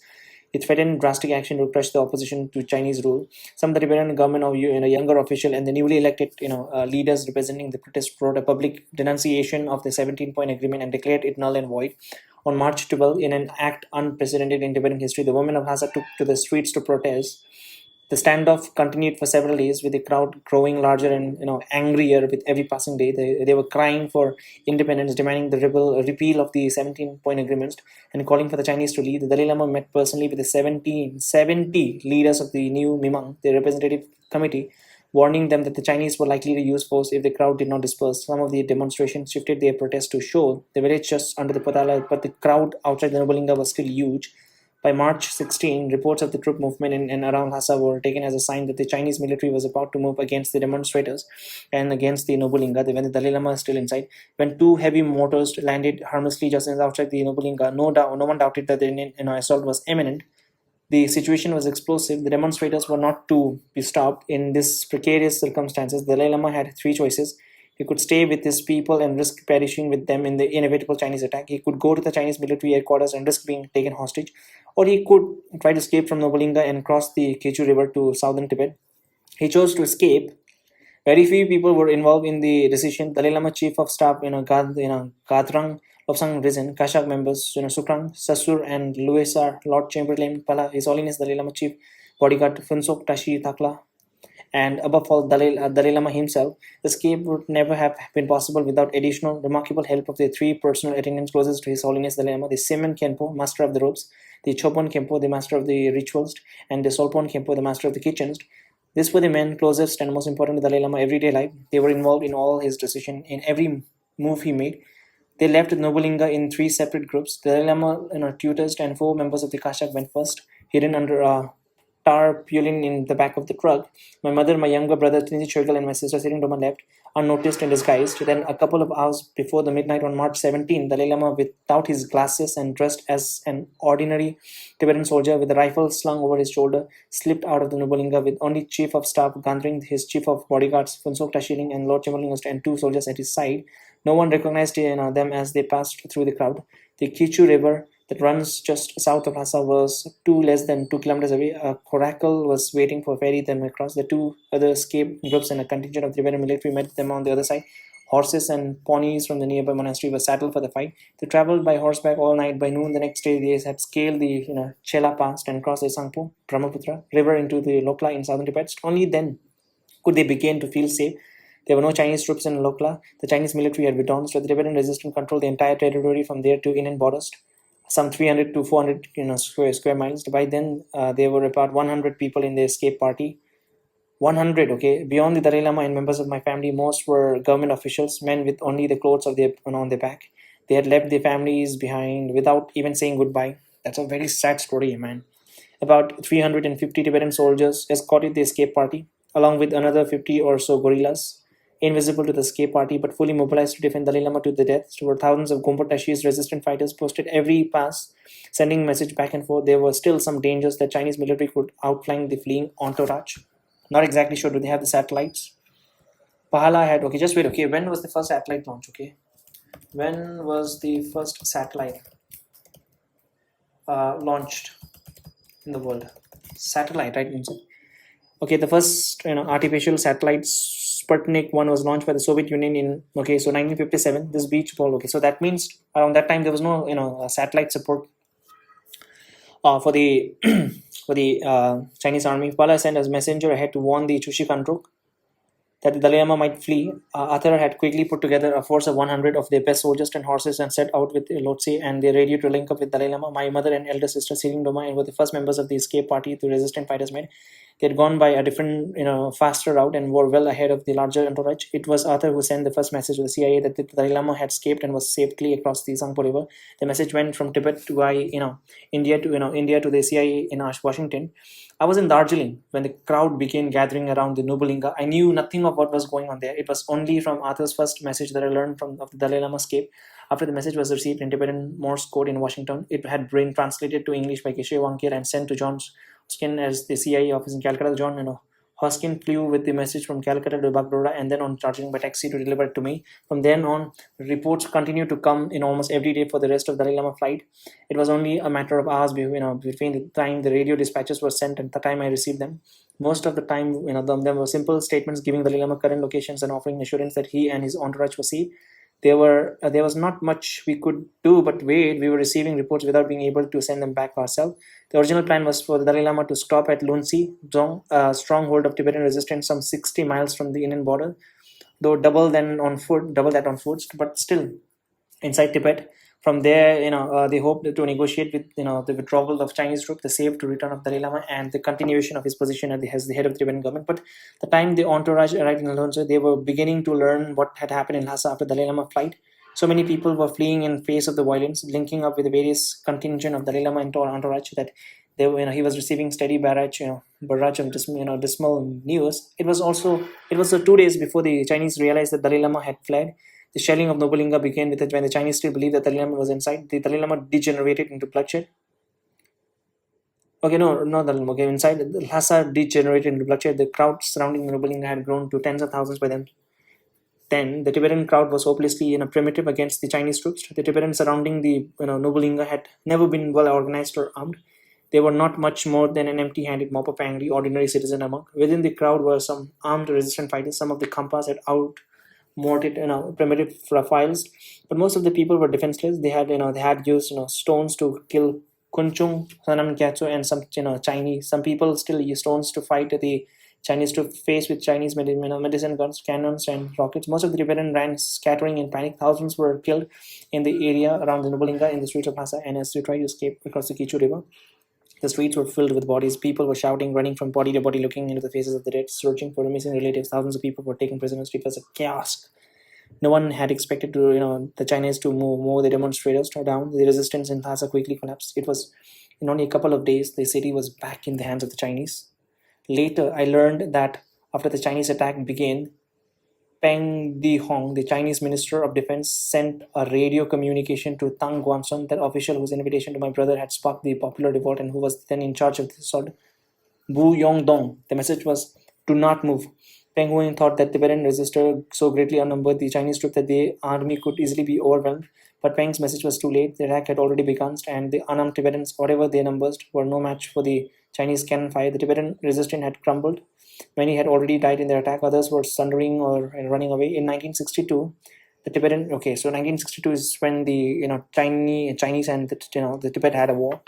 In 1962, the Tibetan resistance captured. In 1962, Tibetan resistance captured a document published by a political department of 18 Army of the People's Liberation Army headquartered in Lhasa, saying that between 1990 and 1959, when Dalai Lama fled in October 1960, the People Liberation Army had wiped out 87,000 people, 87,000 Tibetan bandits in central Tibet alone. So they were the People Liberation Army's own figures, and they did not include Khams and Amdos, where the resistance had been more fierce and many more people must have been killed. The killing continued well into the 1960s. Imagine if the casualties in Amdo and Kham were added in. How many people must really have died? His Holiness and his advisors knew by the time they reached Thunsei that there was no longer any way to negotiate with the Chinese. The Chinese had already announced the resolution of the Tibetan government. So the Dalai Lama and the official accompanying him set up temporary party governor there, and he formally repudiated the 17 just with what. So the Dalai Lama and official accompanying him set up a temporary government there, and he formally repudiated the 17-point agreements. The Tibetan army and the Kuching Control were joined into a single fighting force. Kumbotashi became part of the new government with the official rank of Raza, again Zaza from Lutse. I received a different message. Dalai Lama and his entourage wanted political asylum in India. They asked me to make the request. I flew immediately from Bagdogra to New Delhi to meet the Prime Minister, Prime Minister Nehru. Mr. Malik, the Director of Indian Intelligence, set up the appointments. I met the Indian Prime Minister in his office in the Parliament House. As I entered Mr. Nehru's office, he asked, "How is the Dalai Lama? Where is he? Is he safe?" I told him that he had reached Lonsei safely and explained that I had requested the meeting upon Dalai Lama's instructions. I had received a message by wireless requesting me to asked the Prime Minister Nehru to grant His Holiness in a political asylum. The Dalai Lama and the Tibetan government had concluded that it would be impossible to remain in Lhotse. They wanted to cross the border into India. The Prime Minister's response was immediate. Of course, he said. Then he turned to practical questions of where and when His Holiness would be crossing. We talked about where the Dalai Lama would stay. But that's weird, right? It's mentioned that he immediately said yes, of course. But then what happened here, the previously? At least he could have just explained it. He said no. I don't know why. He said. Um, the the last leg of the journey took the Dalai Lama through Jora, where I had stopped to implement reforms in our state when I fled in 1952. My mother spent a couple of days there resisting. The Dalai Lama last stop was in the small village of Mangmang, where he became ill with dysentery and had to spend a couple of days recovering. It was there then that he received the message that Prime Minister Nehru had granted political asylum to him and his entourage. From Mangmang, Athar and Lotse prepared to turn back to Loka to rejoin Rikompotashi and the resistance. Yes, obviously you have to go back. And I hope they've kept someone, who will lead the Tibetans in the Lhasa. Otherwise, it's going to be very difficult. From Mamang, Arthur and Lotse prepared to turn back to Loka to rejoin Gompatashi and the resistance. They were expecting another arms dropped from the CIA, and another 10,000 more men had fled to Loka to join the freedom fighters there. The resistance would continue even after the Dalai Lama escape. Arthur and Lotse met Pala once more before returning. In exchange for 180,000 of the 300,000 rupee that had been in the first arm dropped to resistors, Pala gave Arthur and Lotse 10.8 million Tibetan strong. Indian rupee would get the fighters to nowhere in Tibet, but they would be useful to the Dalai Lama and his party once inside India. The fighter kept 120,000 rupees just in case they were needed. Later, some Tibetan in Kalimpong began circulating a rumor that I had taken the rupee. Later, some Tibetans in Kalimpong began circulating a rumor that I had taken the rupee, but I was in Darjeeling then, not Tibet, and I had been and had never seen the money. The airdrop containing the money were flying from East Pakistan and had nothing to do with them. The 4 men who had started the rumor were subsequently expelled from India, not for the false accusation, but as a communist agent. Intelligence agent from all sorts of places was stirring up rumors and fostering dissensions. Then, the Dalai Lama writes of meeting some of the Khampa fighters towards the end of his journey, though he does not mention their names. He did say that in spite of my belief, I very much admired their courage and their determinations to carry on the grim battle they had started for our freedom, culture, and religion. I thanked them for their strength and bravery, and also more personally for the protection they had given me. But then I could not honestly advise them to avoid violence. In order to fight, they had sacrificed their homes and all the comforts and benefits of the peaceful life. Now, they could see no alternative but to go on fighting, and I had none to offer. On March 30, 1959, 2 weeks after his flight from Lhasa, Dalai Lama crossed through the Sela Pass, Sela to the Indians, and arrived in Tawang in Northeast Frontier Agency, later to become the Indian state of Arunachal Pradesh, where I had been so warmly greeted by the local people during my own escape some 7 years ago. There he was greeted by Indian Foreign Ministry official, P.N. Menon, formerly India's Consul General in Lhasa, and to soon become the Indian government's, chief liaisons with Dalai Lama. Menon formally made the grant of political asylum to His Holiness and officially escorted him to Tezpur. Shakapa, Lobsang Khyentse, and I were in Tezpur to welcome him and other members of my family. Even after all these years, I'm still amazed when I think about the escape. A superstitious person could easily believe that it was a miracle. But escape was not a miracle. It was a human effort by the few people closer to the Dalai Lama, Pala, his Lord Chamberlains, a couple of cabinet ministers, his personal attendants, advisors, bodyguards, and the resistant fighters. They were willing to sacrifice their lives, their families, everything to protect Dalai Lama. Their plan never leaked out. They never told their families, never had a chance to say goodbye. They arranged everything without outside help. The CIA did not help. The CIA did not help. The CIA did not even know about the escape until several days after Dalai Lama was gone. Nor did I. The escape had nothing to do with the CIA, nor indeed with me.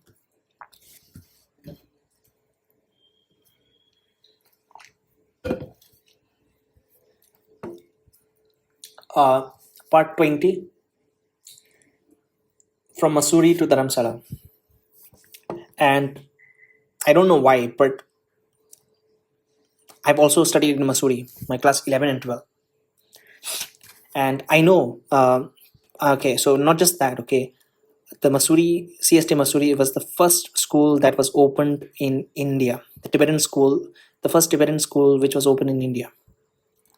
And so right now, the condition of the school is very good. The hostel, the girls' hostel is even better. It looks like a proper, a good, very good. I think it's better than Indian schools also, in not, Indian hostels, girls' hostels.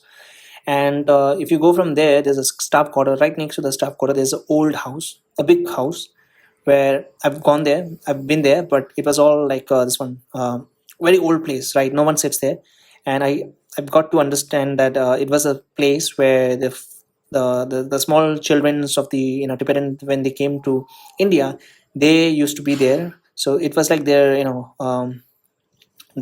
dormitory for the students who are studying in that school. From Missouri to Dharamsala, the Dalai Lama escape was making international headlines even before he crossed the border into India. Hundreds of reporters were waiting for him when he arrived in Tezpur. All of them wanted to interview him to hear the story. Okay, I want to see Dalai Lama entering India. I want to see the pictures, okay? Okay. In Tezpur. Okay, so I could see the pictures. Okay. The Chinese government had already put out its own story. The Dalai Lama had not left Tibet of its own free will. They said he had been abducted by reactionary bandits and taken away by force. They blamed the kidnapping on the Tibetan nobility and slave owners, the people they dubbed the reactionary elites. Zhou Enlil announced to the world that the Chinese government had declared the 17-point agreement null and void, dissolved the Tibetan government, and appointed the Panchen Lama as the new head of the preparatory committee for the autonomous region of Tibet. China's alleged evidence that Dalai Lama had been kidnapped was to be found in the notes he had exchanged with Tan Consons while the protesters were surrounding the Nobulinga. In an effort to bide times to avoid bloodshed, Dalai Lama communication had been attributed to his inability to attend the cultural performance to the crowd of reactionary demonstrators outside. He expressed his regrets to the Chinese general for not being able to attend the performance that he had very much hoped to. Based on this exchange, the Chinese publicly announced that he had been held against his will and forcibly transported to India. China's concocted story that Tibetan aristocrats had kidnapped Dalai Lama put a bizarre twist on reality. In fact, from the time the Chinese army marched into Lhasa in 1951 until the Dalai Lama escape in 1959, the most faithful collaborators with the Chinese government had been the members of the Tibetan aristocracy. Many of them were still on the Chinese government payroll, receiving hundreds of Chinese silver dollars a month. The real opponent of Chinese rule were not the aristocrats, but the ordinary people. The real opponent. The tens of thousands who gathered outside the Nobulinga in March 1959 were ordinary farmers, nomads, and merchants. The entire resistance was made up of ordinary, unknown, nameless Tibetans while they were fighting and dying for Tibetans. It might include my, grandparents, great grandparents from Tibet. They were from the Khams. The nobility were hiding in their homes or taking refuge in the Chinese military headquarters. Today, when young Chinese educated Tibetans come to meet me today when young Chinese educated Tibetans come to meet me in India, they sometimes wonder how China was able to take over Tibet so easily. The Tibetans are not stupid. They say, how did we ever let this happen? To that, I respond that they should ask the aristocrats and lamas. They were the one responsible. Yes, the aristocrats and the lamas. Even as the Chinese continued day after day to broadcast the concocted story of Dalai Lama kidnapping, the Indian government remained reluctant to allow the Dalai Lama to present his explanation of why he had fled. By the time Dalai Lama arrived in Tezpur, the Indian Foreign Ministry had already crafted a carefully worded press statements, perhaps written but certainly approved by the Prime Minister Nehru himself. Surely Nehru's staff consulted with Dalai Lama first, but the statement was written in the third person and read by Indian officials. The Tezpur statement noted that Tibet historically had always been autonomous and the 17-point agreement had been signed under the pressures. Despite the promise of autonomy, all important decisions in Tibet since the signing of the agreement had been made by the Chinese government. Following its resistance income, The statement noted the Chinese had destroyed many monasteries and killed or imprisoned many lamas and monks. The statement contained a brief description of the protest in Lhasa that led to the Tibetans' Dalai Lama escape and stated categorically that Dalai Lama had left Lhasa and Tibet not and come to India of his own free will and not under duress. It stated that he expressed his regret over the tragic bloodshed in Lhasa, and the statement expressed Dalai Lama gratitude for the Indian government's welcome and for all the messengers of goodwill awaiting him when he arrived. We were angry then that the Indian government seemed to have spoken in Dalai Lama's name. Reading the text more than 50 years later, I see the Tezpur statement as a masterpiece of dignity and discretion. Nehru wanted neither to insult Chinese nor to sever relationship with them. The Chinese government was already denouncing India for giving Dalai Lama refuge. They saw the grant of asylum as a case of interference in China's internal affairs and hence a violation of one of the 5 principles of peaceful coexistence as stated in the Panchsheel Treaty Agreement of 1954. Nehru still held out hope that Dalai Lama differences with China could be resolved and that some form of peaceful resolution settlements could be reached. And I came to know that when His Holiness Dalai Lama came to India, right, as a refuge, they had a thought that so after 5-10 years, when all the matters would be solved or the situation would cool down, so they will all go back to Tibet. This was the case, but it turns out they're still in India and it's 90 years old now. Nehru still had hopes of Dalai Lama differences with the case. Before knowing more about Dalai Lama's own views, he was reluctant to let representative of the Tibetan government speak. In retrospect, the Tezpur statement was an act of skillful diplomacy. Nehru still held out the hope for some sort of accommodation with China, but the Indian government was also worried about all the international intention His Holiness Dalai Lama was receiving. Everyone wanted to meet his charming young man. Nehru was still worried about what he might say, especially about his intention to establish a government in exile in India and seek international support for the Tibetans' rights to self-determinations. Nehru described the Dalai Lama as his honored guest, but he wanted his honored guest asylum to remain humanitarian rather than a political. Nehru wanted Dalai Lama out of the limelight. One way to do that was to remove him from an obscure. One way to do that was to move him to an obscure. That's what I'm saying. No, I think someone said that if you want, right now we have a Tibetan government in exile, right? And it's in Dharamsala. It's like a very, uh, it's a way away from a limelight place and very obscure place. If you want a good diplomatic, then you have to set up, get a land and get a talk with the Indian authority and get a, exile government in Delhi, where most of the diplomats come around the world, right? So Nehru wanted the Dalai Lama out of the limelight. On one way to do that was to move him to an obscure, out of the way place, no one easily accessible to the international press. I initially hoped that the Dalai Lama might settle in Darjeeling, where the 13th Dalai Lama had stayed and many Tibetan refugees already lived. Shillong, the capital of Indian state of Assam, near Guwahati, was another possible site. The Americans were suggesting Thailand or Switzerland as alternative to India, and they were willing to shoulder the cost. But I felt strongly that Dalai Lama should stay in India as close to Tibet as possible. I wanted him just to cross the mountain from my homelands, no matter how difficult the circumstances. Perhaps physically he might be more comfortable in some other places, but psychologically being close to home and knowing that the Lamas and his people were nearby would be a source of comfort. The Dalai Lama had a moral responsibility to remain in India as well. Thousands of refugees were pouring into India, all the borders through Bhutan, Sikkim, Assam.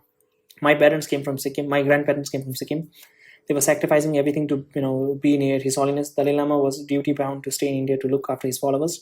When I met Prime Minister Nehru to discuss a longer range living arrangement, he suggested the Himalayan hill station of Mussoorie, some 70 miles south of the Tibetan border and 200 miles from New Delhi.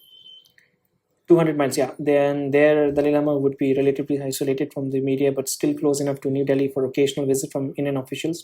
The Dalai Lama made the move from Tezpur to Mussoorie by train, a trip of several days, easy, and every stop found swarms of ordinary Indian people surrounding his train in a welcome. In Mussoorie, Dalai Lama was put up in a charming, comfortable bungalow called Birla House. Okay, let's see. Okay, what is Birla House? I've heard this a lot. Where is this Birla House? Mussoorie. I don't know which location is it. Birla House is in Happy Valley. Okay, Birla House in Happy Valley. It's in Happy Valley. Mussoorie is a historic landmark known as the first home of the 14th Dalai Lama in India after he fled. Okay, where is this? Okay. Now I think I know this one, right? I think I know this Mussoorie, right? Okay, if I go to a map, it's near my school. Talai Hills. Okay. It's a very secluded place. Yes. Dalai Hills. Okay, now I think I know the Birla House. Okay, and Masuri, the Dalai Lama was put up in a charming. Okay, and okay, in Missouri, Dalai Lama was still under pressure from the Indian government not to meet the press. After, and at first, we succumbed to their wishes, but as week passed, and thousands of Tibetans were still pouring into India with only clothes on their back and their stories of persecutions and violence at homes. Our own people began urging us to speak out. The refugee genuinely feared that the annihilation of Tibet was at hand. They wanted the truth to be told. Finally, we could no longer remain silent. On June 29, 1959, we held a press conference for the international media, speaking from the porch of our Masuri bungalow. We did not request Prime Minister Nehru's permissions. We did not much care about his reaction might be. Press conference were an entirely new phenomenon for the Tibetan government. We called upon our legal advisors, Purushottam, Trikamdas, the former secretary of Mahatma Gandhi, and DK Sen to help prepare the English version of what we wanted to say. The Missouri statement was read by a junior official with the Dalai Lama standing by. More than 100 journalists from all over the world attended, and a member of the Kashak and the other leading Tibetan official looked on. As the newly appointed foreign ministers of the Tibetan government in exile, I was one of those responsible for responding to the question that followed. The June 20 statements adamantly refuted the Chinese story that Dalai Lama had been abducted by the group of reactionary rebels. We also refused 17-point agreements since the Chinese had violated the terms of the agreements that they themselves had drafted. The Tibetan could no longer abide by it either. We said that the Tibet was a sovereign nation that had never been part of China, that we've been invaded and forced under the duress at the point of a bayonets to sign the agreements. We pointed out the Chinese themselves never had any intention of carrying guns. They had broken their own agreements almost immediately when they forced the Dalai Lama's two prime ministers to resign or face executions without trial. We accused the Chinese of instigating a reign of terrorists and carrying out war-terms to persecution and plunder. We explained since what's more, what happened when the Dalai Lama visited India in 1956 and Zolan and promised the Prime Minister Nehru Dalai Lama that the number of Chinese troops in Tibet would be drastically reduced and economic conditions would improve. That Masuri statement reaffirmed Dalai Lama's own commitment to political and economic reforms, including land reforms on the monastic and aristocratic states. He accused the Chinese of deliberately blocking his effort to carry out reforms and called for an international body to conduct an impartial investigation of our allegations against the Chinese and of the ongoing situation in Tibet. At the same time, the Dalai Lama assured the world that we Tibetans had no feeling of enmity to the hatred towards the great Chinese people. It was during this press conference, in the question that answer and session followed, that the Dalai Lama said that whether I am accompanied by my government, the Tibetan people recognizes us as the government of Tibet. This government in exile was thus implicitly and informally established, and the Tibetan position had been made known to the world. We had successfully countered China's false propaganda. J.K. Sen becomes a trusted advisor of the government in exile and helped His Holiness write his first book, My Land and My People. His English was beautiful. Nehru was angry about the press conference, both with the Dalai Lama and with me. We had defied his admonitions not to speak publicly regarding me and my colleague Chakapa and Lobsang Gelsin as a troublemaker. The Chinese were angry too. They began openly denouncing Dalai Lama, but to the Tibetan government in exile, the benefit of presenting our point of view to an international audience were clear. The 14th Dalai Lama was to become most public of all Dalai Lamas and to most accessible. As refugees continued to stream into India, Sikh or not, he met personally with each and every one. In the meantime, we were receiving offers of help. Generalissimo Chiang Kai-shek made a public statement expressing sympathy for Dalai Lama, condemning the Communist Party aristocrats' atrocities in Tibet, and offering assurance that when the Kuomintang returned to the government, China again, he would support self-determination for the Tibetan people. He sent letters to Dalai Lama offering a help. We did not respond. President Chiang's own public statement was fine, but the Kuomintang official propaganda machine still insisted that Tibetans were fighting for the returns of the nationalists to mainland and intimated that the Tibetan resistance movement was receiving support from Taiwan. At the same time, on the other side of the Tawang Strait, the communists were still talking about liberating Taiwan and were using the Kuomintang's propaganda to accuse Tibetan existence of being supported and led by the nationalists. I wanted to establish a clear Tibetan identity free of any Chinese influence. Until the propaganda changed, we could not accept help from the nationalists. The Geneva-based international commissions of jurists, composed of eminent lawyers from around the world and led by Purushottam, 3 months, took up with the Dalai Lama suggestion in his June 20 statement to conduct an impartial international investigation of the situation in Tibet. The commission reported that China had systematically violated the terms of 17-point agreements, thus rendering null and void any obligation of Tibet to adhere to its terms. It noted the restriction China had placed on religious practice by ordinary Tibetan people and the widespread killing of Tibetan monks and lamas, arguing that such an act constituted genocide against Tibetan as a religious group. And the commissioner accused the Chinese of a massive violation of the fundamental rights and freedoms of the Tibetan people, including the wanton killing of ordinary people, Tibetans. The report thus set forth in vivid detail the substantive basis for its conclusion that horrible human rights abuses were still being perpetrated in Tibet. We used the report from the international community, commissions of jurist as evidence in a series of appeal to the United Nations, accusing China of invading and occupying Tibet, reiterating that we had never been a part of China and accusing China of massive violations of the fundamental rights of the Tibetan people. The CIA introduced me to the American lawyer Ernest Grost and paid for him to help us develop our case. In the fall of 1959, I traveled to New York with the former finance minister Shakappa. Okay, I want to see how does this look like. Shakappa. Tibetan, okay, Tibetan finance. Shakapa. Sepo Wangchuk, this Shakapa was a prominent Tibetan noble and a politician scholar, okay, served as a finance in Tibet from 19th, okay. He does look like this, okay. And where did he die?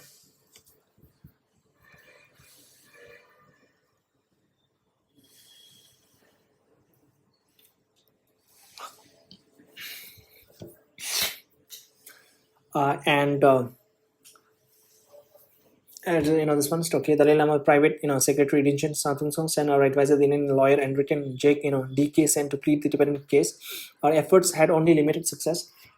In 1959, a mildly worded UN resolution sponsored by Ireland and Malaya condemning China's violations of Tibetan human rights passed with the 45 countries voting in favor, 9 opposed, and 29 abstaining.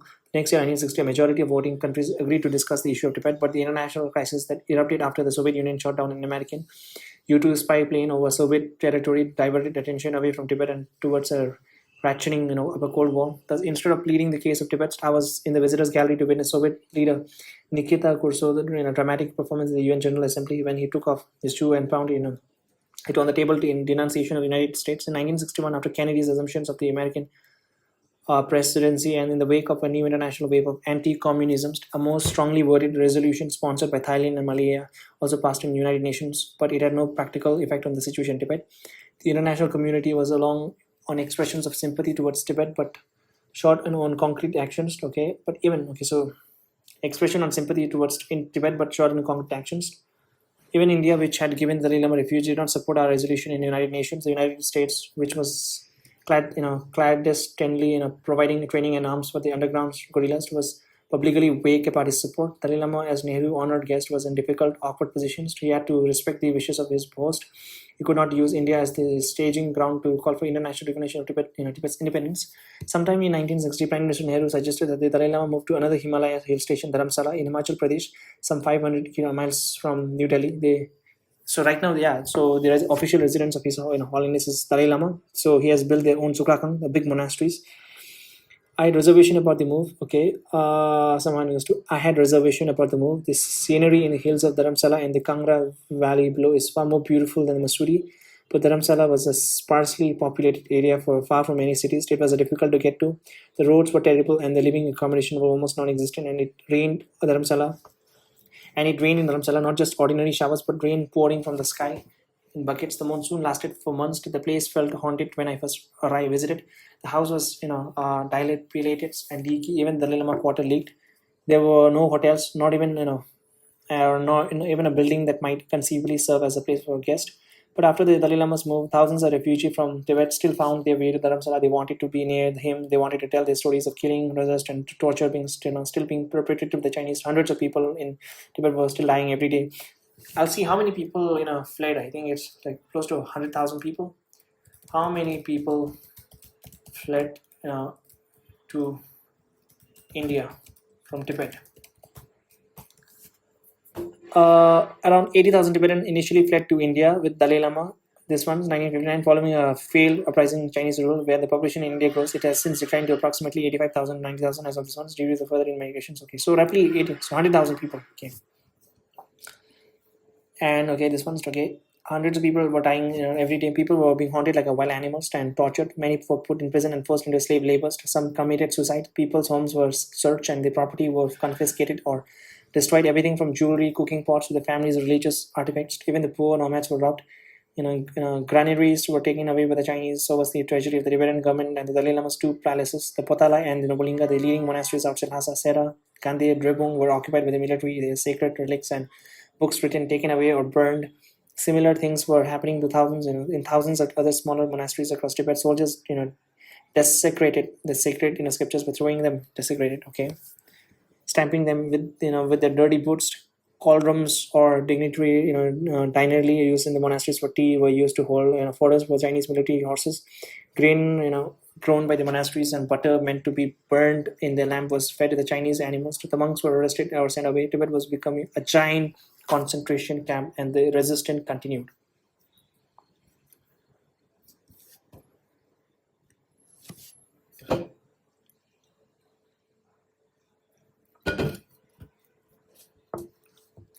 Now, third, 21st chapter is Mustang. I think Mustang is a place in Nepal, right? MUST, the Mustang. Mustang, okay, Nepal. Okay, it's in Nepal. Mustang district is one of the 11 districts of the Gandhi province, one of seven. Okay, one of 77 districts of Nepal. Okay, it's in Nepal, and I think yeah, most people are Buddhist, which who are related to Tibetan. Okay, the uprising in Lhasa has been very easy to squash. The resistance crumbled into in a matter of days. The movement there was never well organized. The protesters were fighting with their bare hands, while the people of Lhasa and Central Tibet deeply resented the Chinese military presence and the damage being done to their traditional way of life. They were never either as rebellious or as well organized as the people of Amdo and Kamp. In other parts of Tibet, the fighting continued long after the Lama escape. So did support from the CIA.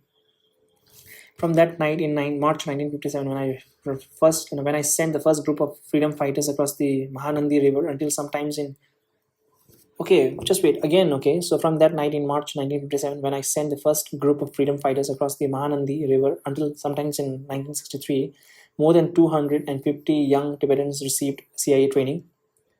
More than 250 young, this one first in a Saipan and later beginning in 1958 in a Camp Hale, Colorado. Okay, Camp Hale was a top secret, deserted military training base high in Rocky Mountains, where the altitude mountain conditions more closely approximated the geography and weather of Tibet. The first recruits sent to Camp Hale soon dubbed into Dumra, meaning garden. Their training continued to be secret. Just wait, okay. Colorado, it's in Canada or Colorado? Okay, it's in the US states, okay. During the course of the resistance inside Tibet, 8 CIA trained teams were airdropped into areas where the resistance was strong. Most drop of men were followed by drops of CIA supplied weapons, ammunition, radios, and other military equipment. But the guns supplied by the CIA were nothing but a tiny drop compared to China's endless ocean of bombs. They were never enough. My deputy Lhamo Siring made a list of every piece of equipment the CIA supplied us, rifle by rifle, hand grenade by hand grenade, bullet by bullet, and radio transmitters by radio transmitters. For the 25,000 resistant fighters on the ground in Loka, the CIA supplied about 700 guns. That's it for the 500 for the 5,000 fighters active in Amdo. The CIA dropped maybe 500 or 600 rifles, as an area with the 2,000 fighters got maybe a 300 or 400. Most of the rifles were old and outmoded, leftovers from the Second World War, and many had been captured from the Chinese. None of the CIA supplied equipment was made in the United States. They did not want any evidence that America had been involved in Tibetan cost. Militarily, the Tibetan resistant fighters were never stood a chance. I still believe that if the CIA had given us enough weapons, the resistance would have had a chance. Had I understood how paltry the CIA supporters would be, I would have never sent those young men for training. Mao was not only the one to cheat the Tibetans, the CIA did too. Okay, so now this is a big revelation, and here, this is an interesting point. Organizationally, the challenge faced by the resistance were enormous. The CIA had trained the fighters in guerrilla warfare, but actually becoming guerrilla warrior inside Tibet was a different matter altogether. Much of Tibet was in turmoil. Order had broken down. Tens of thousands of people were in flight, and the Chinese military was moving in every way to wipe out the bandits and establish controls. The Chinese had an extensive military intelligence network that allowed them to maintain constant contact with their own forces and protect their own troops from the surprise attack. They had plenty of radios. They controlled all roads and continued to build more. They could observe from the air what was happening on the grounds and could launch coordinated attacks by air and on land. But there were no way for tens of thousands of scattered guerrilla fighters to maintain contact. The Tibetan resistor had only few CIA supplied radios. They had to remain on constant alert and in combat readiness, and got so little sleep that they were already always exhausted. Food for fighters, however, was hard to come by. Food for everyone was hard to come by. Chinese military was requisitioning and everything for itself, using a strategy of starvation against the Tibetan resistance. Theft of food was common, and the guerrillas sometimes raided the Chinese army stores. Local people took the law into their own hands and hunted down thieves, killing and fighting frequent. Displaced people was turning to guerrilla fighters for a protection from the Chinese.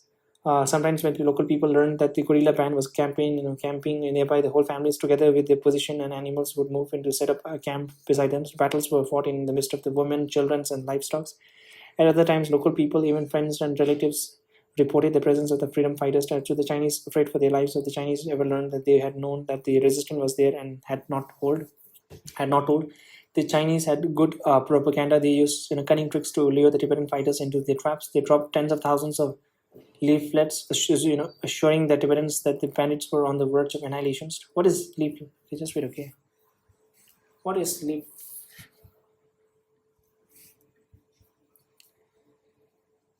What is leaf? Okay, leaflets. Leaflets are the single sheet paper advertising or information documents, often folded. Okay, I don't know. Assuring the Tibetans that the bandits were on the verge of annihilations. Those who surrendered were promised leniency. But still, many of the resisted fought on. Some had only knives or stones for weapons. Stones! Some began each battle with the pledge to fight to the death for the protection of the Buddha Dharmas, the Lamas, and the independence of Tibet. Some of the Kampas pledged to fight until not a single Kampa remains. Many carried, kyanites tablets around the necks and pledged to swallow it when their ammunition was depleted and defeat was certain. Many of the resistor fighters knew they had no chance of winning, but believed that to fight and die was better than not to fight at all. Having fought and died for the truth and justice in this life, they knew that they would be free from suffering in the next. Very naive thinking. Many of the resistors died and many were captured by the Chinese and imprisoned. Some died in combat, some killed themselves. At the end of the battle, when defeat was certain and escape was no longer possible, they swallowed their cyanide capsules. Some died in the prisons. The condition inside Tibet's prisons were unbearable, inhuman, and helping one's fellow inmate was a crime. Some of the prisoners, including those trained by the CIA, broke under tortures to finally confessing to their help from the United States and identifying me, Gelotundum, as the organizer of the resistance. Some who confessed really were given leniency and were let out early. Others were let out early only to be put in labor reform camps. Many were imprisoned for more than 20 years. The resistant fighters were brave and heroic young men, but the challenges they faced were ultimately insurmountable. They held out as far as long as they could. They won many battles and killed thousands of Chinese, forcing thousands of more to retreats. They were true Tibetan patriots and heroes. More than a year went by for the Chinese military could begin to establish controls. But in the end, the resistant fighters were overwhelmed. In 1960, resistance inside Tibet was slowing down. One by one, those among the CIA trained groups still alive were forced to concede defeat and flee. Of the 6 original CIA trained fighters, only 3 were alive by 1960s. Arthur and Alonso had returned to Loka after meeting Dalai Lama only to discover Chinese troops moving on their clans. So the Loka freedom fighters did not have enough weapons to resist. Instead of fighting with no hopes, many were fleeing across the borders to India. Arthur and Luce soon decided they had no choice. They buried their radio equipments on the top of a mountain and set off for India too, linking up with the resistant leaders Gomputashi and Root. So they crossed into India to gather. The remaining rupee must have been come by handful after all. Of the 4 freedom fighters who dropped into Lithang, only Wangdu, the only leader, survived. Sewang Dorje disappeared not long after the drops, never to be heard of again. Darlo was killed in the fighting. Baba Changra Tashi, who had panicked and refused to jump, never found Wangdu after his overland return to Lithang. He died there in the short battle during which he was killed 2 Chinese soldiers and was killed in turn by hand grenades thrown by the third. Wangdu stayed in Lithang, joining with other resistant fighters, attacking and being attacked until April 1959, when he fled with his elder brother and a few others to India, traveling across through Chikundu and Changtang, finally reaching the Loka and crossing the border from there. A third group of CIA trainees had been dropped into the nomadic areas of Shensei in northern Tibet near Changnamuso and this one. So on September 1959, nomads they had fought the Chinese communist pair bravely on their own. Several of the leaders had become national heroes. When the news of their death spread far wide, the CIA trainees had hoped to give new directions and fresh weapons to the movement in Shinsei. But the time they were airdropped in, the nomads' resistance had crumbled. The Chinese were in command, carrying out their mopping up operation. Joining with the nomads was impossible. There were no forces left to join, nor could they begin afresh. No one among the trainees was familiar with either Shinsei or nor its people. The local people did not make the welcome. Food was scarce, and every new monk to feed was that much less food for the nomads. The CIA trained warriors stayed outside, hiding in the mountains and subsisting on the local wildlife for 50 days. Finally, they declared failure and gradually moved to west, arriving in Mustang in early November 1959. So yeah, even right now in Mustang, Nepal region, a lot of Tibetan peoples. Mustang lies about 350 miles, southwest of Lhasa. So southwest of Lhasa, and is a rugged, poor, several hundred square mile, barely inhabited area of Nepal. Just like a tongue north in Tibet, and one was a part of it. Even in this remote and mountainous part of the world, Mustang is particularly isolated and inhospitable. At 13,000 feet high, it is cut off from Nepal in the south by some of the world's highest mountain in 1959. The government of Nepal had only nominal control over the area and received minimal taxes from its local elites. But Mustang was quite, accessible to Tibet from Gombotashi and his resistant fighters to the place offered a new possibilities. Communist troops had yet to penetrate the Tibetan area along the Mustang borders, and Mustang tiny population was militantly anti-Chinese. Mustang climate and geographic condition was kind of congenial. It was a perfect place to establish a guerrilla base. Another chapter in the history of Tibetan resistance was about to begin. Oh, I thought it's the end. Nah. In 1960, CIA representative met with the Gombotashi. Okay, then in India and still the leaders of the Chushi countries to discuss the possibility of setting up an intelligence gathering and reconnaissance prowess in Mustang. The CIA secretly broached the issue with Nepali King Mahendra, and he apparently agreed. The CIA proposed beginning the secret operations with 1,000 men and asked Gombotashi and me to do the recruiting. My deputy Lamo Singh oversaw the day-to-day work of the Mustang operations. He had been in the third group of men to be trained by the CIA and was dedicated, hardworking man. I admired him greatly and depended on him to get things done. Many of the former resistant fighters who fled from China's rule had been put to work on road construction, crew inside Sikkim. We sent our feelers to see if some of them would be interested in a new type of resistance based in Nepal. The response was immediate and overwhelming. Young Tibetans men by the hundreds began leaving Sikkim, passing through Darjeeling, en route to Nepal. For the next several weeks, at least 200 men were um, transiting through Darjeeling every day. The media would soon got a wind of the exodus. When news of the sudden migration of hundreds of Tibetan men hit the press, both the Indian and Sikkimese government were alarmed. So were we. The operation was meant to be secret and adamantly, denied any role in the flight. By the time we were able to stop the flow, 2,000 men had arrived in the Mustang. The CIA only had funds for 1,000, and we were unable to raise any more. The Mustang operation that was supposed to be highly confidential turned out to be an impossible secret to keep. Both the Indian and Sikkimese government soon learned why so many Tibetan men had fled. The Sikkimese government complained to the Indians. Nehru and his government complained to me. They forbade me from crossing the Tista River. I was banned from both, and I was banned from both Kalimpong and Sikkim for decades. Former soldiers in Tibetan army and Dalai Lama bodyguards were also angry with me. Former soldiers in the Tibetan army and Dalai Lama bodyguards were with me. All 2,500 of them had escaped from Tibet and were anxious to join the new resistance, but a word of the new ventures in Mustang reached them too late to join, but I could not let them go. I could only promise to let them know if any other new opportunity arises. The Mustang project got off to a difficult start with 2,000 new recruits and funds only for half of the cost.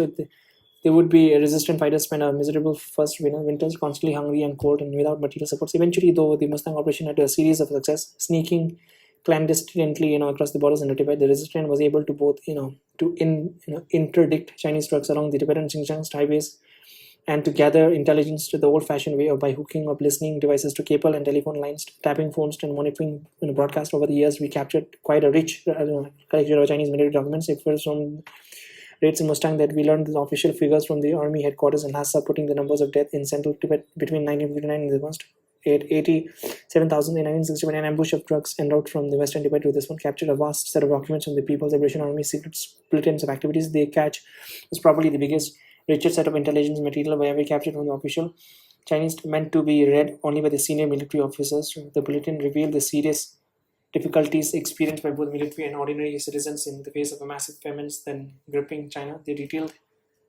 tension within Chinese military and between the military and the people's militia, the touch on the growing conflict with the Soviet Union. Some reported contained the Chinese leadership evaluations of the United States and Taiwan. So we never kept those documents, though. They were sent immediately to the CIA in Washington. The only document I still have is the one revealing the number of Tibetans killed after the Dalai Lama escape. Even as the reconnaissance and interdictions continued, the situation in Tibet grew increasingly worse. In 1960s, the Chinese set up people's communes. The Tibetans were no longer allowed to grow barley. They were forced to grow grains, but grain is impossible to grow in Tibet. So when harvest time came, there was nothing to eat. In Lhasa, people ate dead horses that the Chinese military had buried in the fields. Some ate boiled shoe leather or the bark of trees.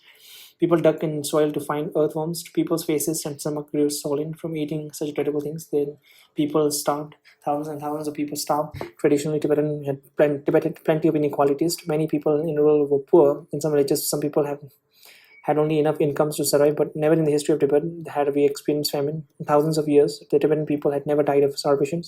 When the first I heard the stories, I did not believe them. I thought they were exaggerated. So only later did I discover that they were true. Even hell might not be as bad as what Tibetan experience, and maybe hell is better. The Chinese blame the Cultural Revolution for everything bad that happened to Tibet, but that is not true. Most of the damage was done before the Cultural Revolution. All the wealth that the Tibetan had accumulated over the generation had already been vacuumed away. And after 1959, the Chinese destroyed everything inside the monasteries. There were more than 6,000 monasteries in Tibet, and some of them were 1,000 up to 1,500 years old. The newest was, at least 300 years old. Just wait, okay, I want to see the civilizations. Okay, oldest civilizations. That's the Mesopotamian, okay. Mesopotamia is generally considered the oldest civilization emerging around. Oldest civilization in the world. Mesopot was for how many years till now? Okay, for how many years? Okay, so the Mesopotamian civilization lasted for roughly 3,000 to 4,000. Okay, generally this one considered okay. And how old is okay? How old is Tibetan civilization? Civilizations. Tibetan civilizations, okay. Tibetan civilization is over 2,000 years old, with legendary roots tracing back to the first king in this one, while nomadic culture existed, the first normal Yellow dynasty. The newest was at least 300 years old. For the centuries, these monasteries had acquired priceless antiques, tankas, and statues from Nepal, India, China. All of the Tibet's wealth was in those monasteries, and all of them were looted, emptied before the Cultural Revolution began. Everything was gone when the Cultural Revolution started in 1960s. Everything had already been stolen. The dead were already dead. What was left was skeletons. During the Cultural Revolution, they pulled down these monasteries, tore down the walls, got rid of the skeletons. It was a premeditated act organized by the leadership of the Chinese Communist Party over a 20-year period. It was not, as the Chinese say, just an incident, and it was not carried out by ordinary Chinese people. The Chinese are wonderful people. They also suffered terribly during those 20 years. They were doing completely in the dark about what was happening in Tibet. Deng Xiaoping was in charge of the Chengdu military region then. When Gangdong and Gezang Huang asked Deng what to do about the empty skeletons, Deng instructed them to be careful of the border regions with the Indian Java. He did not want people to on the other side of the borders to know what was happening in Tibet, but inside Tibet, around Lhasa and Shikasi, in Kham and Amdo, sending in youngsters to tear down the monasteries was fine. The building were not pull downs. Maybe people could ask why the inside were empty. The Red Guards could do whatever they wanted, inside Tibet. So the Red Guards from China came to Tibet to mobilize the young Tibetan Red Guards. Together they pulled down the building. Chapter number 22. Settling down in India. The Dalai Lama arrived in India with most of his government intact. His most capable and trusted official had fled with him, but the responsibilities for helping 85,000 refugees begin new lives in a strange and different land presented the new government in exile with the previous challenges. Both the physical and psychological dislocation faced by the newly arrived Tibetans were profound. The refugees needed place to live and work. Their children needed schools. The lamas and the monks wanted to re-establish the monasteries. The elderly needed homes for the aged. Everyone needed clinics and hospitals, while offers of assistance began coming to us from the government and international aid organizations in many parts of the world. We could not have survived without the help provided by the Indian governments. Yes, I think Tibetans are very grateful to India. We set up different departments to carry out the variety of official tasks: a home department to find housing and work for the refugee, an education department to find and train teachers and to set up a new schools, a religious department to find the lama, help the lamas and monk regroup and reestablish their monasteries, and a health department to set up clinics and hospital and train new doctors and nurses. We also had publicity department. Much of our work with foreign countries was focused on educating the international community about the situation in Tibet. Very few governments in a government or in international organization had more than a passing understanding of either the Dalai Lama or Tibet, and those who had been exposed to the Chinese message had been badly misinformed. Through publicity departments, we try to project ourselves internationally, correcting the Chinese pictures and informing the world of China's invasions, the atrocities the Chinese were still committing in Tibet, the ongoing violation of our basic human rights, and the Chinese attack on our culture, religion, and language. One of my responsibilities was dealing with the foreign governments and international organizations. Before the Dalai Lama's arrival in India, I had no position in the Tibetan government. Even my work with the CIA was done in my private capacities. With the establishments of Tibetan government in exile, I was put in charge of foreign affairs. For several years, Shakapa, I, and several others colleagues traveled to the United Nations to present the Tibetan case and garner international support for the protection of human rights of the Tibetan people and for Tibet's status as a free and independent country. I traveled to Switzerland, England, and Japan and met with a variety of international organizations.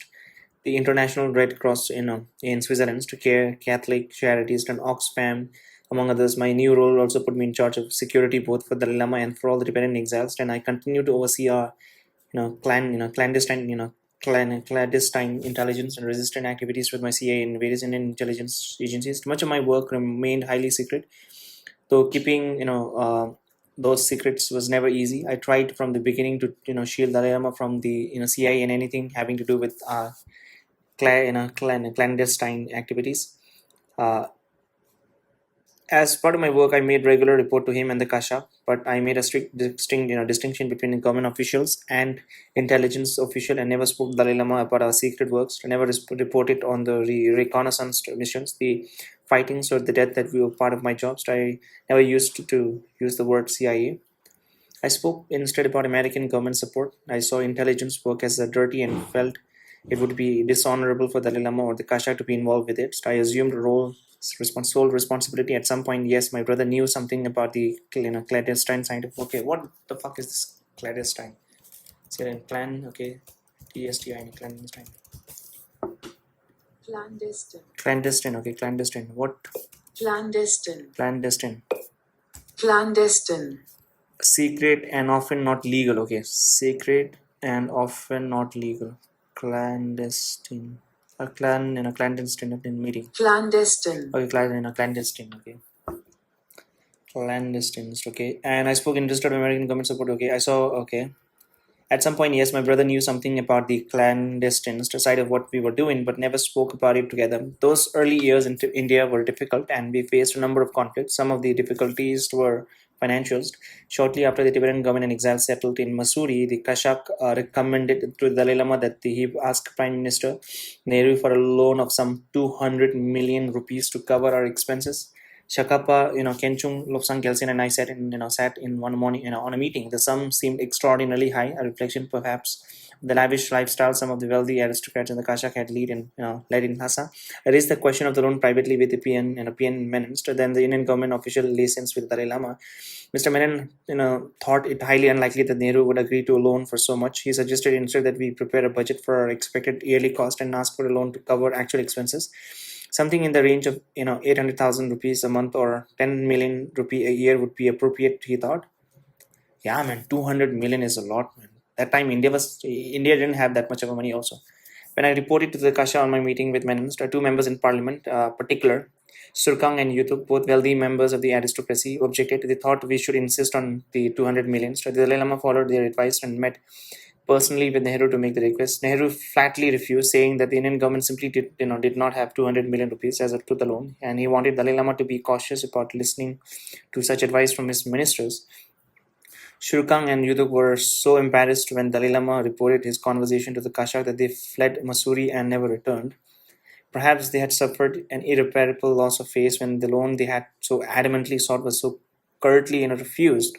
Perhaps they believed that the government in exile would collapse without it. They would soon fled India and later fell in with Kuomintang intelligence and moved to Taiwan, where they set up what they called an office of the Kasha. But their office was fake. The Kasha in India had never approved it. Surkang and Yutuk had no contact with Dalai Lama or the Kasha after fleeing from Mussoorie and had no right to portray themselves as a representative of the Tibetan government. Their new office did not last long. The defection was blown to the government in exile, straining relation among its members. Kuomintang intelligence continued its effort to undermine our unity. They were still angry with Dalai Lama for refusing their help and insisting that the Tibetans were struggling for independence rather than the return of the nationalists to the mainland. The huge financial losses we suffered with the sale of gold and bullion that we were holding in case of emergency was our largest early scandal. Okay, there was a scandal. A huge financial loss was we suffered with the sale of the gold bullion that we were holding in case of emergency was our largest scandal. I remember having depositing that in Sikkim, if I'm not wrong, in 1950s, following Shakapa's return from the United States. We had deposited the gold bullion he had purchased there in a Gangtok warehouse under the protection of the Chogyal of Sikkim. Later, after the Chinese invasion of Chamto and the Dalai Lama's escape to Dromo, additional gold from Dalai Lama's treasury had been placed in safe keeping in Sikkim. With Dalai Lama's escape to India in 1959 and Nehru refusal to provide the Tibetan government alone, the emergency that the bullion was meant to help us confront had finally come to pass. We needed money to support Dalai Lama and the Tibetan government in exile, and we had to provide for the refugee. We decided to sell the bullions. Prime Minister Nehru offered to buy it all, but we thought we could get a better price on the open market, where gold was then selling at a much higher than the $40 an ounce we had paid it for it. For four leading members of the Dalai Lama staff oversaw the transfer of the gold from Sikkim to Calcutta. Gadrang Lobsang Rigzins, Tibetan ranking monk official and Dalai Lama's chief of staff, Kenchung Lobsang Gelsin, who had been in charge of overseeing the bullion from Kalimpong, the Dalai Lama's Simpon Kenpo, master of the ropes, and me. We accompanied the bullion as it was taken by the truck from Sikkim to Bagdora airport, and from there by a chartered Indian airline plane to Calcutta. In Calcutta, the bullion was transferred to a bank. We needed a respected businessman to handle the actual sale of the bullion and considered George Sarong and Panda Sangs to the heads of Tibet's two largest trading companies and two richest men in the country as best candidates. We chose Sarong. He was a fourth ranked Tibetan official. So okay, let me check. Okay, I think I saw a YouTube videos, right, where it was a podcast with the mm I think it was Aha Moment, if I'm not wrong. He had done a conversation with I think it's starting. If I'm okay, it's starting. Okay, Prince. Okay, and Prince Jigme Namgil starting. Okay, it's not okay. It's starting. He chose Sarong. Okay, and he was a fourth ranked Tibetan official. Had been educated in Darjeeling and at St. Joseph's North Points, and unlike Parasangs, spoke excellent English. We had no reason not to trust Sarong. Okay, so now we cannot trust Sarong.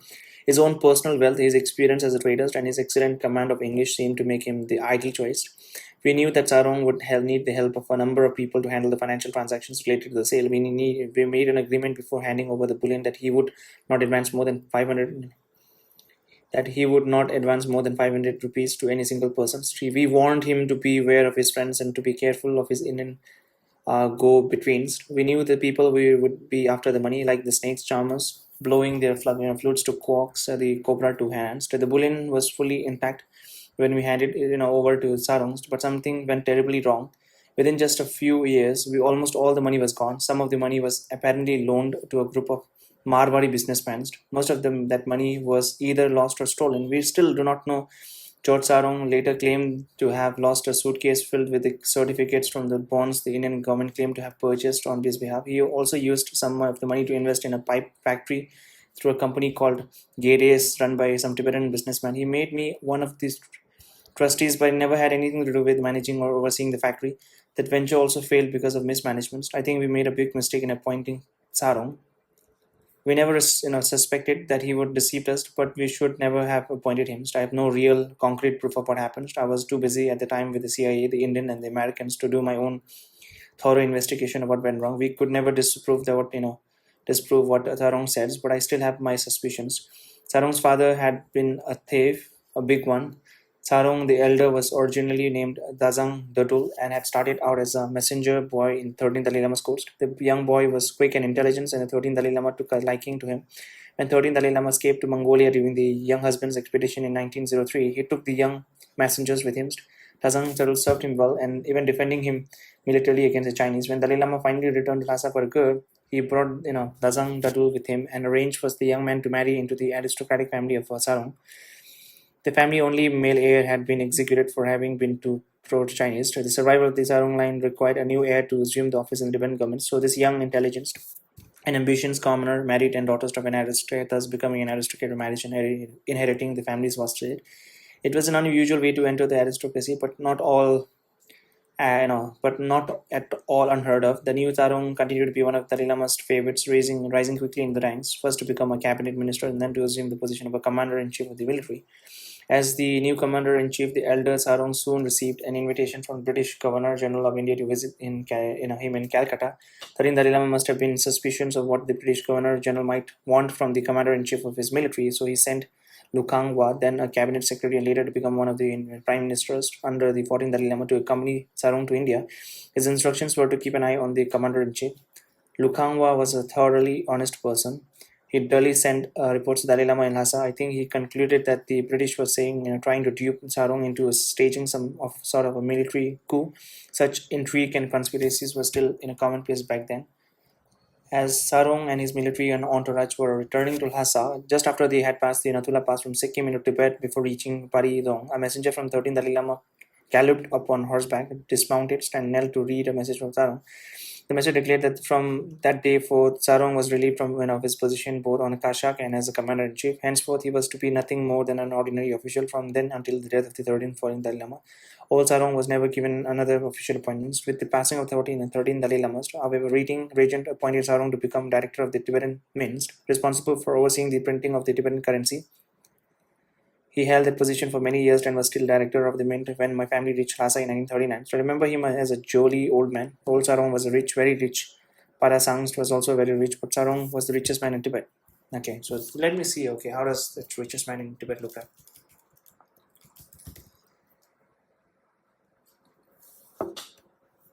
Okay, Sarong Dasang Drumdul, commonly known mononymously as Sarong or by his little this one, was Tibetan politician, general in Tibetan army. He was a close aide of the. Let me see his children. Okay, I think he was talking about this. Has been actively known in Tibetan government for most of his life. The son of this one, and this he died in 2011. He died in Dehradun. And okay, so his son is Rikung Chizang Rinpoche. So his son is a Rinpoche, man. Weird, man. Okay, so it does seem that he's a big Rinpoche. That means he has a lot of money as well. Okay. I remember him as a jolly old man. Old Sarong was rich, very rich. Padasang was also very rich, but Sarong was the richest man in Tibet. The elder Sarong stayed behind when Dalai Lama fled in 1959, only to be captured by the Chinese. 2 days later, he was dead. So no one knows why. Some says he was killed by the Chinese. Some say he swallowed poison himself. Many years later, the Mongolian monk Dawa Sangpo, who I learned later was really a Japanese spy name, this one, told me that Sarong had 2 printing presses. Oh, Sarong had 2 printing presses, one in his house and one in the mint. He was printing his own money. I have no proof of that, of course, but it certainly is a good explanation for why the elder Sarong was so fabulously rich. He had his own private printing machines. I think father and son were similar. They both found questionable ways of making a huge amount of money. What kind of a government is this, right? You just gave the entire gold to some businessman with no, agreement or no, second or third in command just to oversee the entire transactions. The government of Tibet must have done an investigation at the time of how the money disappeared under George Sarong's case, but no one took any action against him. He was never accused of a crime. He continued his services to the Tibetan government in exile. I continued to interact with him as the occasion arose. Whatever portion of the money we were able to retrieve was put into the Dalai Lama's trust, set up and managed by the Rinchen Sandhu Sang and another honest official. Such wanton financial mismanagement as occurred with Sarong never occur again. The financial management system of the Tibetan government in exile has been clean ever since. The money has been spent properly and financial managers are accountable. The Dalai Lama Trust continues to accumulate with money he received from a prize and awards. So I'm proud to say that my college educations I do still receive after more than how many years? 59, right? 60, 40. So 50, 60, more than like close to 7 decades. I'm still receiving the scholarship. I've received it. Now I don't receive it because my college is done. So I've received the Dalai Lama scholarship. Some people blame me for having okay, just wait. Okay, the money spent. The Dalai Lama Trust continues to accumulate with money he received from prizes and awards. Some people blame me for having appointed Sarong. Some even still suspect that I stole the money. In 2004, His Holiness Private Secretary in Dharamsala sent me a copy of letters addressed to him from George Sarong saying that he had received a bill from a Calcutta safe deposit company for some 6,020 rupees, around $80 US dollars. That he had given me the key to the safety deposit box when he had left for medical treatments, and that I had not responded to 2 letters to me about the key. Sarong was trying to implicate me in something, implying that the security deposit box contained money and that I had taken it. But I knew nothing about any safety deposit box. And okay, I taped a long deposition to the Dalai Lama's private office, detailing everything I knew about how the money had been handled and what may have happened to it. I never received a response. The disappearance of all that money had been a terrible burden for me. The whole incident was a terrible disaster. During our most difficult period in exile, the Tibetan government had no money. If we had not given the bullion to Sarong, if we had, for instance, invested it in property market in New Delhi instead, man, imagine what a fortune we would have now. The lost stuff had given me such a pain that sometimes. Okay, so yeah, man. I mean, yeah, that's true, right? Because when that time Tibet was a rich country. I mean, that's a separate thing that they don't have a military power. But when most of them came in exile, they were carrying all the golds. And what had happened to them? Okay, the whole incident was during our most difficult period, they didn't come in no money. If we had invested the bullion to Sarong, if we had, for instance, invested it in the property market in Delhi instead, imagine what a fortune we would have. That loss has given me such a pain that I sometimes wonder if there is any God or any justice in this world. I have wanted to believe that the truth will prevail, but for a Tibetan, the truth can be hard to find. I've not spoken about this incident for all these years, even as some have doubted me. I have tried to follow my father's dictum, not responding to those who have tried to besmirch me. But in the course of writing this book, I realized I was still holding back on certain things, including this. When I explained my problem to His Holiness, he encouraged me to open up fully and not to hold anything back. Yeah, obviously, if you hold anything back, then obviously people will think that you're not being honest, and if you're not being honest, then you might be hiding something. So I believe I have to tell the truth. I never touched a single rupee of that money. I had nothing to do with the way it disappeared. Despite such an uncertain and troublesome start, a new order eventually began to emerge with the Tibetan government in exile. Shakapa became the Dalai Lama's representative in New Delhi, and I moved there to join him and set up an office. We rented a small flat in the Muslim section of the city and hung up a sign outside identifying us as also an office of His Holiness the Dalai Lama. For months, we played cat and mouse with Indian authorities. They were reluctant to allow us to advertise ourselves as anything so seemingly official. We always graciously complied when they stood by to demand that we had taken down our signs, only to hang it up again once he had it. After months of playing cat and mouse, the Indian got tired of instructing us to remove the sign in our identification as the office of the Dalai Lama and became permanent. Soon, similar offices called the Office of Tibet were opened in New York, Kathmandu, Geneva, later Tokyo, London, Paris, Brazil, Australia. Several Eastern European countries also established Office of Tibet. They continue to this day. One of our early successes in New Delhi was the setting up of our small museum and library of Tibetan culture and artifacts. While most Tibetans fled to India with only the clothes on their back, others were able to take off their most precious possessions, tankas, statues, manuscripts, and scrolls. Many of these were artifacts from monasteries carried by fleeing monks. Some were valuable antiques, and the owners, desperate for cash, began selling them to Nepalese antique dealer for some well below their actual value. With such valuable representation of Tibetan culture distributing so cheaply into the private hands, we began exploring ways to purchase some of the artifacts ourselves and to open a small museum. Kenjo. Okay, I've been to that museum in Dharamsala, if I'm not wrong. I mean, I'm not talking about I'm wrong in a sense that I've been to museum, but I don't know if that same museum is he talking about. Kejun of Gelsen was put in charge of endeavors, and the CIA agreed to give us about half a million rupee for the purchases. We were able to assemble close to 300 paintings, Tankas, and 100 statues, and an even larger number of manuscripts and old Tibetan books, including biographies of famous lamas and ancient religion texts. Some were very rare, while most of the collection came to us by purchase. Some of the most valuable pieces, particularly from those monasteries, were donated.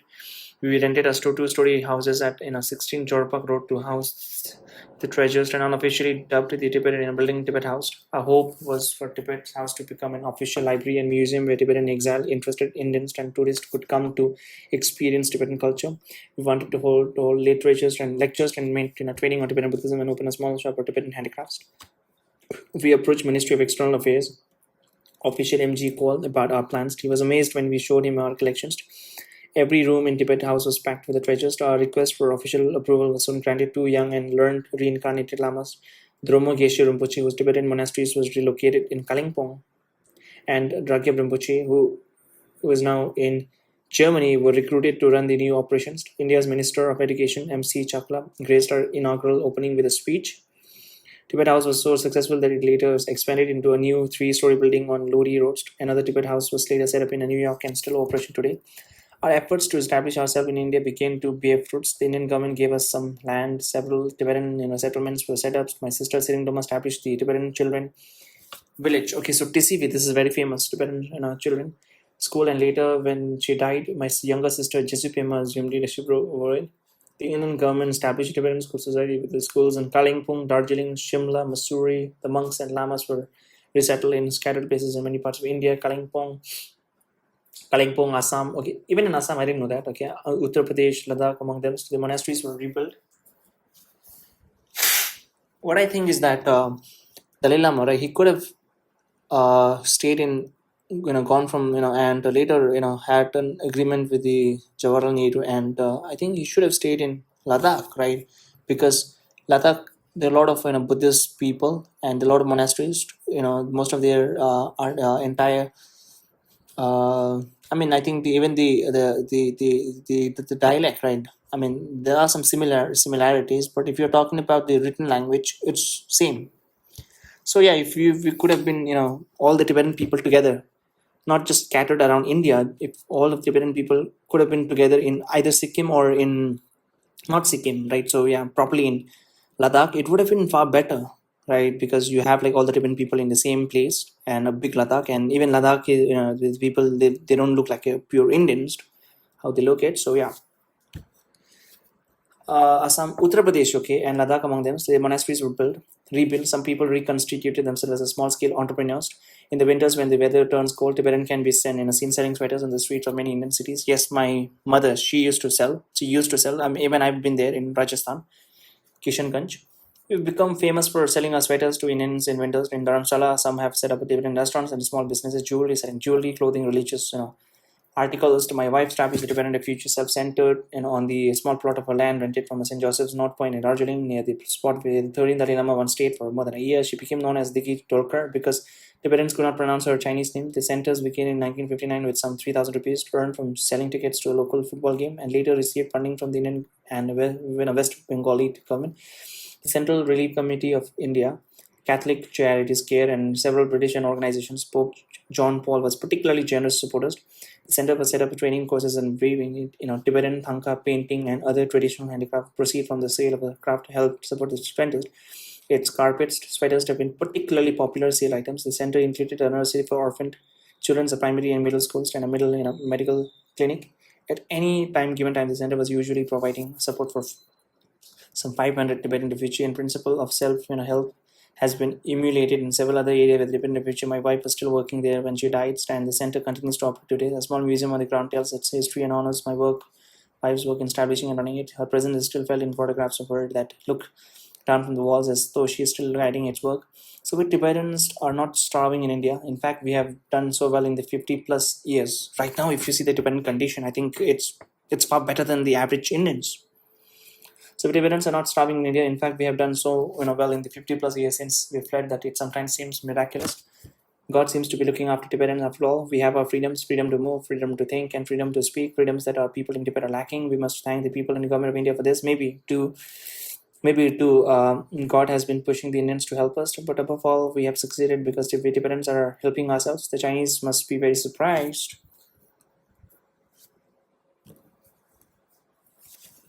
Now, chapter number 23.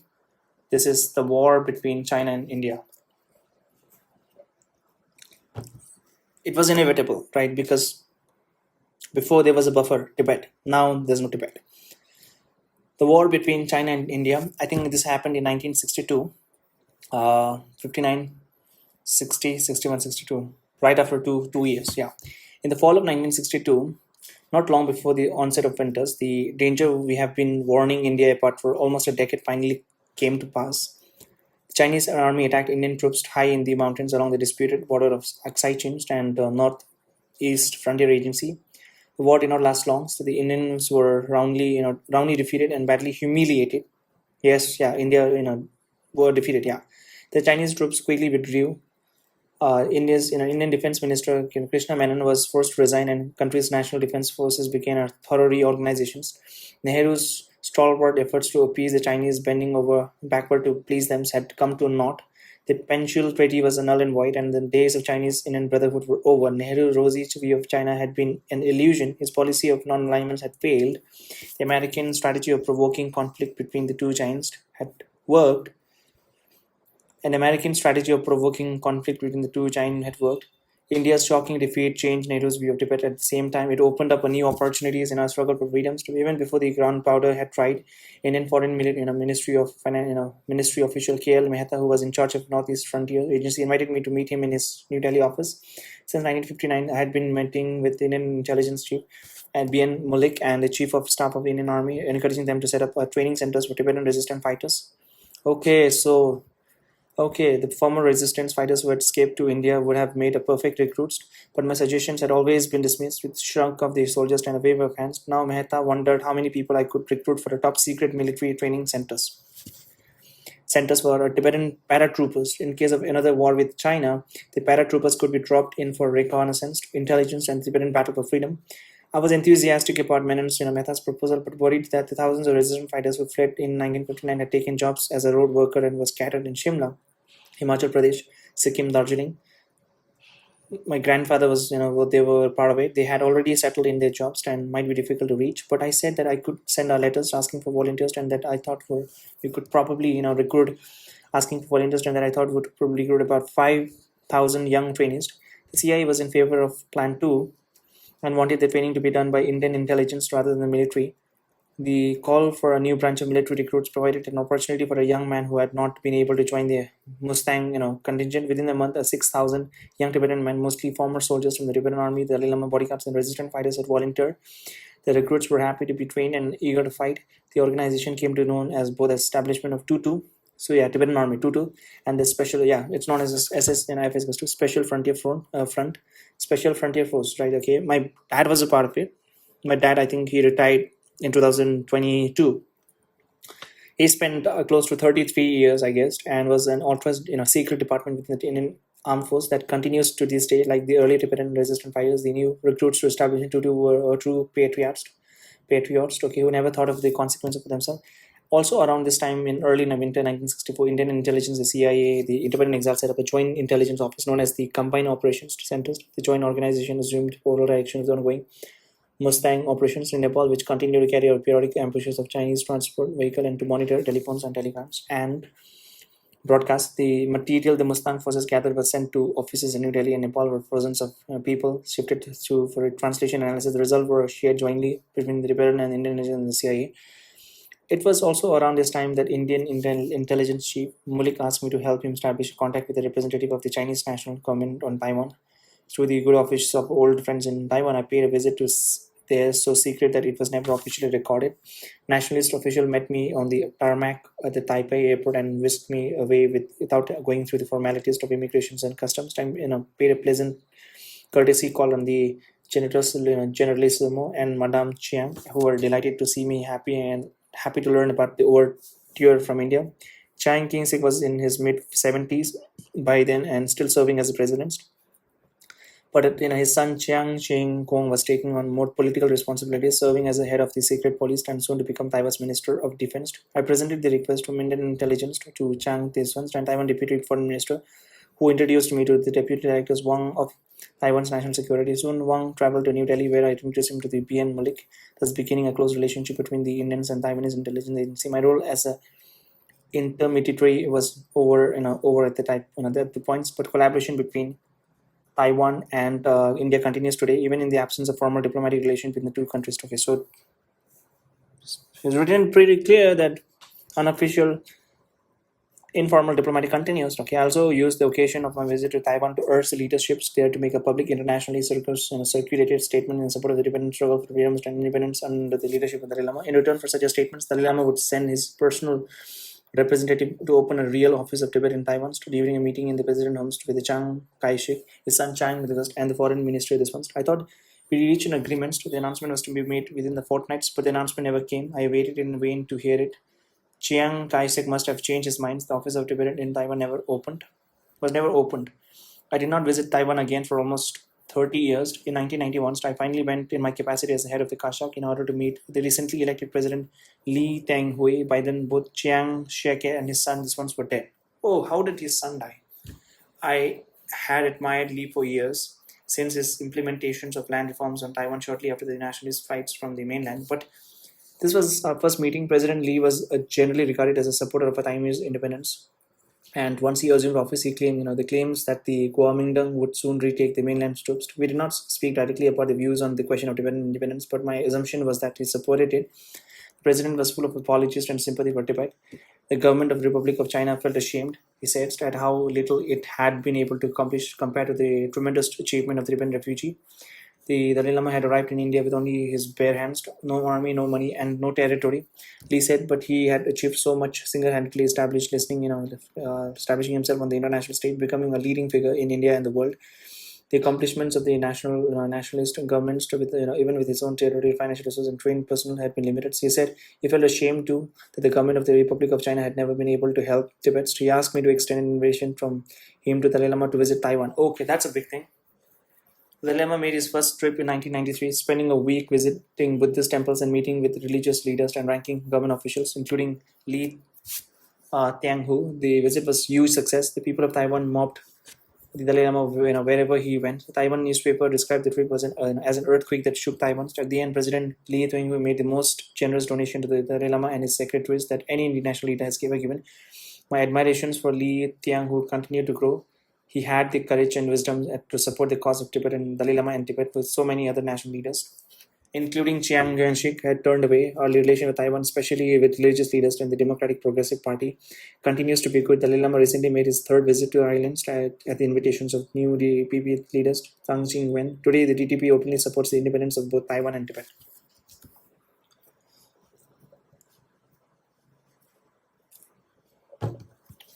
The CIA has stopped its support. So yeah, I agree, right? If you're in India, then CIA will not support because CIA was supporting now China, the time in Soviet Union, right? Because there was a Cold War. Sometimes in early 1967, I began to get quite warning that the CIA supports might be coming to an end. The Russians were the first to raise the possibility after the Secretary of India's Ministry of External Affairs and former ambassador to the Soviet Union, Tian Kol, wondered why I was only dealing with the Americans and Indians. He thought that I should be in contact with the Russian as well. The Soviet Union had representative in New Delhi. He said, Mr. Markov, the head of the Russian news agency TASS. I was the person to meet. I met Markov at his residence. He expressed sympathy with the reverend cost and he told me he would report our conversation to Moscow. He thought his government might send a special representative to meet me. The next meeting took me to the Soviet embassy where two people newly arrived from Moscow joined Markov and me. The newcomer told me that the American and Chinese were meeting secretly in Warsaw and that the Americans were preparing to sell Tibetans out. So they thought I was naive to think that the Americans had any real intention of helping Tibetan cause. The Americans were just exploiting us. Yes, they said. More meetings followed, continue sporadically for several years. The Russians at first offered help that they claimed would bring real results. In contrast to what they called the useless help and empty promises that we were receiving from the United States, the Soviets proposed setting up a joint operation headquartered in Taxkent to train Tibetan soldiers to fight for independence. They could offer both training and financial help. It was an interesting proposition, but I had three big concerns. The first was the logistical difficulty of getting Tibetan, trainees out of India and into Pakistan. So they turned out to be easy. The problem, the turned out to be the easy problem. Soviet regularly flew arms into India. Yes, that time India had a good relation with the Soviets. Arms into India through Palam Airport in New Delhi. The Tibetan recruits could be flown out in one of those planes. The truck could pick up them somewhere along the road to the airport. So the Tibetan could apply for refugee status in one of the East European countries, East Germany or Poland, for instance. Once there, the Russian. Okay, so that time, Poland and East Germany was a part of Soviet Union. For instance, once there, the Russian could send a plane to pick them up and take them to Taksin. My second concern was how to raise the issue with the Tibetan Indian governments. After all, 85,000 Tibetan refugees were based in India, and we could not risk the Indian government displeasure by taking military assistance from a country they did not approve. We could not make any move with the Soviet Union without first getting an agreement from India. The best arrangements would be the Russian and India join hands in the proposed endeavors, but the Soviet balked. They did not want India involved or informed. So the Indians were useless, they said.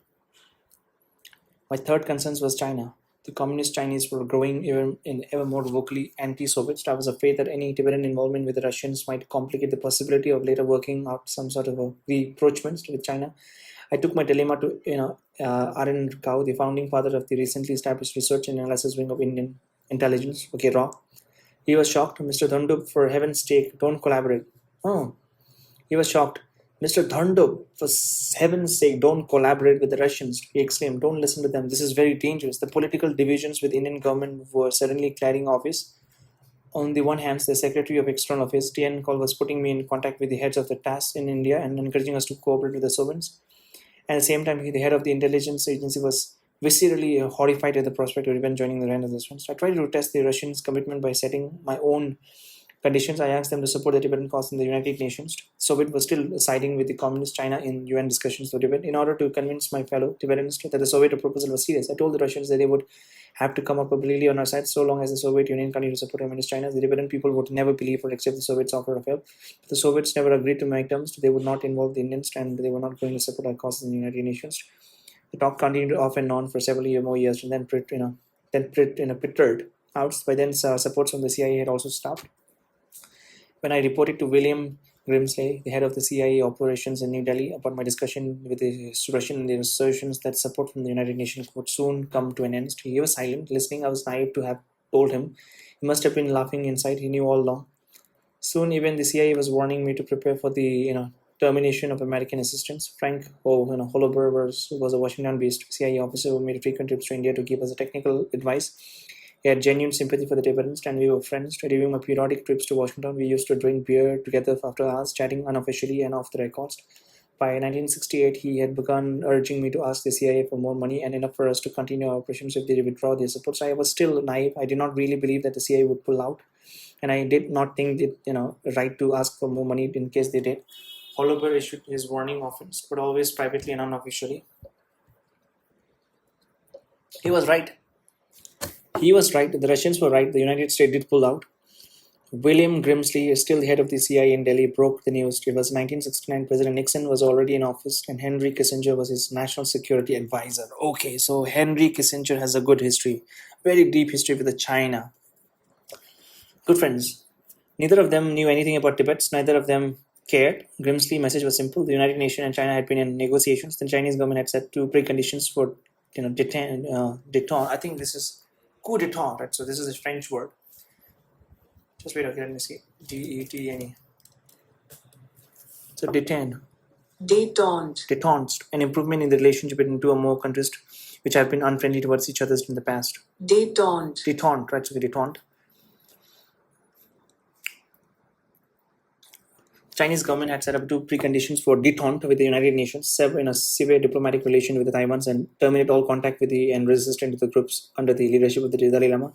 The United States had agreed help to the Tibetan would have to be stopped. Some of our men in Mustang thought I was lying when I broke the news. So they could not believe that the Americans were pulling out. They thought I had stolen money meant for them and was keeping it for myself. They felt stranded in Mustang without support, but our joint intelligence office with India continued, and the Indians too soon took supports for much of the work that CIA had been funding, including Mustang. The Mustang operations continued for several more years until 1974, ending finally through a combination of internal dissent and withdrawal of external support. In fact, the guerrilla activities of the Mustang fighters had already begun to win downs by the time we got word that CIA had withdrawn its supports. As early as 1966, internal conflict with beginning to tear the Mustang operation apart. Baba Yishe, the elderly leaders of the Mustang guerrillas, was coming under the criticism from the combined operation centers. Both of us increasingly ineffectual leadership stand for accumulating some 20 million rupees of CIA proffered money for himself while paying his soldiers to pittance. I sent my deputy Lama Sitting to investigate the situation. The combined operations center eventually decided to appoint Wang Du Gyasongs, leaders of the second team in the first group, CIA 20 recruits and considerably younger than Baba Yishe, to replace him. The money being held by the Baba Yishe was supposed to be handed over to the Wang Du to Baba Yishe, and several of older resistant fighters were offered office position in New Delhi, and Damsara Wang Du was something of a hero to the Tibetan, then respected both for his military skills and his ability to train and lead the soldiers. But Baba Yishe never fully accepted the decision that he stepped down, and tension between the two camps continued. Tension only heightened after the CIA decision to stop the funding. So the term of suspension included a 3 period of resettlements and re-employment of the Mustang soldiers, but some of the Mustang fighters continued to oppose the closure of the operations, and even those who agreed on the closure could not agree how to do it. In early 1974, the Nepalese government summoned Wang Du to Kathmandu and demanded that the Tibetan resistant fighters leave Mustang and surrender their weapon first. The Chinese were probably behind their orders. When Mao Zedong met the new Nepali king Birendra in Beijing in 1973, the Chinese leaders apparently asked him to close the Mustang base. The Tibetan guerrillas were much better trained and adapt to fighting at the Nepalese army. Then the Nepalese army, just as many of the resistant fighters wanted to keep their arms in the fear of an ambush for the Nepalese, also the Nepalese wanted the Tibetans to surrender their weapons Out of fear of a possible strike by the rebellions, again Lamu Sering went to Mustang to help Wang Du and his men work out a solution and oversee the withdrawals. But the Nepalese arrested Lamu Sering as he was en route, following which 6 of the Mustang fighters were also arrested. The issue was still unresolved. Finally, in July 1974, the Dalai Lama sent tape to the men in Mustang, urging them in his own voice to lay down their arms and search for a peaceful ways to obtain their objectives. Several of Wang Du men were so distraught over the message when they committed to suicide, they committed suicide rather than surrender. Wang Du and a small band of his followers still refused to lay down their arms and escape secretly from Mustang through Tibet, only to be ambushed and killed in the dark of the nights by the Nepalese when they arrived at the Nepali-Indian borders. Wang Du's loss was a terrible blow. He was one of our best, most able and respected guerrilla fighters. This is the Wang Du, okay, Lamu Sering in Darjeeling. This is the Lamu Sering in Darjeeling. Lamu Sering and 6 resistant fighters spent 5 years in prison without being formally charged or tried. I did everything I could to get them released, but to no avail. Lamu Sering family was only able to visit him once a year. Finally, in 1979, the Nepalese held a show trials. 6 of them, men including Lamu Sering, were sentenced to life in prison. One was sentenced to death. 2 years later, the Dalai Lama wrote a letter to the Nepalese king appealing for their release. The king granted them an amnesty, and they were at last released. Lamu Sering went on to become a member of the Kashak and respected members of the Tibetan exile community, continuing to serve the Tibetan cause until his death in 1999. He was a modest and unassuming man, but he played a vital role in the resistance movements, doing so much of the practical behind-the-scenes work that allowed the movement to survive as long as it did. He deserves an important place in modern Tibetan history. Now this is a picture, long picture, the resistant fighter in Loka. These were the people, resistant fighter. I mean, I'm sorry, but the gun, right? It's not a machine gun, it's a small gun, okay? Now, 25, a new life in Hong Kong. So it seems that he went to Hong Kong, apparently. A new life in Hong Kong. By the mid 1960s, I was spending much of my time in British colony of Hong Kong. That city was in turmoil.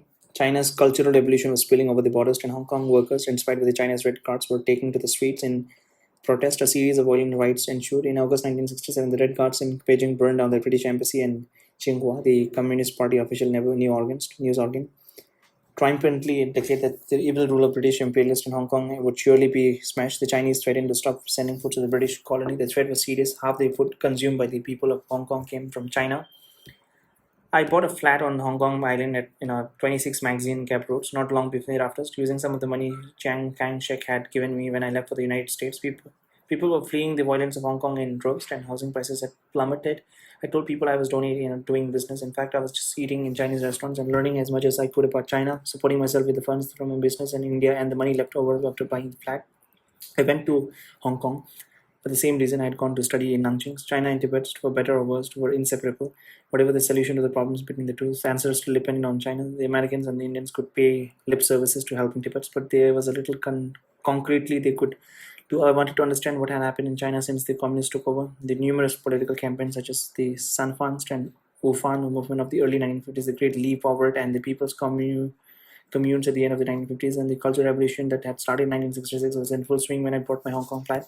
I needed to understand why those movements had occurred, what they were about, and what effect they had done on the Chinese people. I need to understand how this communist government operated, how the Politburo functions, the nature of the education system, and how agriculture production was organized with all the twists and turns of land reforms and collectivizations. I needed to investigate the continuing tension between China and Taiwan and to understand why Mao had started lobbying cannons at Kwai Mai and Masu in 1957. I wanted to learn more about China's relation with the United States and Japan and to understand the rationale behind the party's policies towards China and so other national minority areas. I had to study the role of the Chinese military and to investigate both the Northwest Military Command headquarters in the Lanzhou that controlled Qinghai, Xinjiang, and Inner Mongolia, and the Chengdu-based Southwest Military Command that controlled the Xinjiang, Yunnan, and the Tibetan Autonomous regions.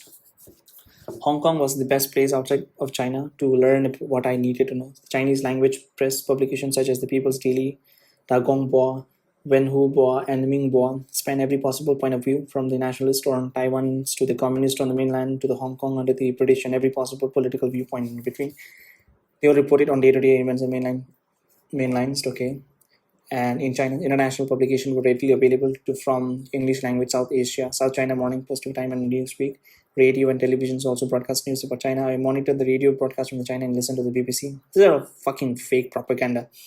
The Voice of America. I met with the people whose job it was to know, what was happening in China. People such as the Hungarian Catholic priest Father Laszlo Leiteni and later Joan Dolphin, the American directors of the university's service centers, where Western scholars spent the long stretches of time doing what I was doing, searching in China from just across the borders. People visiting China often passed through Hong Kong on their way in and out, and they reported what they heard and saw. So I listened to the broadcast. I talked to the people in the know.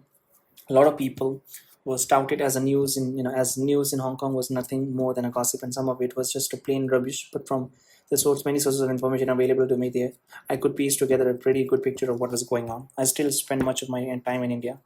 Most of my work was still there. I called back often. Sometimes in 1970, I received a call from my wife in Darjeeling urging me to return immediately. An Indian newspaper had just published a story reporting that the government of Bhutan was planning to extradite me for plotting the murder of the young king of Bhutan.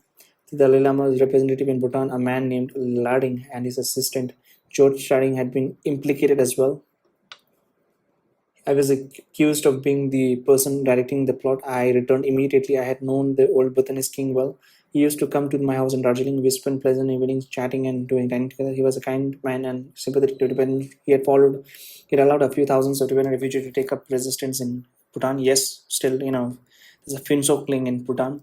And he helped them find work, for which I had always been grateful. He had died rather suddenly, and his 10 years old son, the crown prince, was in line to succeed him. And had they been duly installed as the new king, the allegation that led to my wife's phone call with that group of Tibetans with me at the head were plotting to kill the young king and replace him with the illegitimate son of the old king, concubine, a Tibetan woman named Yanki. Yanki had born the old king at least two sons and possibly several more. Her relationship with the king was well known both to Bhutanese and to the Tibetan in Darjeeling and Kalimpong. Yanki visited Darjeeling often, and some of the Tibetan there regarded her as a second queen. Lading and his assistant George Starting knew Yankee well too and often went to the fellow Tibetan when they needed favors from the Bhutanese government. When Tharchin published Tibetan newspaper in Darjeeling published an article about one of Yankee's to his visit there, referring to her as a Bhutanese second queen and thus making her relationship with the king public. Some members of the Bhutanese family took offense. The Bhutanese government protested to the Indian government, demanding to know why I published such a piece of describing Yankee as the second queen of Bhutan. But I had nothing to do with the publications of the article. I had nothing to do with Yankee. I had never even met her. I had not read the newspaper article either. With the death of the old king, Bhutanese royal family had begun quarreling among themselves. Yankee had fled Bhutan when the acquisition began, going first to Darjeeling, where she linked up with some fellow of Tibetans, and then fleeing with them to the New Delhi, where she had too close ties with Indian intelligence. The Bhutanese were even more suspicious when they heard that she had fled with a group of Tibetans. Now a whole group of Tibetan refugees were implicated on the plot. Several Tibetan refugees in Bhutan, including Harding, were arrested and viciously tortured. Their captors rolled sizzling hot iron brought across their skin in an attempt to make the prisoners confess. They buried the prisoners in a mud to their necks and had interrogated them relentlessly. They denied them, forced several of the Tibetans died under the tortures and laid. Lading was badly crippled. He never recovered from his ordeal. I wrote a letter to the young crown prince as soon as I arrived in India, saying how much I respected his father and what good relation we had. How could I do anything to harm you and your people?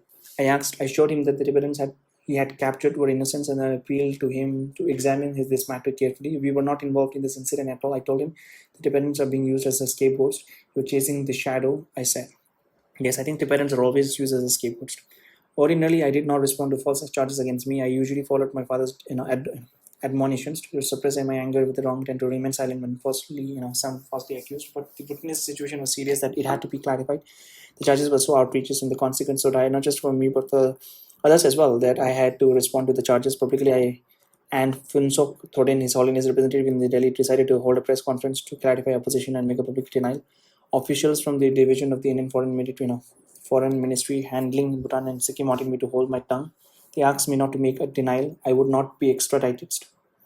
They assured me nothing would happen to me. I would told them to go to hell and said that I would not take their advice even if they expel me from India. We were innocent and I had to deny these charges. The governor of West Bengal, Mrs. Naidu, was a good friend of ours and asked my wife to convince me not to issue a denial and not to hold a press conference. Mrs. Naidu was in Delhi and at the time and as a guest of Indian Prime Minister Narendra Gandhi, staying in the Prime Minister's residence. The attempt to convince me to remain silent went all the way to the pinnacle of Indian politics.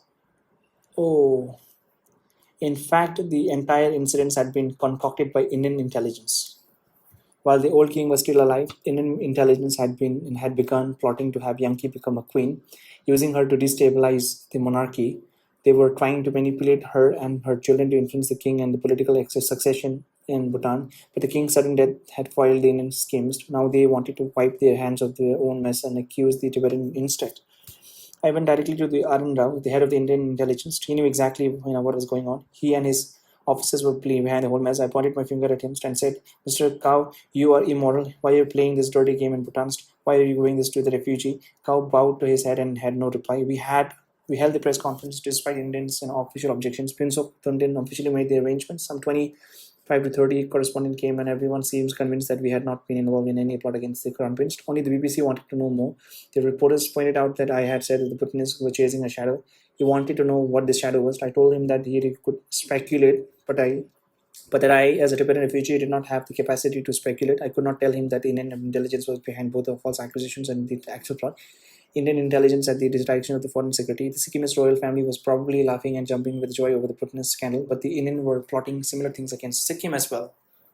Yeah, I mean, yeah. So, and I think in Sikkim it was successful, right? Because in 1975 it came. But the Indians were plotting similar things against Sikkim as well. In 1975, India was successful in taking over Sikkim. India had stepped in where the British left off, instigating all sorts of complicated political intrigues and plots to overthrow one ruler or another. The CIA was doing the same thing in places like South Korea, the Philippines, and Vietnam, secretly working to overthrow their leaders. This is exactly what happens. And it's nothing new. Part number 26. My return to China.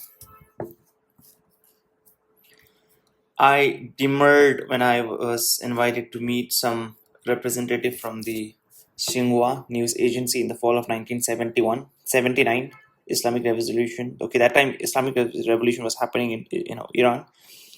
Xinhua was the Communist Party's official news organizations, but in Hong Kong it was also the unofficial representative of the Chinese Communist government. I no longer had any official responsibilities with the Tibetan government in exile and did not think a meeting with a Chinese government official would be appropriate. In fact, I generally avoided anyone connected with the Chinese government. But friends finally convinced me to join Xinhua Deputy Director Li Zhongming and staff member Pan Deshang for an informal lunch at the Tongxing Lung restaurant in Wan Chai. The two officials had a message for me.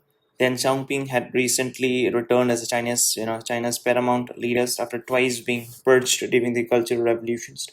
He had invited me to meet him in Beijing. I had refused. I had to refuse. I told them I was in Hong Kong on business, not a politics, but the Xinhua official urged me to go. Then Xiaoping was anxious to meet me. They said Mr. Lee could arrange for me to catch a flight to Beijing in the early morning and be back in Hong Kong the same evening. Again, I demurred. While I was no longer an official of the Tibetan government in exile, I was still Dalai Lama's brother. I could not go to China without his permission. I asked them to convey my regrets to Mr. Deng. Actually, it was a strategic delay. I did not want to, did not want to seem overly enthusiastic about the invitations. I did not want Tibetans to be seen as dogs wagging their tails just to be rewarded with a little Chinese bone and a pat on the head. Soon the Chinese invited me to the lunch again, this time at their Xinhua office. They reiterated Deng Xiaoping's invitations. My response was the same. I had no authority to meet Mr. Deng. If I were to go, I would have to ask permission of His Holiness. They had encouraged me to seek the Dalai Lama's permission. It was a request I could not refuse. I left almost immediately to discuss the invitation with my brother. The Dalai Lama urged me to accept it. The only proviso was that I had to make clear to Deng and other Chinese officials that I was visiting unofficially in my personal capacity and with Dalai Lama's permission. My role was to listen. Then Xiaoping was not in Beijing when I arrived. China had invaded Vietnam only days before. On Feb 17, 1979, and he left for Guangxi province just across the border from Vietnam to direct military operation from there. Some friends had urged me to postpone my trip when we learned of the invasions. They thought a visit to China in the midst of a war might be dangerous, but I had already made a commitment to both my brother and Deng. I had to go. While I awaited Deng's return, my host put me up in the spacious villa where Peng De, who had once lived. Xinhua Deputy Director Li Zhongxing, who accompanied me for the entire trip, was staying just across the hall. Among the villa's many large room was one set aside especially for Manghongs, and the grounds included a swimming pool. Peng Di Huang had not lived there for years. Mao's one-time defense minister had been purged only months after the having belatedly urged Tan Guanza not to move against the protesters in Lhasa. In that summer of 1959, with China's facing the worst famine in its history, Peng had challenged Mao's policy of a great leap forward that was bringing the country to disaster. Peng had initially been kept under house arrest in the villa, but during the Cultural Revolution, the attack against him had intensified. He remained in prison from 1967 until his death in 1974. Wulan Fu, the former first party secretary, secretary of Inner Mongolia, and then the head of the Communist Party United Front Work Department that manages relations with the non-communist entities, both foreign and domestic, hosted me in Deng's absence. On my first evening in Beijing, I was his guest of honor at a lavish banquet in the Great Hall of People, the the cavernous Soviet-style building overlooking Tiananmen Square and Mao's, Chairman Mao's, mausoleum. The Great Hall of the People is the site of the annual meeting of the Chinese Communist Party Central Committee and the National People's Congress, and the place where foreign dignitaries are met and feted. The 70 or 80 official attending the banquet hall all seem to have been connected in one way or another to Tibet or Xinjiang and Xinjiang. I think just wait, okay, yeah. Right now, the Chinese wanted to actually erase the history, and they wanted to show to the other world as if the entire China has won. So that's why they want to change the name. So that's why most of the people use Tibet, but now they are changing the name of a Tibet. Not changing, they've changed the name of a Tibet to Xinjiang. Okay, so many were military officer from the Southwest Military Command headquarters in Chengdu or the Northwest Military Command in Xi'an. Wu Lanfu welcomed me with a toast and a speech about how happy he was that I was returning to China. There was no politics talk, just polite discussions about the situation of the Tibetans exile in India. I assured them we were not doing badly in exile. We had set up rehabilitation centers, new monasteries, and education institution during our 20 years in India. Many people who came to me, so 20 years means 60, 70, 80, so around 80s even. Many people came to my table to toast me, inviting me to join them in the traditional, ganbei or bottoms up. After so many toasts, many of the guests were quite tipsy. My escort, Lee Jun Sin, was so intoxicated he nearly fell under the table. I had always held my liquor well. Wulan Fu was a reasonable man. He never tried to deny or cover up the past. He was straightforward about the Chinese mistake in Tibet and sympathetic to our different difficulties. He himself was Mongolian and had spent some 7 years in jail during the Cultural Revolutions. And as first party secretary of the Inner Mongolia Autonomous Regions, he had fought against the central government's decision to reduce its size by ceding administrative control to several of its adjacent provinces. Mongolia had already been split into two with the Communist Revolution in Russia, and the newly established country of Mongolia became a puppet of the Soviet Union. Wulan Fu did not want to see a further diminishment of Mongolia through transferring parts of the Inner Mongolia to other provinces, but even if they were still Chinese, he lost the battle in 1967, but in 1979, at the end of the Cultural Revolution, he won. The breakaway area were returned to Inner Mongolia. In reflecting on mistakes of the past, Wulan Fu was unwilling to blame any single individual or groups. He described the situation in Tibet as a legacy of history.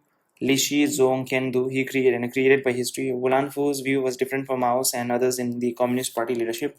Mao blamed the problem in Tibet on the non-existent Western imperialist and the feudal aristocratic class, who were in fact the communist closest collaborators. Wulan Fu traced the problems further back to the expansionist policies of the Manchu dynasty that had successfully incorporated both Mongolia and large parts of the Tibetan provinces of the Mdo and come into its empire. Wulan Fu's perspective, couching the Tibetan problem in terms of the legacy of the Manchu expansionist, made sense to me. Mao and the communists had inherited the Manchu's colonial mindset.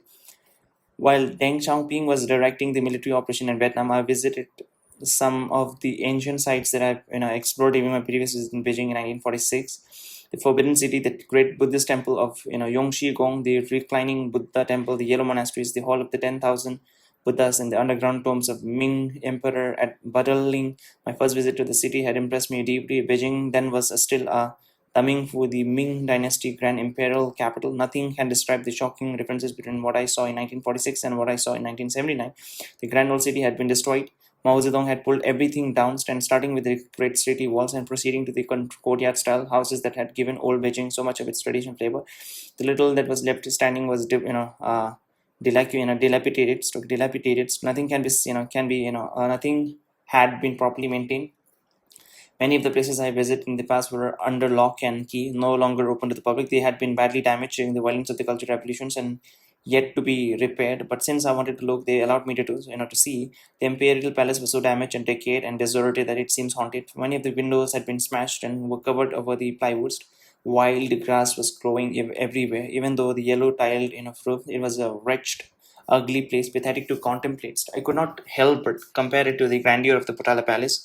The Yogi Gong, once Beijing's great monastery of Tibetan Buddhism, also was deserted and neglected. So only a couple of good, old Mongolian monks seems to be in residence, and they were surprised to see me. They did not know who I was, but they must have thought I was a special, riding around in a big hunky limousines with my Chinese escort.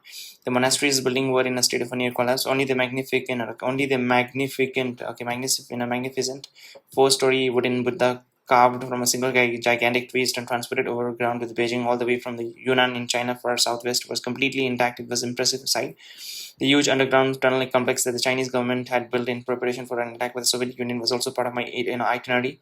The whole population of Beijing, government officials and ordinary citizens alike, were prepared to move in undergrounds in the case of an attack. Several feet below the surface is another entire city with offices, conference halls, shops, and spaces for living, working, cooking, eating. The underground complex was cold and uncomfortable, but the massive digging necessary to construct the tunnels had unearthed fantastic archaeological finds. Many of them were on display in the history museums in Tiananmen Quest. I had never been seen so many thrilling and wonderful artifacts, ancient relics, and the songs, the Yuan, the Ming. In fact, archaeological excavations were taking all over China. So museums in many parts of the country were filling up with ancient relics. Shanghai and Nanjing had particularly striking collections.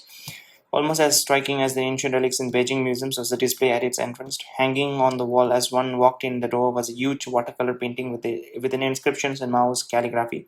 The water of the Yellow River flows from the heavens. Read the first part of the inscription. China has many national minorities. To begin the second, if national minorities are oppressed, they will rebel. What great propaganda! Mao's words suggested that he was concerned about the China's minorities, when in fact he was intent on oppressing them. I pointed out the incongruity of the inscriptions to my host. The next time I visited, it was no longer there. So as my wait for Deng Xiaoping dragged on, the United Front Work Department invited me to occasional dinners on the top floors of the Minzu Nationalities Palace, built in 1954 under Mao's instruction. The palace was meant to host the Dalai Lama, the Pension Lama, and the other special national minority guest. But the place was a graveyard. The curtain in the special penthouse for my dinners took place were torn and dirty. Nothing had been cleaned for at least 20 years. Why did they get rid of so much of old buildings? Why didn't they preserve the original city and build another modern on one adjacent to the west? What terrible pity that so much was destroyed. Something about the Chinese culture was lost too. As a student in 1946, I received a gracious welcome everywhere I went. Shopkeepers would invite me to please come in. King Zua, please have a seat. So they would offer me a cup of tea, cigarette, some sweet, and people had forgotten their name, manners. Mao Zedong's great, proletarian culture revolution had been a revolution against traditional Chinese cultures. One of the slogans called upon the young rebels to smash the four old ideas, old culture and old customs and old habits. Mao had done a good job at wiping out China's traditional cultures. My background, conservative mind felt strongly that too much had been destroyed. I felt sad for China. I was not surprised. I had learned much about the destruction in China from my study and research in Hong Kong. When I told one of my Hong Kong friends that I would soon be going to China, he lamented that there would be nothing to do there and cautioned me to take my own toilet paper. He was practically shouting on outrage as he decried China's lack of toilet paper. I was shocked to think that China did not even have enough toilet paper for its guests. It seems so ugly and odd. In a later visit to China in 1980s, I spent 2 months visiting the three north eastern provinces of Manchuria, Jilin, Lingguang, Liaoning, and Heilongjiang, as well as Shaanxi, Sichuan, Yunnan, Shanghai, Zhejiang, Jiangsu, Guangxi, Guangdong, Taichin, and of course Beijing. And again, I was treated like a king, staying in a government guest house inside large walled compounds with a spacious command accommodations and lovely lush gardens. I was escorted everywhere by car and always by a greeted by a delegation of the local officials. But most of what I saw outside the compound wall was just a dismal as as what I've seen in the Beijing. When I returned to Chinese capital following my second visit, so when Wulan Fu wanted to hear my impressions, I asked if I was allowed to speak the truths. Yes, he insisted, of course, at first. So I spoke the truths. I pointed out that the five most ubiquitous words in China were We Ren Min Fu Wu, meaning serve the people. The slogan called out from countless billboards everywhere we visited, but nowhere did the government seem in fact to be actually serving the people. In the Hulumbi or in a grasslands of Inner Mongolia, where the local government organized lavish lunch on my behalf and we feasted on a freshly slaughtered sheep inside a warm nomadic tents. The clothes of the local Mongolian people were thin and tattered. They were shivering when I stopped to walk to when I stopped to talk to them, and their hands were red and swollen from the hard work and the cold. The nomads normally have plenty to eat. Their staples are butter, milk, and yogurts and meat. When I asked the local folks how they sold their milk and butter, they said that the Chinese took away their milk every morning and that they were not allowed to slaughter their animals for food. But why? The local government of Ulaanbaatar, right? Okay, no, what is the capital of Mongolia? It's Ulaanbaatar. Ulaanbaatar, yeah, it's Ulaanbaatar. Okay, Mongolia. The local government of Hulun Beers had 10 huge American John Deere harvesting machines imported through Hong Kong at a cost of $45,000 each.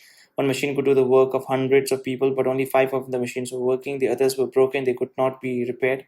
Tomats told me because the technicians trained to repair them had been sent long ago to labor reform camps and had to return to Northeast China in the industrial cities of Shenyang and Gangchana. Changyuan, I saw much the same in situation in steel and truck factories. The huge machines inside the factories had been imported from East Germany and were of an excellent quality, but many of them had broken down, and the technicians were able to fix them were away in the prisons or labor reforms camps. All the professional leaders in fact had been sent away to some kind of a labor reform. The uneducated, unskilled Communist Party members in charge had no idea how to repair the machines, so the factories were functioning at a fraction of their capacity. When we chatted with the local farmers at the Dazia People's Commune in Xinjiang, Shaanxi, they told us how difficult it was to send their children to school. Permission to attend required going through the back doors, using connections which ordinarily farmers did not have. Their children were not going to schools. Dazia had been a nationwide model commune. Okay, during the Cultural Revolutions, everyone knew the slogans in agriculture learned from Dazia. But even in this nationwide model, children could not get an education without using connections. Even in cities like Chengdu in Sichuan, ordinary people were in difficult straits, still living in a mud house with a dirt floor. So it was painful to see if Tibetans had been forced to live in such a difficult circumstances. They would surely rebel, but the Chinese people were patient. They preserved. They did not dare rise up. So told Wulanfu that the ubiquitous slogan of "Serve the People" should be removed. Mr. Thandu replied, "You are absolutely correct." He told me that during the past decades, professionals everywhere in China had been purged. School teachers, technicians, educated people from all walks of life. These party members who were running things were uneducated. Some were barely literate. China was in the process of bringing the next exiled professional back to resume the previous position, he said. Once the technician had returned home, the country would return normal. The economic situations would improve.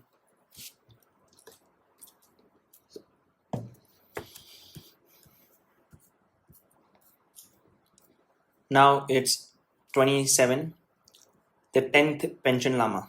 Okay, so I was actually thought that we forgot to mention, or because the pension lama also played a very pertinent role.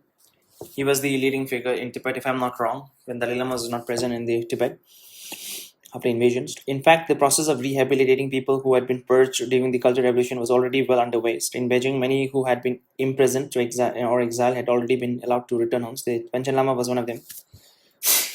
I had met the 10th pension lama only once before in 1952, not long after he had arrived in Lhasa under Chinese escort. He was only 13 or 14 years old at the time and had gone to the Potala Palace to pay his respect to the Dalai Lama. I then paid a courtesy call on him. He was still so young and untutored that we had nothing of substance to say. Chi Jingmei, who had participated in the selections of the 10th Panchalama and then had become his the scene political advisor, was the man I really wanted to see. Chi Jingmei and I had become friends when I was a student in Nanjing, and he was the head of the previous Pension Lama's office there. By 1952, he was the new Pension Lama major spokesman, practically serving as the Pension Lama's oracle, and he had fallen into the communist arms. The Chinese in Lama were already, trying to groom the new Pension Lama to serve as their tools. They wanted to elevate him as an equal to Dalai Lama, and then to promote rivalry between them. The Chinese were intent on creating an, enmity, and Xi Jinping was playing the Chinese games as his friend.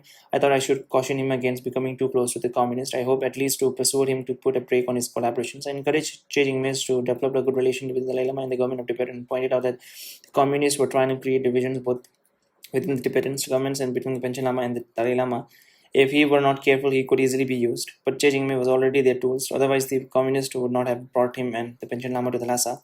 Che Jingmei was a Tibetan official who had been brought up in China and knew the Chinese well, but he never understood the power. He did not understand that once you allow yourself to be manipulated, you fall under the manipulator's control. You lose your conscience.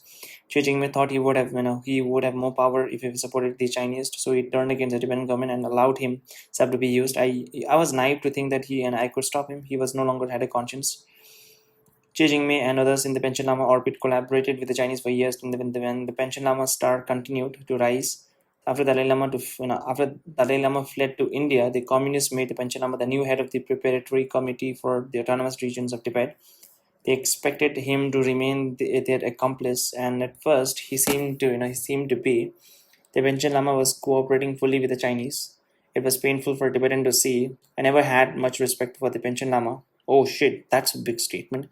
I never had much respect for the Panchen Lama. I saw him as a blind follower of the Chinese communist, but I also understood that the course he had taken was not his own. The young Panchen Lama was at the mercy of the men who were bringing him to him. He never had received the rigorous training in the sacred Buddhist teachings. The reincarnated lamas needed to assume the religious roles. He had never become a learned man, so he never developed that spiritual quality that wherever a layman man like me can, in a sense, in the presence of a deeply religious lama. In that sense, he was very different from my brothers. He was just an ordinary man. But then suddenly he changed in 1962. The 24-year-old Panchen Lama wrote what came to known as the 70,000 character petitions, a detailed and damning critique of China's policies in Tibet. He submitted it for review to the premier, Zhuang Enlai. The secret letter was a scathing indictment of the Chinese government's mismanagement of Tibet, their violent suppression of the uprising following the Dalai Lama's flight, a large number of innocent people jailed, tortured, killed, and attack against Tibetan Buddhism, monasteries and the monks, and the inappropriate implementation of land reforms. The people's standards of living had declined under Chinese rules. He pointed out that the Panchen Lama appealed to Mao and the Chinese government to correct their mistakes. He believed that the survival of Tibetans as a people and Tibetan Buddhism as a religion were at stake. The petition was an act of bravery. The Panchen Lama had broken free. Mao Zedong must have been angry. He labeled the document a poisonous arrow shot at the party by reactionary overlord. In 1964, 2 years before the start of the Cultural Revolution, the Panchen Lama was dismissed from his position as a head of and put into prison, labeled as a reactionary and accused of wide-ranging crimes, from plotting a revolt against the party to splitting the motherland. He was put on public trial and physically attacked when he tried to defend himself. Later, he was repeatedly tortured. The red card stuffed dirt down his throat and forced him to eat his own feces. Several times he was almost killed, but somehow he survived. He was in jail for 14 years. Then, not long before my own arrival in Beijing, the Chinese government suddenly released him. He was, given simple living quarters, a small courtyard for himself and another for his parents and brothers. I paid him a visit. The Panchen Lama was still not officially, rehabilitated. As soldiers stood, Panchen Lama was still not officially rehabilitated. As soldiers stood guard at his door, he still seemed desperate. His situation was difficult. He had no work. He wanted to be reinstalled to his previous position in Tibet. He wanted the return of his properties. He wanted justice. He urged me to raise his case with the Deng Xiaoping and the Chinese governments.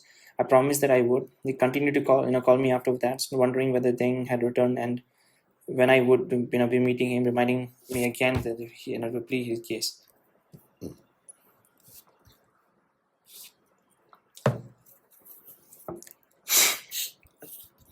Meeting Deng Xiaoping. Deng Xiaoping met me in the Great Hall of the People in one of the smaller rooms reserved for greeting foreign dignitaries.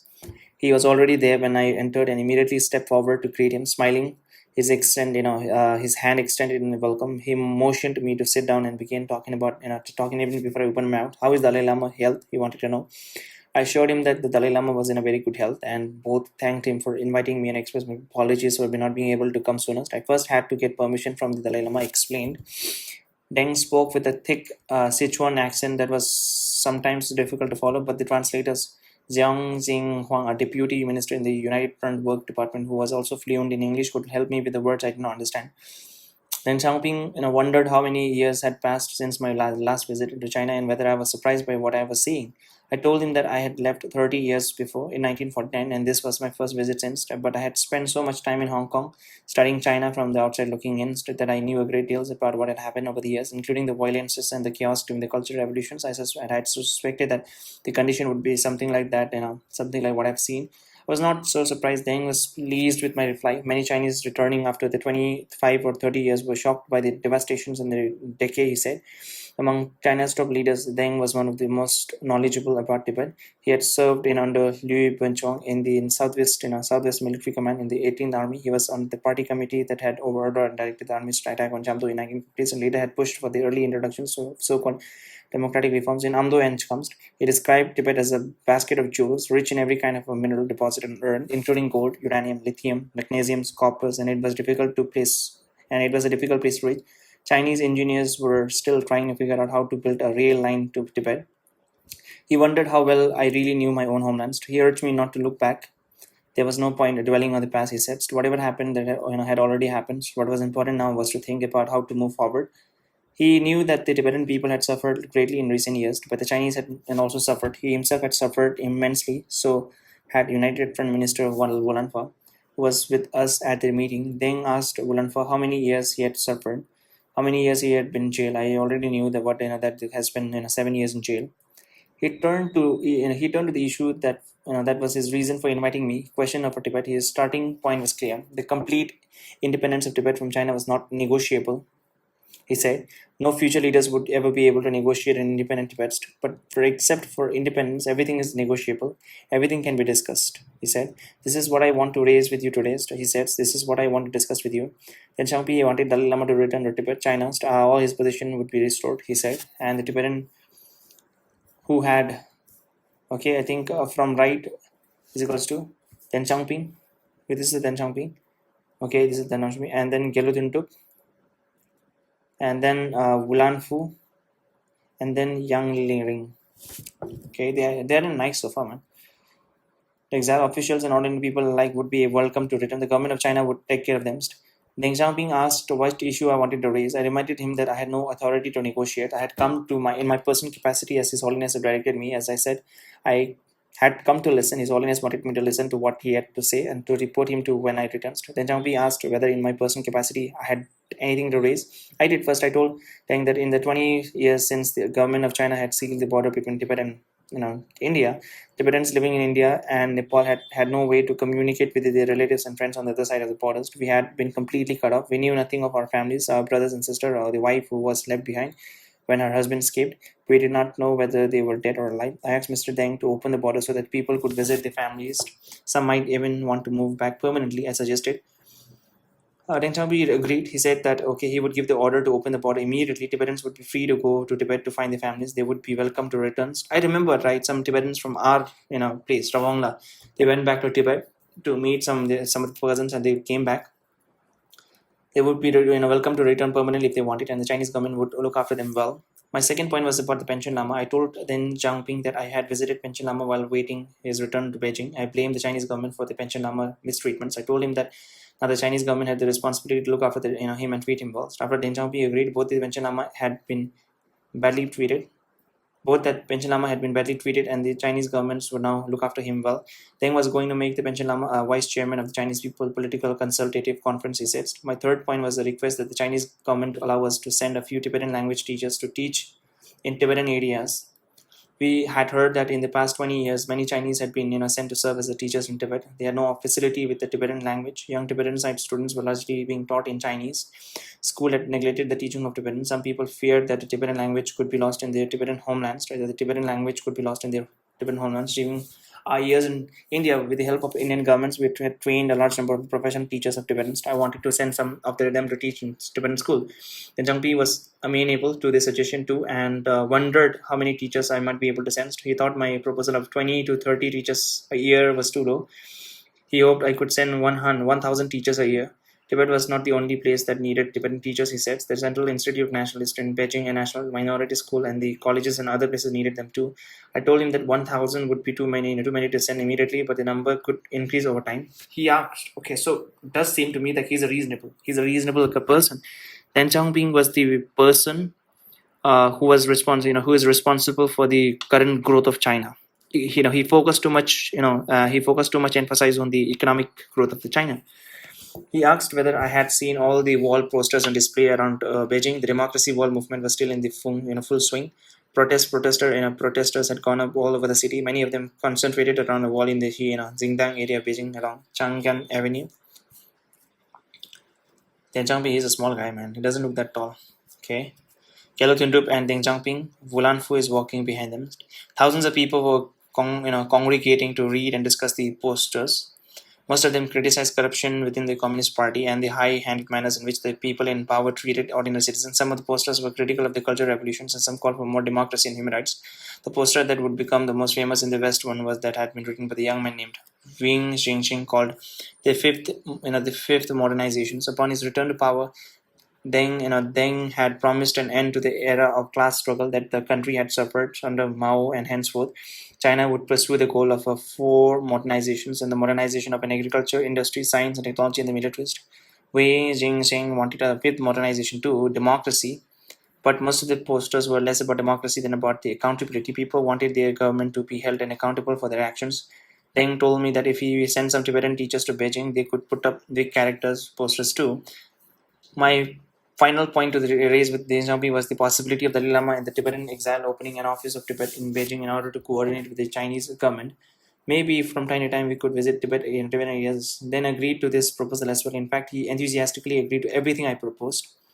Deng also had a favor to ask. When I returned to Hong Kong, he wanted me to go to Taiwan to pass a message from him to Chiang Kang-sik's son, Chiang Xin-jung.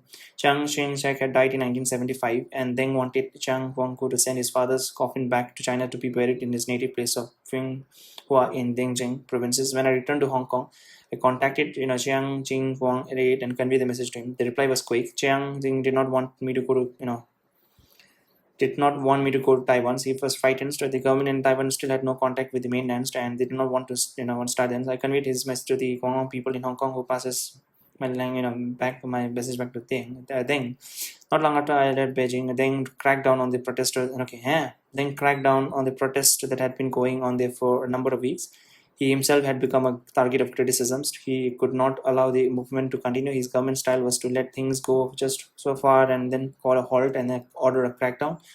Wei Jingxin was arrested and sentenced to 15 years in jail. Many others who had participated in the movement were also jailed, though most received lesser sentence. Now, my visit with now is goes to chapter number 9. Return to Tibet. My visit with Deng Xiaoping opened a whole new chapters in our relation with China and Tibet. The single most important sentence, in my conversation with Deng was that, except for independence, everything could be discussed. Deng Xiaoping was committed to the principle. Returning to India, I urged Dalai Lama to use this opening to move forward step by step, feeling our way as we went. I felt that we should not try to do everything at once. The most important first step was for us to let some of the exiles return homes. To visit some visits could serve a dual purpose of gathering information about what had happened and fellow Tibetans had fared in the past 20 years, to allowing the exiles to locate and be united with their families. That way, we Tibetans, could begin rerouting ourselves in our native soils. Between August 1979 and June 1980, the Dalai Lama was able to send a series of 3 fact-finding delegations to visit Tibet. My younger brother Lobsang Samten was a member of the first delegations that was headed by the senior cabinet minister Juzin Tupten, and arrived in China in 1979. They spent 5 months visiting, eastern China and Tibet after flying from Beijing west to Lancang. Delegation had traveled mostly by car, visiting Amdo, Kham, Lhasa, accompanied by a handful of United Front Work Department officials from Beijing. I had worked with Jinghua in Hong Kong to make a travel arrangement, and I briefed the delegation before their departures, giving them strict instruction not to talk politics. I asked them to deliver 2 messages from His Holiness the Dalai Lama for the people of Tibet. One, that His Holiness was deeply concerned about the well-being and livelihoods, and 2, that the Dalai Lama send them his best wishes. And I asked the delegation to listen to learn what the Tibetan people were saying and thinking. The delegation was both happy to be returning home after so many years, but apprehensive about what they would find. They did not know what the economic conditions would be, whether they would be able to find their relatives, or who would still be alive. In Tibet, they spent 1 month in each of the provinces of Amdo, Kham, Central Tibet. An itinerary planned in advance in Hong Kong and Beijing based on the delegation request. The Chinese officials in Beijing had little concrete knowledge of the situation in Tibet, little understanding of the devastations of the past 20 years. The itinerary included virtually all of the delegation's requests. Wherever they went, delegations members explained that they had been sent to understand the condition in Tibet and to let the Tibetan people know that Dalai Lama was doing well and wished them well. To everyone wanted to know the Dalai Lama was and okay how Dalai Lama wants and what he was doing. Everyone had a questions. The delegation traveled mostly by jeep and thus discovered that roads were still awful, mostly unpaved and almost bumpy, but nonetheless an improvement over the roads of the past. The numbers of motorized vehicle had grown, though the numbers were still very small in 1959. Only the city of Lhasa had electricity. Now, other cities and large towns had some electricity too. So the economic situation in the cities was still dismal, but better than in any of the rural areas. Most rural areas and delegations visited were worse off than they had been in 1959. The depth of rural poverty was distressing. The situation in Namdo was a bit better than in Kham or central Tibet. More of the cadres in Namdo were Tibetans. In Kham and central Tibet, most were Chinese. Most shocking and tragic was that what had happened to the monasteries. All of Tibet's leading monasteries were in the delegation's itinerary, and not a single one was intact. The great red, white, and golden Gandhi monasteries, some 30 miles outside Lhasa, had been totally destroyed. Local people were working together to reconstruct it bit by bit, and the monks who had been persecuted and imprisoned in the previous decades were slowly returning to hold religious prayer ceremonies in tents. Some prayed for a free Tibet. Sarah too was in ruins and was, and so much of the Dribung, though the damage they had been less extensive. Only a few monks remained in Sarah and Dribung, though many, simply have been making themselves inconspicuous by dressing in civilian clothes. Some parts of the Kumbu monastery, though, had been so important to my family, was still standing, but much of it lay in ruins too. Everywhere, monks had been forced back to the life of the laymen. Many had been imprisoned, and some had died from their suffering. The delegation request to visit those still in the prison were refused. The Tibetan response to the delegation was a vast outpouring of emotion, a mixture of joy that people representing the Dalai Lama had come to meet them, and grief as they recounted the tragedy of their lives over the past 20 years. The delegation was mobbed everywhere they went, confronted with throngs of ordinary Tibetan people weeping and crying and wanting to touch them. So many people wanted to touch my brother Lobsang, something that his clothes were ripped to shreds because the Chinese minders were always nearby. Some people thought the delegation members were secretly in restrooms or late at night in their hotels as the Chinese overseers were sleeping. Some delegation members were regularly staying up all night as fellow Tibetans came to their hotel rooms to pour out their tales of woes. People passed written messages surreptitiously through a handshake, and the delegation member hid this slips of paper inside their clothes. Some messages were addressed to His Holiness the Dalai Lama, others to a member of the Tibetan Parliament, some directly to the members of delegations and members of their family members in exile. Some had scrawled the names of the people who had died or had been tortured or imprisoned on scraps of Tibet paper. Everyone in the delegation received letters and petitions describing what Tibetan had suffered under the Chinese occupation. The delegation returned to Hong Kong with at least 7,000 letters to their relatives in the Dalai Lama. Some are still in their archives in Dharamsala. The descriptions are frightening. I wept when I read them. Others shouted out their grievance in public in front of the Chinese, lamenting their suffering and the pressures they were still enduring, and warning the delegations to be wary of the Chinese hordes. In some instances, the gathered crowds dared to raise their clenched fist and shout slogans for the independence of Tibet. Some who spoke too openly were arrested after the delegation departed. The Chinese had an explanation for what the delegation was saying. The Tibetans had not been the only ones to suffer. The Chinese had suffered too, including many representatives of the United Fronts who were hosting the trips. Wu Lanfu and Yang Xing, two ranking members of the United Fronts, had both been jailed. The problem were the faults of the Gang of Four, the radical group, including Mao Zedong's own wife, Jiang Qing, that had once been closely associated with Mao. The Gang of Four was behind the chaos and destruction of the Cultural Revolution, and the official explained, and then they had been arrested only weeks after Mao's death in September 1976. Li Xing, who had created the first delegation in Beijing, was soon to be assuming the presidency of China, had been instrumental in bringing about their arrest. Thinking had been getting better since everything was returning to normal. Deng Xiaoping was implementing the four modernizations which would lift millions out of poverty and bring benefit to all. Now everyone had high hopes for the future. When Xinhua chief Li Shengxing asked me to report on what that first delegation had learned, I spent 2 hours describing the difficulties the Tibetan had endured for the past 20 years, and I asked them to deliver a message from me to these governments. I had read about the atrocities committed by the German during the Second World War, but I thought that the Chinese Communist Party in the last 20 years was worse than Hitler. The Chinese never built a gas chamber, but they deliberately set out to kill as many Tibetan as they could through executions, starvations, torture, hard work, and by driving people to suicide. This was deliberate. I do not know the exact number of the people who died and would not want to guess. These numbers, unfortunately, have been often exaggerated. But as the percentage of Tibetan population, the number of the deaths in Tibet during those years was very high. Every family suffered. Everyone had someone who was killed, or who died of starvation, or who committed suicide in anguish, or who was tired and convinced and imprisoned and sometimes sentenced to death. Convicted, okay, not convinced. Convicted and imprisoned. The communist government of Deng Xiaoping was shocked at the Tibetan response to our delegations. They had believed their own propaganda. They thought that they had won the hearts and minds of Tibetan people. That's what I'm saying, right? They were completely, cut off from the ground reality, because in the ground, in the grounds, the captains or the majors who were responsible for that specific area, they have been the real bad guys, right? They were torturing and extorting and all that thing. And when someone from the top asked about any of this thing, he was like, okay, yeah, we're doing fine and people are loving it. That shows the grand, I mean, this is the exactly fall of the president of the China, because being a leader, you have to understand everything, right? Just can't rely on your uh, okay, they had believed their own propaganda. They thought that they had won the hearts and minds of the Tibetan people. They had been afraid that the Tibetan serf would rise up in protest against the delegation of Tibetan reactionaries. The reaction was exactly the opposite. The delegation were repeatedly swarmed by Tibetan people who loved the Dalai Lama and wanted him back. The delegation forced Deng Xiaoping and his government to face the reality that Tibetan had merely been, paying lip service to the communist. The soul of the Tibetan people was still with His Holiness and Dalai Lama. Deng must have also been sensed how dangerous the situation could be if they did not handle the Tibetans carefully. Yes, civil war. With each succeeding delegation, tension between Chinese and Tibetan grew stronger. The second delegation, headed by directors of the New York office of Tibet, Tenzing Thethong, was younger and more outspoken than the first, and soon locked horns with their Chinese host. The delegation arrived in Lhasa at the end of the July 1980, staying in the same hotel as a group of foreign journalists. The journalist unwittingly arrived at the hotel just as a huge crowd of Tibetan were surrounding the delegation, chanting, "Long live His Holiness Dalai Lama." The Chinese abruptly cancelled the Tibetan trip and sent them back to Hong Kong.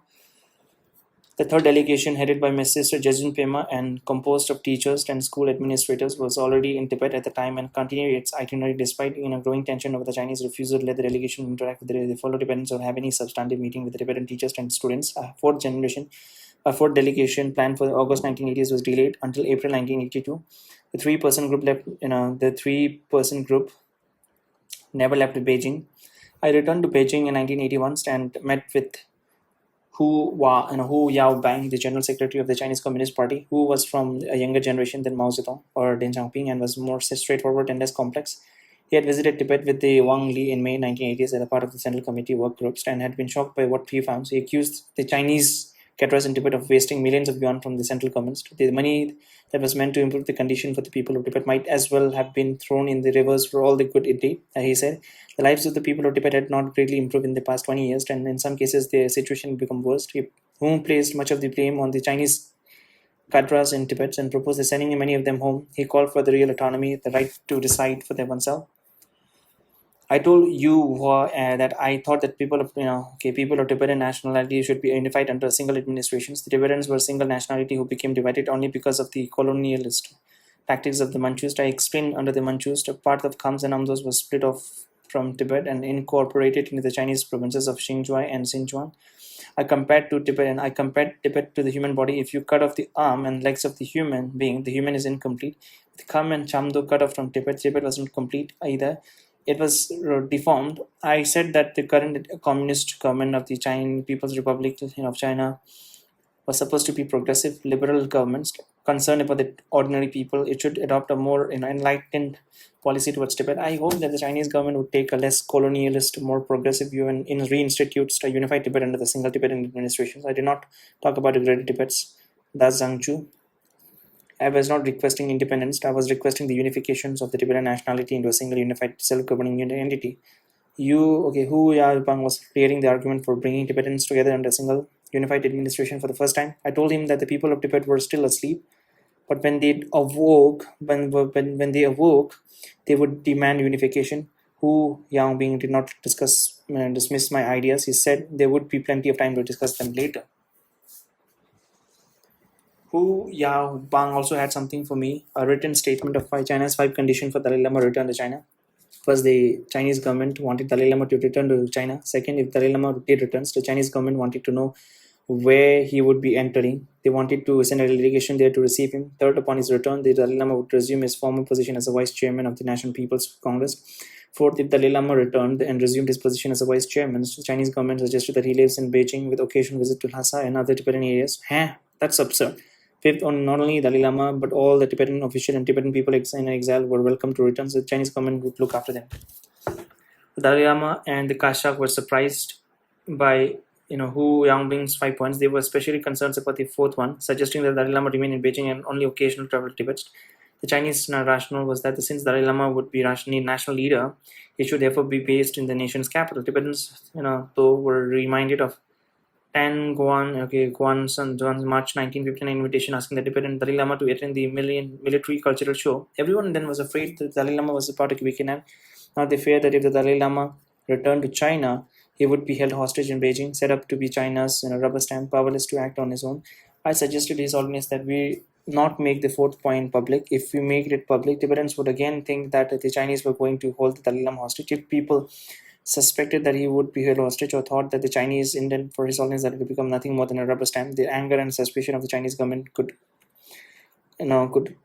fester and grow. People might protest. That in turn could undermine the dialogue we were beginning with the Chinese. I thought that continuing the dialogue was too important to risk.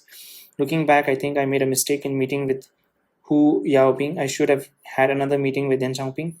When I arrived in Beijing that year, my host at the United Front asked whether I would prefer to meet again with Deng or Party General Secretary Hao Yingping. Since I had already met with Deng and knew little about General Secretary Hu, I asked to meet with him. Later, people from United Front told me that Hu had a reputation for impulsiveness. Many had been shocked when Hu unexpectedly and without consulting anyone first had invited 1,000 young Japanese students to visit China at the Chinese government expenses. The 5-point documents Hu gave me had to have been approved by the Dengs. If I had met with Deng, he would have been the one to present it to me, and I could have discussed the contact with him. Deng Xiaoping may have been disappointed with me for meeting with Hu. I never considered Hu Hao being a liberal. The speech he gave about Tibet was not based on any particular sympathy for Tibetans. He knew little about Tibet. He was angry with the Han Chinese cadres. This kind of get rid. That's what is the idea. Cadre, a small group of people who are specially chosen and trained for particular purposes. Cadre. Okay, Jammu and Kashmir cadre was specially trained to fight for Nurse. The way to become the cadre for the news communist. A member of this kind of a group, the cadre. He was angry with the Han Chinese cadres for making such a mess of things, for spending so much of central government's money on their own salary rather than improving the Tibetan economy. And I thought his 5 points were ridiculous. Either the Chinese were fool for thinking that Tibetan might go along with their conditions, or the Chinese thought that the Tibetans were foolish enough to accept the conditions that the only Dalai Lama could return to China and they remain in Beijing with only occasional visit to Tibet. Gradually, the door that had been opened to Tibet following my visit with Deng Xiaoping began to close. The Chinese were alarmed by the outpouring of welcome engendered by our visits and by what happened when Tibetans began to recount their stories of atrocities and abuse. The Chinese began limiting the number of Tibetan exiles allowed to visit Tibetan-speaking areas. The promises Deng Xiaoping had made on my first visit never materialized. We never opened an office in Beijing or sent teachers to teach Tibetans. We continued to talk about the return of Dalai Lama, but never came up with a concrete plan. The Chinese still said they wanted him to return, but the talks were not moving forwards. Both sides were playing a complicated game, like some strange Chinese shadow boxing. Behind my back, the Chinese were saying that I was a political game master, and Hu Yaobing once directly told me to stop playing hide and go seek. Sometimes I wonder how I managed all those years. I think it was my patience. An Indian friend once taught me a proverb: he who loses patience is a loser. He who gives in loses. That saying has struck with me. I have never lost patience. I've never given in, nor has the Dalai Lama. But by 1983, my role as a messenger, going back and forth between Dharamsala and China, had begun to take its toll, both mentally and physically. I was tired of being a go-between. The responsibility was too heavy a burden for me alone to bear. I thought the Chinese should have direct dealing with the Dalai Lama owns my ministers. The Chinese were surprised when I told them that I wanted to resign. I could communicate with them directly in Chinese, and they thought I was serving a useful functions. They wanted me to continue, but when I returned to Dharamsala and asked Dalai Lama to release me from my duties, he raised the issue with the Kasha. They agreed that I could step down. I relinquished my responsibilities.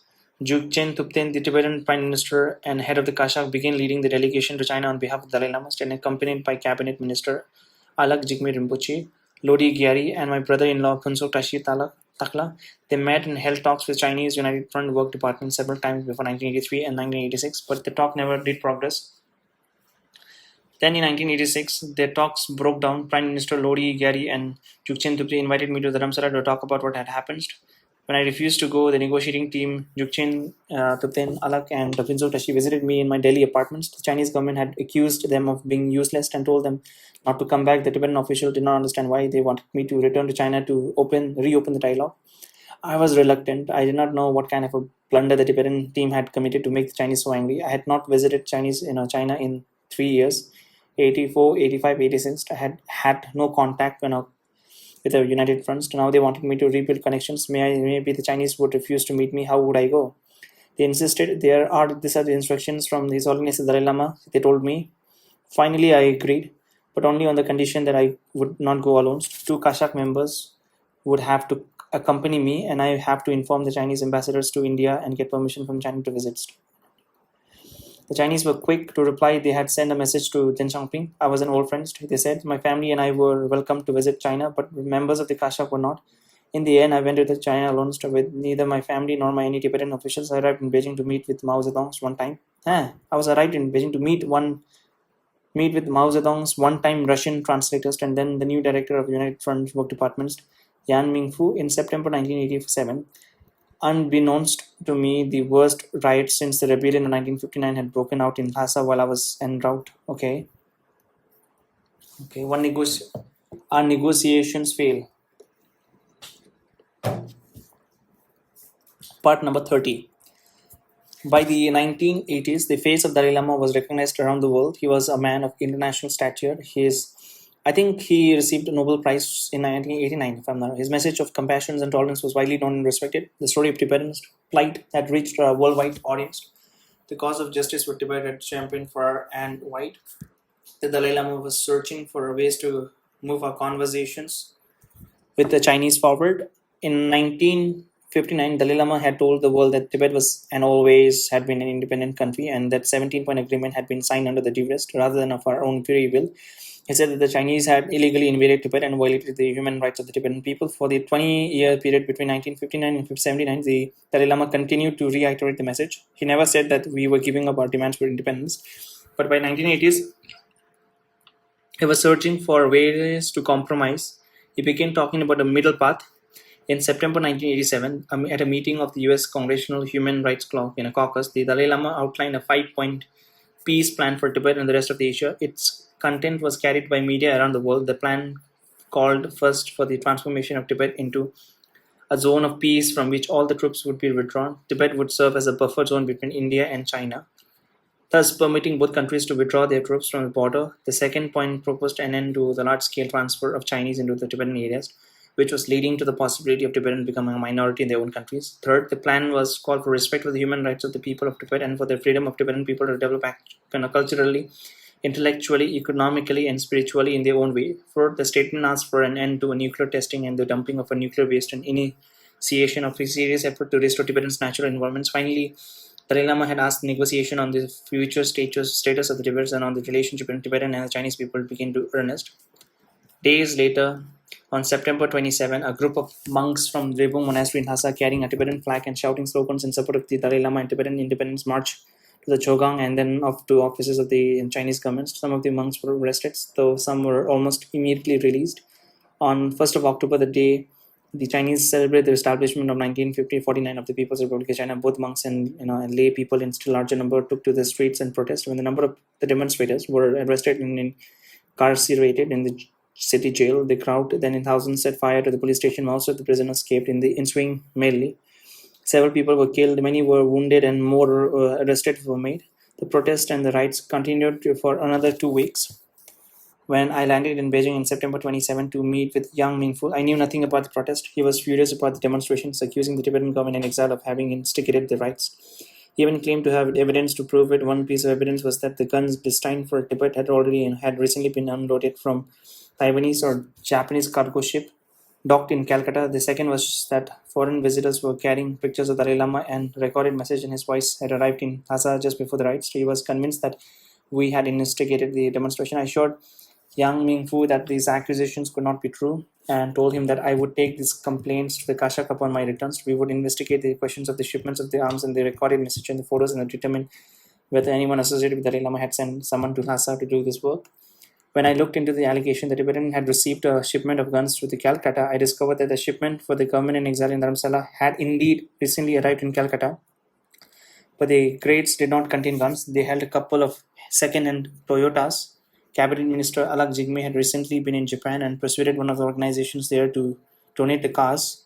I began looking into the question of the Dalai Lama's pictures and the recorded message. One of my friends in Hong Kong told me that before the demonstration, he had met with some foreigners who were, taking a film crew to the Lhasa because they were expecting a rights there. They knew about the demonstration before they started. I was suspicious when I returned to Dharamsala and checked with my security officer there. I learned that yes, some foreigners had been carrying pictures of themselves with His Holiness and had recorded message of the good wishes from him to. Later, I asked some lamas who had escaped from Lhasa about about the pictures. They also said foreigners had been coming to the monasteries and showing pictures of Dalai Lama, encouraging them to demonstrations. I returned to Beijing and reported many findings to Yuan Minfu that there were no weapons, that the foreigners tendered to Tibet had apparently been expecting the rights before they happened. I insisted again that we had nothing to do with it, but I told him that I did believe that some international intelligence agency had financed foreigners to travel to Tibet to do a sophisticated job of instigating the rights. The goal was to sabotage the dialogue between China and Tibet and to create dissensions between Tibetan inside and Tibetan exile. We had a lot of problems that year. The Chinese killed and arrested many people, worsening our relation with China and undermining the possibility of talks. Eventually, the Chinese must have also done their own investigations. Gradually, their anger subsided and managed to persuade Ya Mingfu and his associates to continue the negotiations. On 15th June 1988, it does seem like he's a great hell of a diplomat, honestly, because the Kashaks were not able to had a good communications, right? He's having a smooth communications. Could it also be? Yeah, I think it's also because of the fact that he's the brother, elder brother of His Holiness. Also, in June 15, 1988, the Dalai Lama made another major statement that this time to the European Parliament in Strasbourg, France, in his search for the peaceful way forward with the Chinese. And the Dalai Lama had been soliciting suggestions from a variety of people, including his longtime advisor Michael van Walt on Prague. The Strasbourg statement reiterated his hope for early negotiation with the Chinese and presented several points of compromise. He was willing for China to retain responsibility for Tibet's foreign policy, so as long as governance of Tibet could maintain its own foreign affairs bureaus for matters of commerce, education, culture, religion, tourism, science, sports, and other non-political activities. He mapped up his vision for a democratic Tibetan government based on the constitution providing for economic equality, social justice, and protection of the environment, and he called for a regional peace conference to ensure that Tibet becomes a genuine sanctuary of a peace through demilitarizations. Obviously, right now, if you ask me about the military, how many people and how many military soldiers were there between the borders of Tibet and the China, it's a hell lot because India, right, before it was a Tibet, there was hardly any border soldiers because Tibet was not a threat. But now they cannot leave the borders undefended. So yeah, that he was ready to present a proposal to the government of People's Republic of China based on his thoughts and outlined as Strasbourg. Where is Strasbourg? I think it's in Germany if I'm not wrong. Strasbourg. Okay, it's in France. Strasbourg. We are prepared to meet with Chinese to discuss details of such a proposal aimed at achieving an equitable solution, he says. At the end of the 1988, Yan Mingfu and the Chinese government agreed to reopen negotiation with the Dalai Lama representative. Yang Minfu did not agree with all the points that Dalai Lama had outlined in his Strasbourg statements, but he thought the statements could serve as a basis for new discussions. He even agreed that Dalai Lama could choose both the venue for the meeting and the negotiations on the Tibetan sites. Yan asked me to convey his decision to the Dalai Lama. I was encouraged. Yan Minfu's suggestion seems reasonable. I get the message of Dalai Lama asking him to choose the venue and decide who would represent his government. The Chinese would respect his decision. I spoke to members of the Kasha to emphasizing how important this new opening was and what a big step forward the meeting would be.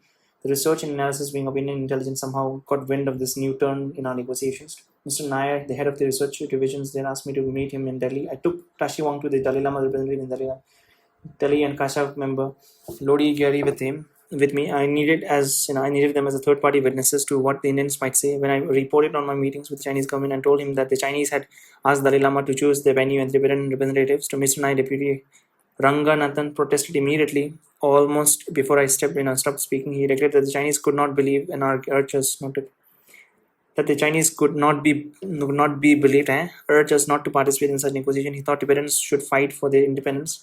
He almost jumped out of his chair and he said this, the words bursting from his mouth.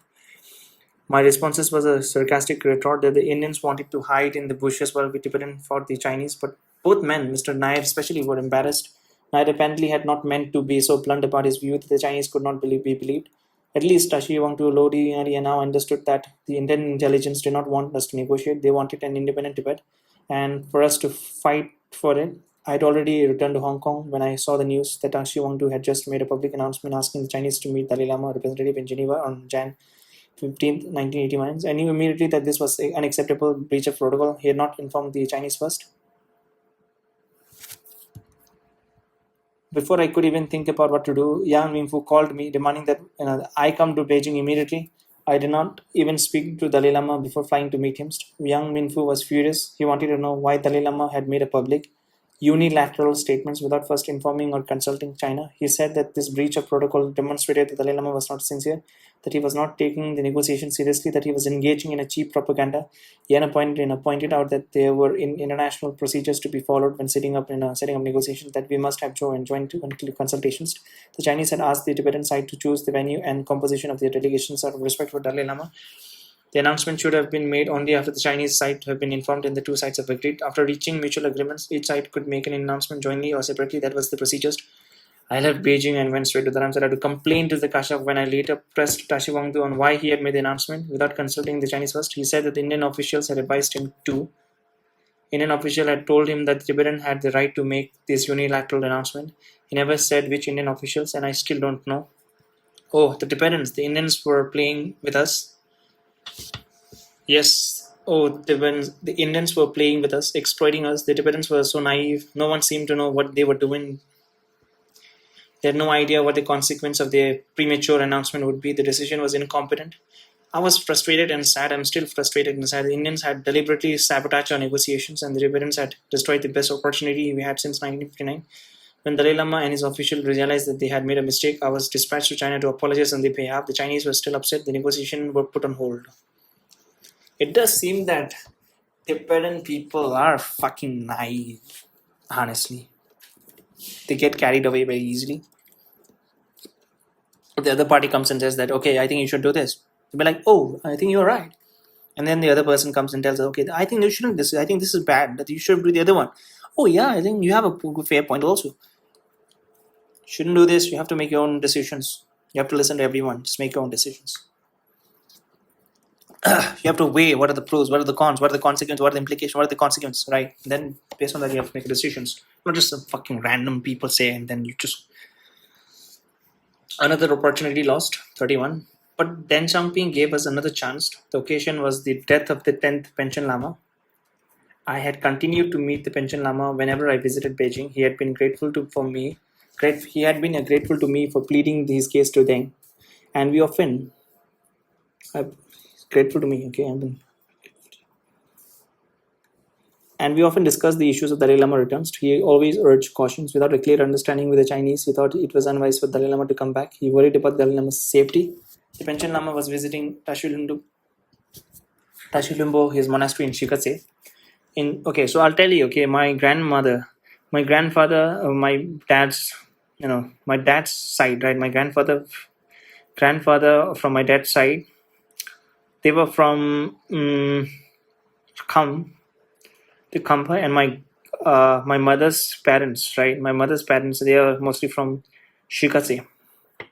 The Panchen Lama was visiting Tashilumpo, his monastery in Shikatse, in Jan 1989, when he suffered a sudden heart attack. Unified Front Work Department Director Yan Menfu immediately sent a medical team for Beijing to treat him. When Jia Bao, then an official with the United Front Work Department and later to become China's premier, flew with the team, first to Lhasa by plane and then to Ashland by helicopter. They were delayed by bad weather, and by the time they arrived in Shikatse, it was already too late. The Panchen Lama had slipped into a coma. He died on Jan because before the doctors could help. Okay, sudden heart attack. Okay, the Panchen Lama was only 51 years old. Rumors that he had been poisoned began circulating immediately and still persist to this day. The Panchen Lama had continued to be critical of the Chinese government's behavior in Tibet, even after suffering all those years in jail for having spoken out in 1962. In March of 1987.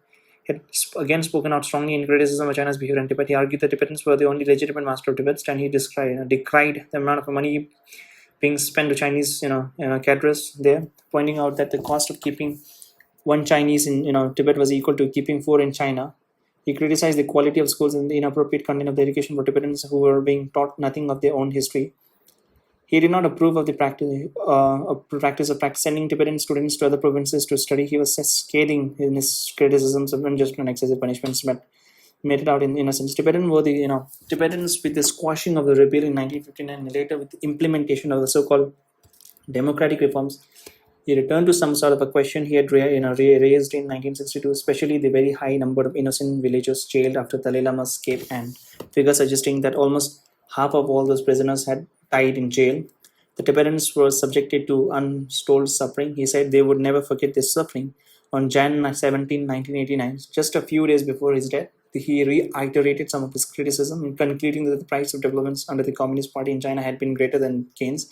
Many people believed that because Panchen Lama had spoken out so strongly, some people wanted him gone. So, and his death had happened suddenly without warning. The doctors who were dispatched to treat him were not the Panchen Lama's regular doctors. Why did they get there so late?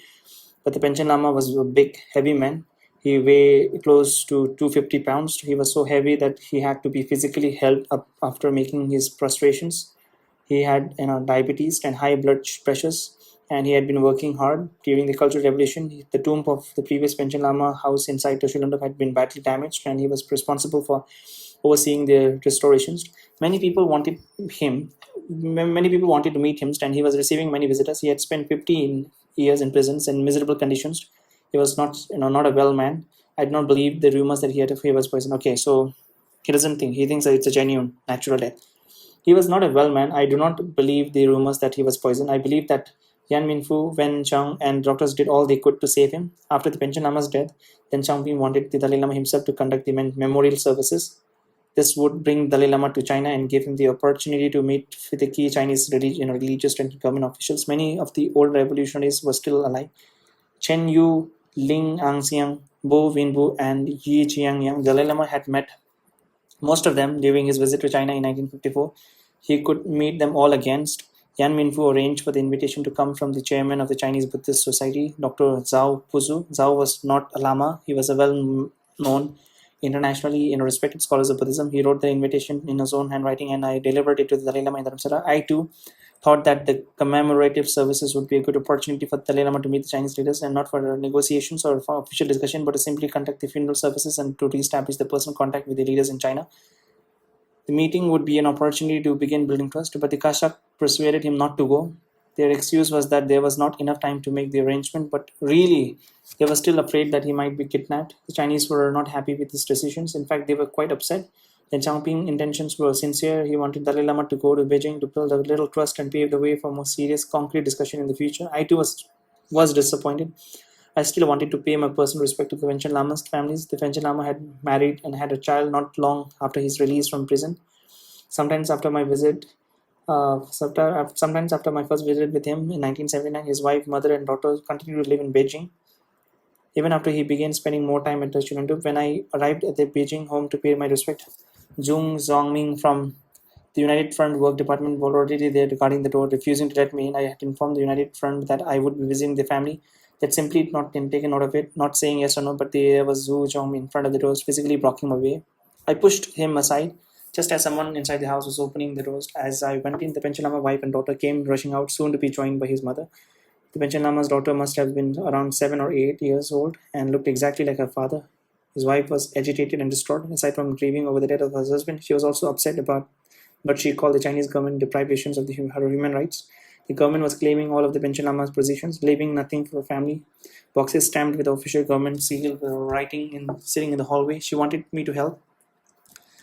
Yan Minfu was not happy when I raised the issue with him. I told him that whether he appreciated my interventions or not, the family was being mistreated. Yes, some of the property surely belonged to the Tashilandu monasteries, but some of it also belonged to the family. The government had no right to claim everything. Yuan Minso assured me that he would do what he could. The student demonstrations began in Beijing in few months later, following the death of Hu Wangbang in April 1980. Huang had been purged as General Secretary of the Communist Party in Jan 1987 for his overtly bourgeois liberal views. And the students, okay, bourgeois. Bourgeois, it's a French term, I think. B-U-R-J-O-I, bourgeois. Bourgeois. Bourgeois, right? Okay, what is a bourgeois person? Bourgeois, okay, bourgeois, right? Bourgeois. Bourgeois is a member of the middle class, typically characterized by a materialistic value or a focus on property ownership and a conventional social attitudes. Origin referring to a town dwelling citizen in the Middle Ages, the term often implies a conservative capitalist oriented mindset and sometimes used pejoratively to describe someone obsessed with wealth, status, and conformity. Okay, bourgeois. Was overly bourgeois liberal views, and the students took the occasion of his death to call for an end to corruptions and demand for the institution of a new democratic reform. Their call struck a vibrant chord as students by the hundreds of thousands and then ordinary citizens of Beijing took to the streets, and at the height of this demonstrations, more than 1 million people were said to have been joined the protest. In Hong Kong too, the movement and its goal won widespread support as the protest intensified and the Chinese government failed to respond. Many in Hong Kong were predicting the imminent demise of Deng Xiaoping and his government. The thought that Deng would be forced to resign, and people began urging the Dalai Lama to make statements in support of the students. Kashak member were calling me every day to ask for my advice. I must have been the only person around the Dalai Lama who opposed the ideas of his speaking out at such a time. I never saw any hint that Deng Xiaoping was about to resign or that democracy was suddenly going to descend on China. So yes, it's very important now, right? People are expecting, okay, most of the people who are protesting, the students, are expecting the want the Dalai Lama to make statements, right? Now you have to see your interests, right? So what could happen? There could be two scenarios, right? First is that Deng Xiaoping would step down, resign. In that case, you have to see the possibility, right? First equals to Deng Xiaoping would step down and resign. Second, he could not resign. He would not resign and then still continues to be the leader. Now you have to see what are the possibility. What is the probability, and if the probability of him resigning is more, then you have to double down, right? Then you have to make a statement that okay, I'm in a protest with the students because the possibility of him going resigning is more, so that means that whenever who comes next have a support with Dalai Lama. But now the problem is this, that if the probability of him stepping down is very less, and if you issue a statement, that means this will make a bad image and a bad it doesn't it doesn't it will not look good, and then the relationship will also be strained. So that's why you have to see the probability. I do not think that this was an issue in which we should be involved. I thought we should stay quiet and wait, but Dalai Lama did finally speak out in support of the students' democratic goals. Instead of resigning, Deng Xiaoping bought in the army. So that's why now it's very difficult to have a good relation now. First, instead of resigning, Deng Xiaoping brought in an army. On night of June 3, 1989, thousands of soldiers marched into Beijing to quell the disturbance. Many people, students and ordinary Beijing citizens alike, were killed, injured, and arrested. Yan Mingfu had been one of the lead on negotiation with the student demonstrators. He became a prominent victim in the purge that followed. Removed from his position as chairman of the United Front. Shortly afterward, I met with United Front Deputy Director Song Yin-jing and his staff in Shenzhen, just across the border from Hong Kong. They showed me hours of tapes of the violence that had occurred the night that the army came in, the burning cars, the trains, the angry mob turning violently against the troops, the soldiers with his stomach cut open. Even at this point, the Chinese were still talking about having a dialogue with Dalai Lama. After the dust had settled on this Tiananmen incident and the situation returned to normal, discussions about negotiation could resume. But soon, some of Dalai Lama officials made statements that the Chinese did not like. Dalai Lama won 1989 Nobel Peace Prize. In 1990, he traveled to the United States and made a remark in front of Chinese visitors that within 2 years the Chinese government would collapse. The Chinese never followed up on the negotiation. Our side never followed up either. Negotiation were dead in the water. Chapter number 13, 2 or part number 32, Opportunity Lost Again. In 1994, during a visit to Beijing, I received a visit from several representatives of China's State Council and members of the search party for the next Panchen Lama. The search party had some gifts for the Dalai Lama and a letter from Chatril Rinpoche from the Panchen Lama's own Tashilandu monastery saying that he was praying for the Dalai Lama's prayer for the early discovery of the next Panchen Lama. The search committee wanted His Holiness guidance on the selections. I promised to deliver the letters and gifts in person. I was pleased to learn that the head of the search party was Chadro Rinpoche and heartened that correct procedures were being followed in the search for the next Panchen Lama. The visit of the search committee was an indication that they were performing their proper functions, including seeking contact with and blessing from the Dalai Lama. And since this discussion took place in the presence of a state council official in charge of religious affairs, the requests were clearly being made with official permission from the Chinese government. When I presented the letters and gift to the Dalai Lama, he responded with a letter to Chhatrul Rinpoche inviting him to come to India to discuss the search. He asked me to make sure that Chhatrul Rinpoche received it. I could have returned to China to deliver the letter myself, but I chose instead to give it to the Chinese ambassador in Delhi, explaining the situation and asking him to send the letters on. Working through the Chinese embassy would be faster, and since Chadril Rinpoche was under Chinese control, he would need official permission for his visit to Dalai Lama. Using official channels seems the wisest and most effective way to communicate. I still do not know whether Chadril Rinpoche received the letter. Perhaps he did not.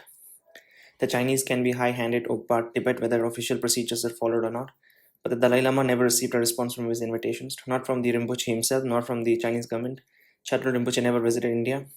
But Chadril Rinpoche began sending letters by courier across the border from Tibet into India, informing Dalai Lama about the search party arrangement, giving him the names of the contending candidates, and letting him know that when the search party had narrowed the choice to two young boys, finally the time for the final decision arrived. The parties inside China, including Chadril Rinpoche, had agreed on the final choice. All that was left was for the Dalai Lama to have his final say and to announce who the next Panchen Lama would be. Chadro Rinpoche sent a letter to Dalai Lama informing him of the conclusion of the search party committee and asked him to make the announcements. That was the protocol. I never saw the letter, but presume the Chadro Rinpoche requested Dalai Lama to accept the choice of the search committee. The Dalai Lama knew who that choice was and that it was Chadril's choice. I was surprised when Dalai Lama chief secretary Khenchung Tara called me in Hong Kong from Dharamsala asking me to inform Chinese government that the Dalai Lama would be making the announcement about his choice of Panchen Lama the following morning. I wondered why Khenchung Tara did not first inform the Chinese of the Dalai Lama's choice. They should have let the Chinese know much earlier. I insisted they were making the same mistake they had made in announcing their time and place for meeting between Dalai Lama representative and Chinese negotiation at the United Front Work Department. I knew this would offend the Chinese, but Khenchung Tara said the decision had been made, the documents were in order, and the announcement would be made the next morning. Now, if I would have read this 2-3 years back, I wouldn't have known why they've announced the name. But since last year, Dalai Lama has released his book Voice for the Voiceless, where he has mentioned that there were a lot of speculations, right, regarding who would be, and based on that, there was a danger in the life of if they don't make if the His Holiness doesn't make the name public, then Chinese might appoint the next a different one. So that's why he wanted to make sure that everything is transparent. So that's why he made an announcement that particular person is going to be the next Panchen Lama. I had to warn the Chinese government, but it was 5 in the afternoon, at the end of the business day in both Hong Kong and Beijing. The United Front offices were already closed. I called the Beijing operator requesting private home phone numbers for some of the United Front officials. The operator were cooperative, but phone numbers of the Beijing officials were not easily available. Finally, at around 9 in the evening, and after many calls, the operator found the numbers of Zhu Jiameng, the man who had physically tried to prevent me from visiting the Panchen Lama's family. Zhu was outraged at the news of Dalai Lama's impending announcements, accusing Dalai Lama of having torn off his mask and openly fighting against Chinese propaganda government. I tried to calm him down, pointing out that rightly or wrongly, Dalai Lama had made the decision and would make the announcement the next morning. Zhu had to inform the proper authorities. The Dalai Lama may never have suspected the Chinese would be angry with him for making the announcements. Overseeing the choice of the Panchen Lama reincarnation was one of his functions as a Dalai Lama, but the Chinese did resent it. Within days of the announcement, Radio Beijing began publicly attacking Dalai Lama, accusing him of ignoring the Chinese government's authority. The Chinese repudiated the Dalai Lama's choice and later announced that the second young contender was the new Panchen Lama. The Dalai Lama choice, Kyocheki Nyima from the Nakchu, disappeared and has never been heard from him again. Chadril Rinpoche had been on his way back to Tibet. Halfway there, when the announcement was made, he was arrested in Chengdu and later accused of plotting to split the country and leaking state secrets and sentenced to 6 years in jail. He was released in 2002 but remained under the house arrest. His current whereabouts are still unknown. The Chinese denunciation of Dalai Lama went on for a month. The Taiwan President Lee Teng-hu went to the United States and made a speech at Cornell University, his alma mater. The Chinese government stopped its verbal bombardments of the Dalai Lama and began attacking Lee Teng-hu instead. 8 years passed before our negotiation with the United Front assumed. So who is to blame for this situation, the Dalai Lama or the Chinese? I think that our side made mistakes. We should have consulted the Chinese first. We created unnecessary conflict and acrimony. I think we Tibetans need to make more of an effort to understand the Chinese mentalities. If we do not, we are always going to have trouble. So I think there's a disconnect between the communication, right? Because Dalai Lama has clearly mentioned in this book that why he made the announcement. Because if he does not make the announcement, the Chinese would Chinese would lie about lie about certain things that Dalai Lama has named the other person, right? And then people will started worshipping that person. And if he doesn't, the Dalai Lama doesn't make a public statement, then there would be a lot of confusion in Tibet. So that's why, in order to avoid all the confusions, he this one announced the name, which I think Gallup was not aware of, and I don't think they had a conversation about it, because Gallup mostly, performs or undertakes his activities under radar. So yeah, so we created unnecessary conflict and acrimony. Okay, if we do not, we were always going to have a trouble. The Chinese are always suspicious that someone is plotting behind their backs. If you pat the Chinese in one direction, everything is fine. If you pat them in the opposite directions, they get upset. Whenever we say that we say it without thinking about what they will think.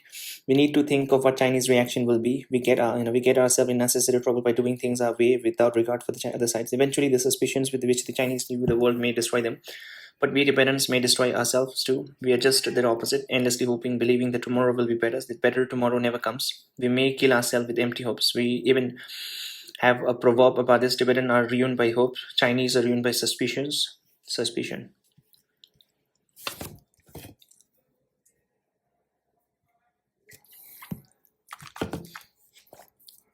Part number 33, return to Tibet. Oh, did you return to Tibet after all? For all the times that I went back and forth between India and Hong Kong, China after the first meeting with Deng Xiaoping, despite the several delegations I arranged to visit Tibet, and despite my own travel to many parts of China, I had never returned to Tibet myself. The Chinese at the United Front Work Department often offered to make the arrangements and wondered why I refused to go. I had come to think of my native Tibet as a land of blood and tears. I did not want to visit such a tragic place. Seeing my homeland in such a dismal state would be too painful. I told the Chinese I wanted to wait until the conditions have improved. By 1990s, I had thought perhaps the time had come. Xi Zhongzun, who had taken over Yan Minsung's position at the United Front after the Taimanin incident, was in charge of making the arrangements.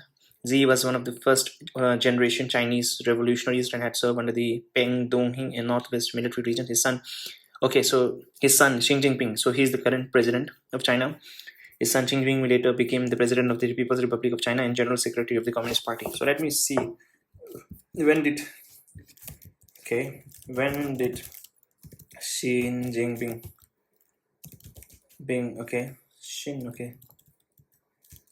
Jinping became president? So he was formally elected president of the People's Republic of China on 14th March 2013. So 2023, 10, 6, so close to 13 years been that he's the president of China. And even right now, everyone knows that China is not a democracy. So recently, right, 1-2 months back, he has purged most of his top general. I think he was suspicious of the fact that they were conspiring behind him, his back. So yeah, I think most of his top military officials were purged from the post. And Xi Zhongzun and I soon clashed. When I arrived in Beijing, ready to set out on my journey, Xi told me that my visit would have to be confined to my native place of Amdo. He did not want me to go to other parts of Tibet, citing tension along the Indian borders as ground for refusing my request. He said that the Indian might make trouble for me if they discovered that I had visited Central Tibet. I challenged his logic. I would not be visiting the border areas. Why would the Indian be upset? I told him that if I could not see all of the Tibet, I was cancelling my trip and returning home. Xi first shook with fury and then returned profusely apologetic. He reversed himself and told me that I could go anywhere at all. anywhere I wanted. After another verbal jab at his lopsided logic, I told him I was returning home, packed my bags, and left. Only in 2002, 12 years after walking out on Z, Zhongzhun, and 50 years after my escape from Lhasa, did I finally return to Tibet. Everything had changed. Only the mountains and rivers were the same. I felt nothing. I was numb. My minders from the United Front never left my side. They hurried me from place to place and never let me talk to anyone. I was only allowed 3 hours in my native place village, visiting my ancestral graveyard where my brother's noble the Taksir Rinpoche had buried our father's ashes while I was still students in Nanjing. I left immediately after a short lunch with my cousin's sons, who was then looking after my family property. The communists, like the Manchus, had also torn down my family house. After Dalai Lama escaped to India, they rebuilt it again, sometime later before my visit, and then after, a few years ago, tore it down and rebuilt it again.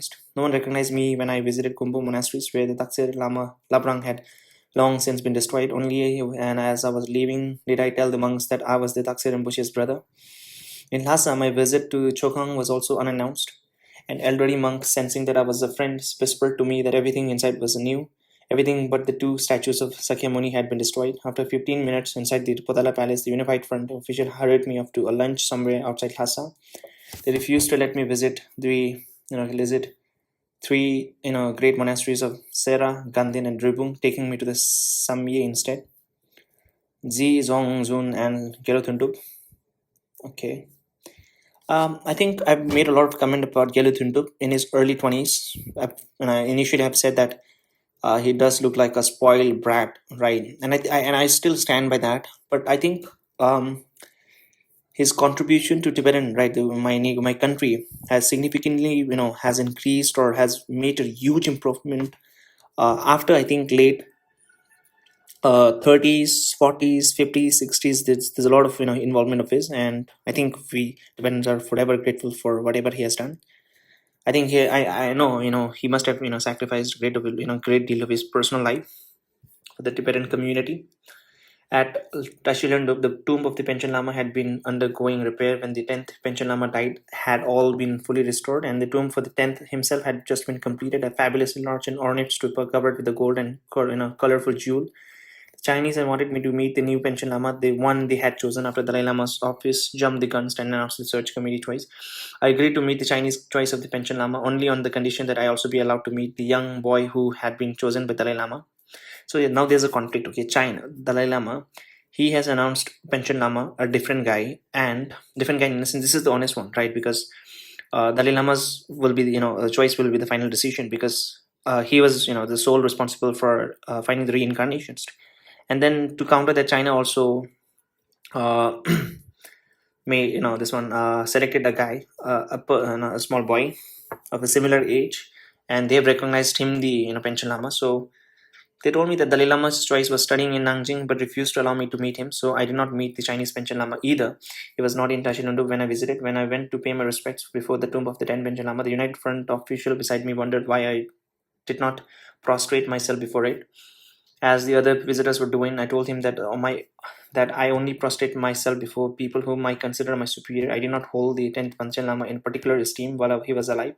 So I had no reason to prostrate myself before him in death. Oh, shit, this is a big reason. I didn't know that, the 10th Panchen Lama. So he doesn't consider him that. But still, the 10th Panchen Lama, right? I think, I don't exactly remember, but I'm pretty sure that I've seen his picture in most of Tibetans community, Tibetans, people home. I told him that I only prostrate myself before people whom I considered my superior. I did not hold the 10th Panchen Lama in particular esteem while he was alive. So I had no reason to prostrate myself before him in death. Okay, that's a big revelation. Watching from the world from Kalimpong.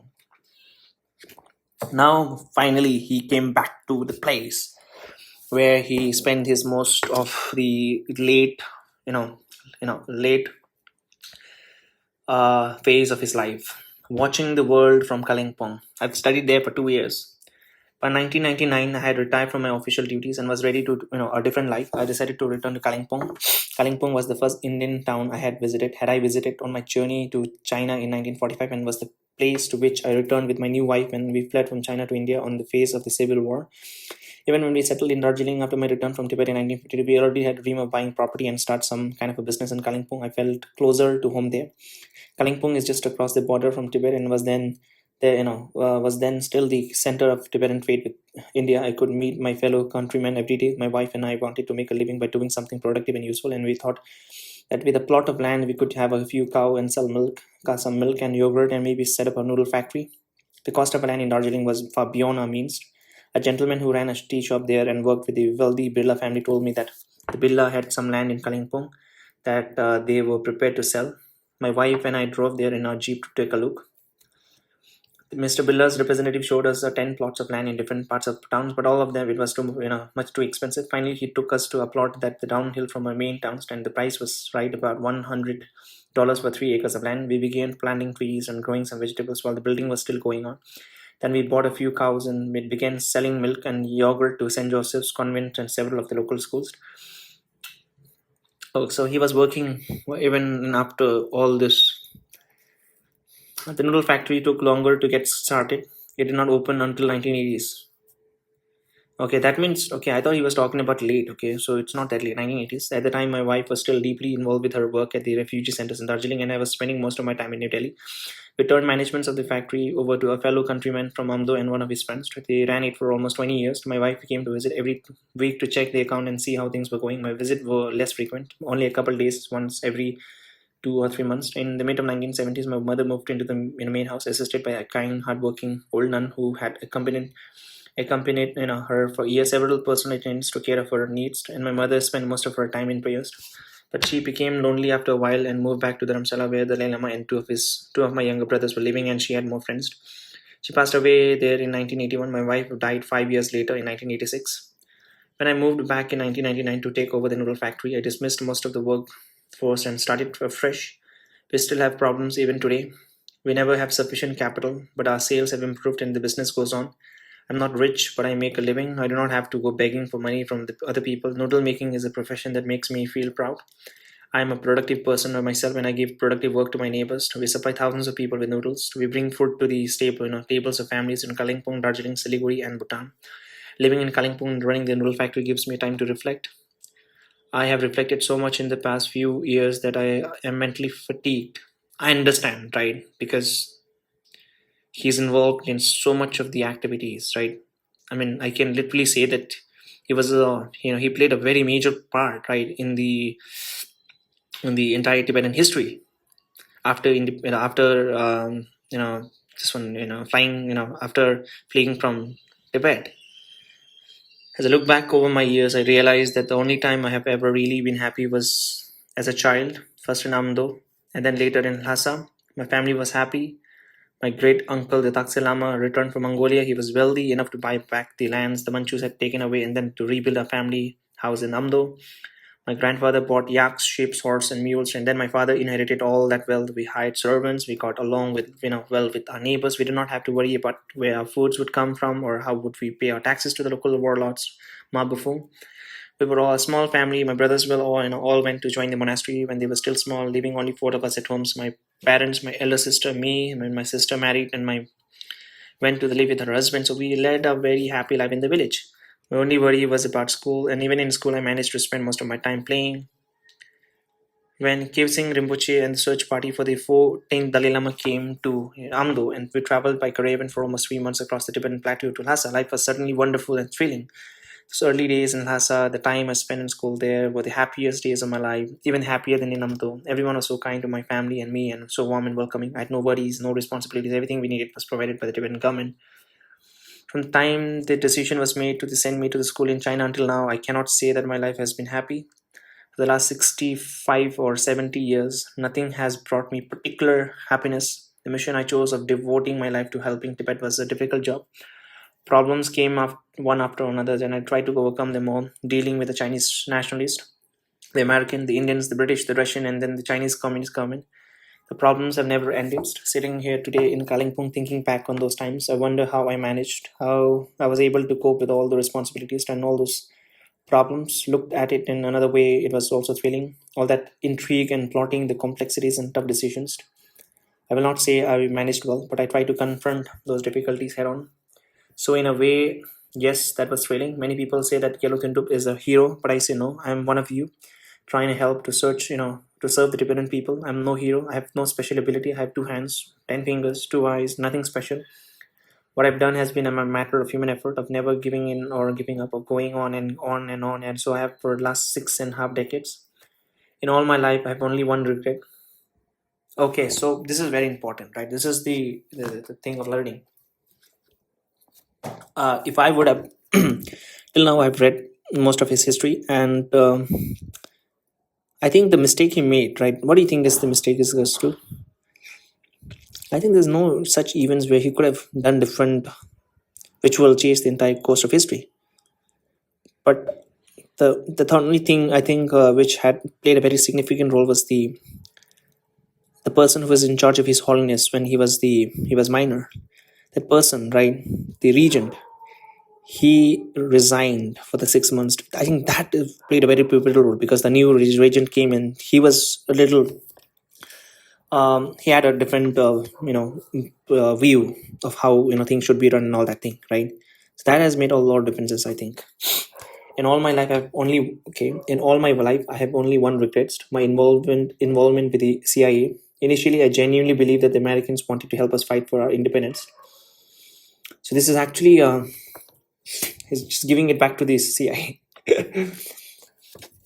Eventually, I realized that was not true. It was misguided and wishful thinking on my part. The CIA goal was never independence for Tibet. In fact, I do not think that Americans ever really even wanted to help. They just wanted to stir up trouble, using the Tibetans to create misunderstanding and discord between China and India. Eventually, they were successful in that. The 1962 Sino-Indian War border was once a tragic result. The Tibetan rose up in resistance in 1959 because they were being oppressed by the Chinese and because they were resented the Chinese trying to destroy their traditional way of life. They fought out of anger and desperation, not because they really believed they could drive the Chinese out. They were not thinking of the consequence of their resistance, and many really believed that they could win, but we were desperate for help in our struggle, and for a while we thought the CIA could give.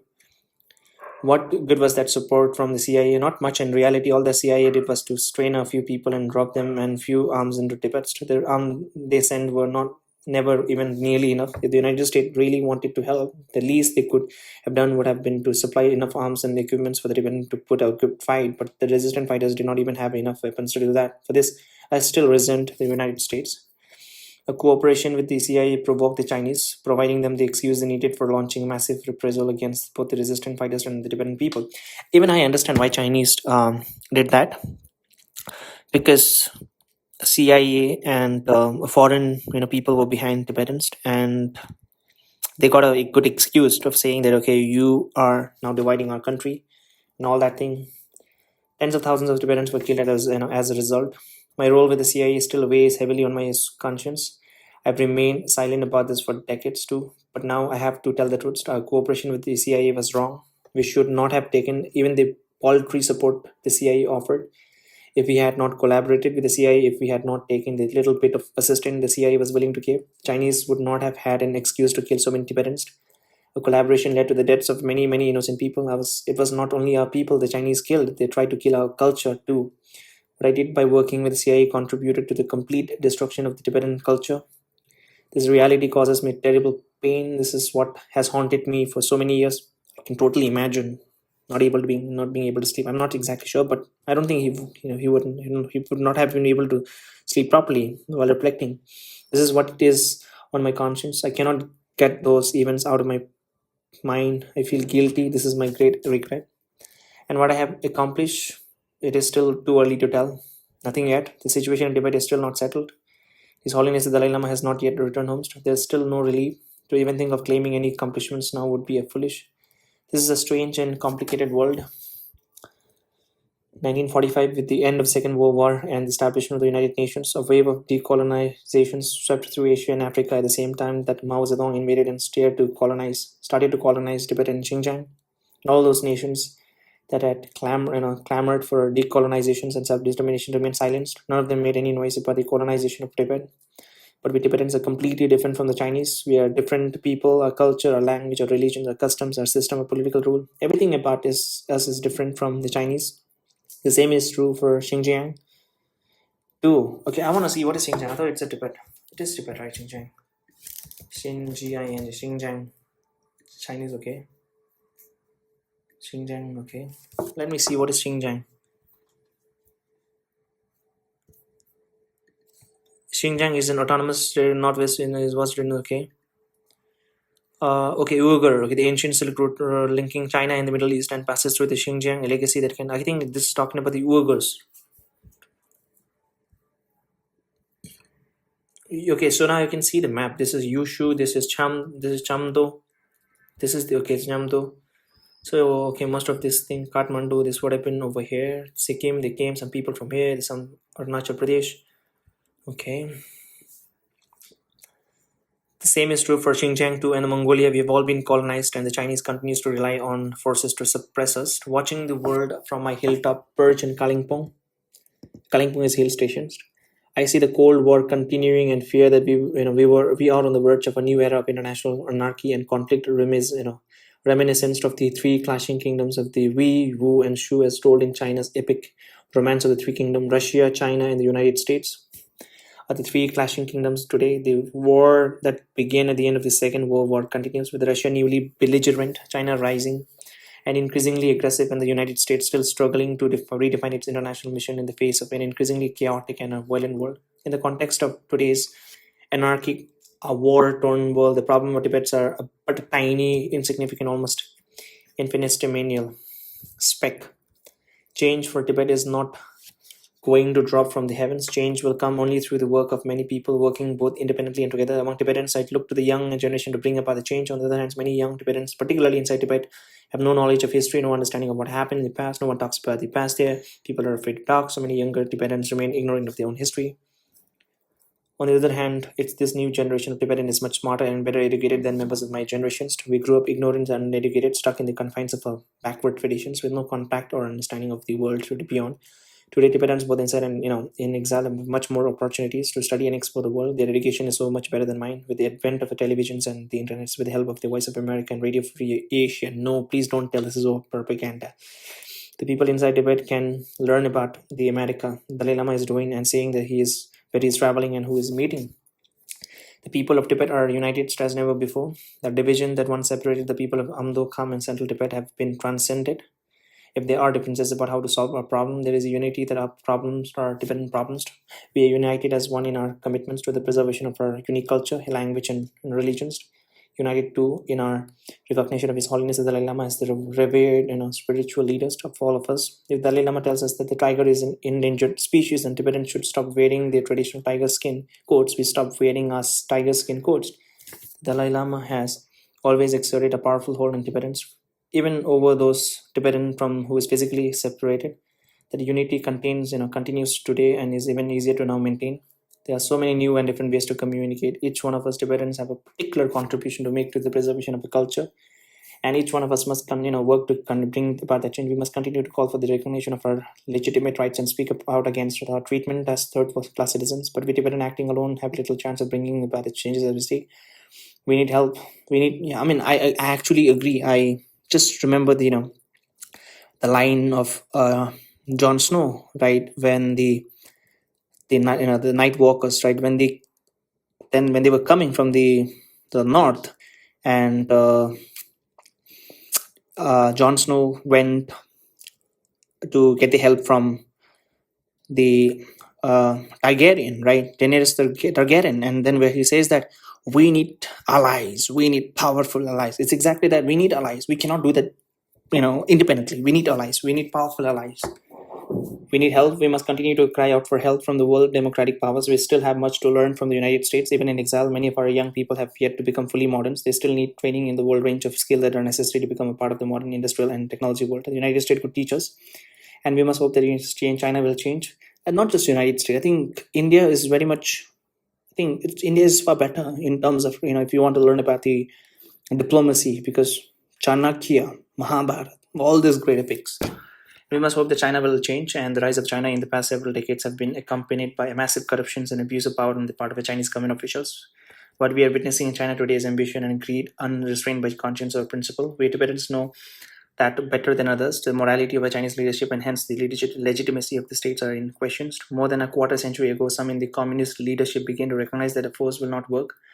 Yan Minfu, when he was director of the United Front Work Department during the time of the 1989 demonstration in Beijing, told me that he did not believe in force. I do not think force will work. He said it is not useful. He thought that the minorities in China should be treated equally, but individuals like Yan Meifu could not change China by themselves.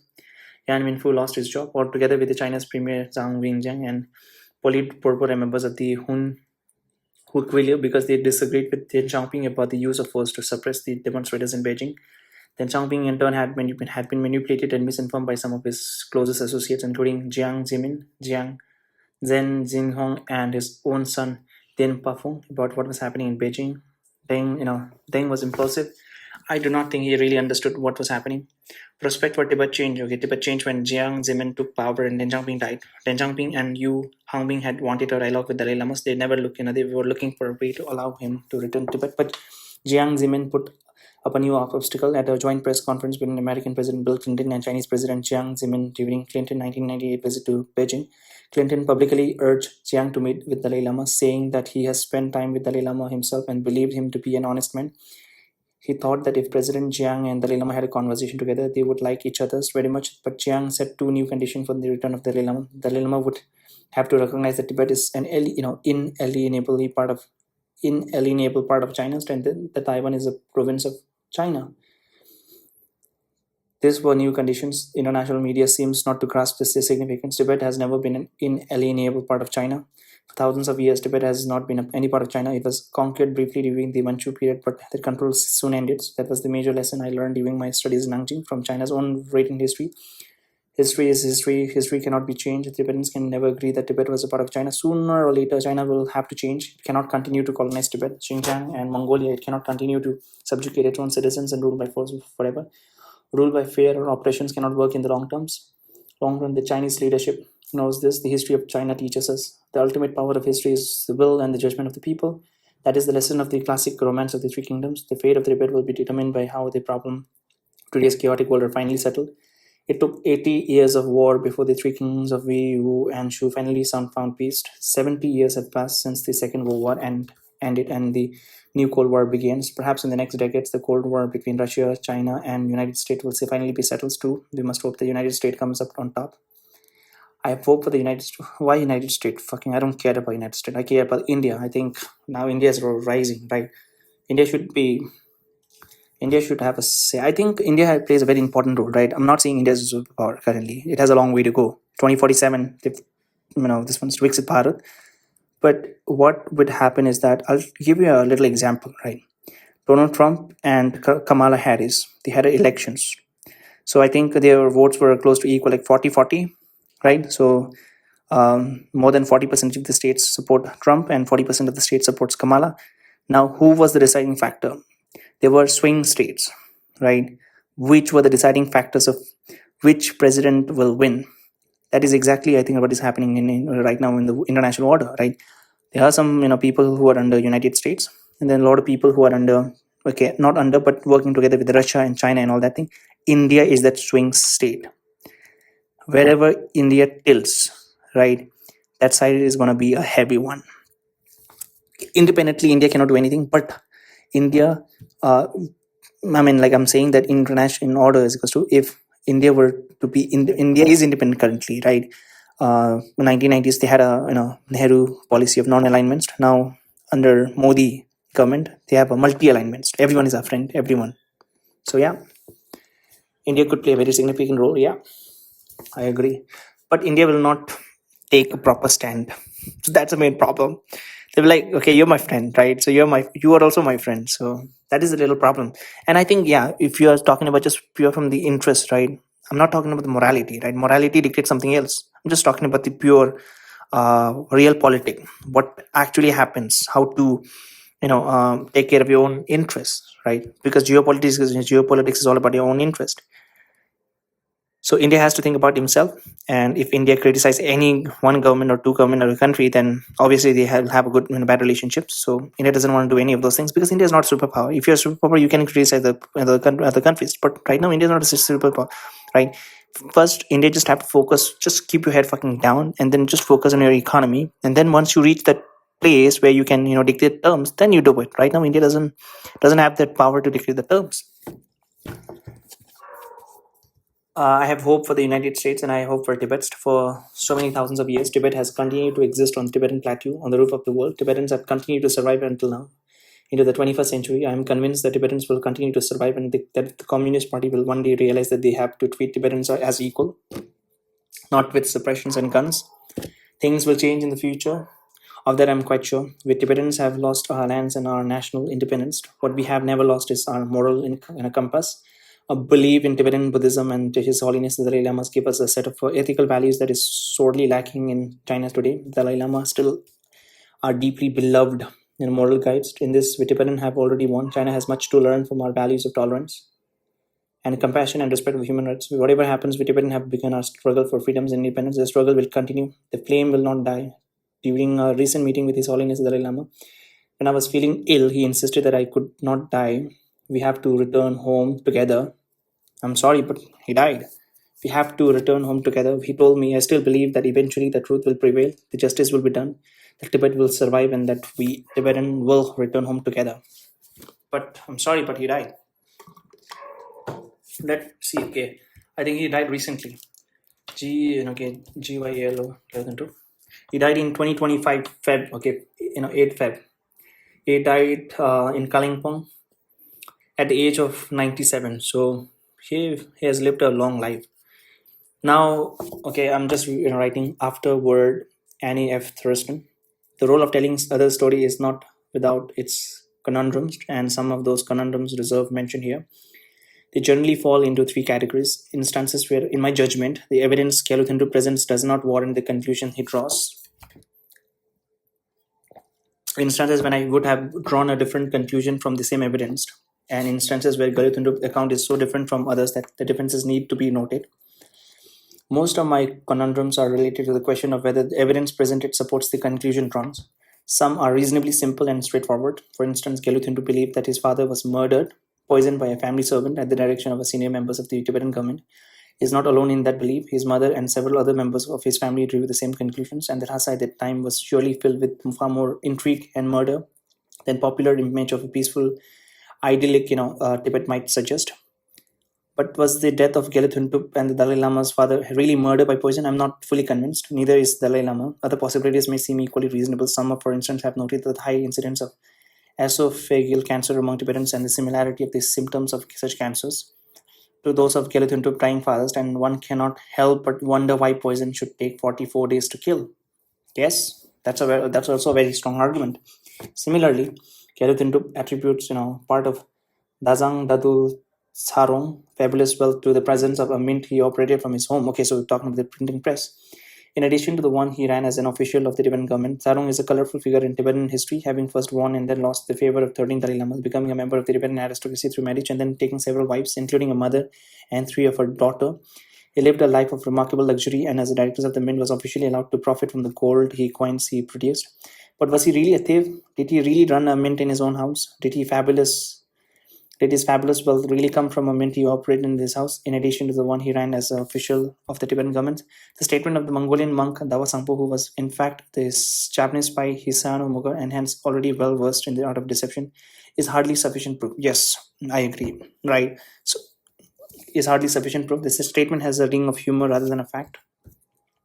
Kelethuntup also cast a considerable shadow on Dazing Dadul Sarong's son George Sarong, was one of the men who responsible for selling the gold bullion that the Tibetan government had deposited. Okay, so he didn't say that. He says that he's sus about it. He had a suspicion about it. He didn't say that because he doesn't have any proof. Tibetan government had deposited in Sikkim in the early 1950s was the fabulously wealthy late George Sorong guilty of the theft or simply of the very bad management when he most of the proceeds from the sale of the Tibetan government could seem to vanish into thin air. This is a more difficult question. The allegation made by Keluthintup will undoubtedly be controversial. George Sorong was and remained for many highly respected members of the Tibetan elite. Keluthintup believed that in the fall of 1981, some international intelligence agency must have financed some foreigners to travel to Tibet to instigate the series of demonstrations that began in the late September.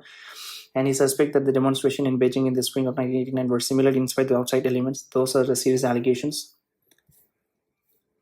Indeed, the Chinese government has also drawn similar conclusion about those popular protests before sufficient evidence could have been gathered. Immediately after the Lhasa demonstration of the 1987, the Chinese government declared that the riots to be solely political incidents created by a handful of separatists to to coordinate with Dalai Lama clinking activities abroad aimed at splitting China. Similarly, the Chinese protests that began in Beijing in the spring of 1918 were seen by Chinese government as a political turmoil incited by a very small number of political careerists after a few years of plotting and scheming aimed at subverting the Socialist People's Republic. Official blame for the political turmoil was directed at diverse individuals and organizations such as Communist Party and General Secretary Zhao Ziying and Voice of America. In support of his conclusion that outsider must have instigated the 1987 demonstration in Lhasa, Gelotunduk cites a conversation with Hong Kong friend who had met with several foreigners on their way to Lhasa not long before the demonstration began and who appeared to have advanced knowledge of the protest. And he cites United Front Minister Yan Huming, who claimed that the foreigners carrying the pictures of Dalai Lama and recorded message of his voice had arrived in Lhasa not long before the demonstration began. The Hong Kong friend remembers his conversation with Gelotunduk somewhat differently, but does recall that one of the foreigners was Steve Lehman. Okay, that means I think they did a cross-examination also. Steve Lehman, in 1998, Steve Lehman published a book called The Tibetans, A Struggle to Survive, filled with his own photographs of 1987 demonstration and including his own preface, an essay book by Robbie Burnett, now the director of modern Tibetan studies at Columbia University, and lengthy interview with Jampel Sering, the Drepung monk who led the demonstration on. Jampel Sering tells how he obtained the tape cassettes of talks by Dalai Lama from both visiting foreigners and Tibetan returning home from Tibet, and then deep impression Dalai Lama's word had on its own thoughts. He notes the importance of his own thinking of information he was receiving from outside, especially the report on Dalai Lama 5-point peace proposal presented to the US Congressional Human Rights Caucus on September 23, 1987. He described the evolution of his own thinking about the Tibetan independence and his decision to participate in his political demonstration. Similarly, both Robbie Burnett and Steve Lemons, who first met on the back streets of Lhasa in the midst of this demonstrations, write of their own personal experience as a witness to the protest. Lemon tells of his instantaneous realization of his own personal obligation to the document the demonstration through his photography. Burnett writes of the disagreement that arose among the foreigners about what the role should be.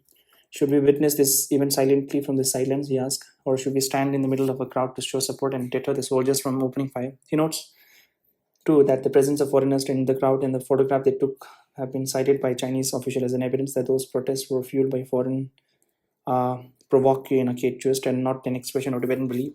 But the presence of sympathetic foreigners in Lhasa at the time and the fact that they carried both pictures of the Dalai Lama and taped cassettes of some of his talk is not sufficient evidence that foreigners actually instigated or was somehow behind the protest. Many foreigners visited Tibetan at the time knew that foreign tourists were often approached by Tibetan asking for pictures of the Dalai Lama and saw the giving of these pictures as a gesture of sympathy and goodwill. And they also had to have known the most Tibetans would surely have been thrilled to hear the voice of the Dalai Lama. Indeed, some well-informed Chinese specialists believe that the Chinese government itself later concluded that the foreigners had not been involved in the Lhasa demonstration in 1987, despite the presence of a number of foreigners in the city at the time. The question of what led to this protest in both Tibet and Beijing deserves a serious social science research, identifying, understanding, and addressing the reason otherwise apparently ordinary people are driven to violent acts of protest is surely one of the most vexing and important issues of our time. The questions are not new. Social science research in the West, including some conducted in the United States, suggests that the factors leading to a mass protest and violence are extraordinarily complex, requiring extensive case-by-case research to understand fully. Some of the best early social science research about violence in the United States was undertaken by commissions established following particularly a troubled outbreak of violence during the 1960s, bringing together scholars and experts from a variety of disciplines to study the problem from a different perspective. None of these studies claim to be definitive, but each contributed to our understanding of what happened and why. Each attempt to point why the way to a more peaceful future. All agree that the causes of mass violence are complex. Only serious social science studies of violence in Tibet and China, similar to those conducted in the United States in the 1960s, could give us the deeper, more nuanced and comprehensive understanding of both the long-term and proximate cause for violence that might in turn help point the way to long-term reasonable means of redress. Until then, the conclusion drawn by Gelotunduk must remain very much an open question. Gelotunduk's judgment of Panchen Lama is the primary instances where I would draw a different conclusion from the same evidence. Gelotunduk writes of the lack of respect he had for the 10th Panchen Lama and his perception that the Panchen Lama had been groomed, admittedly without choice, to be a tool of the Chinese communist. When his Chinese host asks him why he refuses to prostrate himself before the late Panchen Lama tomb, he replies that I do not hold the 10th Panchen Lama in particular. I esteemed he was alive. Particularly esteemed while he was alive, so I had no reason to prostrate myself before him in death. I hold the late Panchen Lama in considerable high regards. Schooled under the Chinese to serve the government's goal, he nonetheless broke free from his reins as early as 1960 to speak out strongly eloquently and at the end became against the Chinese government's behavior in Tibet. He also, his so-called 70,000 character petition is a detailed evidence-based accounts of Chinese misrule in Tibet, for which he spent some 14 years in confinements, often subjected to brutal criticism and torture, that he should write yet another scathing critic in 1987 after all that he had endured in a confinement is to me an act of bravery that fills me with awe. Finally, one important discrepancy between Gelutindup's story and the story as told by others must be noted. Early in our encounters, when Gelutindup occasionally could not remember a point or was not sure that he was remembering correctly, he referred to me to the memoirs of Lamu Siri, his long-time trusted deputy since his college days in Nanjing in the late 1940s. A good part of Lamu Siri memoirs has been translated into English, including the period of Gelutindup's return to Lhasa in 1952 and later escape the same year. The beginning of CIA-supported underground resistance in the mid-1950s and the Dalai Lama own escape in 1959. The differences between several stories as told to me by Gelutindup and the stories about Gelutindap as told by his closet associate are glaring and difficult to reconcile. I understand, okay, because small instances, right? Small instances, I think it's difficult to remember because that time I think it was around like 90.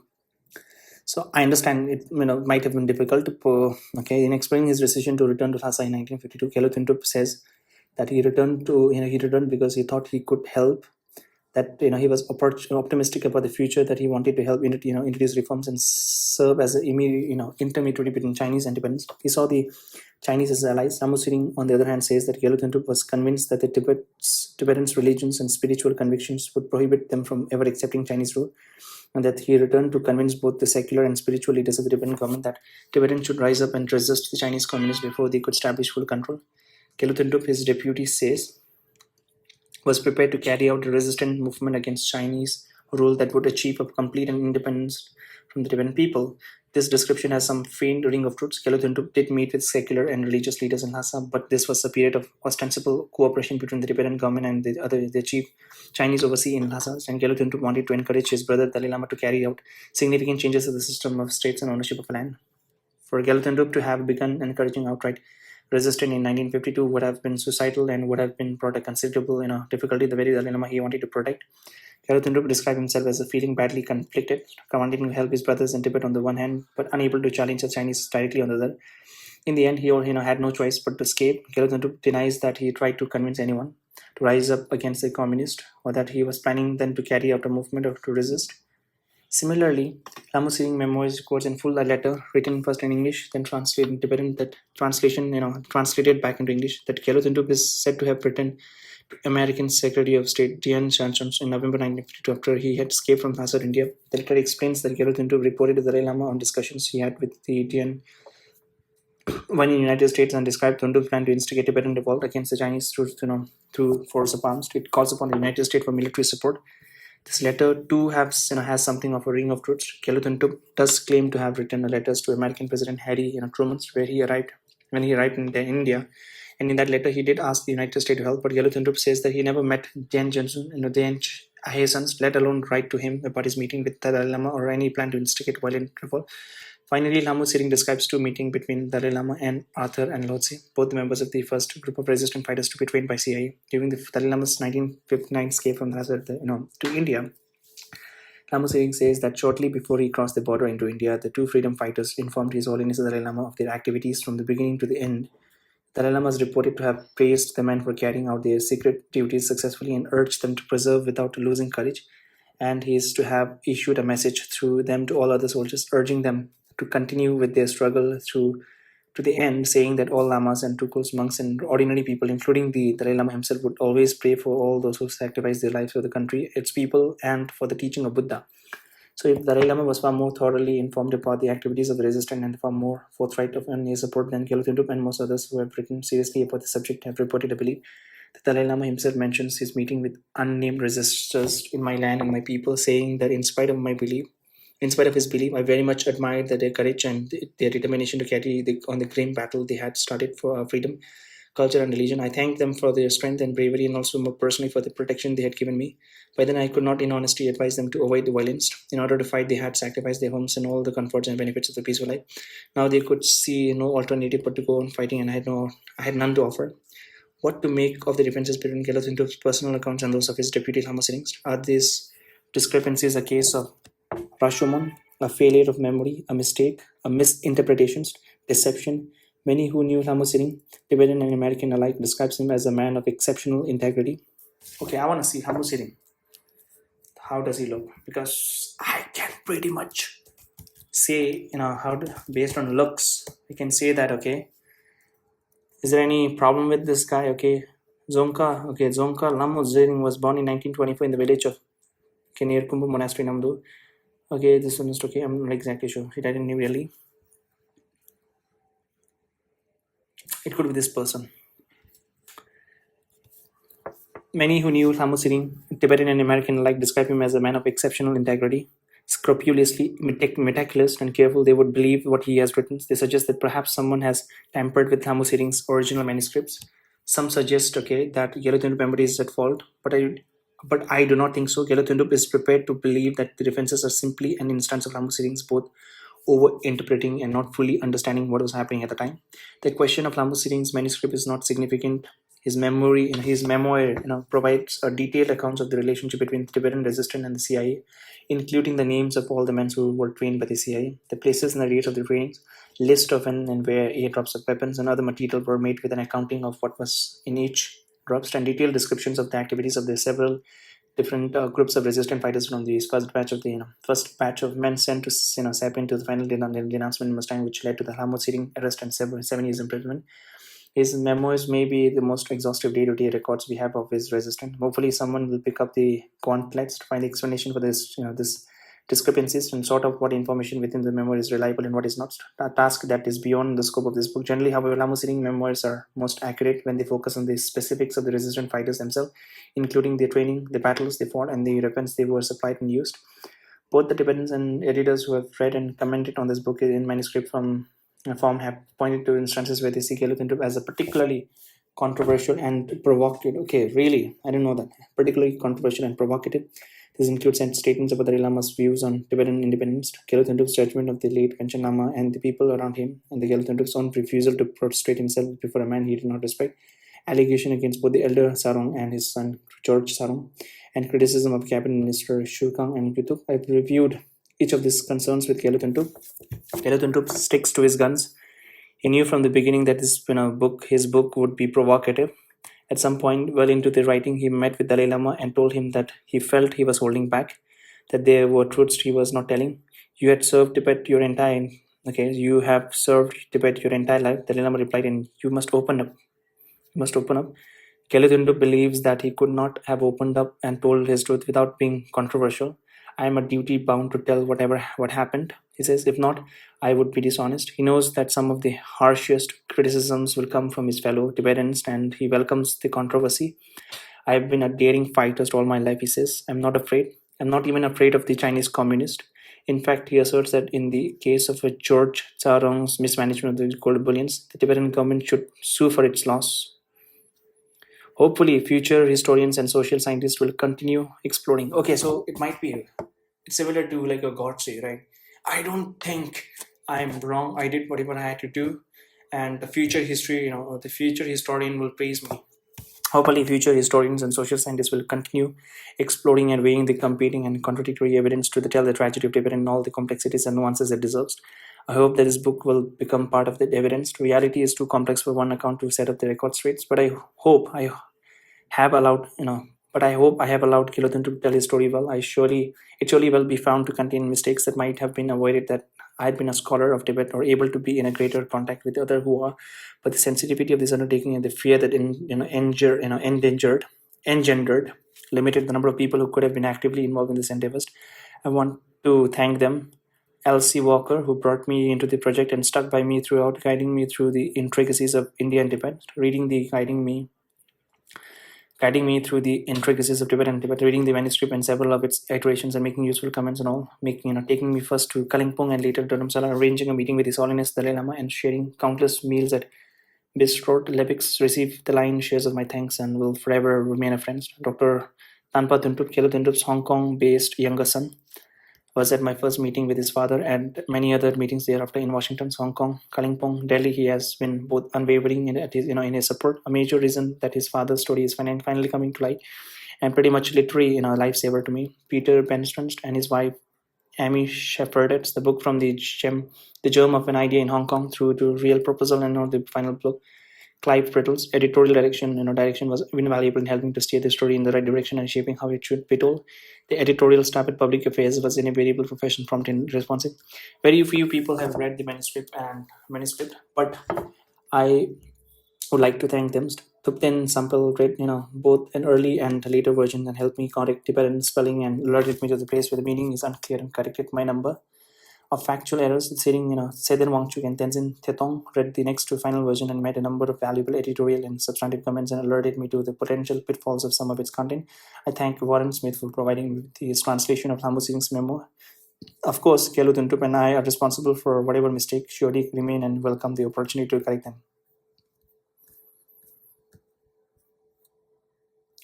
So now there is some introduction notes. So the monk name was Jampasi Tenzin and he was from Jokang Temple in Hassa. Then okay. See Alex. Okay, so these are the appendix. The Solpon Kempo. Okay, both journals. Okay. So this is bibliography, selected bibliography. Poison Arrow, the secret report on the 10th pendulum of London. Okay, so glossary. Okay, so Avan, Gompatashi Aradung Sang, founder, leader of the Chushikan group, 4 events exchanges. Arthur Chardal Rinpoche, Tenji Chögyal, youngest brother of Tenji Gyaltsen and Keratin text. Deki Dolker, William Grimsley. Okay, so these are the characters. Characters are the people involved. Okay, and I think the book is finished. Just wait, I think I can see some pictures. Okay, Kelu Tuntup, the older brother of Dalai Lama, lives on the hilltop compound in Kalimpong, India, that also houses the noodle factory he set upon his late wife, Deki Dolker.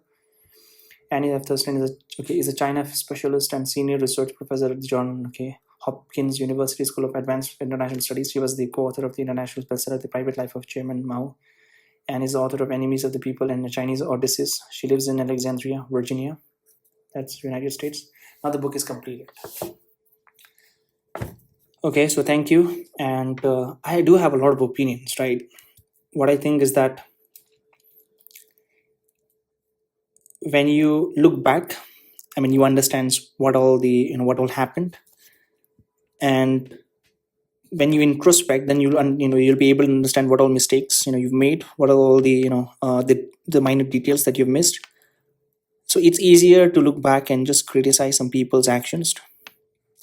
And when you are in that position, right? When you are in that position, it's very difficult because you don't understand all the 360-degree ideas, right? Because you're just seeing everything from your point of view, right? And you don't know what is happening around you, so it's very difficult to make decisions. But still, he did everything in his power with the right intention. I personally feel, whatever he did, and I'm actually glad that he opened up, right? Otherwise, mostly what happens with the Tibetan people is that they don't open up and they don't criticize, right? Which all people are at fault.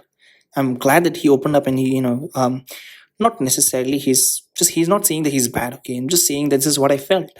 It does look, seems a little suspicious to me. That's what we want. We just want an honest, right? If you are not honest, if the history is not honest, it's very difficult. And you have to be very careful that histories are distorted, right? Okay, I'm just giving you, okay, and I'm whatever that it's written here by the Galudhinto, I'm not saying this is entire true. I'm sure it might have his own biases, right? That happens with everyone. There's not even a single person in this world who has written something, who is telling a story with there's no biases. Obviously there will be a biases, right? Biases is there, but you have to, as a reader, you have to be, you need this much of a wisdom that, okay, so there are some biases and you have to, understand that there are some biases, and then based on that you have to read it. So I think he did a lot of things for the Tibetan people, especially after late 30s and early 30s, and then right after that till he died. I think he played a very active role in the Tibetan independence movement, and I'm feel sad that he's not alive. Even if he later gets an independence, he won't be able to see see his own country again, becoming free. And on a more substantive issues, right? If you personally ask me, based on whatever, okay, it's been recently like last 4 years, I've been doing extensive research about the geopolitics and all the international affairs, right? If you ask me, do you think, Tenzin, that Tibet ever, will ever get independence? I actually don't think so. I wouldn't say it's impossible. I wouldn't, because anything would be possible. I wouldn't say it's impossible, but I think it's highly improbable, right? The percentage are in the single digits, right? I don't think not even a single digits, point some percentage, right? Because you do have to understand that. Just imagine, okay, literally, Russia invaded Ukraine, right? And right now, some part of the Ukraine is under Russia's control, and there's a war still going on, and the people are not able to help now with 21st century and all that thing. Now, what do you think? What has happened? Will they go back? I think it's highly improbable, because you have to understand, right, that every country, the first main objective is to serve their own national interests, and it is not in any country's national interest to fight with other national, or make the relationship sour, because they want to have a good relations with any nations, especially China, because they are the manufacturing hub of the world. They don't want to disturb their own supply chain, right? So yeah, if you're asking from morally, if you're asking, is it not expected from other countries to stand up against the China's aggressions? Yes, morally, yeah, China's are wrong. But actually, if you ask them, will you support? No, because yeah, morally it is wrong, but we cannot do anything because it will hurt our interests. That's exactly what India did. That's exactly what United States did. And also remember that United States held in Tibet in that time because they had a leverage. They wanted to exploit. They wanted to this one use us to take a tactical advantage. That's exactly what India also does, right? I mean, what happened is that India also knows Tibetan people, right? Because of our freedom struggle and all that thing, right? If the relationship between India and China is not, I mean, from a very long time it's been good. After the war, 1962, it was fine, but recently, in 1920, and India has a leverage of Tibetan. So when China is not behaving properly, India does uses the Tibetans, leverage. So they use us as a bait of funding Tibetan government and all that thing, right? Because if India, right, Indian government did encourage Tibetan people and giving some donation and all that thing, then China will be a little nervous, right? So because of that, it's exactly like similar to this thing, right? For example, uh, China supporting Pakistan to destabilize the India, which is more significant because China, Pakistan is an independent country, and India also, to some extent, supporting in Tibetan cause. They are not doing it openly, but they are doing it unofficially, supporting India's cause to destabilize China, which is not a big thing, which is not a big thing in a sense that which will not affect that much because we don't have our independence, right? So that's why we cannot affect damage that much. It's exactly like this one. United States unofficially having a good relationship with the Taiwan, India having uh, unofficial diplomatic relation with the Taiwan.